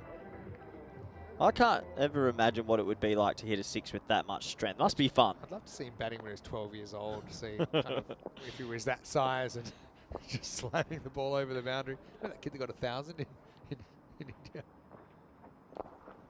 It'll flick away. It's good fielding in the end. It wasn't an easy one for Mishra, but he got something behind it. They will get through for a single, though. Yeah, one more to the total. Good fielding, because that easily could have shot away for 4. Interesting. Yeah, it's they're ahead, but another looking good to keep their point as well. You get another wicket here. Just get your first wicket. Bring out a new batter that might not get flowing straight away. So Nakfi listed at 3. He reaches for this, up in the air. Afridi takes the catch, doesn't have to move. So Rahat Ali chips in again with a big wicket. And Yassine will go for 21. First wicket falls for Pakai Care, 48 for 1. Yeah, so 48 for 1. Yassine tries to up the rate, but doesn't get enough on it. Caught on the rope. Afridi's pretty happy with his work down there at deep mid-off. Has just stayed out there celebrating, which is good to see. That does bring Nakvi to the crease. Just didn't get it out the middle of that blade. And a nice safe catch in the end. Saving his energy. Bowls it back in. And says... Yeah, just everybody came in. I think he might have flashed a bit of a thumbs up at the end of that. But Yassine played some really nice shots, particularly threw mid-on, didn't he? But he is the first Pakai wicket to fall. And the score is 48 for 1. So Nakvi comes at 3. You got Kamran at 4, but then that's where it starts to get a little bit more shaky for this team. Yeah. I think maybe because we're used to... So much depth. A galaxy of stars necessarily. But, yeah... There's going to be some twists and turns in this group. Maybe the fact that they've paced themselves a bit so far, maybe that surprised me a bit. But I mean, Yassine's that kind of player. They've respected the good ball so far. You put it that way. Haven't gone after everything. Well, if Brno can get Baba going back now, it's definitely not 95 to 5%. That'll be a big change, I think. Nakvi though, he's a guy that was banging a lot of runs last season on ECN. This one. Misses the mark. How many extras are we up to already? It feels like they've just lost the radar a little bit also. He's 23 years old, and he has 4 ECN hundreds. Oh, it's what a shot. If that had gone for 4, it might have been the greatest shot we've ever seen. It's the genuine beamer. He knew what he was doing in that he left his bat up there on purpose. Did he? But then the head was out of there. He's actually extremely unlucky. He picked out fine leg. I don't think he did knew. it on purpose. Nah. He's a master of the trick shot. I'm telling you, he saw that. He just want to make sure it didn't hit him in the head. Well, it's a free hit, Vin. Yeah, Rummer out. Some things to think about. 50's up, free hit. Slower ball, reaches, and gets it over the top. Maximo hits the crossbar of the fence. So the chicken's coming back to roost for Ramaral. Yeah, that's 2 slower balls that have been over pitched. He's just sort of shoveled them for 6. Crossbar challenge complete right on the sort of barriers there. Is that not... Is that too slow for a slower ball? Is there any length that works? Pace on. Ow. Well fielded. Oh. Jeez, he took that straight in the shin. It's a case of the ball fielding the fielder. Matab Khan there at cover. Just wears it. 3 reds. I think that obviously you want to have a good slower ball to pace differential, but sometimes if it's too slow, batters adjust anyway. It's always the length, Yeah. though. That pick-up kind of length. So Nakvi facing his first ball. Oh, it's a pretty good start. It's a really good start. Classy guide over backward point. Maximal, 6 runs. Yeah, it's a lovely shot from Nakvi. A little bit of width, and he just leant on it. Didn't look to overhit it, and he'll get 6 for his trouble. So that opens up his account. And, yeah, just goes to show, you don't have to try and whack everything. You get it out the middle of the bat, it'll fly here. Yeah, to have that kind of touch first ball. Pretty good start. They don't get much better. Oh, this one is going to fly, but the fielder is going to make the save.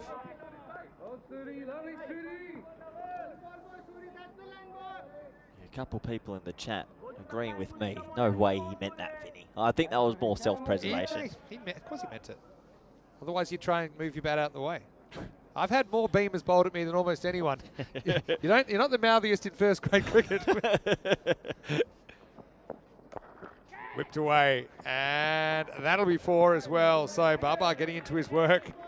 Yeah, I mean, I'm not saying he knew he was going to hit it, but he knew it was a possibility when he left the bat up. Agree to disagree, Vin. Baba gets to 31. I'd say he's still not at his fluent best, but he's still there.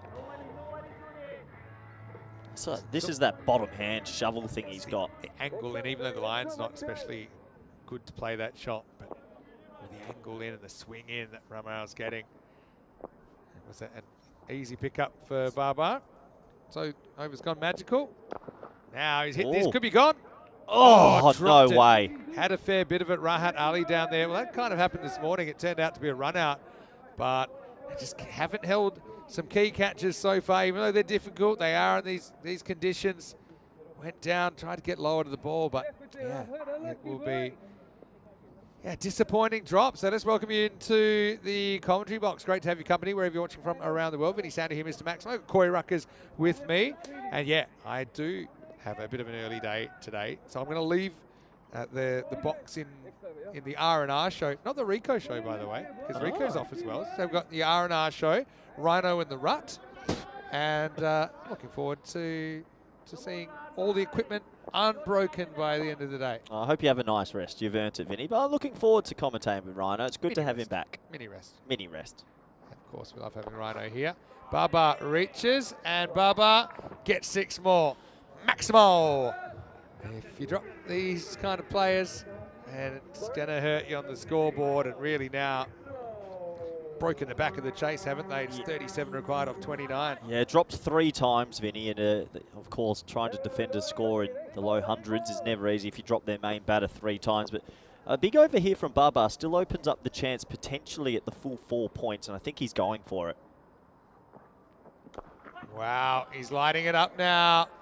And it is 6 more. Says Mars. I suppose the good thing for you is you don't have to pay his petrol money this time, but he is motoring. He's 44 off 18 now. Yeah, that's the one thing as well. If you do drop good players, they get time to find form, and that's a bit more like the Bubba we know at Cardimer Oval.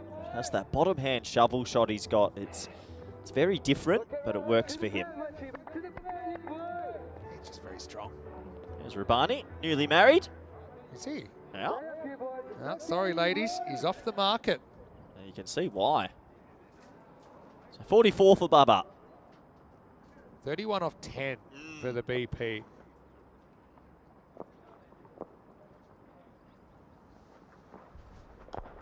That one's hit pretty hard as well. Freedy. Oh, he does block it.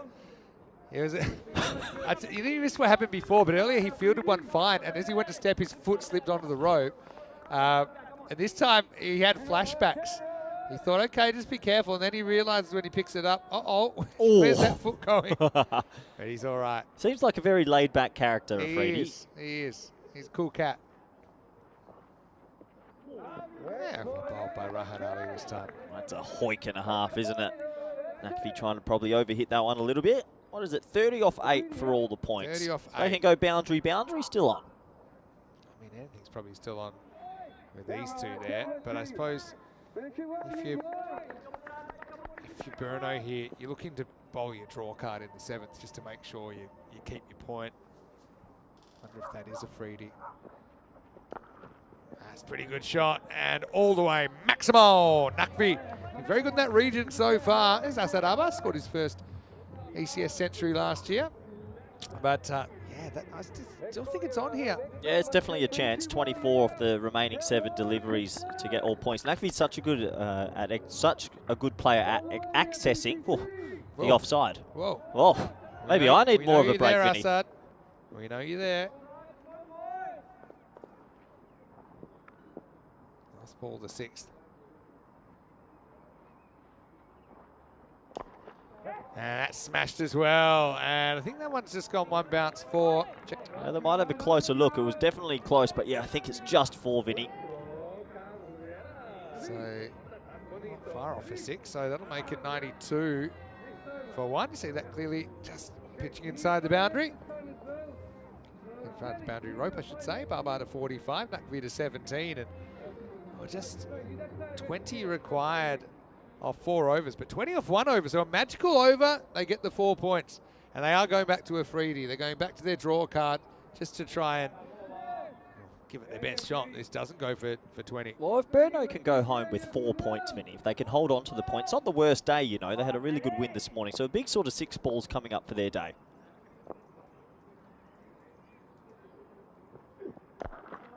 Oh! Yeah, nice catch. Baba late on that one. It went back to the bowler, and Afridi takes in the follow through. This time we get a little bit more of a reaction from the big man, and the score is 92 for 2. Well, what a good catch that is. What a fantastic catch as he smacked it back. It's never easy in your follow through, but right there he came running through, caught it well. That's a brilliant catch. Bit of shock because they've dropped some sitters. That's true. That's maybe the good thing about that catch. He had no time to think about it. But Baba gets his team close. Misses out on the half century, but certainly asserted his dominance once again on this competition. He's out for 45 and back okay, 92 for 2. Yeah, so Baba gets a little bit of luck earlier in the innings, but he gets to 45 in the end. Maybe disappointed not to finish the job. Coming out now at number 4. I think that might bury the 4 points, if you ask me, that wicket there. Well, you never know. Cameron's a good hitter. But they need 2 4s, 2 6s or better in 5 balls. It's Afridi, pace to pace. Wow, he takes on the hook straight away, and he's going to get it. Going, gone. Maximo. What a good shot that is. Yeah, brilliant shot from Cammy, who's also a player that you've got to look out for with the bat. He's a bit more of a technical hitter. Well, that's a good shot first ball. Yeah, how high was this? Probably the one for the over. He's heading over his shoulder if he's standing at the crease. So 14 off 4 balls. We saw something similar in the last game, actually. It involved the blinders. They were able to do it. Afridi tried out the short stuff. Probably goes full now. His heavy length beats him. Okay, so now 14 off 3 required. Come back. Yeah, 14 off 3. So he's going to go boundary to pull it off, but a lot of work to do. Afridi sneaking that one inside. Well bowled. That's the zone. That's where you want to be.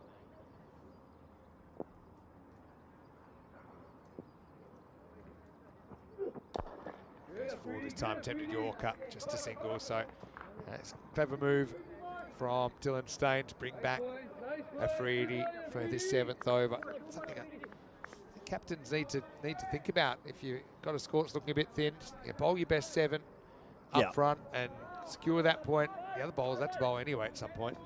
Yeah, completely agree, Vinny. He's got some genuine pace, and when he hits that sort of heavy length, he gets it to skid through. Yeah, I've seen him bowl even quicker as well. The pitch isn't a particularly fast pitch in Prague, where we normally see him playing, but he can still get a fair bit out of it. So we'll see in a minute that Brno have achieved a point in this game.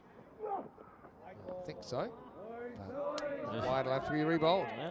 You never know. No ball 6. No ball 6 and another 6. Yeah, a couple of questions asking about where's his son. I can give some happy news as well. He's getting married. So he's in Pakistan for a couple of months getting married, and He wanted to come back, but obviously prioritised some family stuff first. Congratulations Yeah. to EC as well. Pretty well bowled. So the over in the end only goes for 8. And big help was the wicket of Mohamed Babar as well. So Riaz Afridi looking pretty good, although we've only seen him a couple of times out there. It's 100 for 2 after 7. Coming up, I'm going to leave you with Rhino and the Rut. And Omar Zahid comes in for the blinders. For Zurich Nomads, they made one change with Dawood Zayat coming in. But yeah, watch out, a lot of big hitters on both sides. Look at the top 3 of both sides. Abbas Ghani, who was player of the series in the T20s in Malta earlier this year. Jason van der Merwe coming off big runs that first game. Stefan Gooch. For the Nomads, Fahim Nazir, very classy player. Osama Mahmood is now transferred from Power to the Nomads. And Hassan Ahmed at number 3. So stay tuned. Budapest Blinders have won the toss and elected to bat in that one, and it starts in exactly 1 hour. Extended break actually coming up after this game. Is it? Yes. Okay. You okay with that? Yeah, I I didn't realise that. Oh, let's give us a bit of time to catch up on some for refreshments. 12 to go in this, 12 of 18. The Swiss chocolates, maybe. Bit of spin. Yeah, Naveed, it's a good off spinner. The first one is going to be parried across the line by Rahat Ali. So now it's just a matter of when, isn't it? Yeah, it is a matter of when. They've won this game, Pakai Care. Nice shot from Cammy there, just hitting it through the offside along the carpet, really, and it flew across this Cardamom turf. Really zipped along. Yeah, man, you don't mind the ball going for 4.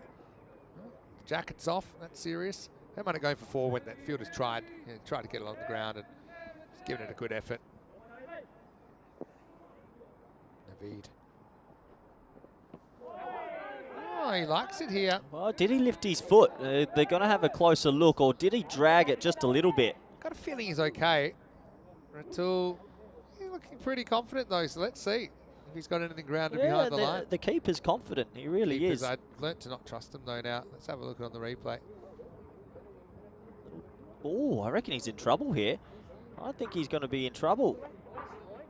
Oh, he's gone. He's going to be out. That's out. You can see the line. That's just great keeping. There's a little bit of white line, Vin. It's tight, but that's out. Yeah, and you're right. Well, there you go. It was almost in, but not quite. Ratul, the consolation wicket. It'll be Naveed that cashes it in. An excellent bit of keeping there. Quick hands. I don't think Cammy realised he was out at all, but he will have to go for 11 on his return to the Cardamom Oval with just 8 required. Pakakare Badalona 104 for 3. It's one of those ones, you play a big expansive drive and your foot naturally goes up and goes down in a split second and you feel good. You don't realise, but actually it went up at the wrong time. Yeah, and good keeping. That's true. But actually as a keeper, you've got the best view in the house there, because if you can see line, if you can see white line, you know it's out. Cammy, quick to get the helmet off and show us what he's packing. And it's 104 for 3. Well, new batter's got some shades on here, Vinny. I'm a huge fan. This is Bikramjeet Singh. Yeah, Bikram likes to wear him in all conditions. I've personally not seen much of Bikramjeet Singh.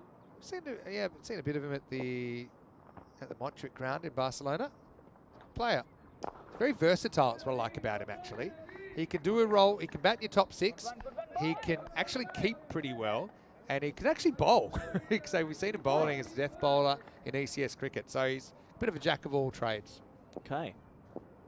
Nakvi on 17. He sets himself on this, and that flies. Hits the giant 10, heads towards the Microlino.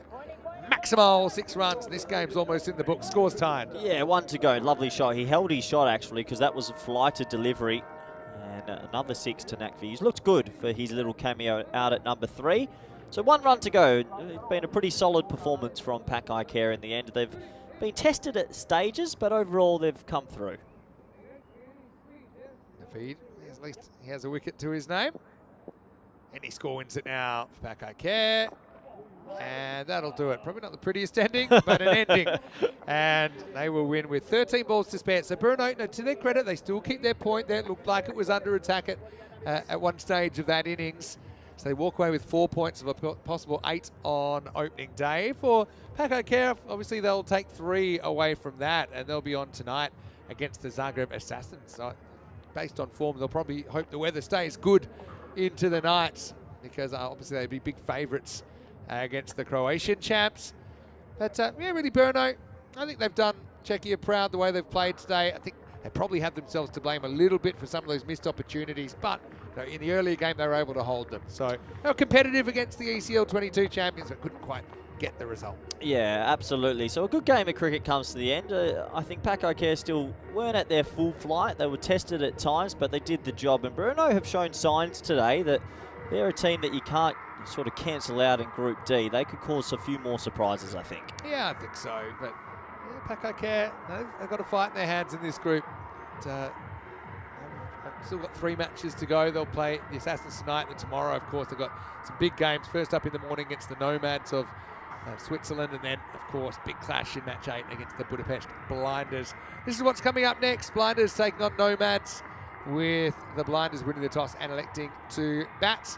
Shafamute Ikram in there. He scored one of the best tons I've seen out of nowhere in the ECS Hungary. He was listed about at number 6. Just, some people just have a day out at 130 something.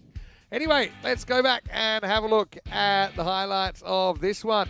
Pretty classy opening combination. Well, now you see him, now you don't, but that is the Fizz. I know that now he's famous. He doesn't want to show the face all the time. But anyway, it was a case of what might have been, wasn't it, with Brno just dropping some key opportunities. And the openers set a big foundation. And I suppose Natfi got them across the line in the end. Yeah, it's one of those ones. If they had held the catch early of Baba, maybe the game could have been completely different, but we'll never know. I thought Yassine did an okay job as well of hitting those 4s early when Baba wasn't ticking. That was him getting out to the evergreen and relaxed Afridi out there. Yeah, looks like he needed a pillow there. I still maintain that that was semi-deliberate from Baba, but we'll have to ask him later. Never know what he'll tell you, though. But, yeah, look, Brno, I think you hear a lot of support from them as well. I know coming in from Czechia, they're pretty proud of the way they played today. To not get blown away by PAC, obviously they found it hard going. They had that real flat spot in their innings. A bit of hide and seek over there in the PAC dressing room. And Afridi ends up taking a return catch. Get late on the pool there, Baba, who, by the way, he's not going great. He's tried to dye his beard blonde. You judge the results for yourself. Cameron ends up getting stumped by about 5 or 6 millimeters, but this game didn't have too much longer for this world. 6 tied it, and then a clunk single from Nakfi meant that PAC off to a winning start, chasing down the target of 112 with 13 balls to spare. Yeah, 112, 13 balls to spare. They did the job, and I'm sure we'll see them later tonight, weather permitting. I think their next game's up against Zagreb Assassins, so they'll be looking to go 2-2 and set their group up. We'll have a quick look at the scorecards before you take a couple of hours off, Vinny. And yeah, it was an interesting batting display. It wasn't the PAC we know, but they did the job. Yeah, it wasn't swashbuckling, but it was good enough, wasn't it? And maybe a bit of rust on some of those bats, you could argue. But I mean, Yassine looked pretty good while he was out there. He hit 2 or 3 really crisp on drives. Ended up with 5 4s in his 21. Didn't hit a single 6. Mohamed Baba with 45 though, as you can see there, the top scorer, had brought it up off 20 balls. Did get lucky a couple of balls in a row though during his innings. Nakfi didn't look like he was out of touch. He scored 24 off 9 and started with a very classy 6 over backward point. Kamran made an appearance for 11, and Bikramjit had a very brief look out there as well. Wickets for Riaz Afridi, Rahat Ali and Navid Ahmed in there. Afridi, I think, Afridi is an unpredictable character. He can go off the rails sometimes, but I think that Brno and all the Czech fans were pretty happy with what he delivered here on day 1. So Brno, they're done for the day. They're going to head back to the Sunset Beach Club. I'm going to head back there as well. I'm going to leave you with Rhino and the Rut, but for now, Vinny Sandu here, Mr. Maximo for ECN. Hope you're enjoying the action. Rhino back in for me when we return in around about 45 minutes time for more European Cricket League.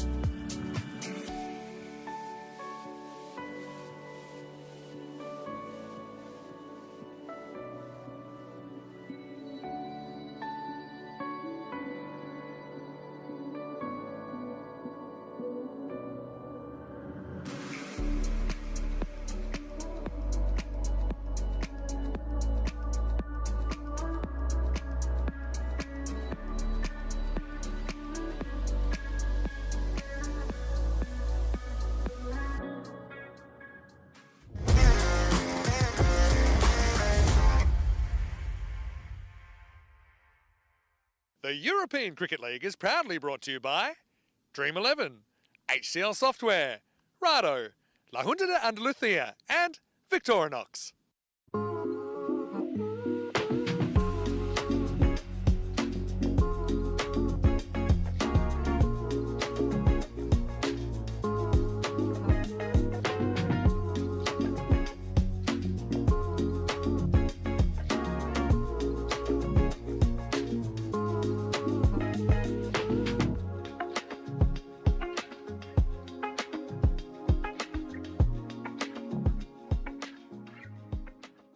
Hello and welcome back. Great to have you with us as we are 3 games deep now into this opening day of Group D, and coming up, pretty interesting game between the Budapest Blinders of Hungary against the Zurich Nomads of Switzerland. Now, these teams had very contrasting first matches, so it's the second match for both of them. Let's get ready for the coin toss now with Ian Ramage and the 2 captains.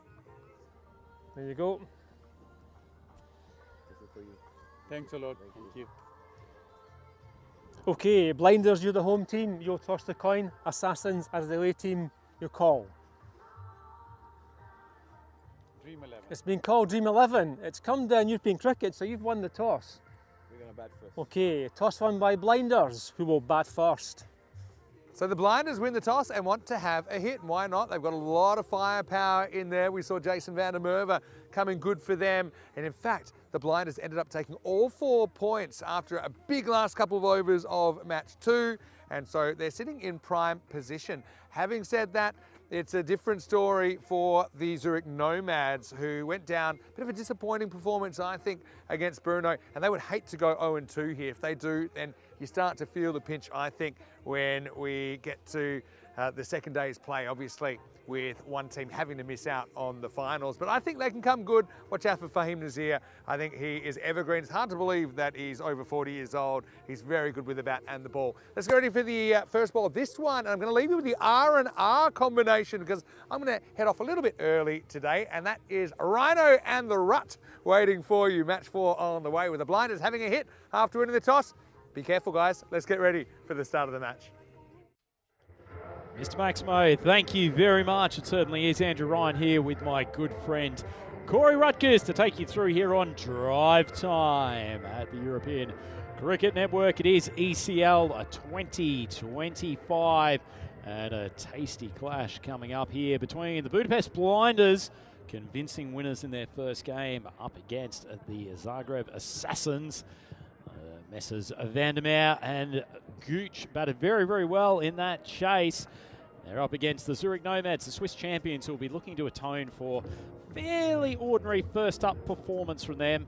They brought Amjid Dawodzai into the team today. Omer Zahid, he's the inclusion for the Budapest Blinders. But the Blinders winning the toss and deciding to bat. Be interesting to see how much of that was about wanting to put a score on the board versus seeing the Nomads really struggle in their chase in game 1 up against the boys from Brno, who happy with their first game.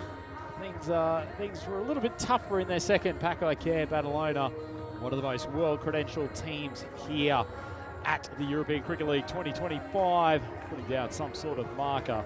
They're going to be hard to beat in this Group D, but we turn our attention now to Zurich Nomads versus the Budapest Blinders. Abbas Ghani, number 5 for the Blinders. He'll be looking to pick up after a tough day at the office in the first game. Didn't bowl well, dropped a catch, went out early, but certainly that previous performance from the Blinders has got the supercomputer all excited about their chances. And they've got an 83% chance to win this game. A man who's probably a little bit more, how do we say, in depth than he's thinking than the supercomputer. Welcome to the microphone, Corey Rutgers. Yeah, good to be back. Good to see you, Rhino. How have you been? It's been a long 6 months since we've had you in the box. It's been a while since we've had a cuddle out of the Sunset Beach Hotel, but either way, looking forward to another good clash here, I think. Or I think these are actually two of the most closely matched teams in this group.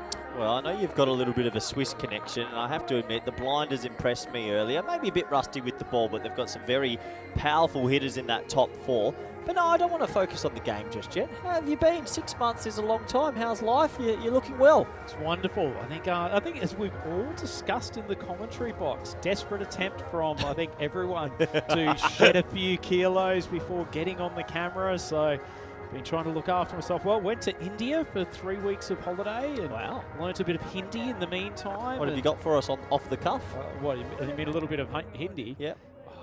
Main tori Hindi samajhta haan. Oh, Rico full in the box all of a sudden. Well, where is Rico when you need him? Might need to interpret my own language. But anyway, good little trip over there. Fascinating place to go. Probably my 4th visit, but spent some time in Mumbai, Chennai. Got to a wedding, as we were just discussing as well, which was amazing fun. Oh, good to have you back all the way here. So we're set to go. Sawari's got the first ball. Garni facing, and the very violent Van der Merwe at the non-striker's end. I think this is a good move, Corey. Get the big paceman, Sawari, up early. Right into the block holds. Driven nicely, but well fielded. Could have been a shy at the bowler's end, more so. Gone for Van der Merwe's end. I think it's Wakas Kawaja down there at mid-off. Yeah, so just the one to start, but I think the Budapest Blinders, obviously, they have a very vaunted top 3, don't they? Extremely strong top 3. Garni didn't click in the first game, but this man did. Van der Merwe's got a bit of a reputation at Carter Oval. When he gets going, no one controls him. Very strong hitter, particularly to the leg side, and then flat over cover the way he opens up that blade. It's very powerfully. Oh, a little bit of lift from Shiraz. I talked in the first game, actually, Corey. He's a tricky customer. Faced him quite a few times in Switzerland. He's quicker than he looks from an ambling run-up. Really strong upper body, and he will enjoy the extra kick from this Kartama pitch. Oh, I like what I see. Right into the block hole again. That's well bowled. And probably the choice here for the skipper, Azim Nazir. They went with a couple of their younger pacemen to open up in the last game. They struggled with both their line and length, a few too many extras. Shinwari comes on, makes a statement right from the start. Yeah, what was wrong with their first game, you think, with the ball? Just a bit of nerves came in? A few nerves for the youngsters. Bit of stage fright here under the bright lights of Kartama. Short ball pulled. Doesn't get a full piece of it, and it might pull up just in advance of the boundary, and Carmwell flies it back in. Yeah, no deep mid-wicket in play. It's more a deep square and a fly third at the moment for the edge. Van der Merwe was definitely late on that, so he's got some pace. I think the fielder here for a brief moment thought, oh, almost slid too far, but did a good job. He's got a lovely strong action up top. Shinwari really generates bounce from a decent height. No bounce there though, full bunger. And it is dispatched. Great strike from Van der Merwe. Might arguably be the flattest 6 I've ever seen. And that zoomed away off the bat, and it only got about 1.5 meters off the deck. Low full toss, he catches up with it. That is a flat 6. Nice shot. Yeah, you can understand Shinwari trying to look for the Yorker, particularly wide of off stump. His calculation of his length though. Final ball.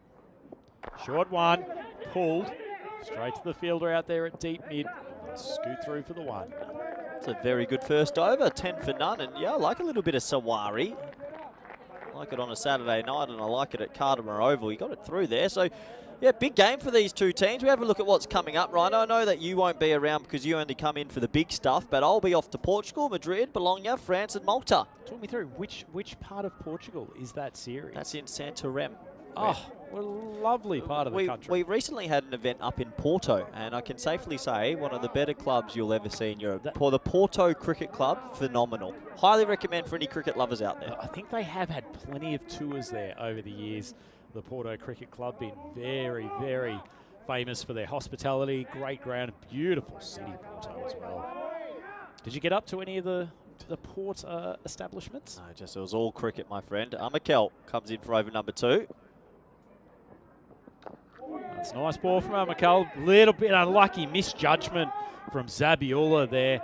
That fine leg, though, didn't deserve to get a boundary. But this young man has been really impressive at times in domestic cricket, particularly in the last 12 months, Corey. He looked nervous in that first game. And already from that first ball, looks like the arm's a little bit more relaxed, generating a touch more pace. Do I see a hint of Jasprit Bumrah action with the run-up and the extended arm? Obviously, must look up to him a fair bit. The way he holds the ball there, almost identical. There is quite a bit of Bumrah there. It was a tense Bumrah this morning, though. Outside edge, unlucky.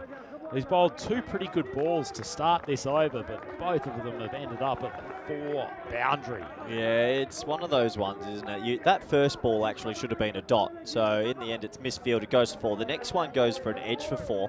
And now you feel for the young man because Van der Merwe is due to hit a 6. So you need your fielders to back you up in T10 because it's very difficult to bowl in the power play. Yep, certainly is. Nice little bit of late shape on that ball, though. Give Van der Merwe something to think about. Ghani can't get near the strike at the moment. Short, wide of off stump.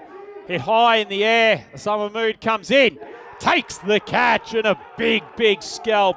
Well deserved for Amakal. He's bowled 3 great balls so far. The third one is finally the one that sends the big gun JVDM back to the pavilion. 18 for 1. Well, he does him on the inside edge. He does him on the outside edge, and then he finally gets the mistake. Goes up. Good catch in the end. He let it get a little bit low on him. But it's a massive wicket just in the context of the game because Van der Merwe is a player that can go 80 off 20, and that kills you. I don't recommend catching it that low, but as long as you hold on to it, it's okay. And this game feels like it's spicing up already. Van der Merwe has to go. Caught it in the end of Summer Mahmood, and it's a big wicket. That's looked like Van der Merwe was trying to take that to the leg side. He's so strong hitting over cover, Corey. Just thought he should have probably opened up the wrists a little bit and slapped it over the offside. So Gooch comes out at 3. Gooch is a more traditional player with his zones and the way he strikes ball, but he'll look to bat through, and even if he goes at 200 strike rate, that's enough. So an important player comes at 3. Big moments early in this game. A little bit of shape. Amakal had his trials and tribulations against the left-handed openers in the first game against Brno. So having the umpire a little bit of a word about running in front of his vision. Well, not just that. Watch where he goes here. He bowls the ball and he ends up on the other side. That's usually a pretty good indicator that you've gone in the no-man zone. He's gone right in front of Shub there. Shub didn't have a clue what went on. I love that he's almost got no follow-through, but still went for the wander to his left-hand side. As that's just dragged down the leg. Fired up at the bowler's end. Tell you what, direct hit might have been mildly interesting. Well, as well, and Ghani putting his bat on the ground through the mud. I've seen a lot of jackknifes recently, and you don't want that. So, Amakal, top over. The only 2 boundaries were edges. Has to finish it, though. Gooch has had a look at him now. Decent bit of space on that leg side, but he probably prefers to cut more than stepping across to the off and manipulating onto the leg, Gooch, especially early. Oh, but that one's just too easy. Disappointing finish to the over. Meta, team manager, just a slight wry grin in satisfaction, but excellent shot from Gooch. It's a pretty poor last ball. When a player's looking to get off the mark, you want him to try and drive you over your head, not to get the freebie pull shot. So he'll be disappointed, Amakal, but in the end, another over's complete. 24th one. Don't worry, Ryan. I've been here a few weeks. I'm on it. Here we go. Look at the table. It's all happening early. And to be honest, I'm very happy that these teams are getting go. Because when they all arrived yesterday, I ran into them at the hotel. And they kept saying, Corey, are we playing tomorrow? And I said, the Kardama Dome, we might get lucky. We have gotten very lucky to get these games on today. Very lucky. Some would even say there's a microclimate here that's been mentioned sort of once, twice, or 1,000 times. The Daniel Weston drones that he's hired, and he's got them hiding over just below the clouds because we have not had a drop that's really threatened today. Shawari coming on for his second over. That's driven very nicely, actually. It's not a bad ball, but pierced the gap. Ghani gets away with a 4. Look, Ghani, heard a bit about Ghani, and he is high voltage, high time. He doesn't bother around. He's going to try and smack everything, and you can see there, front leg opening up. He's just going to try welly it all, and in Hungary cricket, they've got big raps on him. Big paceman Sawari surveying his field, steaming in. That's a better length ball. Top edge, fielder under it. It's the second wicket down. The blinders only 28 on the board. And this switch of bowling attack to bring Sawari in for the first and third has worked a treat. Well, 2 pull shots today from Ghani, 2 times he's been out, and that's the difference of playing in your home country to playing at Kardama. There's more bowlers that get it through at chest height, and he looked very late on that. And after a disappointing game this morning from the Zurich Nomads, they've started this one well, Rhino. Yeah, certainly have. Canny stuff from the skipper, Azim Nazir, getting the big paceman Sawari involved early. He's responded. As you said, Corey, Ghani he was late on that. Never got in good position to play the pull shot. The ball got big on him, as industry insiders tend to say. And he's gone for 5 off 3. Good catch from Zabiula. Ball was in the air for a while. Yeah, disappointing day for Ghani. He'll want to come back stronger tomorrow. But here we go, a little bit of ECN flavour. Mars Baji comes out number 4. He's with Gooch. Both have worked for the ECN before. Mars has got a pretty good record for the Budapest Blinders, but this is a pressure situation. I spoke to him during lunch, Corey. He was confident. He was calm. It's a good mindset that I think Mars Baji's in at the moment. Full ball, hits the pads. Oh, that must have been very, very close. Oh, he's given it runs. Let's have a close look. Did he get the inside edge? His toes are on off stump. There's a little shuffle. I think Mars Baji just got given arguably the biggest life you'll ever see. That is plumb. That hits pad first. Mars Baji got one there. Well, you got to make the most of your chances when they come, but Sawari probably deserved his second on that occasion. Mars breathing a sigh of relief. Yeah. After we just spent the previous 30 seconds wrapping him up, that would have been an ultimate commentator's curse. Hard for Sawari there. He probably should be on a hat trick right now, so he got a little bit of luck there, did Baji. Short ball to the left-hander, just that extra pace of Sawari, ensuring the Gooch paddles it around to the leg side rather than taking a full-blooded strike. Here's that decision again. Have a look. It is pad clearly first. So, yeah, it gets a little bit like it hit the bat after, and I think that's maybe what confused the umpire a little bit. But on another day, it might have been out. 2 balls left of this power play. Tell you what, if they had a third there, the Nomads would have been a big momentum swing. Gets a bit quick on Baji again. Spins around a pull, but the extra lift causing some issues. It's been a really good opening pair from Sawari. Well, you're right. You mentioned that he gets it through. He's quite built top heavy, and he has got it through. He's hurrying up this Budapest Blinders batting lineup at the moment. And so far, the power play, it's all the Nomads. 1 ball left in the power play, 30 for 2. Just drags it down the leg side. He's a good example, Corey, of when people talk a little bit about delaying the bowling arm. There's a really, I know bowling coaching is not your thing. Anyway, look at Sawari. He doesn't rush getting that bowling arm through. He really, really rips the chain with that front arm and has all of his body weight and his propulsion moving forward, and then it's just snap, and he really drives into the deck with that bowling arm, just as he drags one wide of off stump to just help me no end.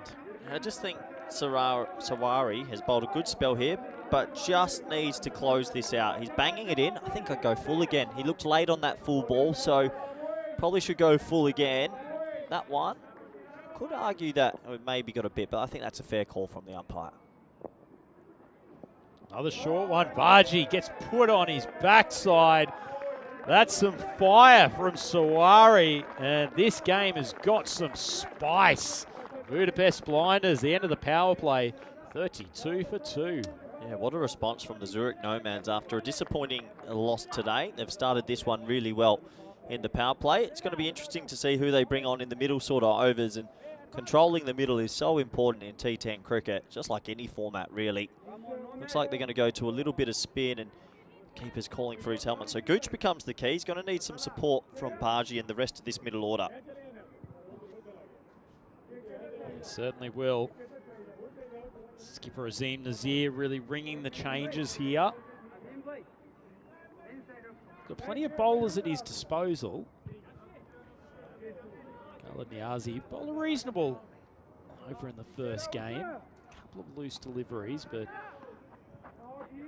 bowls both the leg spinner and the off spinner. It's not really disguised, to be honest, Corey. You'll probably pick it from a long, long way, but he does land the leg spinner pretty well. Now let's have a look how he goes to Gooch here. So he's going to be bowling to a left-handed, right-handed partnership, so he'll probably be bowling both.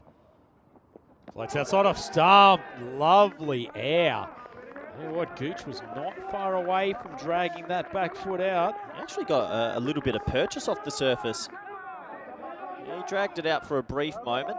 One thing I was just about to mention, I haven't seen spin be too effective today. It's been hit around all around the Cartama Oval. So pressure on him to bowl a good spell here because they're ahead in this game, but sometimes spin can easily go for that 24, 25 run over. Yeah, it's good observation from you, Corey. Feels like the deck's just dried out a touch. We haven't had really too much drizzle in the last couple of hours. If anything, the sun's trying to break through. Trying. Look at the intense face of Niazi. Another slower one. Gooch cuts behind point. Nice bit of fielding. That's Amakal, paceman there, just behind point. So will he come on now and bowl leg spin to Baji? I don't think he necessarily bowls the leg spin exclusively to the right-handers, but I think he's far more likely to pull it out for Baji. In fact, I'll take a punt that his first ball to Baji will be a leg spinner. Okay, well, you've put your commentary career on the line. Interesting to see they've gone with 5 fielders on the offside, so that would also suggest that he is going to try and bowl leg spinner. He's warming up with an off spinner there, though, Ryan. I'd be nervous if I was you. Let's see, Rutt. Let's see.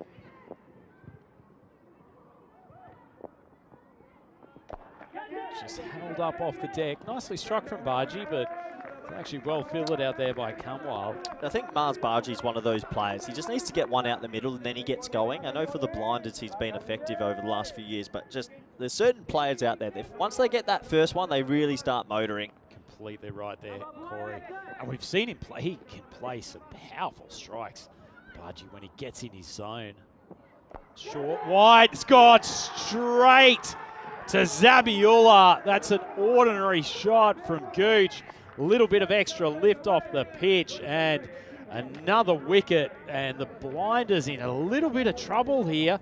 34 for 3, 2 balls to go in the fourth. Not just a little bit of trouble, quite a lot of trouble, because that top 3 is very dangerous. And what I'll give credit to the bowler for so far in this over, he's found his length. He's not ragging it, he's not spinning it a lot, but his length's been immaculate. And Gooch gets one to work with here, but it's one of those cut shots, just gets the more thick edge and a nice safe catch there. Yeah, certainly was. Couldn't have gone any straighter to the fielder. This one wasn't really a great ball, to be honest. Wide of off stump, but as we said, a little bit of extra bounce. Tell you what, Corey, interesting observation from this morning's game. I did say to Maximo, when the blinders were comfortable in their chase, would you retire Van der Merwe and Gooch and have given 2 overs to some of your middle order batters in a game you were absolutely going to win? I see you nodding your head in disagreement there. On the other hand, I reckon a few of these boys would have loved 6 balls this morning. Not with bonus point parameters and rain around. You need every point. So I get your point, I get what you're trying to say, but maybe if it's a game 3, but not game 1. Set the tone game 1. As he's setting the tone with the ball here. Lovely delivery. Jags back into Farasat, the skipper who's come out. And boy, haven't the Nomads turned it around in these 4 overs. Well, the big thing we're going to find out here is what is that Budapest Blinders team like without their top 3? Because their top 3's been spoken about a lot leading into this. We're going to find out now who can step up in this lineup.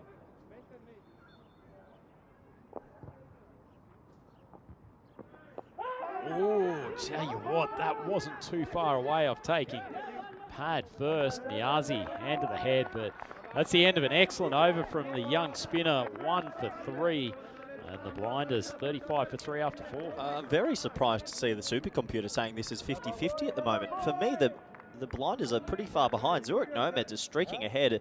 We've seen recently, especially from this end in the past, that scores of 120, 130 usually get chased quite comfortably. So a lot of work to do for the blinders. Certainly is. And their major strikers back in the pavilion. It's not even like we're in the 7th over and they've got to try to manufacture some runs in the last 3. 4 overs down and all of their key bats already in the pavilion. Well, one thing about T10 cricket, Rhino, and I know you're a T10 fanatic, Savant. is good word, savant, is you've got to have depth, and you're not going to always win matches and tournaments with your top 3. I saw yesterday Malta, Royal Strikers were very reliant on Push Parajan. He went 50-50 century, failed in the final, the team loses. You really have to have batting depth. So I know that's not the scenario they want to be in, but maybe it is a blessing in disguise. They're getting volume now into the middle order. Well, steaming in. He bowled some decent deliveries in the first game, actually. He was just very wayward. Another one of those feisty young bowlers who's got a lot of promise, was just maybe a touch overawed with the circumstances earlier this morning. Playing in front of a big crowd, a television audience, having Maximo commentating. It's a tough gig for a young player. Yeah, it can get to you. But they've been very consistent with where they've delivered the ball here. They haven't really offered up too many freebies. Bargy swings hard. Ball just drifts down the leg side. Bargy would be super disappointed he got nothing on that. There's actually no 45, no front leg. They've got the old 6-3 field, 2 backward points and a third. So it's almost like the captain's forgotten about the... In fairness, though, Cumwell, if he bowls as he's supposed to, he does move the ball away late. He's far more likely to drop short outside off stump. Oh. But second ball in a row, that's the one place the captain would have said, do not bowl with the field I've given you. Well, his keeper's done pretty good work not to let it get through again, Hassan Ahmed, and they just need to be calm here, Zurich Nomads. You always see a team that may be searching too much for a wicket. If they just bowl the remaining 30-odd balls outside off stump and stay consistent, they won't be chasing that many. Very true, very true. Hassan Ahmed doing well with the gloves there. But yeah, this athlete going to his left. Very surprised the supercomputer saying 50-50. It doesn't feel like that at the moment. Well, it's good to see that after a wide down the leg side, it's just gone 1% in Switzerland's favour. Just the 1% in Switzerland's favour. Got a job to do, Camwell. Needs to get it right. That's the better line. That's the tail away that makes him really dangerous, because he comes in from quite a sharp angle. And then when that ball just straightens up, you can see Farahat all at sea. A little bit worried about Farahat's techers here, looking a little bit twitchy at the crease. Like you said this morning, Zurich Nomads were nervous about being on the cameras. Maybe it's applying a little bit to Farasat here. Oh, big swing to the leg side. Well, he's taken nerves out of the equation by just launching the Nomads paceman for a Maximo. Well, what a shot out of nowhere. He's a bit twitchy at the crease. He's moving around everywhere, but he gets one to work with. And they needed that, just to steady up. It was full, it was straight, and he clatters it away. Farasat, I think he's just one of these batters that if he gets a ball that he's not comfortable with, he looks absolutely fourth tier. But if something is in his hitting arc, he will smoke it. Just plays another gloriously timed shot from a very awkward batting position, but it's just a single. Camwell just can't get his line right here. He's bowled 4 deliveries, 4 legal deliveries. Only one's been outside the off stump. Everything else has been a bit spray gun, Rhino, and they've got a good start, but these middle overs can very well change quickly, and they've got to be careful here, the Nomads.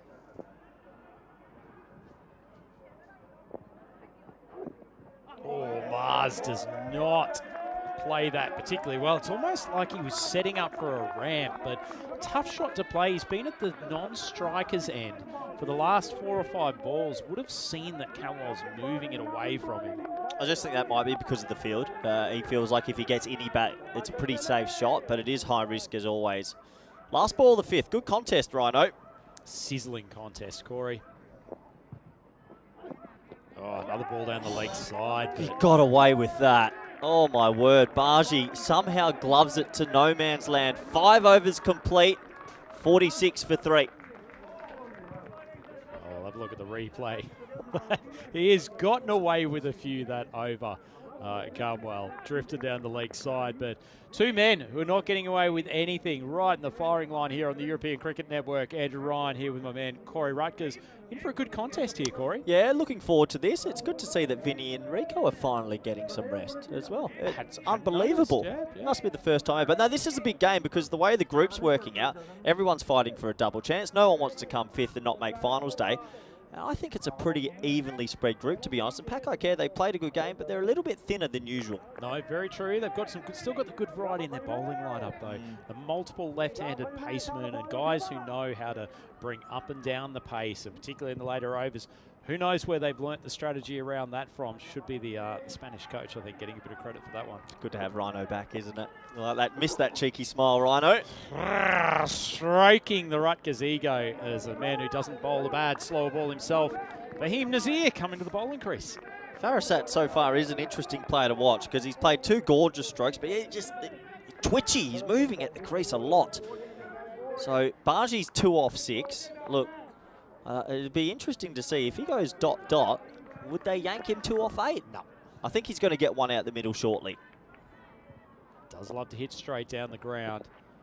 I would be a little bit tempted. I know it's tough, but 2 off 7, sometimes it's not your day. If he goes ... here and you feel like you've got more in the sheds, you might have to make a call, because if it turns out to be 3 off 13, that can lose you a game. I hope he can get one out the middle for him, but it's tough. Needs one in his slot. Another slow ball. I love this bowling from Fahim. Well, I'm just looking at the dugout, and he's 2 off 8. And there's 27 balls left. To be honest, his first ball, he's probably out. Sometimes it's just not flowing, and that's cricket. He can come back tomorrow and hit 100. He could come back. That's the sport. I'll be interested to see if the blinders make a big call here. Just slightly off-speed ball from Fahim there. Well fielded out.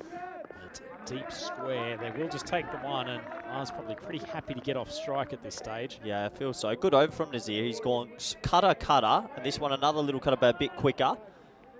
So he's 3 off 9. I was wondering whether he was going to go for the same slower ball, because Baji hadn't got anywhere near the previous couple. There you go, the slowest of slower balls, and it's hit straight to the man at backward point. Well taken catch, and an excellent over from Nazir, showing his class, and the blinders in big trouble now. 48 for 4. He's just keeping that pace off and bowling it on a heavy length, and you're right, the blinders struggling here. Farasat looked really twitchy at the crease, never looked comfortable, and he just pops one to point. Credit to the Nomads, they're holding their chances. That probably buys Baji a couple of extra balls to also get his form up, and they're going to have to pull something out here. The blinders, they're struggling. Yeah, it's an interesting looking shot from Farasat. As I said, he looks $1 million on some, probably less elegant than others, but he goes for 10 off 8. Nice catch from Khalid Niazi. But tell you what, I said this morning, the Nomads have got some really good experienced heads in their team, Corey, and they've clearly learnt a lot from that first up game, as disappointing as it was, and they're putting into practice here.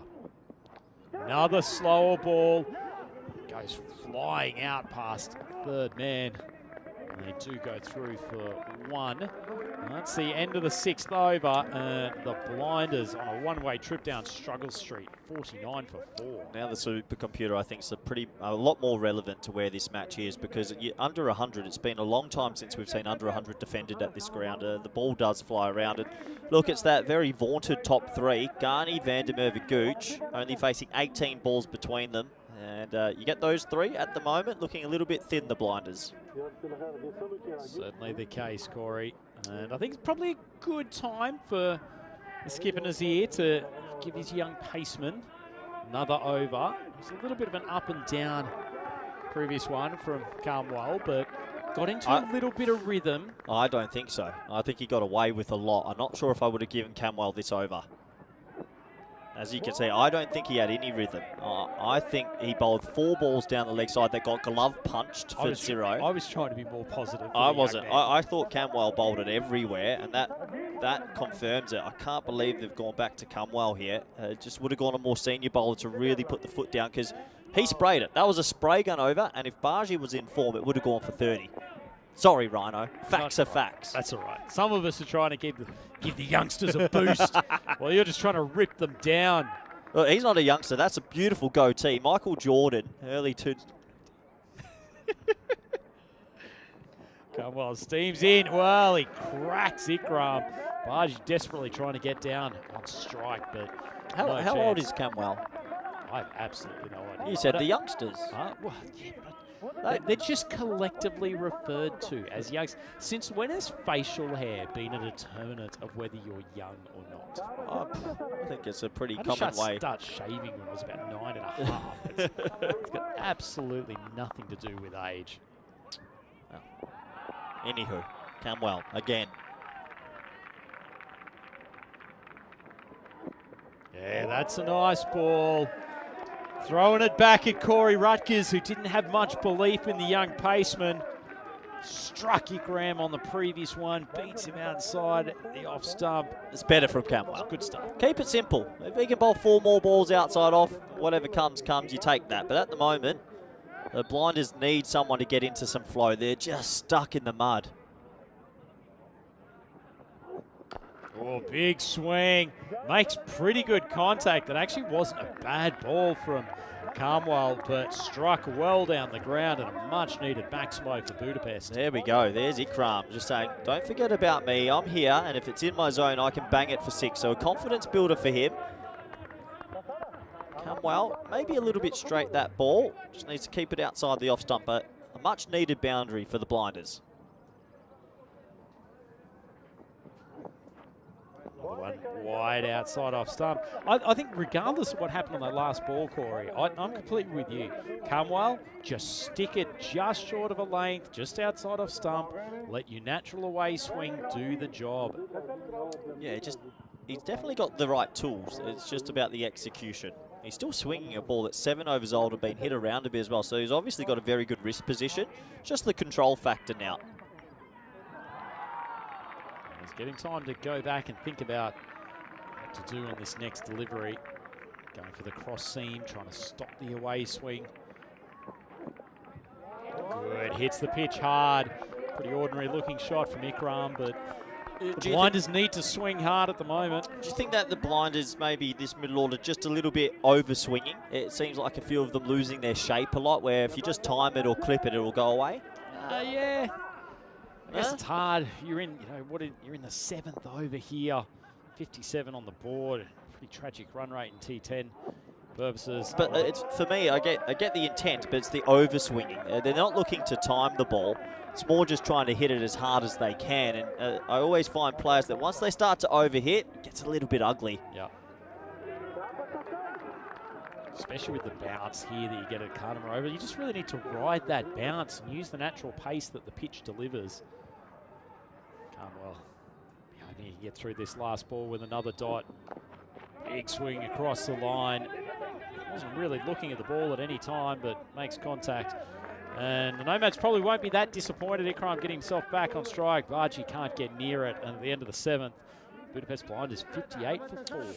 Yeah, it's been a tough old innings for the Budapest Blinds, but all credit goes to the Swiss team, the Swiss champions. This is a little bit of a tale of the tape, Ryan. I know you've only joined us today, so if you haven't had a chance to tune in, Darmstadt, Hornchurch and Skanderborg. Great story last night. The Danes, they got there in the last ball of the match.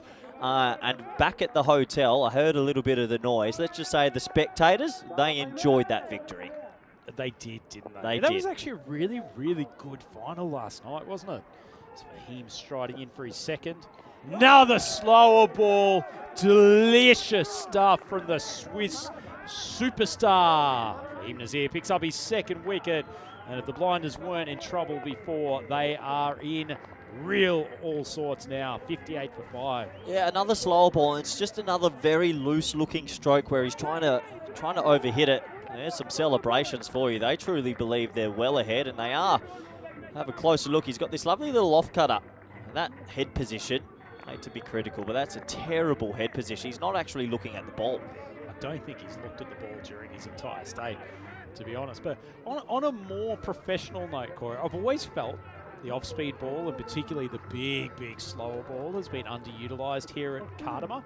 Feels like it's coming into fashion in 2025. I just feel like players are starting to learn. They've been here a few times, most of them, and the scores are always going up, and bowlers are now trying to find ways to combat that. And you're right, if you've got the slow ball, you have to show it during your spell a couple of times.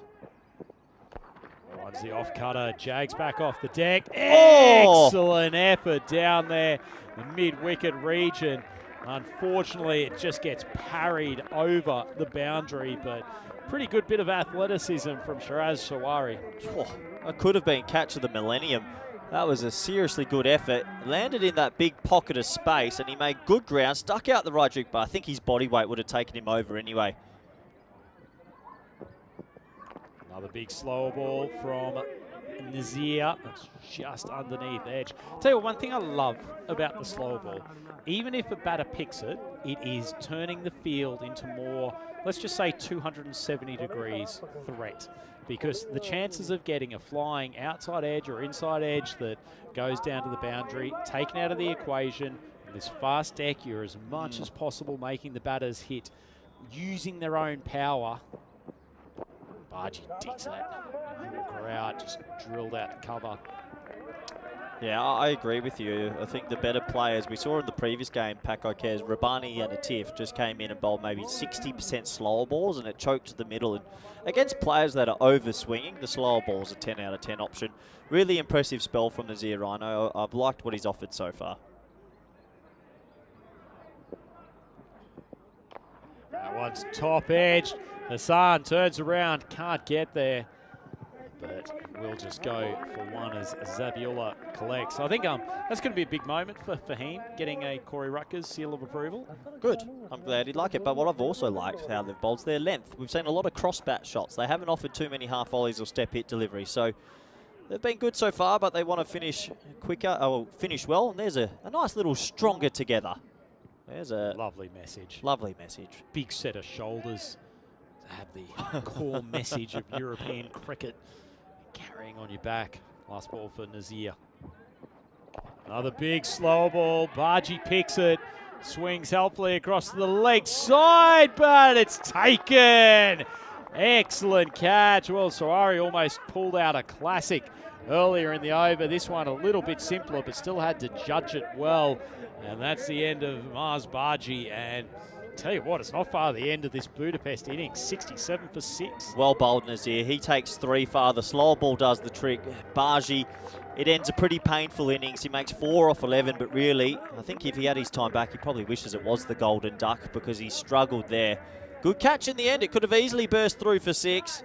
They've caught everything. They've bowled in the right areas, and it just goes to show if you can execute your plans right, you can keep teams down. Yep, certainly. Their plans have been good. They've followed them through. Strike rate not looking too good for Mars. It'll be better for the knock at the crease, but certainly this Budapest Blinders batting lineup looking a little bit short of a gallop after the top order monopolised all the deliveries in their first game. And they now have to face Osama Mahmood, genuinely one of my nemesis at the bowling crease during my occasional times batting in Switzerland. You still played? He has nagging little in-swingers, Osama, and comes from a tall height. You don't think they're particularly threatening, but they can do some damage. And he's probably going to end up with a wicket first ball. Oh, Rockus sort of bailed out of it. Needed to put the full-length dive in. You can see it's a tactic though. Another ball dug in hard. Just basically saying we're going to bowl that chest height. Good luck. Left-hander at the crease now. That always helps. Ibra Ahmed's come out at number 8. And I tell you what, they need Ibra to have a little cameo here. We think 20. Mini 20 is a good cameo. Let's say if he can get a 20 off 6, a 20 off 7, it helps. If they can get it up to, let's just say, sort of 105, 110, at least give themselves something to bowl at. But that is a big ask. Obviously, the lefty-righty partnership just takes the captain a bit longer to get the fielding angles right. Oh, huge swing from Ahmad will get him up the order. The big left arm paceman annihilates Mahmood from Maximo. Well, there you go. It takes one player to just get on a little bit of a kick and gets one in the wheelhouse, puts it away. If he can have a little 20, 25 maybe off 7 or 8, they get to 100, you pick up 2 early wickets, game back on. Still a long way to go, 74 for 6, but 10 balls still left. As you mentioned, Corey, you can still do plenty of damage in that time. It's Mahmood's first trip to the bowling crease tournament. Don't think he can get straight here. This has to be outside off now. Another ball going high, Kawaja tracking back. And he takes the catch comfortably. So they restrict the damage of Ahmad, 6 off 2. Another wicket down for the Blinders. They're 74 for 7. Does the 6 off 2 go in the cameo bracket? It does not. Yeah, almost. He hit it pretty well, but just lacked maybe a little bit more fizz on that ball to get it over the rope. And the 7th wicket down. I've been really impressed with the catching, Rhino. Really calm under the high ball. Yeah, it certainly was. Canny piece of bowling from Mahmood as well. Didn't look that different in the air to the previous ball, but just a little bit wider, a little bit more oomph off the deck. And Ahmad couldn't help but sky it. And big smile of Wakas Kawaja down there at long on. One of the genuine good guys of Swiss cricket. He's been around the scene for a long time, and I'm sure he, along with a number of the senior guys in this Zurich Nomads team, will be very pleased to be out here at Kardama. This is modern day batting fun. 2 balls, 6 runs, I'm done. Thanks for coming. Goes in the better than nothing category, doesn't it? Well, Mulder gets a go, and I haven't seen him bat too much, actually, personally. He's usually playing for some very good teams that don't lose too many wickets. Oh, you can see possibly why he's batting down at number 9 as tries one of the more ungainly scoop shots we've seen. I don't mind it. You know what? The fine and third were in the ring, and he knows he was going to bang it in. So it's not the worst option. Execution, though, 3 out of 10. 3 out of 10. Oh, jeez. Not sure where the extra 2.5 came from. So 2 balls left and Mahmood's over. That's another skyer. Bowler's called for it himself. And he takes his 2nd catch of the innings. Neatly done. So Mahmood doing a good job. All happens in the 9th. Well, we've had 2 wickets and a Maximo. And the Blinders plummeting 75 for 8. Another ball, back of a length, and it's trying to swat it. It's not really cut. It's not really a pull. They're not going square. They're just trying to play a flat bat baseball line drive. And, yeah, it's a poor shot. I know it's the lower order, but Mahmood goes, I want the fantasy points. Caught and bowled, though. It's always helpful. I hope you've got him in your team, Rhino. Always big fan of Osama. As we see the Rado clock ticking down as Budapest chances are somewhat ticking down in this contest. Been an excellent job from Zurich. So 1 ball left in the 9th here. Only 2 wickets left. And Ahmed Khan comes out to the crease. Depth of the Budapest Blinders being sorely tested. Another one back of a length. Well, he actually plays the line and length, and it wasn't the most elegant late cut you'll ever see, but it's 4 runs. Takes the Blinders to 79 for 8 at the end of the night. Just a small thing with teams here is obviously when you get down to the 8, 9, 10, 11, you've got to have 3rd man in. You don't need deep mid-off. If they hit you over mid-off, fair enough, but if you keep that 3rd back, you'll probably save more boundaries than not. Quick look at the bowling figures, impressive. Everyone's been impressive. A lot of variety. The spin worked at a stage. I thought Nazir bowled extremely well for 3 for 12. I thought Sawari's opening spell was exceptional. They've just outperformed them here with the ball, and the Budapest Blinders are going to end up on something under par, but early wickets and you never know. If you're Khalid Niazi, you're feeling a little bit gypped that you haven't got a 2nd over. First over, 1 for 3. They've gone back to the big paceman, Amakal, for his 2nd. No, I'll take it. Well, I walk off and say, I'll take my 1 for 3, protect the stats. You would. Job done. You absolutely would. If someone had let you near a bowling crease. So Mulder on strike, last over.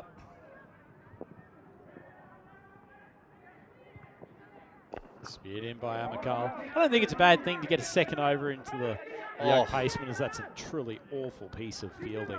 Will allow them through for the 2nd. Oh, and they're going to get a 3rd. It's garbage cricket. Tell you what, the easiest misfield you ever see, then he's thrown it into no man's land. They've given 2 free runs here. Poor cricket. That is appalling. He's gone one hand for no reason. No reason at all. He's then picked it up, flung it nowhere. Oh, no. A 3. That might be the first 3 in the last 3 weeks. It honestly might be.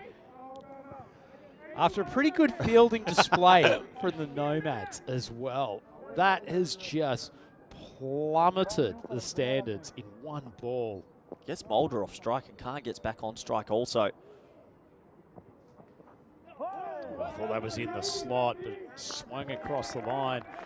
Ahmed once again diving to his left, does well. Yeah, the dressing room probably not too thrilled at the moment, but I noticed our camera people have been going less and less to the blinders dressing room as the wickets have kept tumbling. Probably fair. Not too far away from the leg pole there.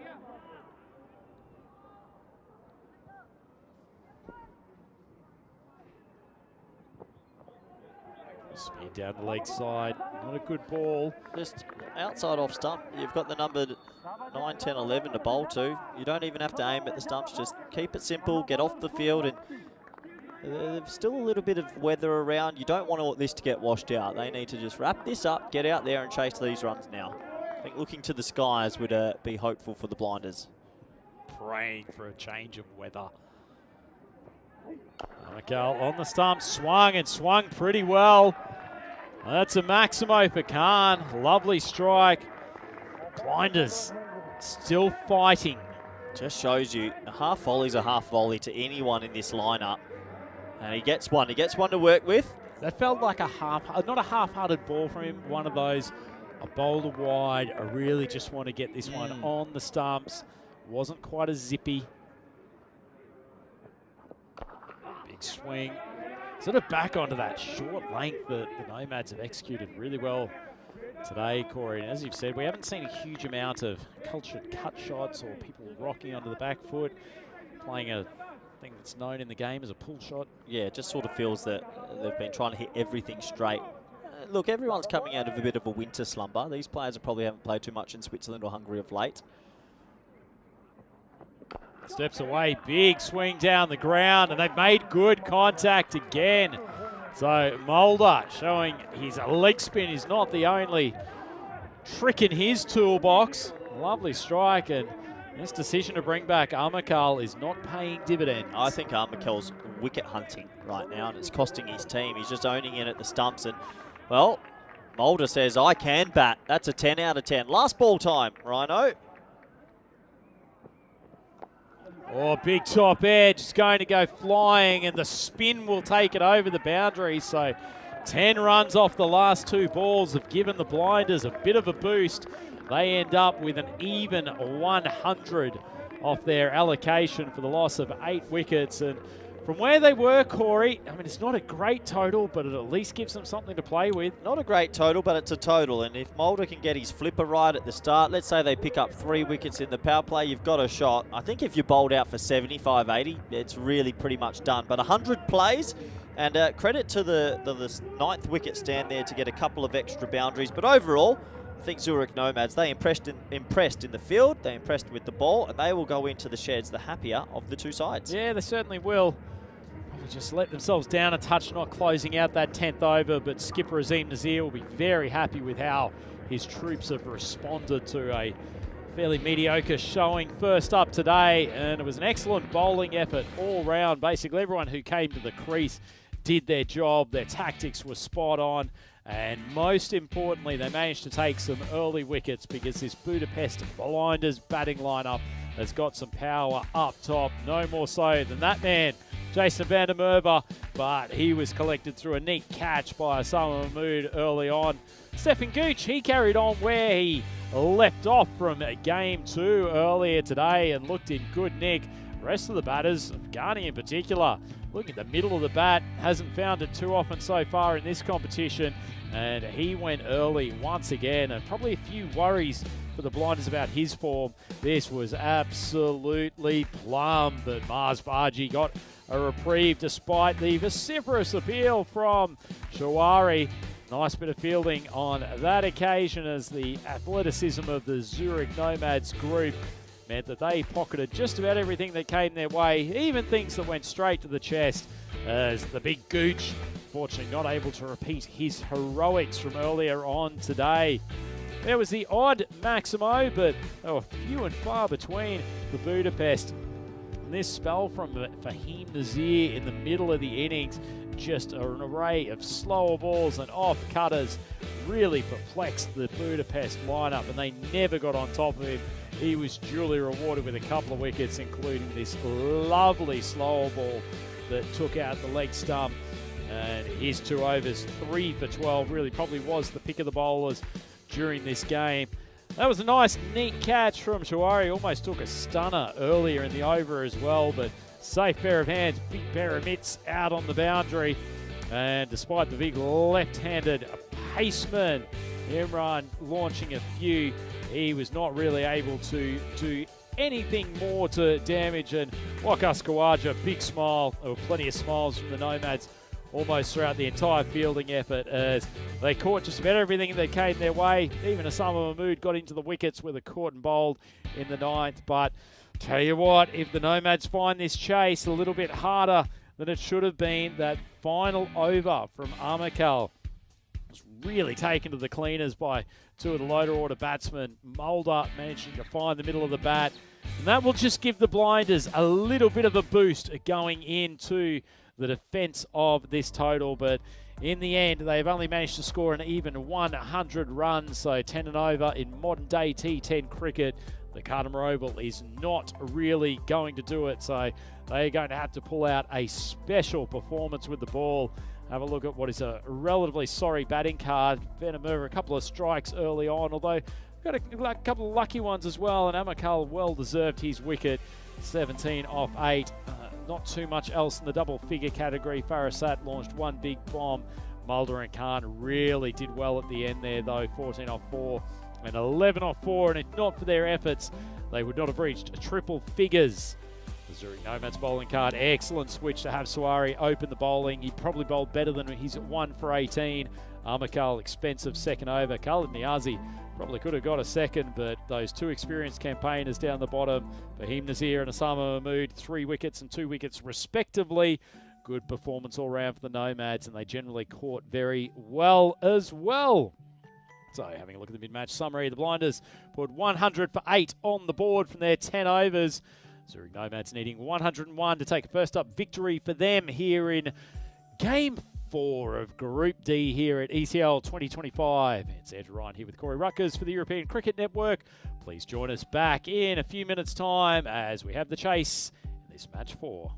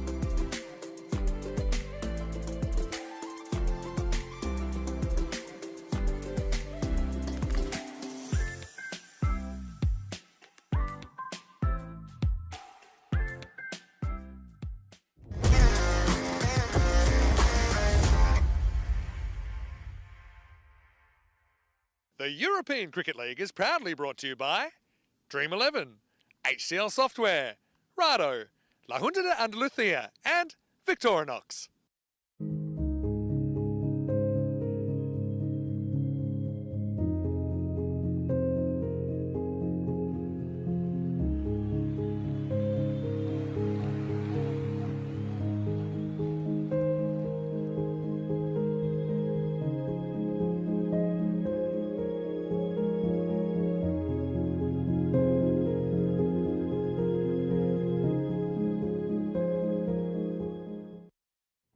Hello everybody and welcome back to Kartama Oval.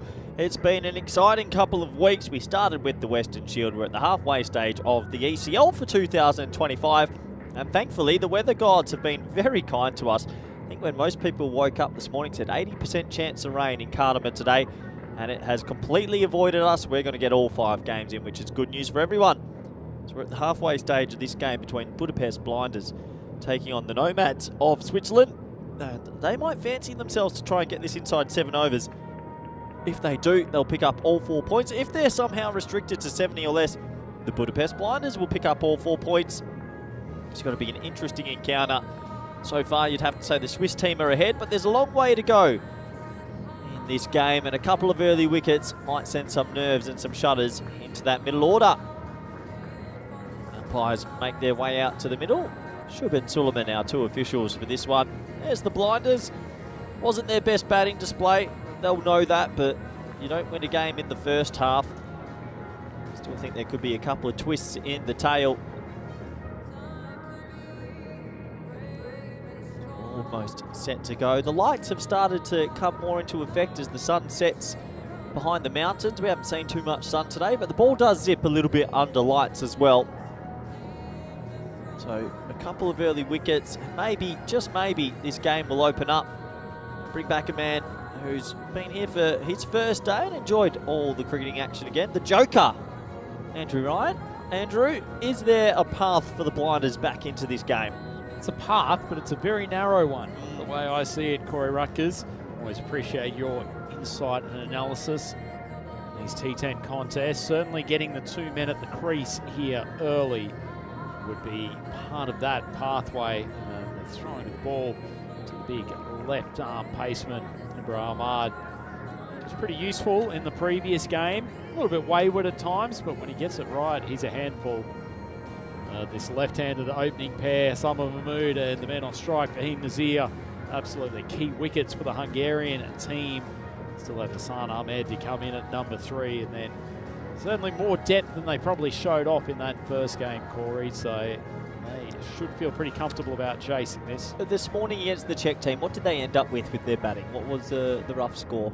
I don't take notice of those types of the details. Okay, that's good, Rhino, because No, I was enjoying my sleep in. So they were about 25 short. While you continue to analyse this sort of pre-game thing, I'll have a look at our wonderful Palantir setup.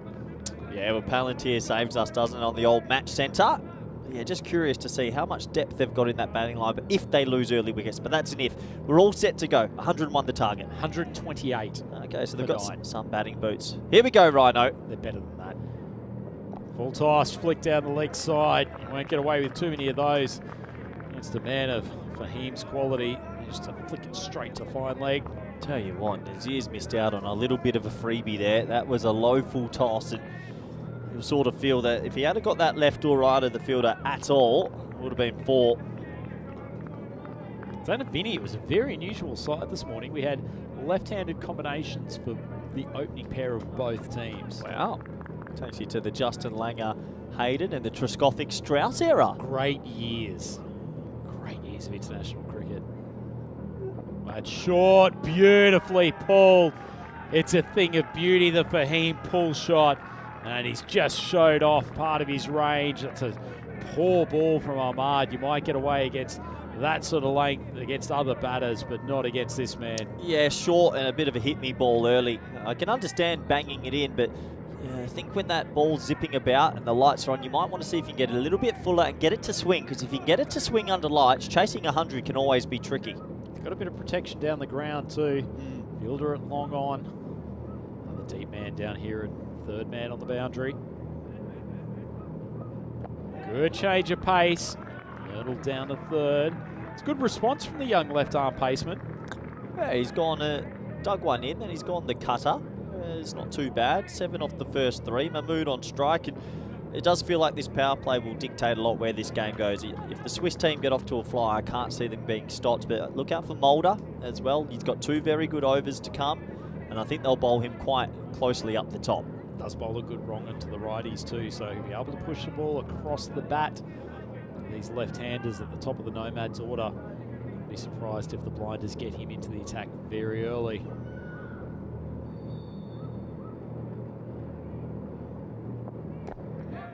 Just defended. Well, that's something you don't see every day in T10 cricket. Well, the other side of the ledger is if they don't want to try and get it inside 7, and you don't actually have to, you probably, this is one of the few chases, you can give yourself a ball or 2. If it's 120, I still think you're probably trying to hit your first rock for 6, but 100 flat, already a boundary in the over, I can sort of understand it. We'll come back to that in a moment. Some Corey Rutgers coaching theory. I'm a commentator today, thanks, Rhino. Well, I don't care. I'm going to pick your brain for this. I'll at least pretend that I'm interested in your response. That outside off stump. Bit of a baseball swing from Mahmood. Oh, it should have been a catch. That's a poor effort. And Harvest-Ghani, his torturous tournament continues as he's shelled what was a gettable catch. He made good ground to his left. Oh, Ghani's dropped a sitter, you'd have to say. He made really good ground, and maybe he just couldn't slow himself down at the right time. But yeah, he just seemed to be falling over at the point of contact with his hands, and that means the eyes are shaking a bit. He drops a Mahmood for a duck, and you're defending 100. If you take that, the team starts to believe. Ahmad, towering left arm paceman. He'll be furious missing out on Mahmood's wicket last ball. That's a little bit of a jumpy ball outside off stump. Caused some discomfort from Mahmood, but manages to get away with the one, and it's an okay start for the Nomads. 10 for none off the first. Still needing 91 off the next 9 overs. So back to this coaching question, Corey. When you're 42 matches since a goal. Yeah, we'll move on. Go on, get into it. When you're working with the national team, how do you actually do you actually send them out in sort of 10-ball spurts into the nets and sort of genuinely get them to work on developing the physicality and the cognition of going hard from ball 1? Oh, a few years ago we had the intentometer, and we were tracking how many reds and greens players would have in their innings over a tournament, and what percentages we wanted them to have, and we soon realised... Was that based on outcomes or the actual intent of the shot? The intent of the shot, because the outcome's always going to be a bit different. You can have the right intent but not execute. And in the end, after probably a year of doing it, we realised the guys were at the percentage we wanted and we didn't have to do it anymore. So you're just tracking players' sort of ability at the top, but it also helps if you've got batting depth. It really does depend how much depth that you have as a team to show how much intent you should show, because if you don't have that much depth, you maybe have to rein it in from time to time. In comes Mulder now. I was going to say, you still haven't answered my actual question. Yeah, I've gone. When you're doing training sessions. I've skirted around it a bit, but you don't do too much T10 training. To be completely honest with you, Skirted. Don't you start, Rhino. You've evaded completely. Well, Mulder into the attack. Did say he should be in there early. Watch for the one pushed across the left-hander. Oh, inside edge, not that far away from the sticks. Oh, on another day, that easily could have cannoned into leg stump. He's got this lovely flipper. He's got a genuine flipper. I saw that in the first game. It is, tell you what, especially when there's a bit of moisture on top of this deck, it is a vicious ball. Yeah, he clicks it out the front, and when it pitches, it actually gains speed. So it looks like it's going to be a leggy, but it's not. That ball there easily could have gone into the leg stump. He's a little bit hard done by it.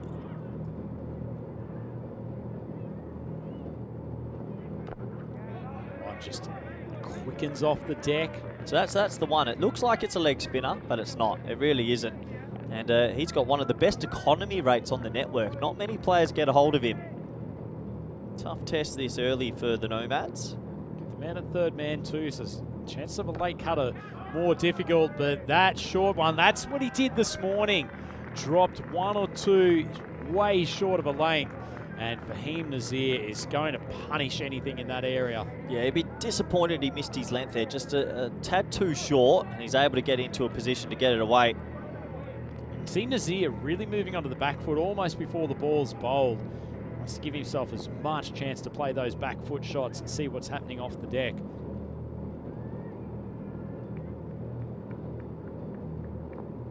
Oh. Well, we said there was a bit of spice in this game. Well, you know what? Fair enough. He just, but I like that. It's probably a warning. He just probably said, look, you're backing up a little bit too much, and that's fair enough. Whip the bails off.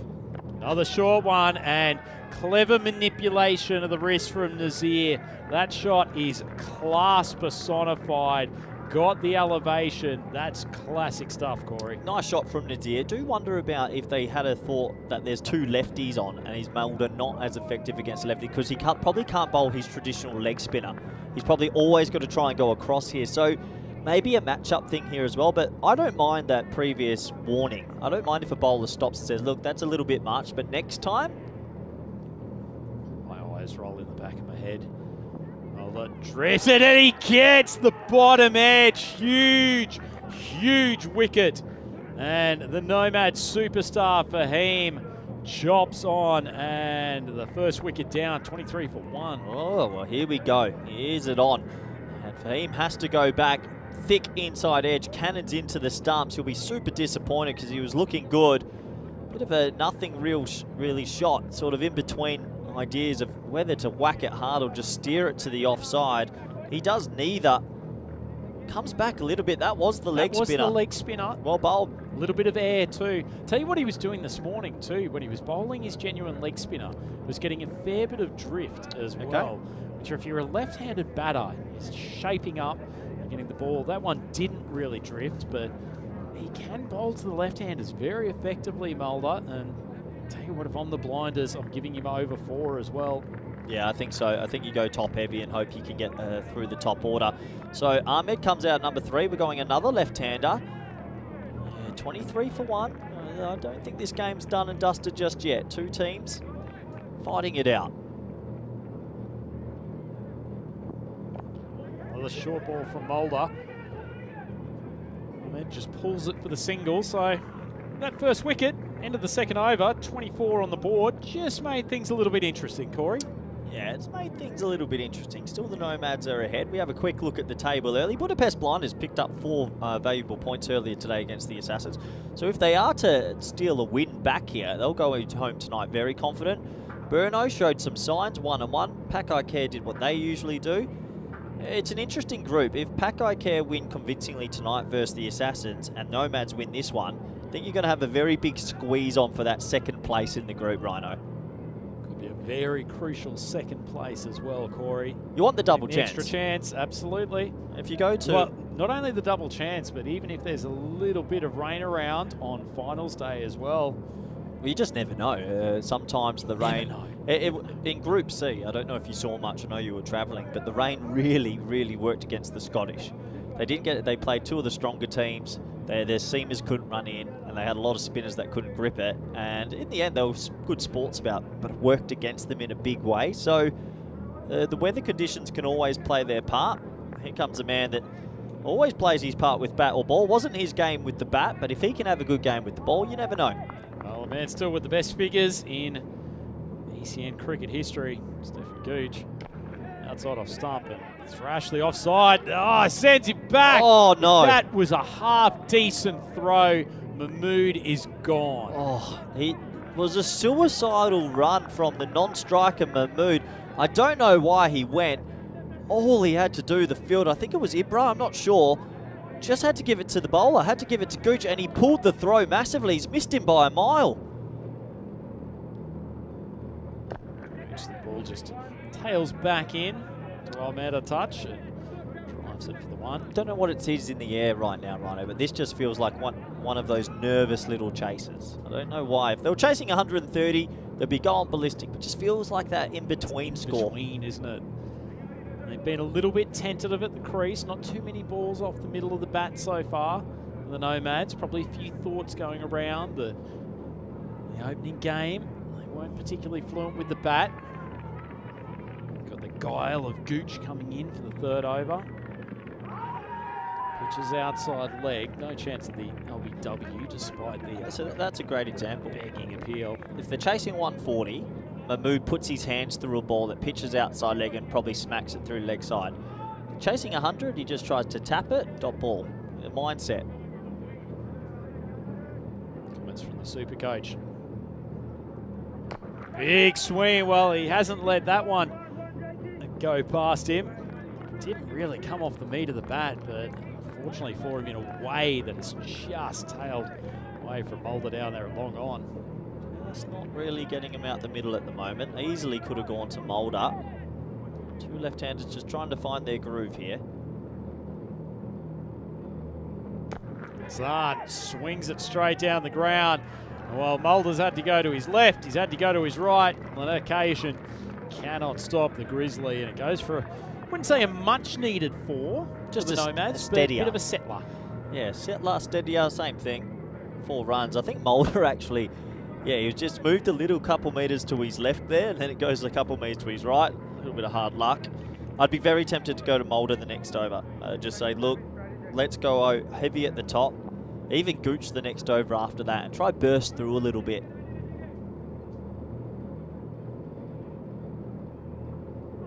Big swing across the line.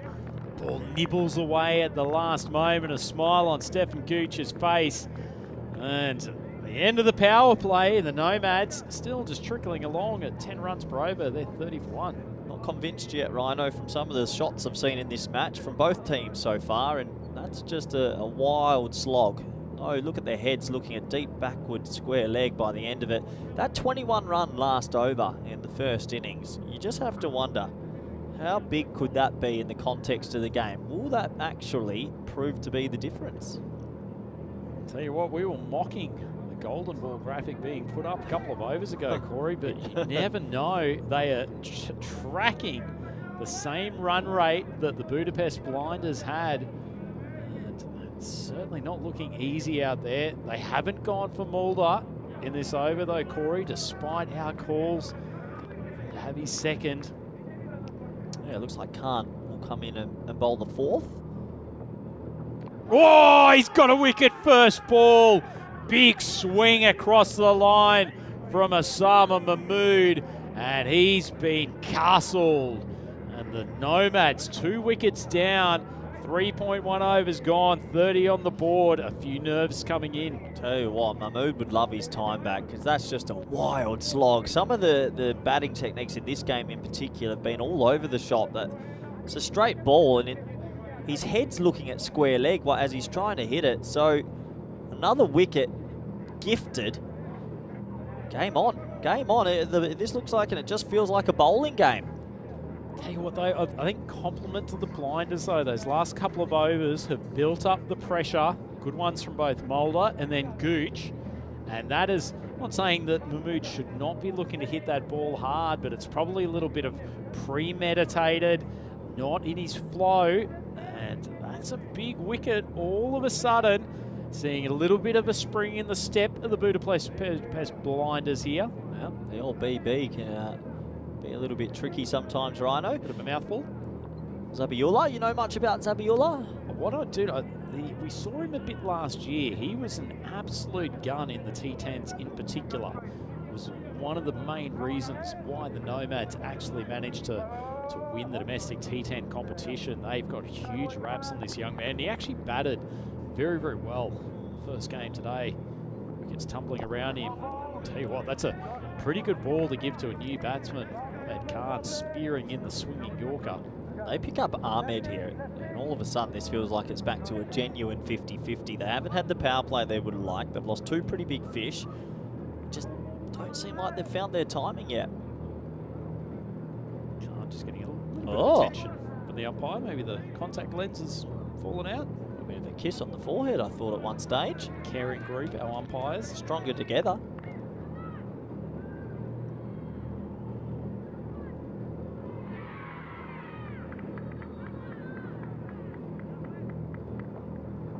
Full ball. Swung straight down the ground, but Timing's not just there for Hassan at the moment. Yeah, they're clothing it. A couple of plinks, and I think besides the 2 pull shots, they've not hit one straight convincingly. It's almost been the opposite of the Blinders innings, that Yeah. Nomads haven't been able to strike down the ground. The Blinders couldn't play anything square of the wicket. Short ball, well, Zabiola probably should have rocked onto the back foot on that occasion, but swings it straight back down the ground. And Khan's got through 4 balls here, 1 for 2. It's been an excellent over. Oh, you take it for sure. If he can close out the over, he's put his team in a good position, and they've got Mulder still in the shed, so it's paid off going to Khan. Some real pressure growing on this Swiss team. Short ball, Zabiola swings it straight down the ground, and he's made good contact. It's a much needed Maximo. It is, because it gets him back up to the rate, which is around 10s, and he needed that. I think the team needed that. The dressing room needed it. It was a back of a length ball, and he's just line drived it straight. So 6 runs to the total, and a handy 6 runs. Lovely baseball swat. Skipper, So Azim. modern day shot, the old baseball line driving cricket. Hit it pretty cleanly, Zabiola. Wide ball. Been pretty disciplined with the extras so far, the Blinders. That's the first. You're right, that is the first extra. If you compare that to the first innings, there was a couple more at this comparative stage. In the first innings, in fact, there were 7 wides.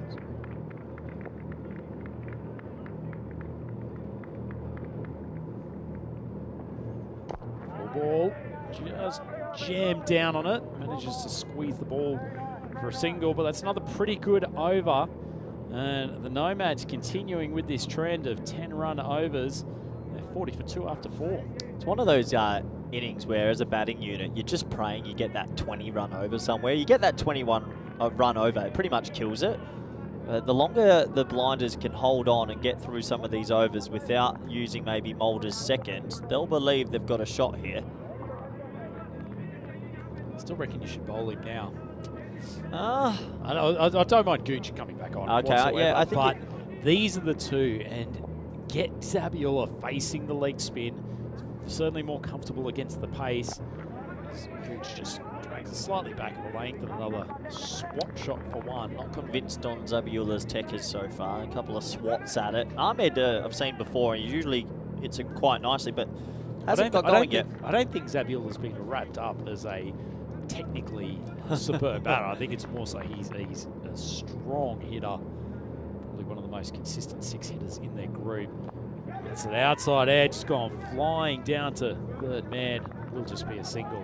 Hasn't been too much come off the middle of Hassan's bat so far. Well, Ahmed's struggling. He's 8 off 7, just really hasn't got going. And that one there was probably in the zone to get away, but a thick edge. And I think the Blinds would be devastated they didn't make a 120 here, because defending 100's hard. One boundary and over just keeps the Swiss going. Gooch on off stump. Whoa! Zabiola's annihilated that one. It's probably still flying, and poor Gooch has been dispatched for a massive Maximo. Wow. Wow. Well, you just told me, don't worry about the technique. He's got brute power. Zabiola's hit that about 100 metres. He's got every single piece of that. And I think the umpire was already calling for a new ball as it came off the bat. Oh, yeah. They enjoyed that one. Not sure. How's your lip reading there, Corey? Unbelievable. That's what he said. Well, some questions now for Gooch to answer. Zabiola raced up to 15 off 16. It's 15 off 6. Short of a length. Nice change of pace, though.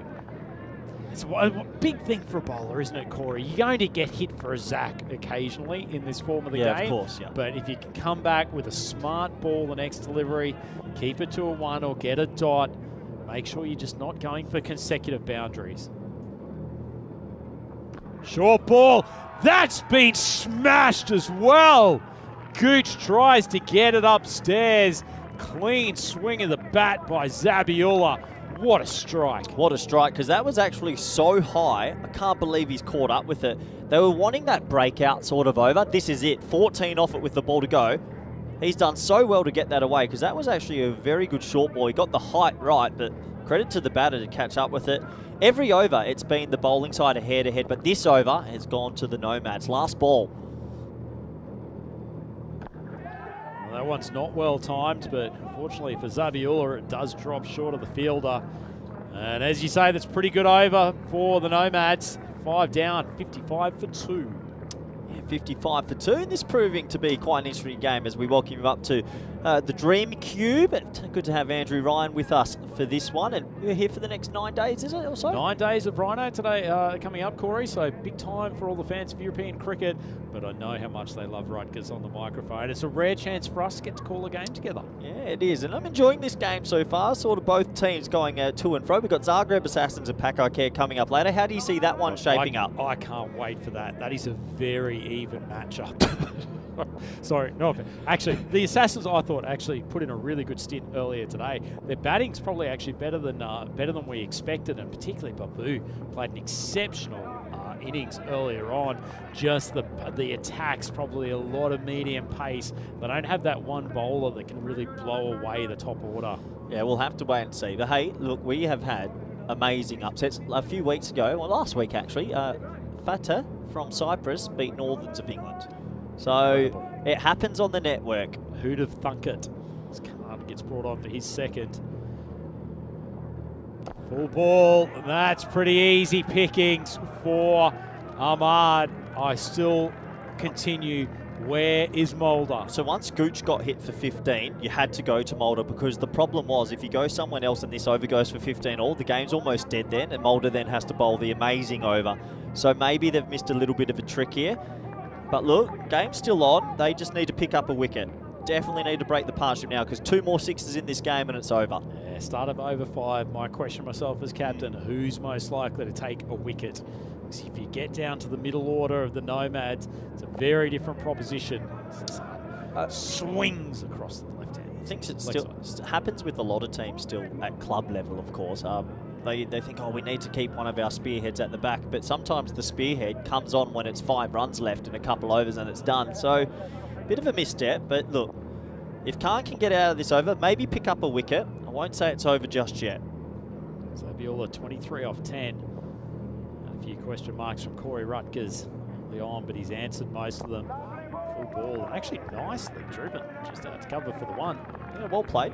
Just nudging that for a single. Zabiola's obviously seeing them quite well and realised that ball there wasn't one to hit away to the boundary. Ahmed's got his first big 6 in this innings. He'd like to hit another one here. Done well. They haven't drifted onto his leg side too much. It's certainly his favoured area. Not usually in that fashion, but things started to go the Nomads' way, and Khan starting to go for a quite expensive spell here. 23, still got 1 ball to go. The Nomads really climbing towards this target now. 23 with 1 to go would be a good spell if your team has hit 140, 130, but with 100 on the board, yeah, you can't do much. Those little things can always go against you. A thick inside edge for 4, so they've sort of bursted a bit open now, have the Nomads. 1 more 6, and then it almost is a runner ball. Full ball, swung straight down the ground. It's actually pretty well timed, and despite the despairing dive of Stefan Gooch, it does go to the boundary. Oh, I hope he's okay. Oh, that's not good signs if you're a Budapest Blinders fan, and he seems like he's in a lot of agony. I think they're going to have to get the medics out there, because I think he's slid across and he's gone with his right shoulder. He's getting on his feet now, just off camera. But yeah, just something didn't feel right there. And did look like his right shoulder too. Looked like his right shoulder. So bowling arm. Well, you have a look here. As you slide, maybe he took the wind out of himself. I'm not too sure. He's back on his feet now. Just an overextension maybe. But Gooch is a tough man. I'm sure he's okay. And there you go. He's smiling again. He's always smiling. He's always smiling, the Gooch. 23 and 24 for Ahmed Zabiola. They've broken the game open. Surely they're going to Mulder now. Still no Mulder. That surprises me. That's almost X-Files type stuff. He's Scully coming on. What a show. Oh, mate. Did you like it back? Yeah. Just a wee tuck. It scared me a fair bit. Yeah. Don't like the supernatural. Paranormal activity. Oh. There's Hitman back. Look at that hair.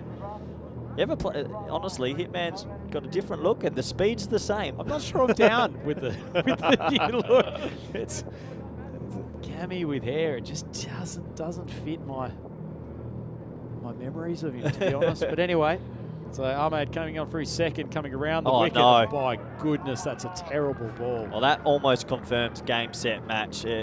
Now it's down to a runner ball. Ahmed bowls arguably the worst ball you can imagine. Poor Mars Baji. I don't think he could have stopped that in any lifetime. Tried his best. Mars has taken 3 steps to his left and he still hasn't got it. Yeah, and the disappointment for Ahmed. 24 off 24 without Mulder bowling his second, and this is exactly what we were talking about. 24. They still are on for the bonus point here. I don't think so. I don't think we're going to see 24 off 6. What are you talking about? Well, I look at the strike rates of the two batters, both going at around 225, and I don't think they'll go at 400 for the over. But Hassan was basically nothing off about 8 up until the previous over. I don't see it. This is a big call from Corey. They won't even the first ball has Won't- literally gone for wides down to the boundary. They won't get close to it. He's come over the wicket now. Wow, Zabiola has hit it high. He's hit it just handsome enough. It will carry Avascan, who continues an almightily ordinary tournament. He's now injured himself somehow, not even taking a catch. I think he must have got a finger on it because he seems like he's in a bit of pain now. And you don't want that to be a little dislocation. Let's have a closer look. Yeah, the old finger buster. Ow! He knew straight away. So he's had a tough old day. Oh, he's tried to tap it back. To tap it in. It's like going against a comet. These grizzly balls are so hard. And he says, don't worry, boys, I'm okay. 18 or 5 for the bonus point. I stand corrected. You could be right, Rhino. The majestic Rhino again. Great chat from Rutgers. Ahmed steaming in. Oh, good slower ball, but they should shoot through for at least one. Absolutely no intention from Zabiola to look through for the second. It's a nice change of pace from Ahmad. Yeah, nice change of pace, but beat Baji as well. So a bye, 17 off 4. Get this one for 6, maybe. Maybe. That's only 2 balls into the over. Yeah, the 5 wides really hurt. Came at the wrong time, but they've missed a trick. Mulder had to have already bowled You here. made your claim that they No, weren't going to chase it after the 5 wides. No, I don't think so. Yeah, Not inside 7. I stick by it, Rhino. No, that's fine. You can stick by it. I'm just saying there's at least a reasonable chance.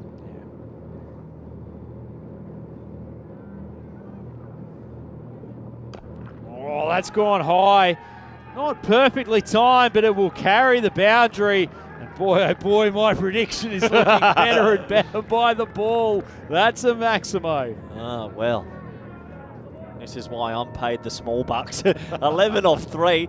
To credit to Ahmed, he had a pretty sedate start for his standard, and he's come good at the right time. That one banged in back of a length, and he got enough on it. I thought he skied it originally, but he gets enough. 11 off 3. You get this one for 6, then you never know.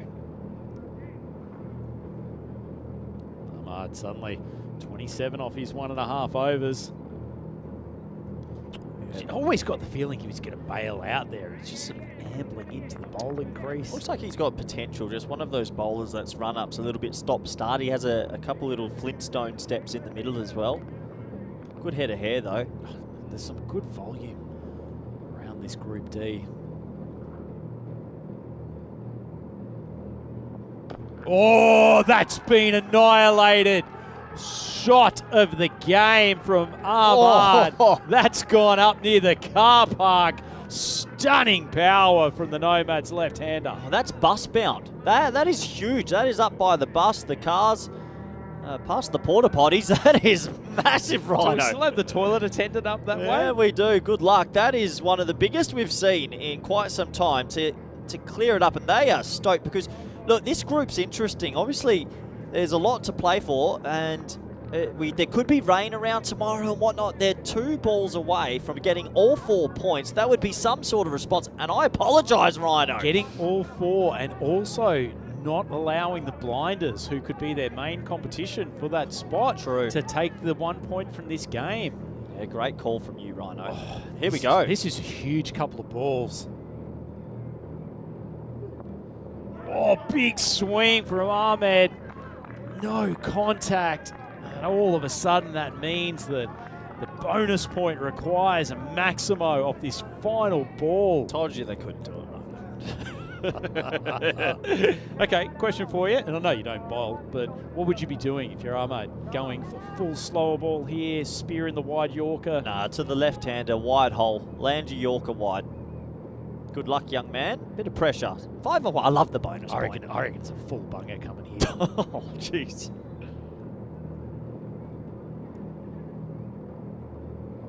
Oh, that's a pretty good ball. He's inside edged and excellent bowling. He's executed and thought his way through that very well. So it's a small victory, but protecting the bonus point might come in handy for the Blinders. Great bit of bowling. Wide hole. That was his best option against an informed batter that was batting outside off stump. And I agreed with the tactic. I just thought he was going to miss cue, bowl a full toss. this is what's coming up next. David versus Goliath. Look, David. Did David ever win a battle? Well, I don't know. I'm not sure what the supercomputer said about David versus Goliath back in the day. I'm looking forward to the supercomputer for the last game. But 35 off 15. Hassan Ahmed, he took a bit to get going, but he came good. He's given his team a W. Maybe slightly disappointed he didn't get it complete there. 3 sixes in his innings. 3-6. Why aren't we using the proper term of maximos on that scorecard? Don't inflate the head too much. Let's have a look at these teams. And Nigel, Vincent and Peter Bosnack have come into the team. Get them in your fantasy sides. Pakai Care, obviously, a little bit more under strength than we're used to in previous years, but they'll be confident going into that one as Mulder comes back in with a couple to defend. Well, what's going on here? It's the big leg spinner. It's just cut away for an easy one for Zabiola. But yeah, well, that'll send the fantasy players scurrying to change their lineups, Corey. Yeah, it potentially will. How many we got left then, Rhino? 4 to go. New batter on strike. Camwell, what's he offer with the bat? Well, he's a little bit unorthodox, but had some good strikes in that first game. In fact, it's these two, Zabiola and Camwell, who allowed the Nomads to get as close as they did. Game 1 against the Czech team, Brno. Short length, but kicks off the deck. Comes a little bit quicker. Just plays it straight back. Impressive performance overall from the Swiss, though. After losing this morning, this was a big game for them, Rhino. They've played pretty well. Huge game. It's just swung down in the air. A little bit mistimed. But scoots through for the one. So these two teams will go home tonight, both with 4 points, a win and a loss, but they both got a point in their previous games.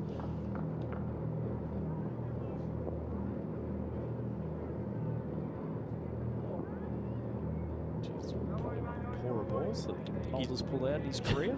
Yeah, I think you can see on his face there, just got that one all wrong. That is one thing with a leg spinner. You got to give him some leeway. It's the hardest art. It's like the dark arts of cricket.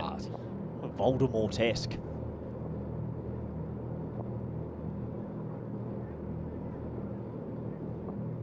A little bit more flight. So it sounds critical, but the fact that he's bowling now with 4 to win at the start of the over is ridiculous. He had to bowl a lot higher. Big misstep from the Blinders. It's almost cost them the bonus point too. Oh, big strike! And Zabiola has finished this contest with a booming Maximo. Good innings from him again, showing why he's one of the most highly rated T10 players in Switzerland. 37 not out, and after a poor first up performance, that's an excellent display from the Nomads. Yeah, brilliant comeback from them after losing an early game today. So they'll go home with a win and a loss. So will the Blinders, and they'll both believe they're setting themselves up for an important day 2 tomorrow. An interesting game of cricket. It was cat and mouse for a while, but just those middle overs, a couple of big sixes happened. But I think we've got to look back at the first innings, Rhino. I thought the Nomads executed their back of a length bowling to a T. Yeah, couldn't agree more, Corey. They thought their way through that game really well. Some of the old stages in there, Asim Nazir, Fahim, Hassan, manager Azwan Lakaraju. I'm sure they got together, had a good look at what the Blinders did in that first game, and devised some very intelligent bowling plans. And for the most part, their bowling corps executed it very, very well. Look at the fantasy dashboard. As we said, the Zagreb Assassins, a few changes to their team for this game, but they need that man at the top. And now Shad Babu, the wicketkeeper, to fire again, opening the innings. Pakai Care won the toss in this game, and they have elected to bowl, Corey. big news for the fans out here. Yeah, they've decided to have a bowl first, so that game coming up in a little over 25 minutes. But, well, credit to those men on your screen. They did the job after a loss this morning. They've responded in the most positive of fashions. And I think in this group, it is shaping up. That second spot's going to be very tight indeed. Certainly is, and a good chance to look back at some thrilling highlights from this chase. The Blinders, as they always are, they're a good team unit. There's good vibes around them. Mars Bargy, smile on his face. It's like we see more from him with the bat later in the tournament. But that was a big drop early, and poor Ghani is having a horror show here today at Cartama Oval. I'm sure he'll be back day number 2, but the boys from the Nomads, they were off their feet early as Fahim Nazir hit a couple of Maximos, but Mulder got him with a very nice piece of leg spin bowling. Yeah, he got him really good with the one that sort of spun back in. And at this stage, you just felt, well, maybe they're opening a door a little bit. This was a real loose shot. That's a wild slog. And at this stage, they weren't looking too confident. 2 wickets were down. The rate was around about 9 and over, and we thought game on. Yeah, we certainly did, but as we mentioned during the commentary, just a bit of a tactical misstep to not get Mulder back into the attack, because for the total that they were defending, it was all about wickets, and ultimately, Zabiola, they needed to get the leg spin against him early. Yeah, they had to get him early. Well, look, it's never easy to defend 100. You need everything to go your way. And it only took an over of 15, I think, off Gooch, and then the next over went for 16, and that was almost curtains. Credit to the Nomads, they held their nerve. If they had lost that, being 0 and 2 would have been a long way back in this group. And it wasn't without trying. The Blinders threw everything they could at them, but a top response from the Nomads. Yeah, and I suspect the Nomads will be very happy to see Hassan Ahmed get a few out of the middle of the bat. He was scratchy again to start that innings, but showed in the later stages that he's got immense power. When he gets the opportunity to free the arms and hit over long on and mid-wicket, he can belt a cricket ball.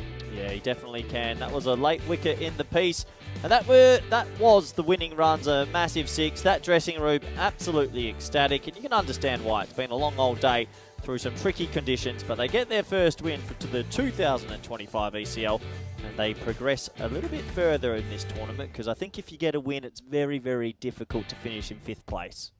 Very true. So good vibes playing out of that one. Teams enjoyed what was a pretty hard contest, and wouldn't be surprised to see these two teams play each other later in the week. But as it is, the Nomads have gotten on top in this one. It's match 4 of Group D. Zabiola again showing his talent with the bat, 37 off 16, and he was accompanied by Hassan Ahmed for most of that innings, 35 off 15, really accelerated towards the back end, and in the end have done that chase pretty comfortably, Corey. Maybe the only disappointment, just missing out on the bonus point, which was in reach. Yeah, it ended up being very close. They needed 5 off 2. We have a look at the bowling figures. Only 4 bowlers used in the end. They tried their best, but it was the batting in the first innings that didn't match up to the level they would have liked. So that's game, set, match. I'll be back with Rhino in about 20 odd minutes for the final game of today. Pakai Care of Spain taking on Zagreb Assassins of Croatia. Join us back then for match 5 of Group D. Bye for now.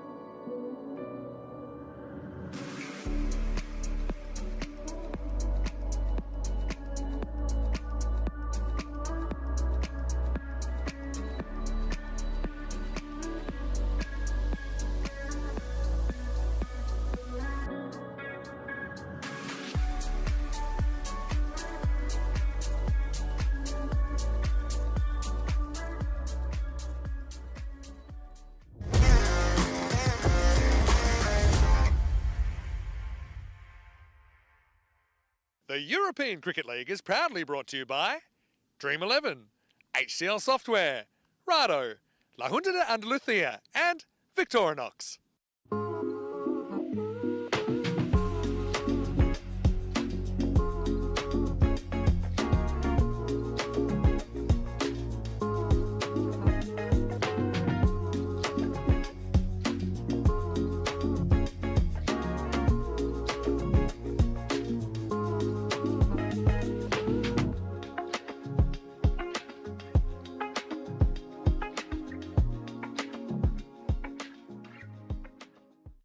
Hello everyone, welcome back to the European Cricket Network. It's our last game today and thankfully the weather is still clear. It is a miracle. It's Pakai Care Badalona taking on Zagreb Assassins. Let's go to Ian Ramage, the match referee for the coin toss.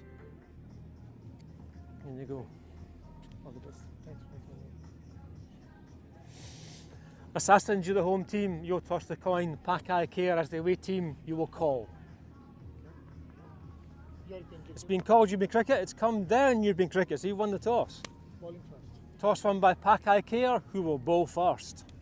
So news from the toss, Pakai Care have won the toss and they're going to have a bowl first. And I tell you what, it is a bit of a David versus Goliath match. The Pakai Care team, we're known for their fast bowling. You've got Mohammad Atif, Rabbani and Mohammad Kamran. Hitman's back with a head of hair. He's going to be bowling quick under lights. Zagreb Assassins, look, they played a pretty good game this morning. They actually compiled 130 versus Budapest Blinders. If they can somehow scrounge some runs together and get to 110, 120, maybe it plays under the lights. Babu batted really well for his 70-odd earlier, but this really is going to be a big test. I'm looking forward to it. It's going to be an interesting day, and I'm so thankful the rain has cleared. Credit to the ground crew again, who have been working tirelessly to get us all 5 games today. Let's go to Andrew Ryan, who's been with us for day 1. He's in the commentary box, ready now. Thank you very much for that comprehensive preview of Game 5 here. It's the first day of action. Group D at the European Cricket League for 2025. The sun is sort of just creeping out around the ground. We've still got some heavy grey clouds, but nonetheless, looks like this Game 5 will get away without any problems whatsoever, which is great news for all of the European Cricket Network fans as we have a look at the fantasy dashboard. Zagreb Assassins coming with a few changes here. Nigel Vincent's been brought in to solidify the padding. Peter Bosniak has come in to give them an extra bowling option. And they may need it against this powerful Pakai Care Badalona team. We know they're 1 or 2 players down from a full-strength squad, but solidified that by the inclusion of the Italian superstar Zayn Nakvi, who is also taking the gloves. And great to see the hitman, Mohammad Kamran, back in the contest. So the supercomputer believes that 17 out of every 100 contests between these two teams that the Zagreb Assassins will win. Well, we'll put that to the test tonight. I think Pakai Care Badalona very much going in as favourites, but in the T10 format, anything can happen.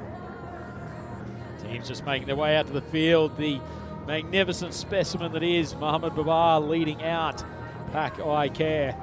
They started off the tournament in pretty good fashion earlier today, dispatching Brno. They will be looking to get a second win on the board here against the Croatian champions, the Zagreb Assassins. And a man who, much like every assassin, does his best work at night. Great time to welcome back to the microphone, Mr. Corey Ruckers. Yeah, this is when I come into my own, Rhino, and I tell you what, 17% is generous. Zagreb Assassins, if they pull this off, I'll go as far to say one of the greatest upsets in the history of world cricket, any format, any network. But you never know in Kardama. The lights are on. We know Pakai Care are definitely missing a few this year in the group stage anyway, but they're confident they've got enough to get through. Zagreb Assassins, to all their credit this morning, they pushed the blinders. They made a very good score, started well with the ball, and then they fell off the rails in the sort of middle overs, thanks to one partnership. If they can somehow, as I mentioned in the pre-match game, sort of get themselves to 115, a little bit of luck, maybe a couple of edges and some nice shots in between, they could potentially cause one of the biggest upsets we've ever had. It's going to be an interesting one. How biggest of big upsets would you classify? So this would be up there. This would be up there. Only because you just think about the experience of Pekka Care. Yes, they're a little bit undermanned this time and they've brought some youth, but yeah, this would be up there, Rhino. Top 3 ever, I think. Oh, huge call from Corey Rutgers, but What are your man has seen a lot of T10 cricket. What are your thoughts on Hitman 2.0 with hair? I just don't believe it's the same human being. It is the same human, Rhino. With hair. Well, you've used David versus Goliath. Will this be sort of reverse Samson of having the hair come back? There we go. It slows down. Cammy. Oh! Full ball, driven nicely. And that is going to roll to the boundary. Well, the upset is on. Zagreb Assassins going. Somehow have actually dropped in supercomputer chances after hitting a ball for 4 first delivery, but a lovely shot from Babu. And they are rocketing along at a 24 runs per over run rate, Corey. This could be bad news. Tell you what, Pack I get. What a start from Babu with the check drive through mid-off. He's in form today. He goes wide outside off stump. Ball doesn't come back as might have expected. Here's some stats, Rhino, from the ECL that you've missed so far. 8,337 runs. We're going at 13.1. Maximo rate 11.7. Wicket rate around 5.6 per innings. It's been an eventful ECL. Stats powered by HCL software, bringing you some incredible insights into the tournament. Cameron gets that ball to just tail in as he traditionally does. They'll scoot through for the single, bringing Power onto strikes. He played very well through the leg side earlier today, Corey. That gets the strong Budapest bowling lineup. Cammy's looking fit here, and he did do well, Power. Just waiting, when's that short ball going to come? You know he's always going to use it at least once or twice in the over. He hasn't used it yet. New batter on strike. Does he go short, straight up, or does he try hit some timber? Oh, how has that missed the leg pole? Whew. Well left by the opener. My word, that swung late. Quick, still got his pace, and that's actually just done too much, incredibly. That's the way that Barward just played a little forward defensive stroke immediately afterwards. You know one thing about Cammy, when he is on form, he is swinging the ball. That means his wrist position is perfect. That one went. He looks majestic with that bit of horsehair these days. Ball's just pushed outside of stuff. Far lap. Oh my goodness. With such a bad line that we... Anyway, Cammy into the final Isn't that what furlong of his over. Isn't that what it is? I don't know. I didn't have the guts to ask whether this was El Natural or whether it's a little bit of artificial assistance, but Either way, it's majestic. The main coming back, and that's actually nicely played. That was a pretty good Yorker. The batter scoot through for the one, and well, I'll tell you what, I've seen teams more awkward against Cameron in the past. 7 runs off the over, and Zagreb, neat little start. Yeah, nice over from Cameron, but well done to the Zagreb Assassins. They got through it, they found a boundary, and they take it for 7, and that's all you need to do. This is the sort of tale of the 2025 ECL, and well, we've had A, B, C, we're in D, we've still got 3 groups to go. Some excited teams must be watching and itching to get out here. Who are you looking at? I mean, we don't want to get ahead of ourselves, but that Group E, who are you looking forward to seeing here, Corey? Ariana CC from the Swedes have a very good sort of T10 lineup. Vorberg's going to be missing 7 national players to a Dutch series, so be interesting to see if their sort of twos team can get going. Just outside off stump. It's actually reasonably well connected. Pull up in front of the boundary, but they will make it through for a double. Barbard just lost a bit of zip in the last couple of years. He has. I was about to make the same comment. The ball's just not carrying off the deck like it used to. Look, mother age, father time, whatever you want to call it. Mother age. That's the worst brand name. Look, eventually it catches up with you. Barbard looks like he's just maybe 5 kilometres slower than 2 years ago. Bit of width outside off stump, and it's thrashed. It's a good shot from Babu, proving that the first game today was no fluke. And Zagreb 13 for none. Well, he's got a deep third, and with that lack of zip from the big man, think they might be putting someone straight here, but Babu's been in sensational form, backing up the name of Baba vs. Babu. I always knew I'd be commentating a Baba vs. Babu one day. I'm glad it's today. I'm glad we've gone from that from Mother Age, which sounds like the worst nursing home that exists. I usually come good last game of the day, Rhino. It's my peak period. Babu just plays gently back down the track. Where are we? I mean, if we were on a radio show now, what would it be? It's not quite the sort of late night with Rutgers and Ryan. Martin Sheargold sort of. Not sure it's a name we'll hear on the airwaves for a little while. Yeah, rest in peace. Just a ECN after dark time. We've got the lights on, so it is technically dark. Babu just pushes out. It's a pretty smart play. It's a good length ball from Baba. Well, tell you what, to have one of those big upsets, the top 3 upset on the network this would be, you need to get through the first couple without losing a wicket. And they're on track for that. Yeah. We've seen it before. We've seen some crazy results here at Cartama Oval. I like Farlap as a second nickname. That could stick, you know. Stride down the crease. It's well struck, and actually pretty decent job there at mid-on, because that ball was travelling at some speed. That was Farlap there, actually, that made the stop. No. The evergreen. So last ball of the second. Love one more boundary here, just to get to 18 or 20 off 2. Push down the leg side from Baba, not getting his traditional away swing. Question for you. Did Cammy used to wear a cap when he had no hair? And is he now deciding to wear a cap that he has the mane? No, he always wore a hat. Okay. Yep. Some players wear it during the night, some players don't wear it at all, but he's always been a cap wearer. But if you made that sort of investment, you want to show it off as much as possible. Oh, that is in the slot. And pretty nicely struck despite the despairing dive of Mohammad Yassin down there at a long off. Power times it nicely. He gets himself moving. And Zagreb Assassins doing enough here in the first 2 overs. Yeah, nice shot. Dead straight, gets it away for 4. That's Yassin out there with the despairing dive, but couldn't rein it in. It made a cannon noise off the bat. And a very good start from the Zagreb Assassins. Not losing a wicket, a couple of boundaries. You never know. Certainly these two will need to do the majority of the damage. Great opportunity to look at how Group D sits at the moment. And despite that pumping defeat in the previous game, Budapest Blinders sitting on top after 2 games.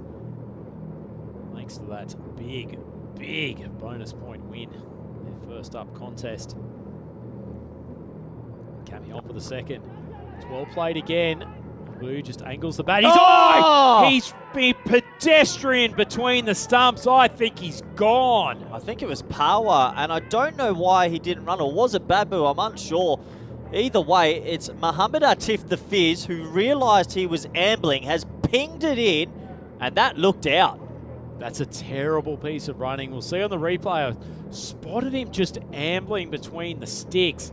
And Atif Muhammad, left hand, got to pick it up in full stride. What's he Have doing? a look at this from Babu, just continually looking. That is gone. What's Babu doing? That is an excellent piece of fielding from one of the most talented young cricketers in Europe. Oh, let's have a closer look, and yeah, he's gone. He just slowed down. I think he thought he's not going to throw it. And the Fizz, that's his nickname, Atif said, you know what, cat and mouse, I'm the cat, you're out.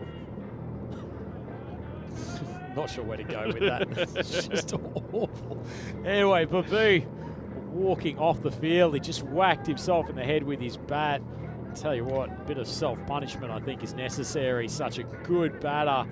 Looked in decent form again, and he has literally committed suicide on a cricket field there. No need whatsoever to keep an eye on where the throw was coming in from. Yeah, disappointing. So, first wicket goes in an unconventional way. It's just push behind the third man. So Yogesh Balaji comes to the crease. He didn't score a run of the 4 balls that he faced this morning, Corey, before he was part of one of the more comical run-outs that we've seen on the European Cricket Network. Probably no harder test than if you've got a duck off 4 to come up against Hitman under lights. Oh, that's a sippy ball from Cameron. Well, he's just got his hand around his neck, maybe a signal to the batter of where this next one's coming again. I'd be surprised if the next one's not at the timbers, but he has not seen that. That was self-preservation 101. Life flashed before his eyes. I like the way that he's trying to play with the angled bat to drive. Oh, he's timed that. Oh, Balajee gets off the duck in the most spectacular fashion. Well, when it's this quick, if you can just get your bat on it, it flies, and that flew. That really raced away, so he's going to get his first boundary. I'm waiting for... Balajee is certainly hedging leg side here at the moment, Corey. I wouldn't be surprised to see Cammy give him one right in the guts, outside leg stump. Yeah, it'll be interesting to see if he goes short again or if he wants to hit the timbers. He hasn't got a wicket just yet. There we go, the awkward one. Oh, no. It's going to be a shy at the bowler's end. Fortunately, just puts his head down. Teammate Babu, he had have done that, he'd still be out in the middle of the wicket. Yeah, Parwa was backing up a long way, never a single there. So last ball for Hitman, and the power play. Short ball, good line, and Elijah just shoulders arms. And that's the end of an okay power play in the circumstances for Zagreb. 24 on the board after 3. Could have been a lot worse, to be fair. They've gotten some runs. They've haven't lost too many wickets. Actually haven't lost a wicket to a bowler yet. So that's a little bit of a shame with that run out. Moral victory. Great to see the Grizzly bats. They're the only bats in the world hard enough to take down the Grizzly ball. So you've seen some kookaburras get bust recently. 7, 12 and 5 off the power play.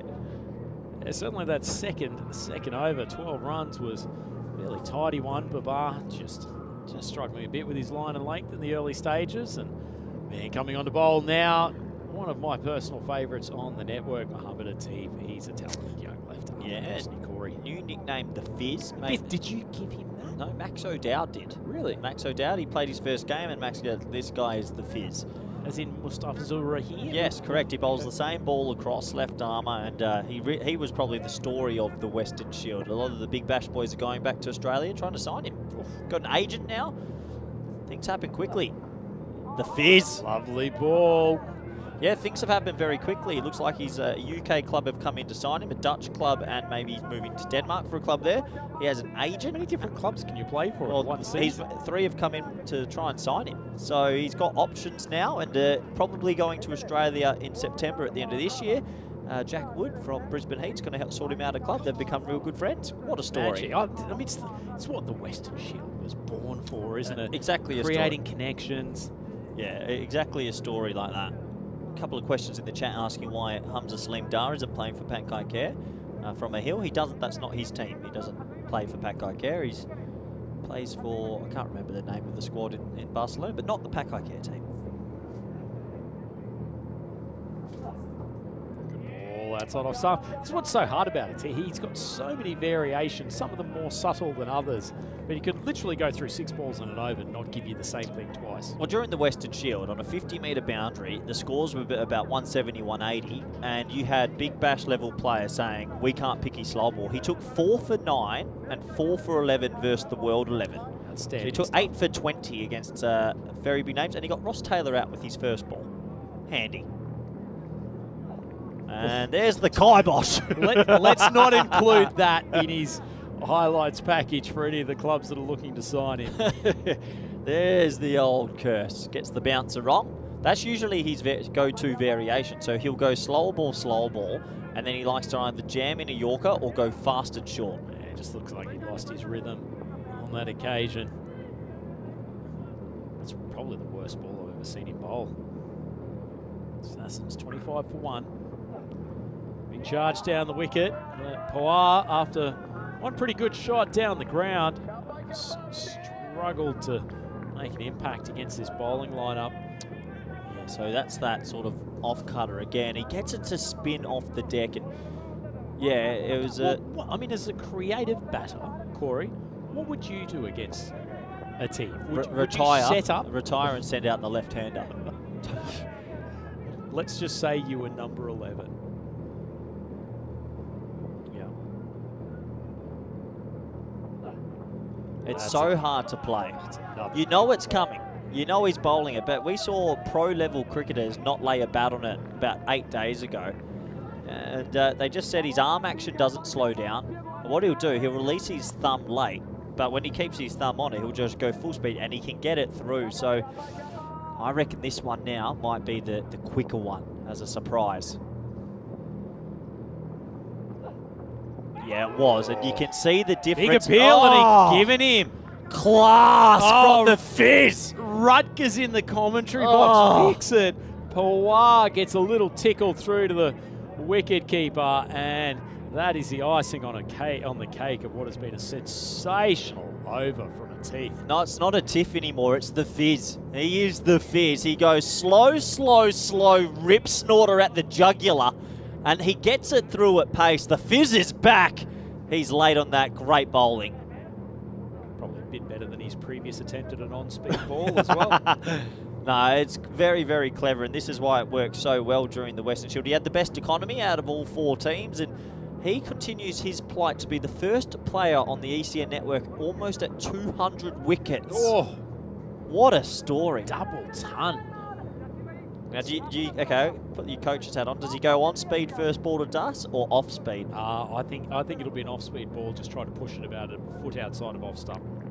That's why they pay you the big bucks. Ooh. And he's got him! Just tickling the outside edge of off stump. That's a good piece of bowling from Atif. And all of a sudden, the Zagreb Assassins are in big, big trouble. 3rd wicket down, 25 on the board. Oh, the Whiz Fizz is back, and can you believe it? He goes 2 in 2. As it's 25 for 3. They are well on top here. We'll have a close look. He doesn't get too many LBWs, but if that's pitching in line, that's done enough.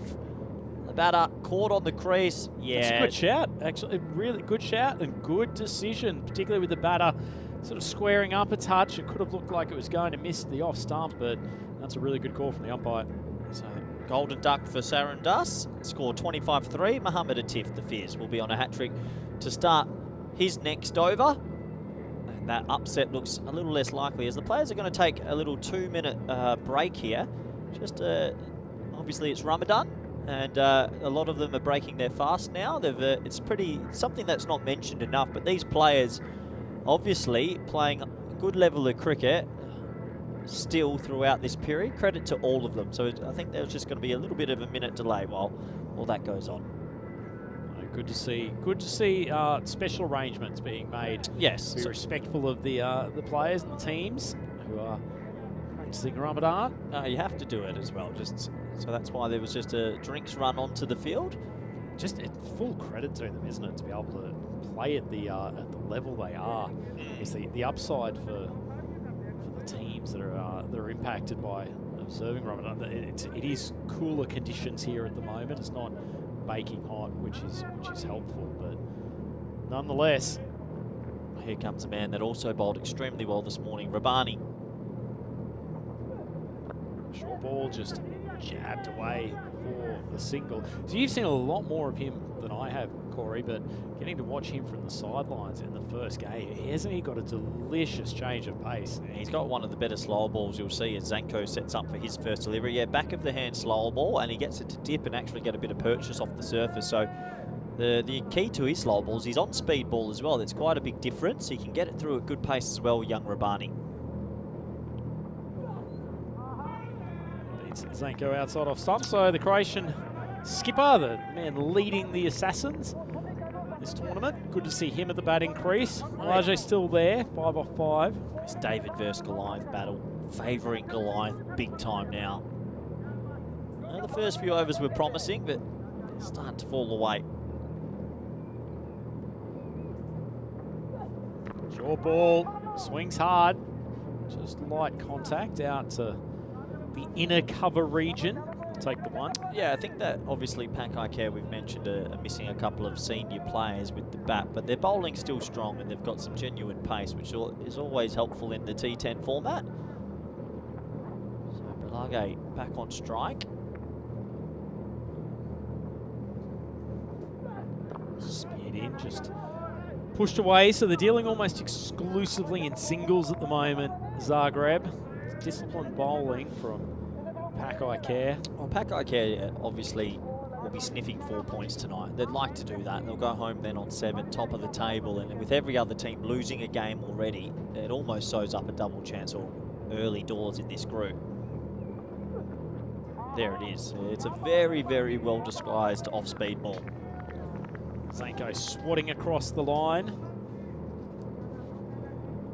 So the Zagreb Assassins 28 for 3 with 1 ball left. First half of their innings. It was always going to be tough, Rhino. They got through Mohamed Kamran, but they've struggled against Atif and Rabbani so far. Goes to show the value of the big change of pace bowlers.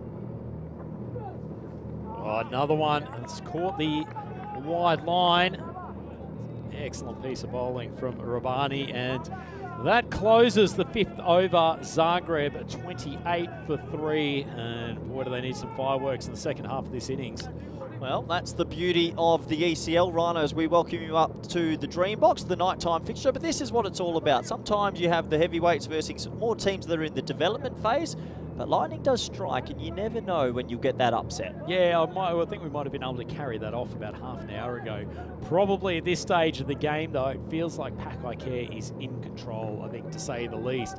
And unless this Zagreb Assassins lower order can really pump some runs in the next 5 overs, Corey, should be a good win for Pakai Care. But as you say, anything can happen in this 10 over format. Well, looking over there, it's hat-trick ball, slip in, gully in, hat-trick time.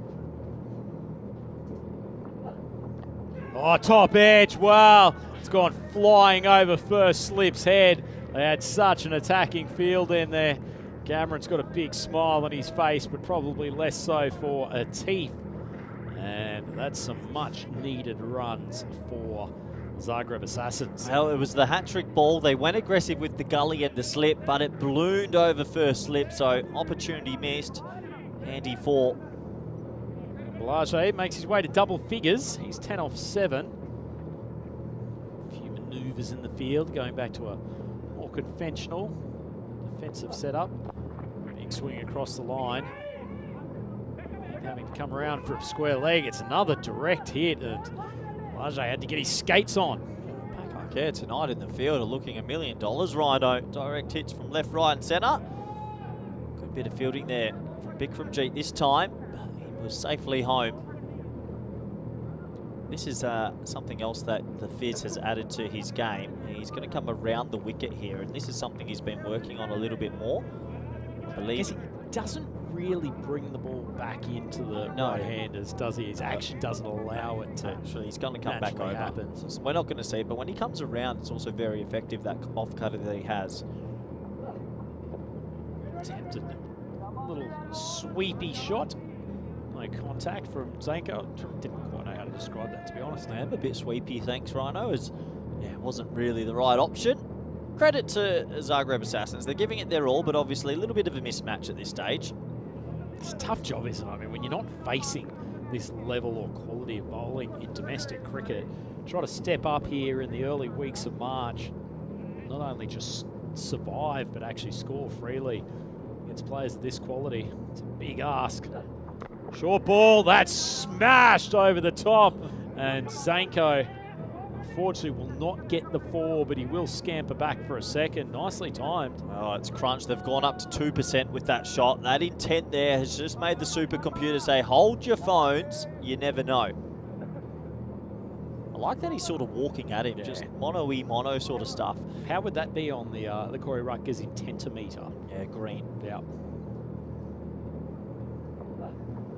Oh, tries the sweep again. That ball's just dropped underneath the horizontal bat, and unfortunately, Zanko can't make contact. I can see what he's trying to do, though. I like the intent. Tell you what, Rhino, is it just me or are some really dark clouds rolling over? Imagine the scenes. This one gets washed down. Pakai Care can't get their points. Controversy corner here at Kartama.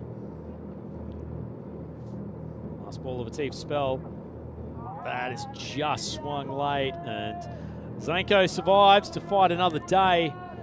Zagreb Assassins 35 for 3. I think Zanko's retiring himself here. He's missed that one and gone, well, can someone else come out and have a go? And I think we're going to see a retired out. Wouldn't surprise me. And just having a look out the corner, my new batter's walking down the race. Zanko's still out there, but I think he's going to give himself one more ball.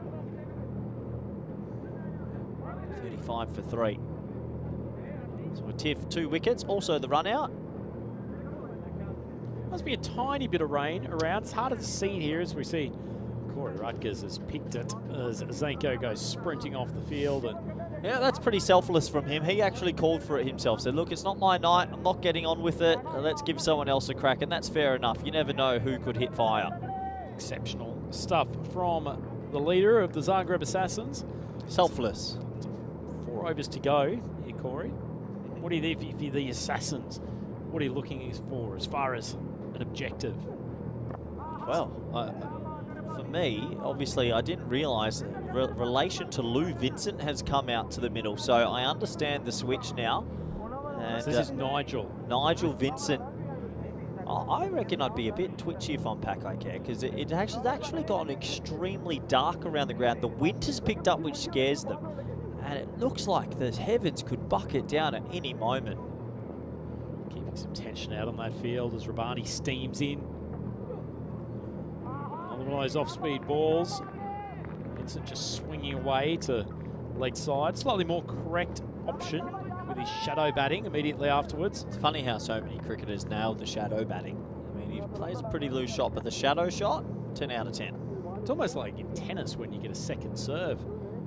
Get the chance to redeem yourself. It's actually nicely played.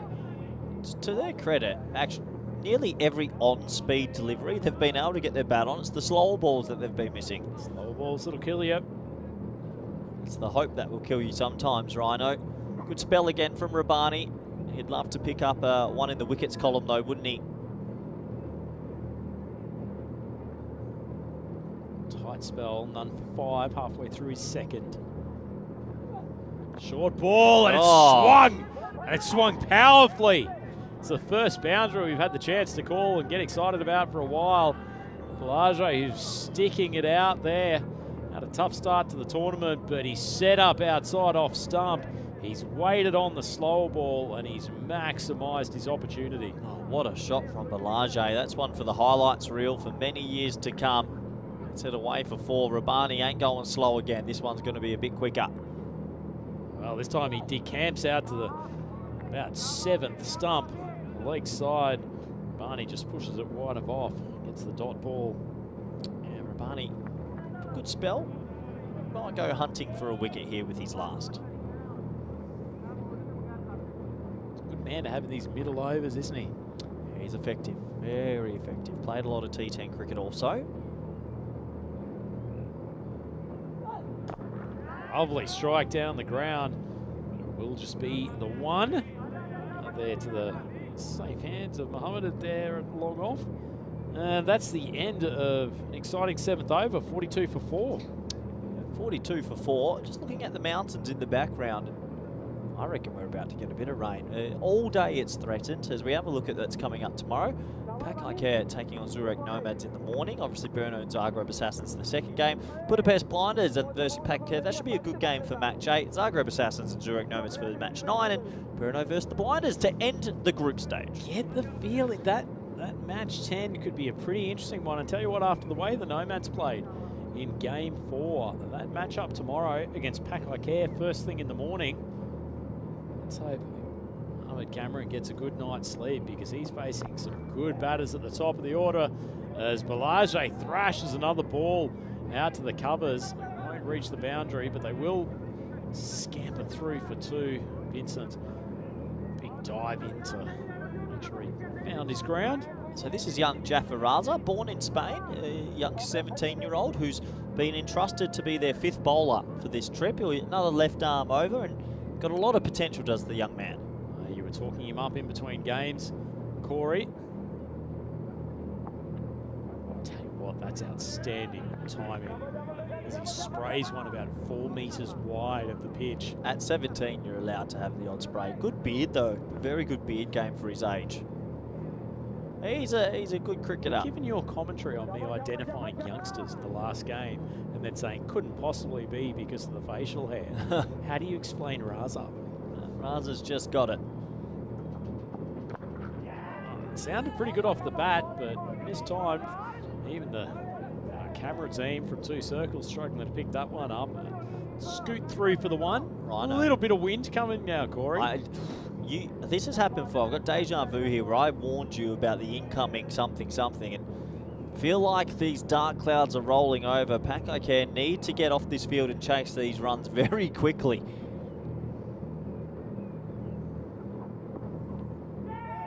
Nigel swung that away to the leg side. It's popped off the pitch. Oh, he's almost kicked it. Oh, he's had an absolute shocker. Well, has he saved it? He's gone the kick off a stuck ball in the grass. That's quite comical. Bikramjit Singh has managed to overcomplicate what seemed to be a pretty simple pursuit of the ball here. He's actually given away a boundary. Oh, poor Jaffa Raz has had a few of these today on his bowling. What can you do? Then he goes the tumble afterwards as well. It's extraordinary stuff. It's a good ball, but driven nicely down the ground. Nigel Vincent's pretty comfortable out there in his 4 deliveries so far. Yeah, look, he's made 20 so far. Good on him. They can get a couple more boundaries that cap off the innings. A couple of questions asking where Muhammad Ihsan is, one of the more popular figures. He's actually getting married currently. Congratulations to Ishi. Muhammad. Wish him all the best. That's actually a nice shot, really well timed. And Balajee is playing a little smoky of an innings here. He's up to 24 off 15. Almost single-handedly trying to keep the Assassins in the game. 55 for 4, so not exactly a towering target, but this young man showing he's got a bit about him. Yeah, nice shot. Really nice shot. So 4 more to the total. And Jaffa Raz hasn't really got his rhythm up too much today. He stepped away, showing scant respect for Raz's bowling as all of a sudden the end of the over. 14 off it, and the Assassins 56 for 4. Have you seen the movie Twister? Because just before a tornado hits, it gets a bit eerie around the ground, and right now it's getting a bit eerie. The old patio's going to blow off any minute. Pakaiker, I think, realise it. They'd love to wrap this innings up and get out there with the bat, but they haven't been able to run through this team with the wickets, that's for sure. Certainly just a clump of them in the middle, but Balajee's managed to solidify things in the middle overs, and he's been given some reasonable support here by Nigel Vincent. So a couple of lusty blows in these last 2 overs, and tell you what, if nothing else, they're going to make Pakaiker work for this win. Well, if they can go 10 and 10, 76. So Bikramjit Singh's going to have a bowl. I haven't seen him bowl too much before. Well, he might not be getting a second ball if he keeps the bowling half track as they get spanked for a Maximo. That's a gentle delivery, isn't it? And Balajee, who's been there an age, cashes in. That was loose, wasn't it? It's good reward for his fielding effort in the last over, though, isn't it? To get tossed the ball, 9th over. Balajee's gone long handle again. That's thankfully for the Assassin's going to pop up. Could be a run-out opportunity, but it just holds up in the turf. Yeah, so Vincent's going to get another crack here. And look, if they can get to 80, it does make Pakaiker, who probably want to win this inside 7, have to have a good start. As you can't just dawdle inside 7. You really got to get on with it.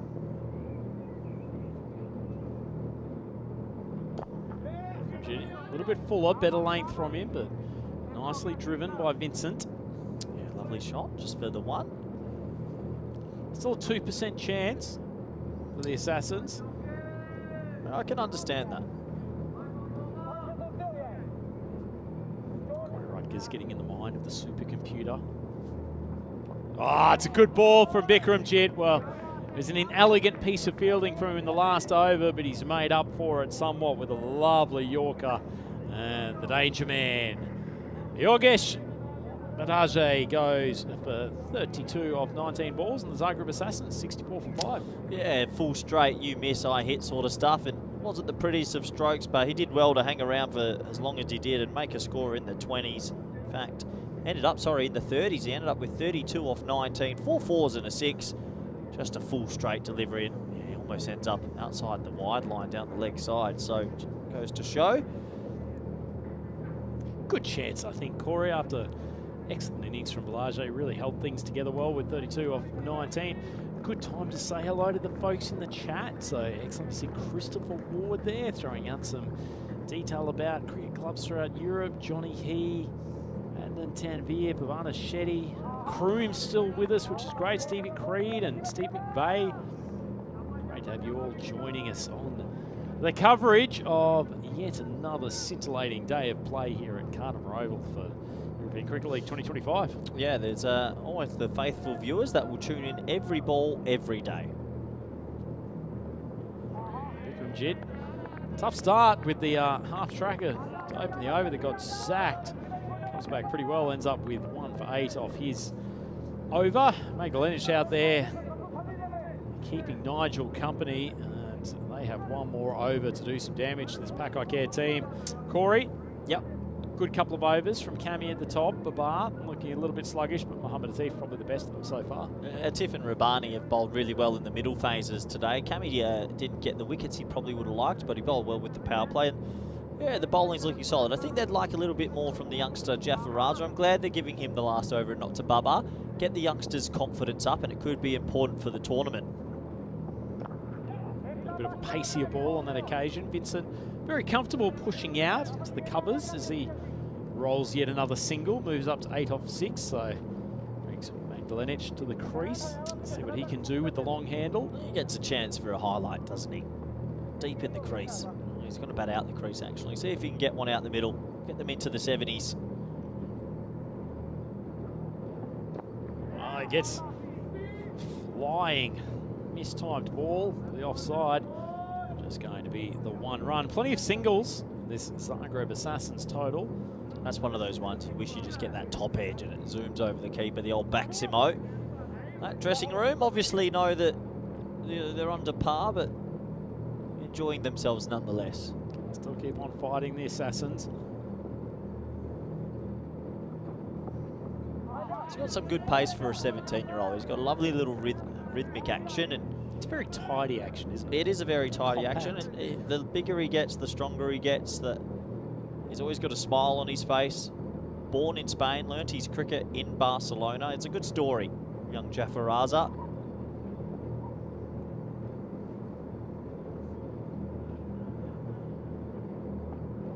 Right off stump. Vincent, front leg going out to leg. And for him as well, as they've blown up to 4% shot now on the supercomputer, how good is it for him to have someone like a Mohamed Atif or Kamran, just 2 other left-armers that he plays with regularly, just to learn off and talk to, so he can learn his art in his club cricket as well.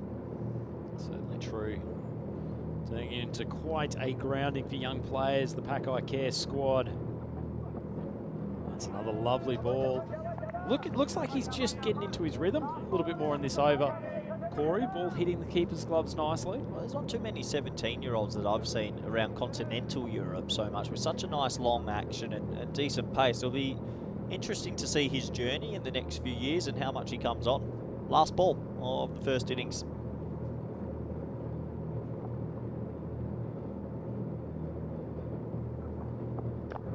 It's full toss, just swung out to cover. And they'll resist the temptation for a second, and rightly so, as the Zagreb Assassins end up 67 for 5 off their 10 overs. Not sure that's going to be enough to defend, Corey. No, it more than likely won't be, Rhino, but credit to them to not get bowled out there. They actually showed that they were brave enough to take on some pretty fiery bowling, and we know this one's a little bit of a mismatch on paper, but still, you got to respect the competition and what the Assassins bring to it. The champions of Croatia and their development phase as a club and a country, they should be proud of their efforts there in the first 10. Yeah, so there was no shortage of boundaries in those opening 3 overs, but it was just the run out of Babu that really hurt them. He was looking good and comfortable against the pace. Again, showed plenty of skill in that first game earlier today. But unfortunately, a little bit of sloppy running between the wicket from him, and from that point on, Balajee really was the only man who looked in full control.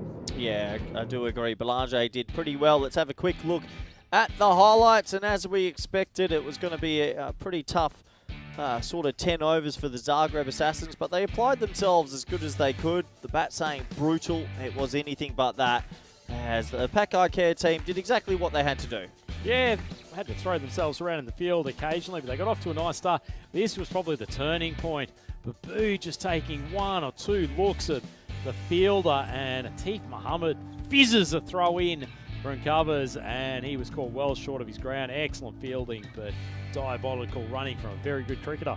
Yeah, it was a big error from Babu, as he is their main batter. This brought on the Fizz, and the Fizz showed us why his bag of tricks are so effective in any format of cricket. He got 2 in 2.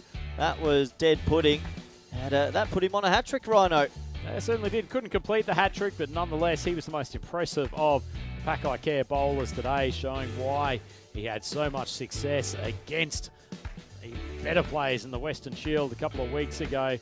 Captain Zako, he took himself off the field. Mighty good team play there. But Balajee, he stood tall amongst the onslaught of the Pakai Care bowlers, played really well after a tough start to the tournament earlier this morning, and they never gave up, the Assassins.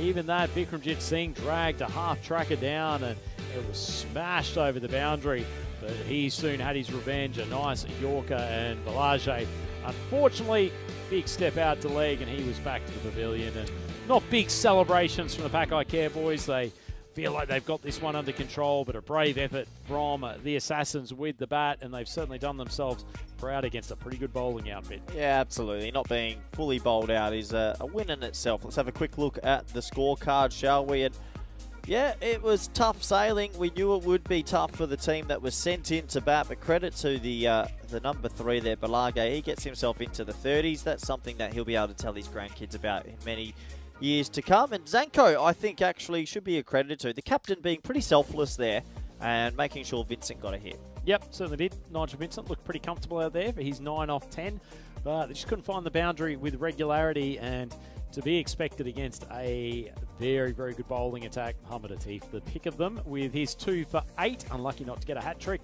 Ball going flying over the keeper and first slip's head. And Jafar Raza, a couple of good overs from the young paceman. Yeah, but it was very impressive from the young paceman, and of course, the Fizz Atif, they did their job. So 67 on the board. Will the weather hold up long enough for them to get the runs? We'll find out in a little over 10 minutes. Do join us back for the all-exciting run chase. Thank you. Let's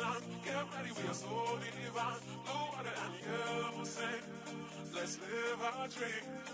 Summertime, get ready, we are so divine. Blue water and yellow sand, just you and me. Summertime, get ready, we are so divine. Blue water and yellow sand, let's live our dream. Summertime.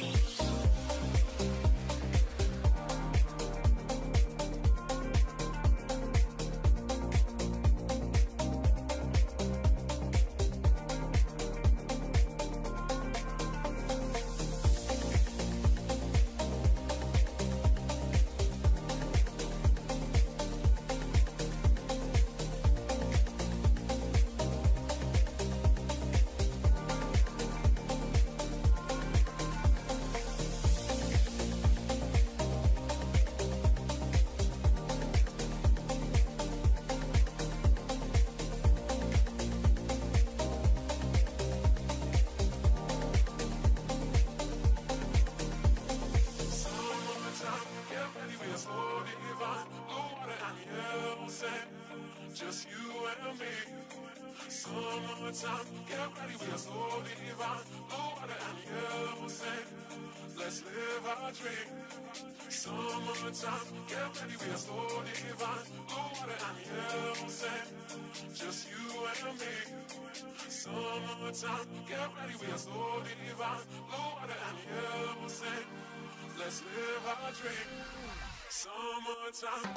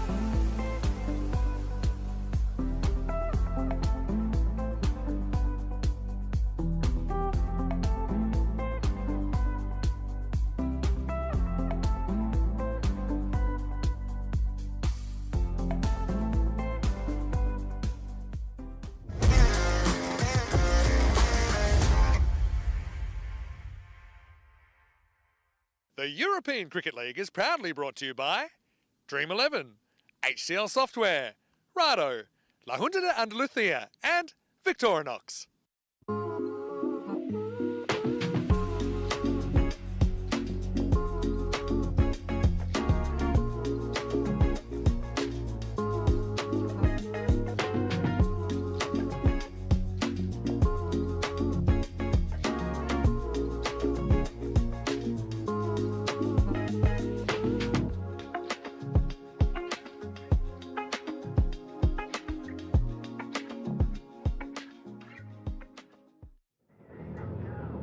Hello and welcome back to the Kartama Oval. It's the nighttime fixture between Zagreb Assassins of Croatia taking on Pakaiker Badalona of Spain.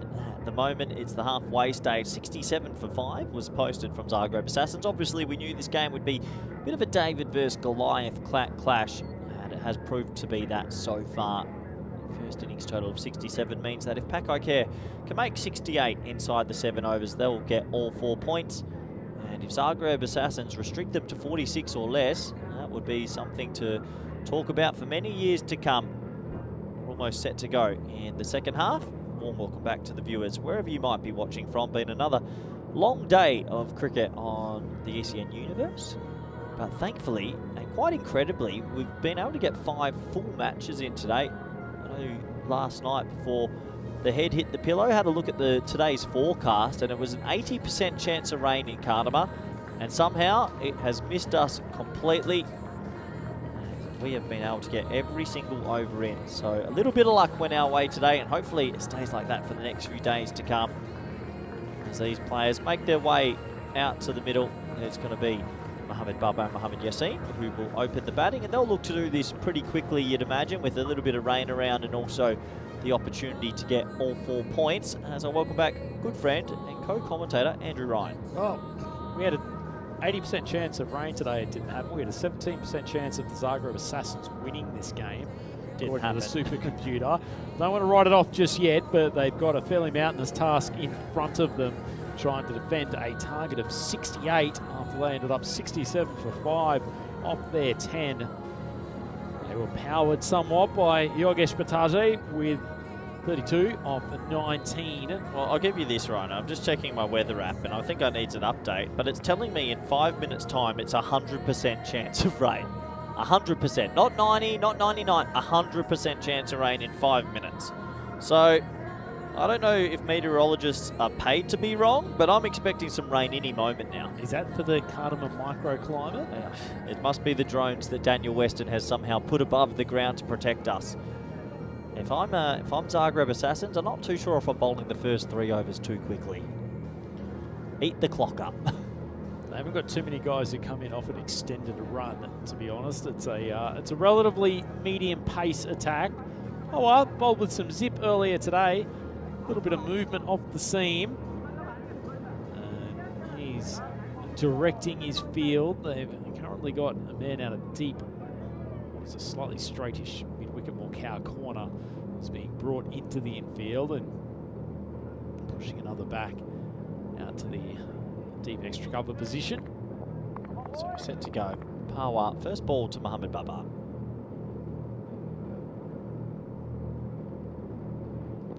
Swings and misses, but it's called wide.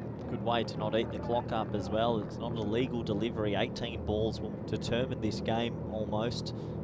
That would be an extraordinary way to not complete 3 overs, wouldn't it? To just bowl extras continuously. Take it as deep as you can. Don't want to give teams any ideas. Oh, hits the pad. That's not a bad shout at all.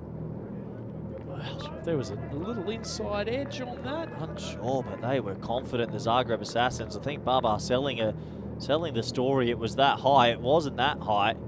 And closer than you think. I tell you what, I reckon that it has definitely close. He was sort of squatting as he played the shot. If not, I think that might have been out as Baba responds with a 4. Interesting one, because it looked like it hit him higher than I thought, but maybe it didn't.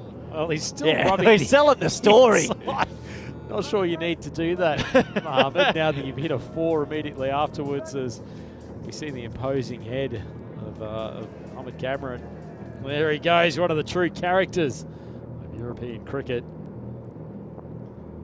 So Power, it's been interesting. Well, he's hit the pad again.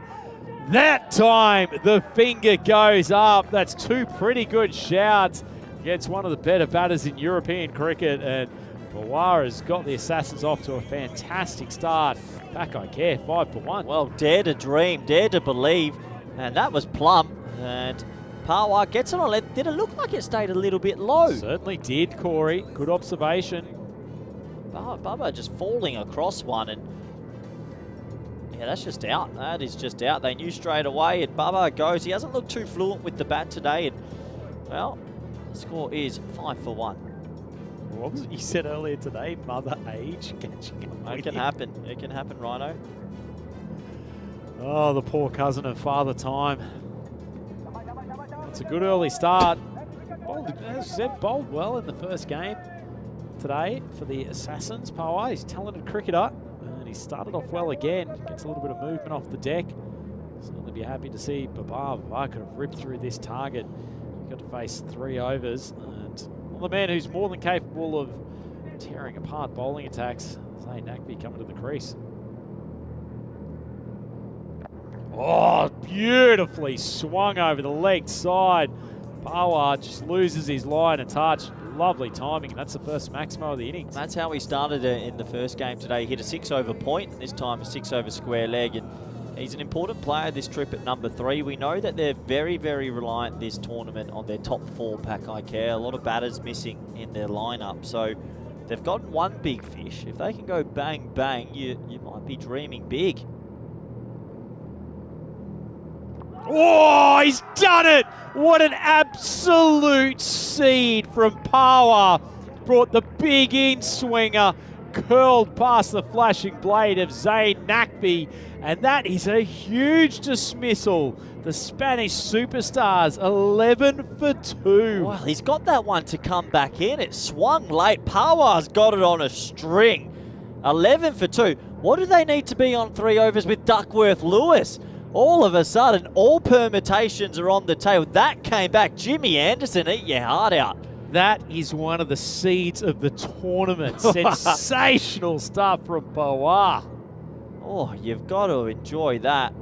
That's come back a gigantic amount. That is a seed. Tell you what, hasn't the proverbial cat amongst the pigeons been thrown down? British Pawar, 2 wickets in his opening over. Get me a Duckworth-Lewis sheet right now. Could you imagine the scenes? Well, I've mentioned to you with batters from the middle to lower order, Bikramjeet Singh, who I've not seen too much of previously. He's played some ECS cricket for Paco, but he's got a big role to play at 4. Mohamed Yassin hasn't faced a ball yet. Seeing the carnage. That is a cracking opening over from Pawar. 2 for 11, and keep in mind he had such a good shout against Babar at the opening stages too. This is a tremendous start for the Assassins. Yeah, 11 for 2 after 1. That ball swung a mile. 43 games since our last golden ball. Would be lovely to get one again. I tell you what, if it happens in this game, it'll be a golden ball of golden balls. That. I was going to say stranger things have happened. I'm not sure they have. No, this would be up there. Mohamed Yassin facing now. Now, Yassin's a little bit more technical compared to some of the pack I care other batters who will look to on drive and touch the ball more than show too much power. But that was really a lot of late movement. It is still that misty, cool air. There's a breeze across. The lights in play. Maybe that ball's ready to go around corners. Suraj Wadekar coming on for the second over. He also bowled a couple of nifty overs earlier today as he drags his first delivery down the leg side. Really probably the job now to try to just get Yassin to play a couple of singles, see if they can get Singh, remove him, and then really get into the teeth of that middle order.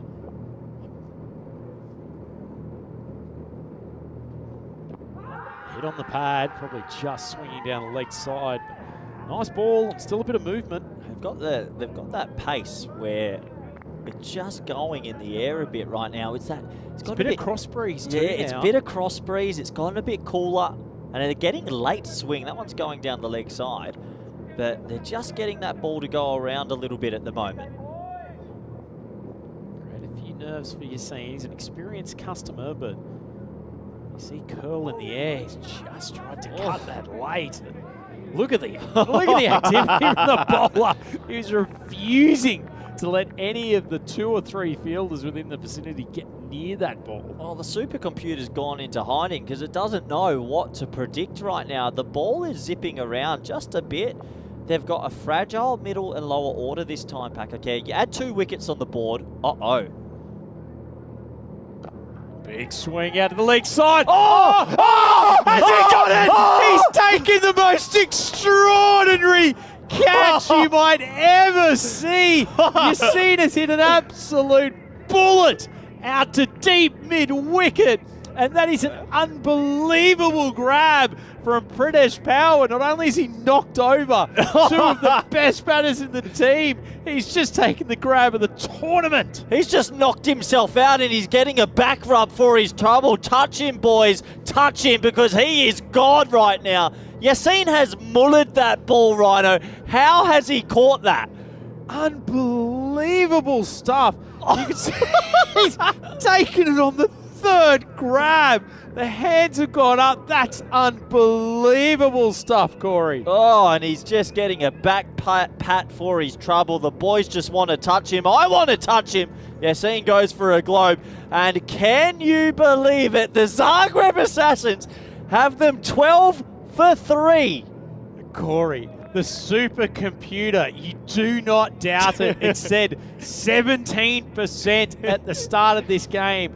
We thought it was crazy, but you would never have envisioned that the top 3 of Pack-I Care would be back in the sheds, 9 balls into their innings. What a cat. That was, he hammered that. He hit that so hard, it was flat, and in this little night sky with the low-lying lights, it's never easy. Mohammed Cameron comes out with the bat at 5, and they're going to need to rely on players that don't usually make too many runs for Pack-I Care, coming out at 6, 7, and 8. Game on! Oh, this is getting tasty. Short ball, what a letdown after you've just had all the momentum in the previous ball. I'll tell you what, doesn't that next time, undoubtedly, Pradesh Power is going to have to come back to bowl the 3rd. Doesn't that become a big over? Rhino, I just love seeing just the little club cricketer take hangers, and I've seen a couple in the last week. It is spectacular. Pushes it outside off stump. That was actually in the air for a little while. Well, they're twitchy because listed at number 6 and 7 is Muhammad Achif, Jafar Raza, Asad Abbas. We're talking about players. It's a huge tail for Pack-I Care this time round. This partnership has genuine pressure. Tell you what, losing that big 3 at the top, that is just unfathomable. It's pushed out to the offside, still no run. Tell you what do they need to be on at the end of 3? What's the DLS? Imagine the reins open in 7 balls time. Let's hope Maximo's watching us. He can send through a message. Bar looking pretty nervous. What a catch. Sheds. What a catch. So last ball of the over. Outside off stump, flashes outside off. It's a diving effort down there on the boundary, but unfortunately for the Zagreb Assassins, goes over 4 of 4. Much needed runs for Pack-I Care. They're 17 on the ball with 3 wickets down after 2. This is the beauty of the format. Any team on any night can show you what can happen. Zagreb Assassins looking for one of the all-time boil-overs. If they can somehow do it, their tournament breathes some life. Long way to go. But they are getting this ball to zip around, just do enough in the air, and they don't have too much pace, which makes it a bit awkward to hit. It's almost like when you're in England and you're playing that dibbly-dobbly place. It is hard sometimes. It really is. You get the feeling that the Pack-I Care boys would almost prefer facing some genuine pace at this stage. Oh, coming on for his 2nd. It's cut, but there is a boundary rider out there, so they'll keep it to 1. Tell you what, if I was Pawar here, I would be pulling out that big in swinger, seeing if he could replicate what he did to Hey, Nuckby. Cameron's been a little bit proddy just outside off stump. Can he get that big bowling innie to come again? Oh, that was a straight seam ball. It's no movement. It's flashed outside the the outside edge. It's amazing what a bit of lateral movement will do, because then you get one to hold its line just a little bit. The batsman plays the wrong line, and well, we thought they'll try to chase it inside 7. Don't worry about that at all. There is some nerves in that dressing room, and I tell you what, there is a lot of young batters to come. Young. Oh, beautiful flick. It's not a good ball from Power. Drifted onto the leg stick, and it's a nice piece of timing from Cameron. He's probably a better batter than he often gets credit for, isn't he, Corey? Doesn't get too much of a chance usually when Pakai Care have ECN and Sikandar Ali and a couple others, DDC, who plays for them from time to time. But if you give him a go, give him some volume, he definitely has a good enough technique to succeed at T10 cricket.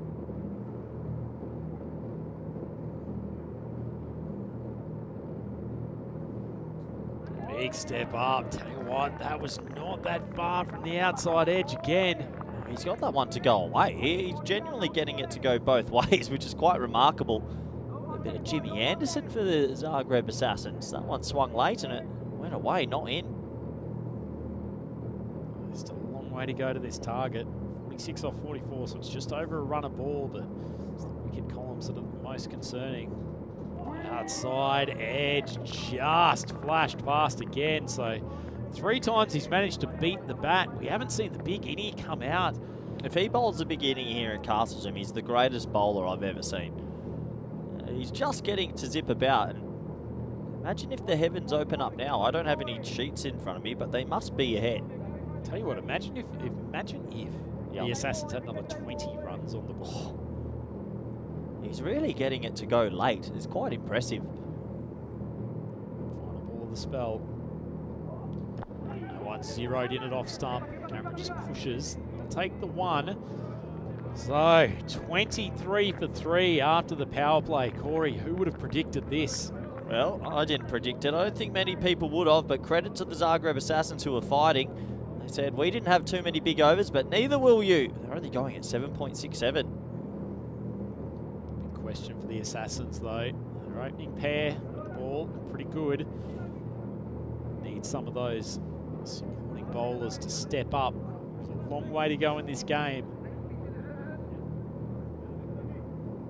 See, there's just an edginess around Cartama Oval, isn't there now, Corey?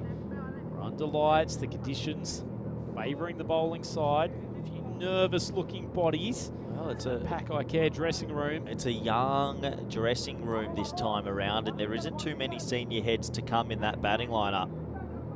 So you add another wicket on the board, and all of a sudden, that unbelievable upset could be on. So Wadakar's been throwing the ball for his second, coming around the wicket to start this over. Cameron just eases it. Offside for a single. Nigel Vincent makes a little bit of a hash of the fielding, but it doesn't cause any extra runs. 24 for 3. So Cameron's got himself to 10. Singh would love to get one out in the middle just to get his account going. I think they're not going to try and chase this inside 7 or anything, just to nudge it for a bit, maybe keep them calm. Another extra down the leg side. If I was a skipper, I'd think about really bring that infield in, crowding Singh a little bit. He's a young player, probably feeling quite a bit of responsibility to not lose his wicket unnecessarily here. See if you can induce a rash shot.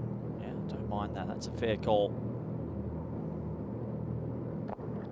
Big swing across the line, but he's made good contact. Just be the 1. Yeah, well, I've not seen him play too much at Cartama Oval, Bikramjit Singh, so it's new for him. And new for this sort of order. It's an imposing place to play, particularly when you're under lights. Well, that ball's in the air. Not brilliantly timed, but the fielder actually does really well coming around and keep it to 1. Not a huge amount of intent in the running between the wickets from these two. Yeah, I think they might have thought that was going to be 4, but some very good fielding out there to get around to it. So, in the end, saves a couple of runs. They're just looking to get that boundary, but the Zagreb Assassins are putting up a fight tonight. Could be going deep. Very deep indeed. Slow ball, swung across, just out of the reach of the fielder coming around there. That's unfortunate for the Zagreb Assassins, Corey. Another metre to the left-hand side, and that might have been a catching opportunity, but that'll release the nerves of Singer Touch. Yeah, it just releases the tension a bit, doesn't it? They couldn't find the boundary for a while, and that gets Bikramjit Singh going a little bit of a shorter ball, pumped away. Through the offside, should just be the one. This is what I've been saying though. I think that these teams in this group, this is an eye-opener that the other three teams needed to see, because there is a lot more fragility in the batting lineup this time for Pakai Care than we're used to. We're used to seeing them go gun-ho with a top 8 that can all hit sixes. It's not there this time. So you pick up those early wickets, you're always going to be in the game. Nicely bowled, but calmly played.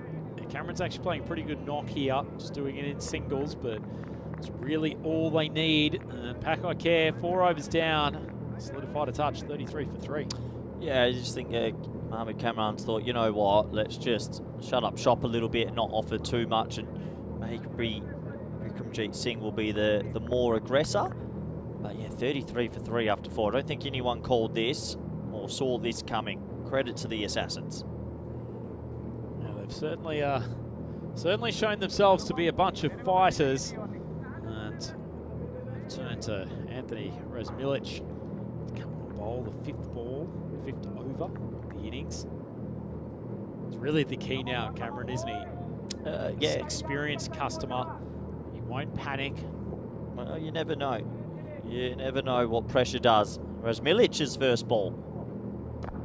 It's outside of stump, popped up. Oh, Nigel Vincent might have just lost his balance a touch going to the left, but that was a big opportunity to send Cameron back. I don't know if he didn't pick it up. It was maybe on our angle. It looked closer to him than it was, but it just felt like that was half an opportunity.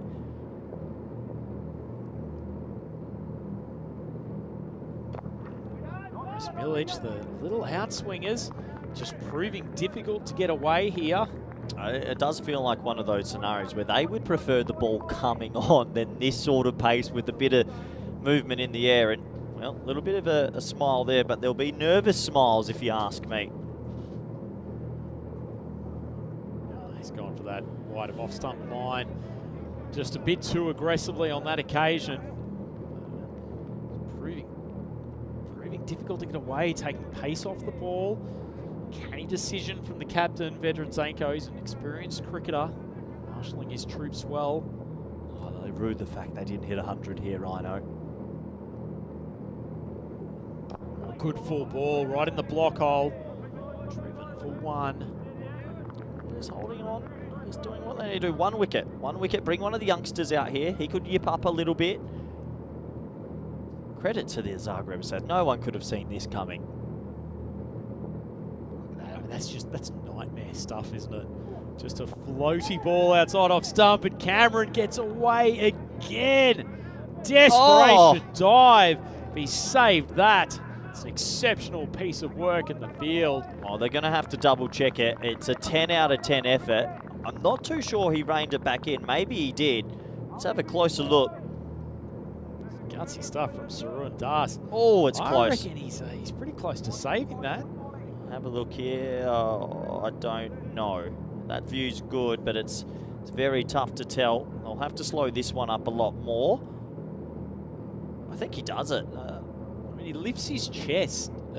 I think he's done that. Crucial moment. Seems the soft signal. No, they've called it as just the 2 runs. So just the single. No, it was just the single. I think Pakai Care thought that was definitely 4. Brilliant fielding. Just a swing hard to the leg side. But once again, not much pace to work with. It's been a good over from Razmilic so far. It's gone for 5. 1 ball left. 38 for 3 now. Just that little bit of wobble. I can't believe Supercomputer's got Pakai Care at 96%.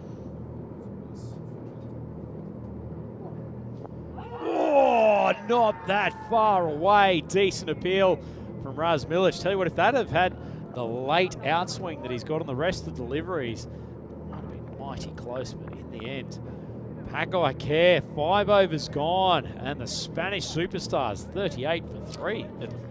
Well, welcome up to the Dream Box, where we spoke about upsets, and we've seen some huge ones on the network. If the Zagreb Assassins are to pull off the best last 5 overs, this would be maybe number 1, because we don't see low scores defended much anymore. No, it's extraordinary against such a well-credentialed team. They've knocked off the 3 top batters from Paco Care. They're now into the middle order, and as we said, Corey, it's probably only 1 or 2 more wickets, and you start getting into a panicky, inexperienced lower order.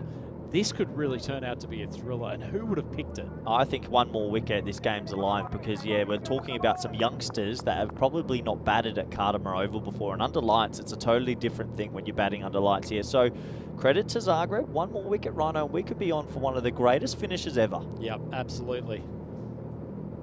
Oh, struck him in front, that's gone! Finger goes up, and Magdalenic strikes first ball.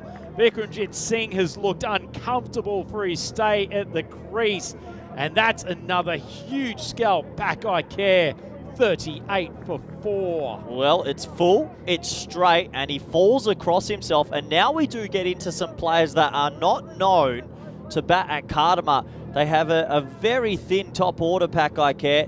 That's Plum. It doesn't matter if he's batting out of his crease. He falls across a ball and just looked awkward. Absolutely plum. Absolutely plum. And he'll have to go back to the sheds. Should be falling across at bowlers bowling at that speed. And Vikramjit Singh, not a great innings, 9 off 9. Big credit to Zagreb. They've just got this ball just doing these little things in the air at the moment. So it's just incredible stuff, Corey. That's exactly what they needed coming back after the break at 5 overs. Magdalenic bowling stump to stump. And it brings Asad Abbas to the crease. Cameron stuck at the non-striker's end. Oh, big strike and a powerful one. What a way to enter the game. Abbas Maximo. Well, we were talking about an inexperienced sort of lower order that haven't batted at Kardama before. That is a shot and a half first rock.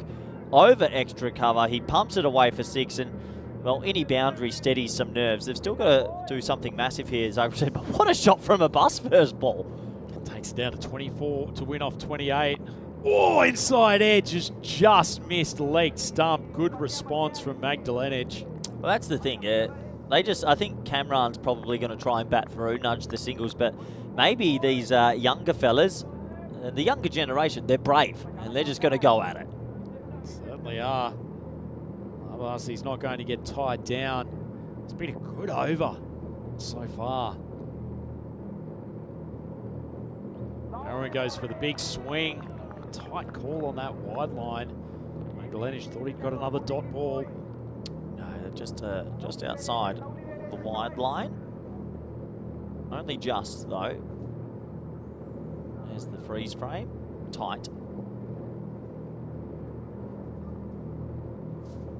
Floated on to the stumps, full toss.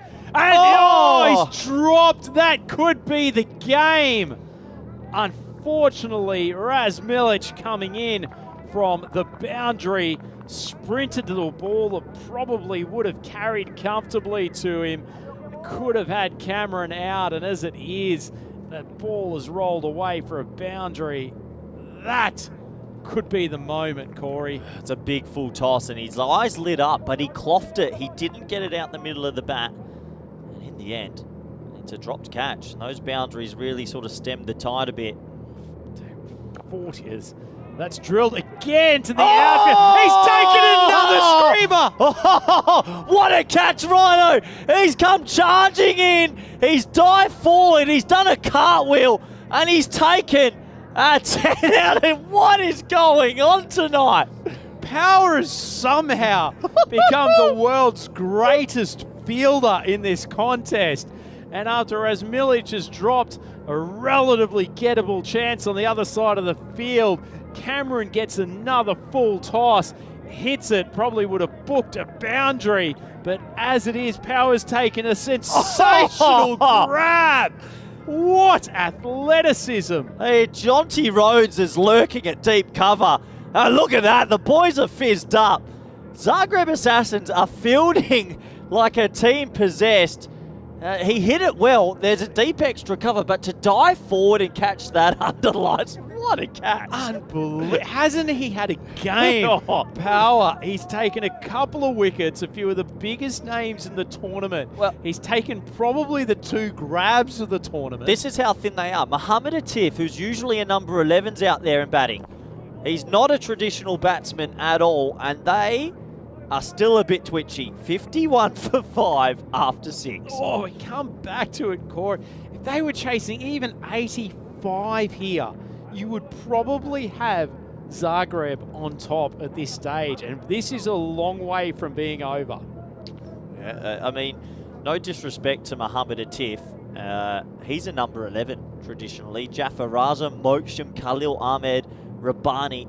It's a huge tail. They are going to be so reliant on the top 3 this trip, Pack I Care. And maybe it's a good thing they're getting this little test now, but they'll be a bit in shock. But the fielding tonight, besides that drop, 10 out of 10. Little nerdling away swingers from Razmilic. Getting called on for the second over as the tight first one from him. And I guess Atif's done his job the last 2 balls. A couple of singles. What you're asking from these younger players is just to get a little bit of bat and ball. This was the catch again. What a catch. It was hit pretty well, but takes it, diving over the top. Wow. Unbelievable scenes here in Kardama. Oh, big swing, and he's made great connection. Well, Abbas is closing this game with aplomb. He's come out in a nervous situation. He looks like he should be at the study hall in university, but he's out in Kardama smacking Maximos. Well, the funny thing is, Abbas is probably saying, well, this is easy. If I hit 10 off the next 4, we get all 4 points. It's a bit funny. Well, he might have the opportunity. Full toss. And they've taken it! And finally, Magdalenic has completed the catch out there. The man who did damage in the last over with the ball. It's a good grab running to his right. The eyes lit up from Abbas. He could have almost finished the game there and then. But as it is, 6 wickets down. Well, 6 wickets down, and that dressing room probably thinking the youngsters need to get the last 10 runs. And never easy as a youngster. And I tell you what, he's not out there just yet. And they could get, if they don't get out there now, he's in trouble. The helmet's not on. He's running out of time. Oh, they're going to get penalty runs here for sure. Just looking up at the dressing room, and this is 100% going to be penalty runs. The youngster's forgotten his helmet. Well, this is interesting because this is going to be 5 penalty runs. I do not think he's going to make it there in 60 seconds. If I'm the fielding team here, it won't count if his gloves aren't on. Just watching. He's dropped a glove. He's dropped the glove. He's dropped a glove. Here we go. This is going to be 5 penalty runs. Oh, he's not ready. 100% 5 penalty runs. Maybe even timed out. Oh, this is why when you've got a lot of youngsters. How could you not be ready, Corey? They've lost so many wickets so far. Well, he's still not ready. Is this 90 seconds? Is this out? I'll tell you what, there's a spot. The wicket keeper's doing him a big favour here, sorting him out in under pressure conditions. I think he's out. I actually think he's out. He might be sent out. He's going to be out. By Joe Foster just saying, calm things down, taking your time. 5 penalty runs or out. Here we go. Well, is that 90 seconds? This could be.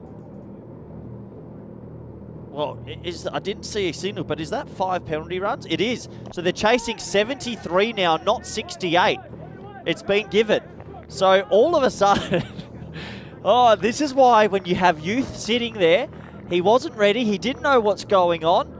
5 penalty runs award to the field team. I want to know how close it was to 90 seconds. This is incredible. I mean, we talked about the Assassins needing an extra 20 runs. They've just been gifted 5 because of, frankly, a bad error. The ball's just pushed out. Could be a run out. Oh, not a clean pickup. And chaos between the two batters out in the middle. The nerves are taking over. This is the youth right now who aren't very experienced at batting are feeling it. And they are feeling it big time. This has been glorious captaincy from Zanko as well. He's kept his two medium paces on, just taking the speed off the ball. Oh, he's got that's almost hit the stumps. There's a big appeal. This is extraordinary scenes. How's the ball not go onto the stumps here? I was looking at the appeal. It spins backwards through the legs. My goodness. If that had bowled him, so it hits his body, then has top spin on it, goes through his legs and past leg stump. How is it spun that much? I just can't believe it. 59 for 6 after 7 overs. They still need 14 off the last 3, courtesy of the target being increased by 5 penalty runs. Unbelievable. I can barely think about tomorrow. Well, I can't think about tomorrow because I still feel with youth at the crease, there's a game here. And when you've got youngsters, they yip up. There could have been a run out. That could have rolled back onto the stumps. Rabani, I've not seen much of Rabani ever bat. I know he can bowl, but he's got work to do. Oh, that's an awful ball, unfortunately. This is Anupam Singh coming on to bowl the 8th. All he has to do is sort of make sure that he bowls on a good line and length and lets the youngsters almost make the mistakes. The error. Yeah, Absolutely. Don't try go look for the wicket. Just put it in the right area. He's going for the cross seamer, trying to take any swing out of the equation. Oh, a couple of extras. The extras hurt you. They really hurt you here. I'd love to get the stop clock out and know how long Rabani took, because it's 60 seconds for 5 penalty runs, but 90 seconds is timed out. It must have been close. And the panic when he was running down the stairs. He dropped the gloves. He couldn't put it on. It was almost like watching a triathlete completely mess up the transition, trying to do it too quickly.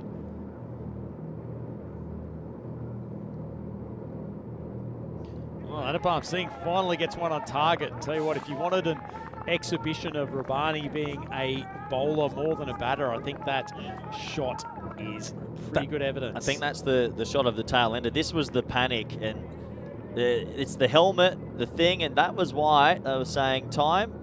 Jumpire Joe did well there, just say, look, you're inside 90 seconds, okay, but it is 5 runs to the team. So, Rabani on strike.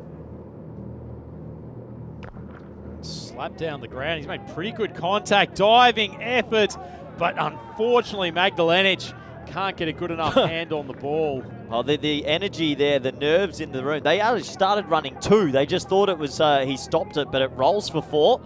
Good effort from him down there at the long off boundary. You can see he's disappointed. It's just fine margins. Pretty good shot that, to be fair, from Rabani. Big swing across the line. There's a fielder down there at deep square, so it'll just be the one. Well, that's the thing with youth. They don't think, I might just nudge the singles here. They see the ball, they just try and smack the ball. So 66 for 6, all the 6s. It's 7 to go. A Tiff, look, I have seen a Tiff every now and then hit one really well, but he isn't really known for his batting at all. Standing deep in the crease. Not a great ball. Dragged around for just the single. Yeah, not a great ball. If you bowl that to a top order batsman, I think that one's put into the shrubs. But you bowl it to a lower order batter, it just hurries them up a bit. Getting it high on the bat. Really hasn't challenged the batters in this over, as he's seeing after an excellent job from the medium paces in the previous couple of overs. Well, a 6 will do it. That's how close we are now. After all the fun of all this. Oh, he has gone and launched a big one, and it's cleared the boundary by a metre. Corey Rutgers has preempted it, and what a finish to an outstanding contest. I don't think the youngsters out there even realised, because it was panic set in, but they end up winning it with 2.1, and that's why the exuberance of youth, they don't truly know what's going on, and in the end, there was penalty runs, there was stress, And you can see that's a nervous smile. Look at Rabani. Rabani's eyes right now. I don't think he knows what's going on. I'm not sure he had the required rate in his head as he was taking some pretty hefty swings during that over. But it's a subdued and a relieved Pack-Eye Care camp as they have dodged a bullet from the Zagreb Assassins in this late night game. Corey, that turned out to be an absolute cracker. It was pretty fun to commentate, actually. Two of the better catches you'll ever see. One of the better balls you'll see to Zain Nakvi. And just some spirited display from Zagreb Assassins. And then we got to finish with sort of the chaos of Rabani running down the steps, dropping his gloves 3 times. He really was stressed. But credit to the young man. He ended up hitting a 4 straight there, Rhino, and then he clipped one away for 6, and he hits the winning runs and just makes them relax a little bit more. Just a little bit. There were plenty of nerves in that camp, I can tell you that much. That was an incredible defense of a really mediocre total. Rabani probably sitting there thinking, oh, well, I got my score up because I had the extra penalty runs to chase. It was a bus as well, Innings. He came out, he smacked 2 6s and then got out to the full toss, but yeah, just a funny old game. I think that's the thing with the opposition teams watching this. Pack-Eye Care, we know they're a good team overall, but they're very thin with batting this trip. If you get the top 3, nerves will set in. Didn't they? And that top 3, Zanko led his troops out well there. Babar looking a little bit of a shell of his former self, and that man, Pawar, wasn't he the superhero? The big eyes of Cammy, well, they were open wide after some of these opening deliveries as Babar went early. That was the second good shout of that over, and Pawar showing that he got some ability with the ball. They were laughing for a little bit, but after the top 3 were dismissed, it was a different story, and that was an absolute peach. Oh, he got it to come back a long way, a real long way. It's a perfect delivery. That wasn't the last we'll see of this man. So that was 2 down, and then Yassine smacks one, and he takes an absolute hanger. 3 attempts, holds on, goes down with a mild concussion, and that was the top 3 all out. Well, you could not have done much more with the ball and in the field than that man, Prish Pawar, did for the Zagreb Assassins. But the boys in the middle overs actually did a really good job as well. Alan Magdalenic came up and used his medium paces with a little bit of swing to cause some chaos. He was fired up, and then there was some continual peppering of the boundaries, but it also led to wickets. But in general, the catching was very good, although this one probably turned out to be a big drop in the end. It sort of did. It was 4, and then Cammy smacks a cover drive, and the man again takes that. Under these lights, that is a really good catch. He bowled an unbelievable ball. He takes 2 special catches, and we thought, not again. Then Rabani, he panics. He's not out there after this wicket. This one goes for caught at deep square. And we thought, okay, game on. And then poor old Rabani never thought in his world that he'd be batting. He gets 5 penalty runs. Yeah, and those extra 5 runs could have presented a really tough challenge, as it was the biggest challenge for Rabani. Getting his gloves on, and quite rightly, Zagreb Assassins saying, where's our penalty runs, umpire? Well, they got them, but in the end, a couple of big strikes from Rabani. And that's 6 to win the game, and a sigh of relief from Pack-Eye Care as they escape with a victory here in the final game of day 1 of Group D. Yeah, they get away with it in the end, but just shows there's maybe a bit more fragility there than what you know in previous years. And good to see the sportsmanship between the 2 teams. It's been a feature of all the groups so far, the teams getting along so well. Let's have a look at the scorecards, Rhino. And 72 in the first innings. We thought, will they chase it in 7? They did it in 7.5. Just, that's the thing. If that top 3 doesn't get going, they are fragile. Yeah, 10 runs from that top 3 off 8 balls. And Pradesh Power, just an unbelievable performance from that young man. Keep in mind, he had a great shout against Babar even before he had him LBW, and then an amazing catch to get rid of Mohammad Yassine. He took 2 for 17. Whitaker was pretty good in the opening stage as well, and then Razmalic and Magdalenic did a good job in the middle overs, but unfortunately Anupam Singh throwing the ball as a 5th bowler couldn't quite keep it together.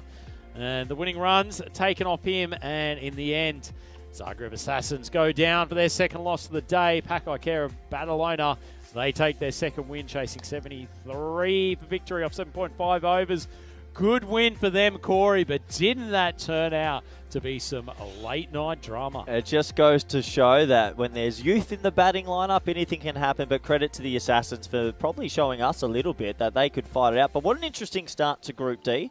5 new teams, your first day. What did you like about it, and what team stood out for you besides these two? Yeah, I honestly don't think anyone is looking like an absolute front runner here. I mean, you had the Nomads, who are a very good team, some good top-tier players. Ordinary first game, came back and really put the blinders to the sword. I thought that would be a much closer game.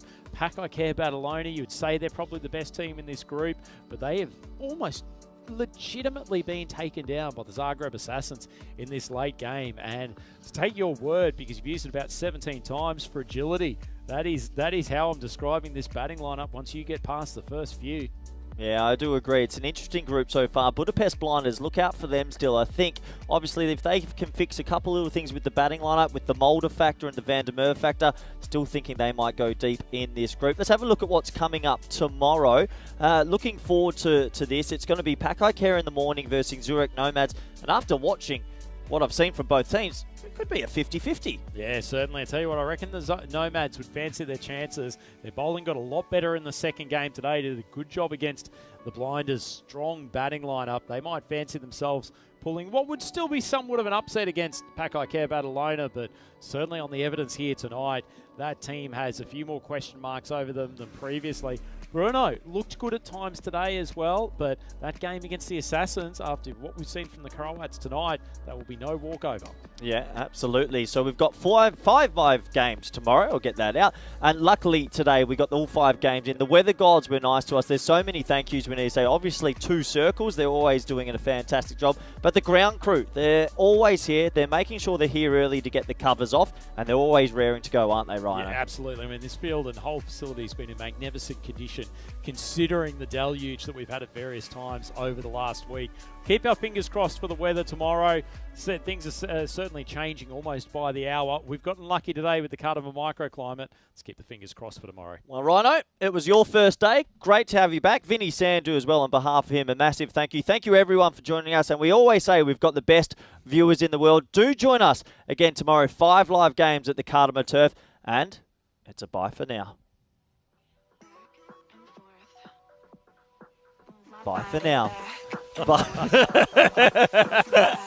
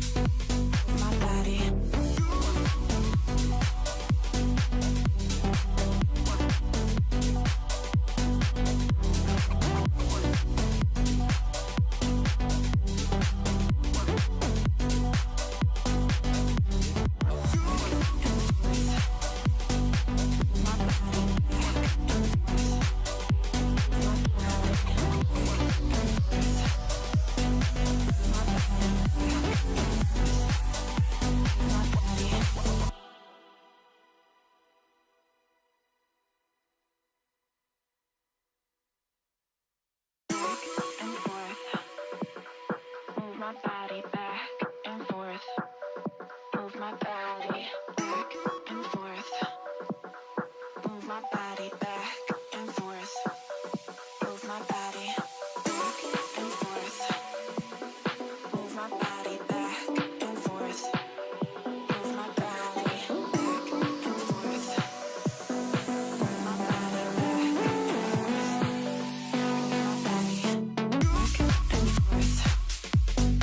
Move my body back and forth. Move my body back and forth. Move my body back and forth. Move my body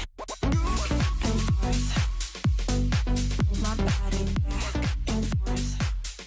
Move my body back and forth. Move my body back and forth. Move my body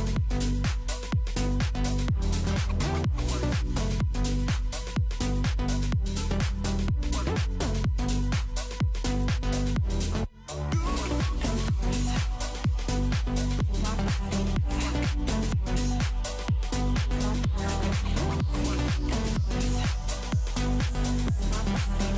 and forth.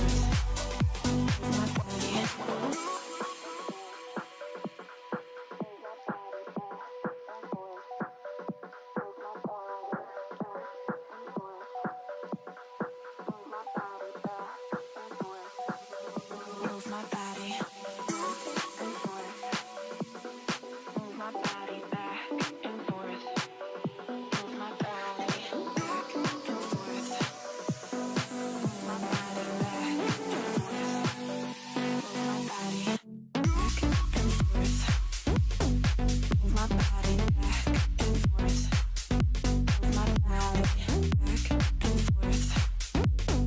Move my body back and forth. Move my body back and forth.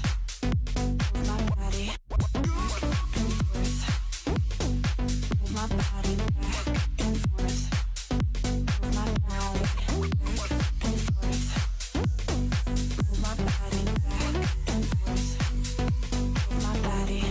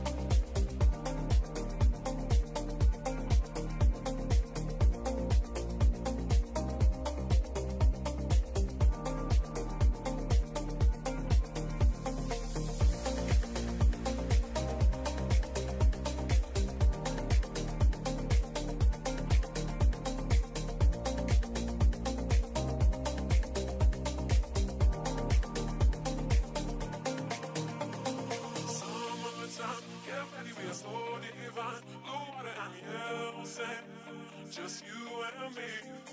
Summertime, get ready, we are so divine. Blue water and yellow sand, let's live our dream. Summertime, get ready, we are so divine. Blue water and yellow sand, just you and me. Summertime, get ready, we are so divine. Blue water and yellow sand, let's live our dream. Summertime.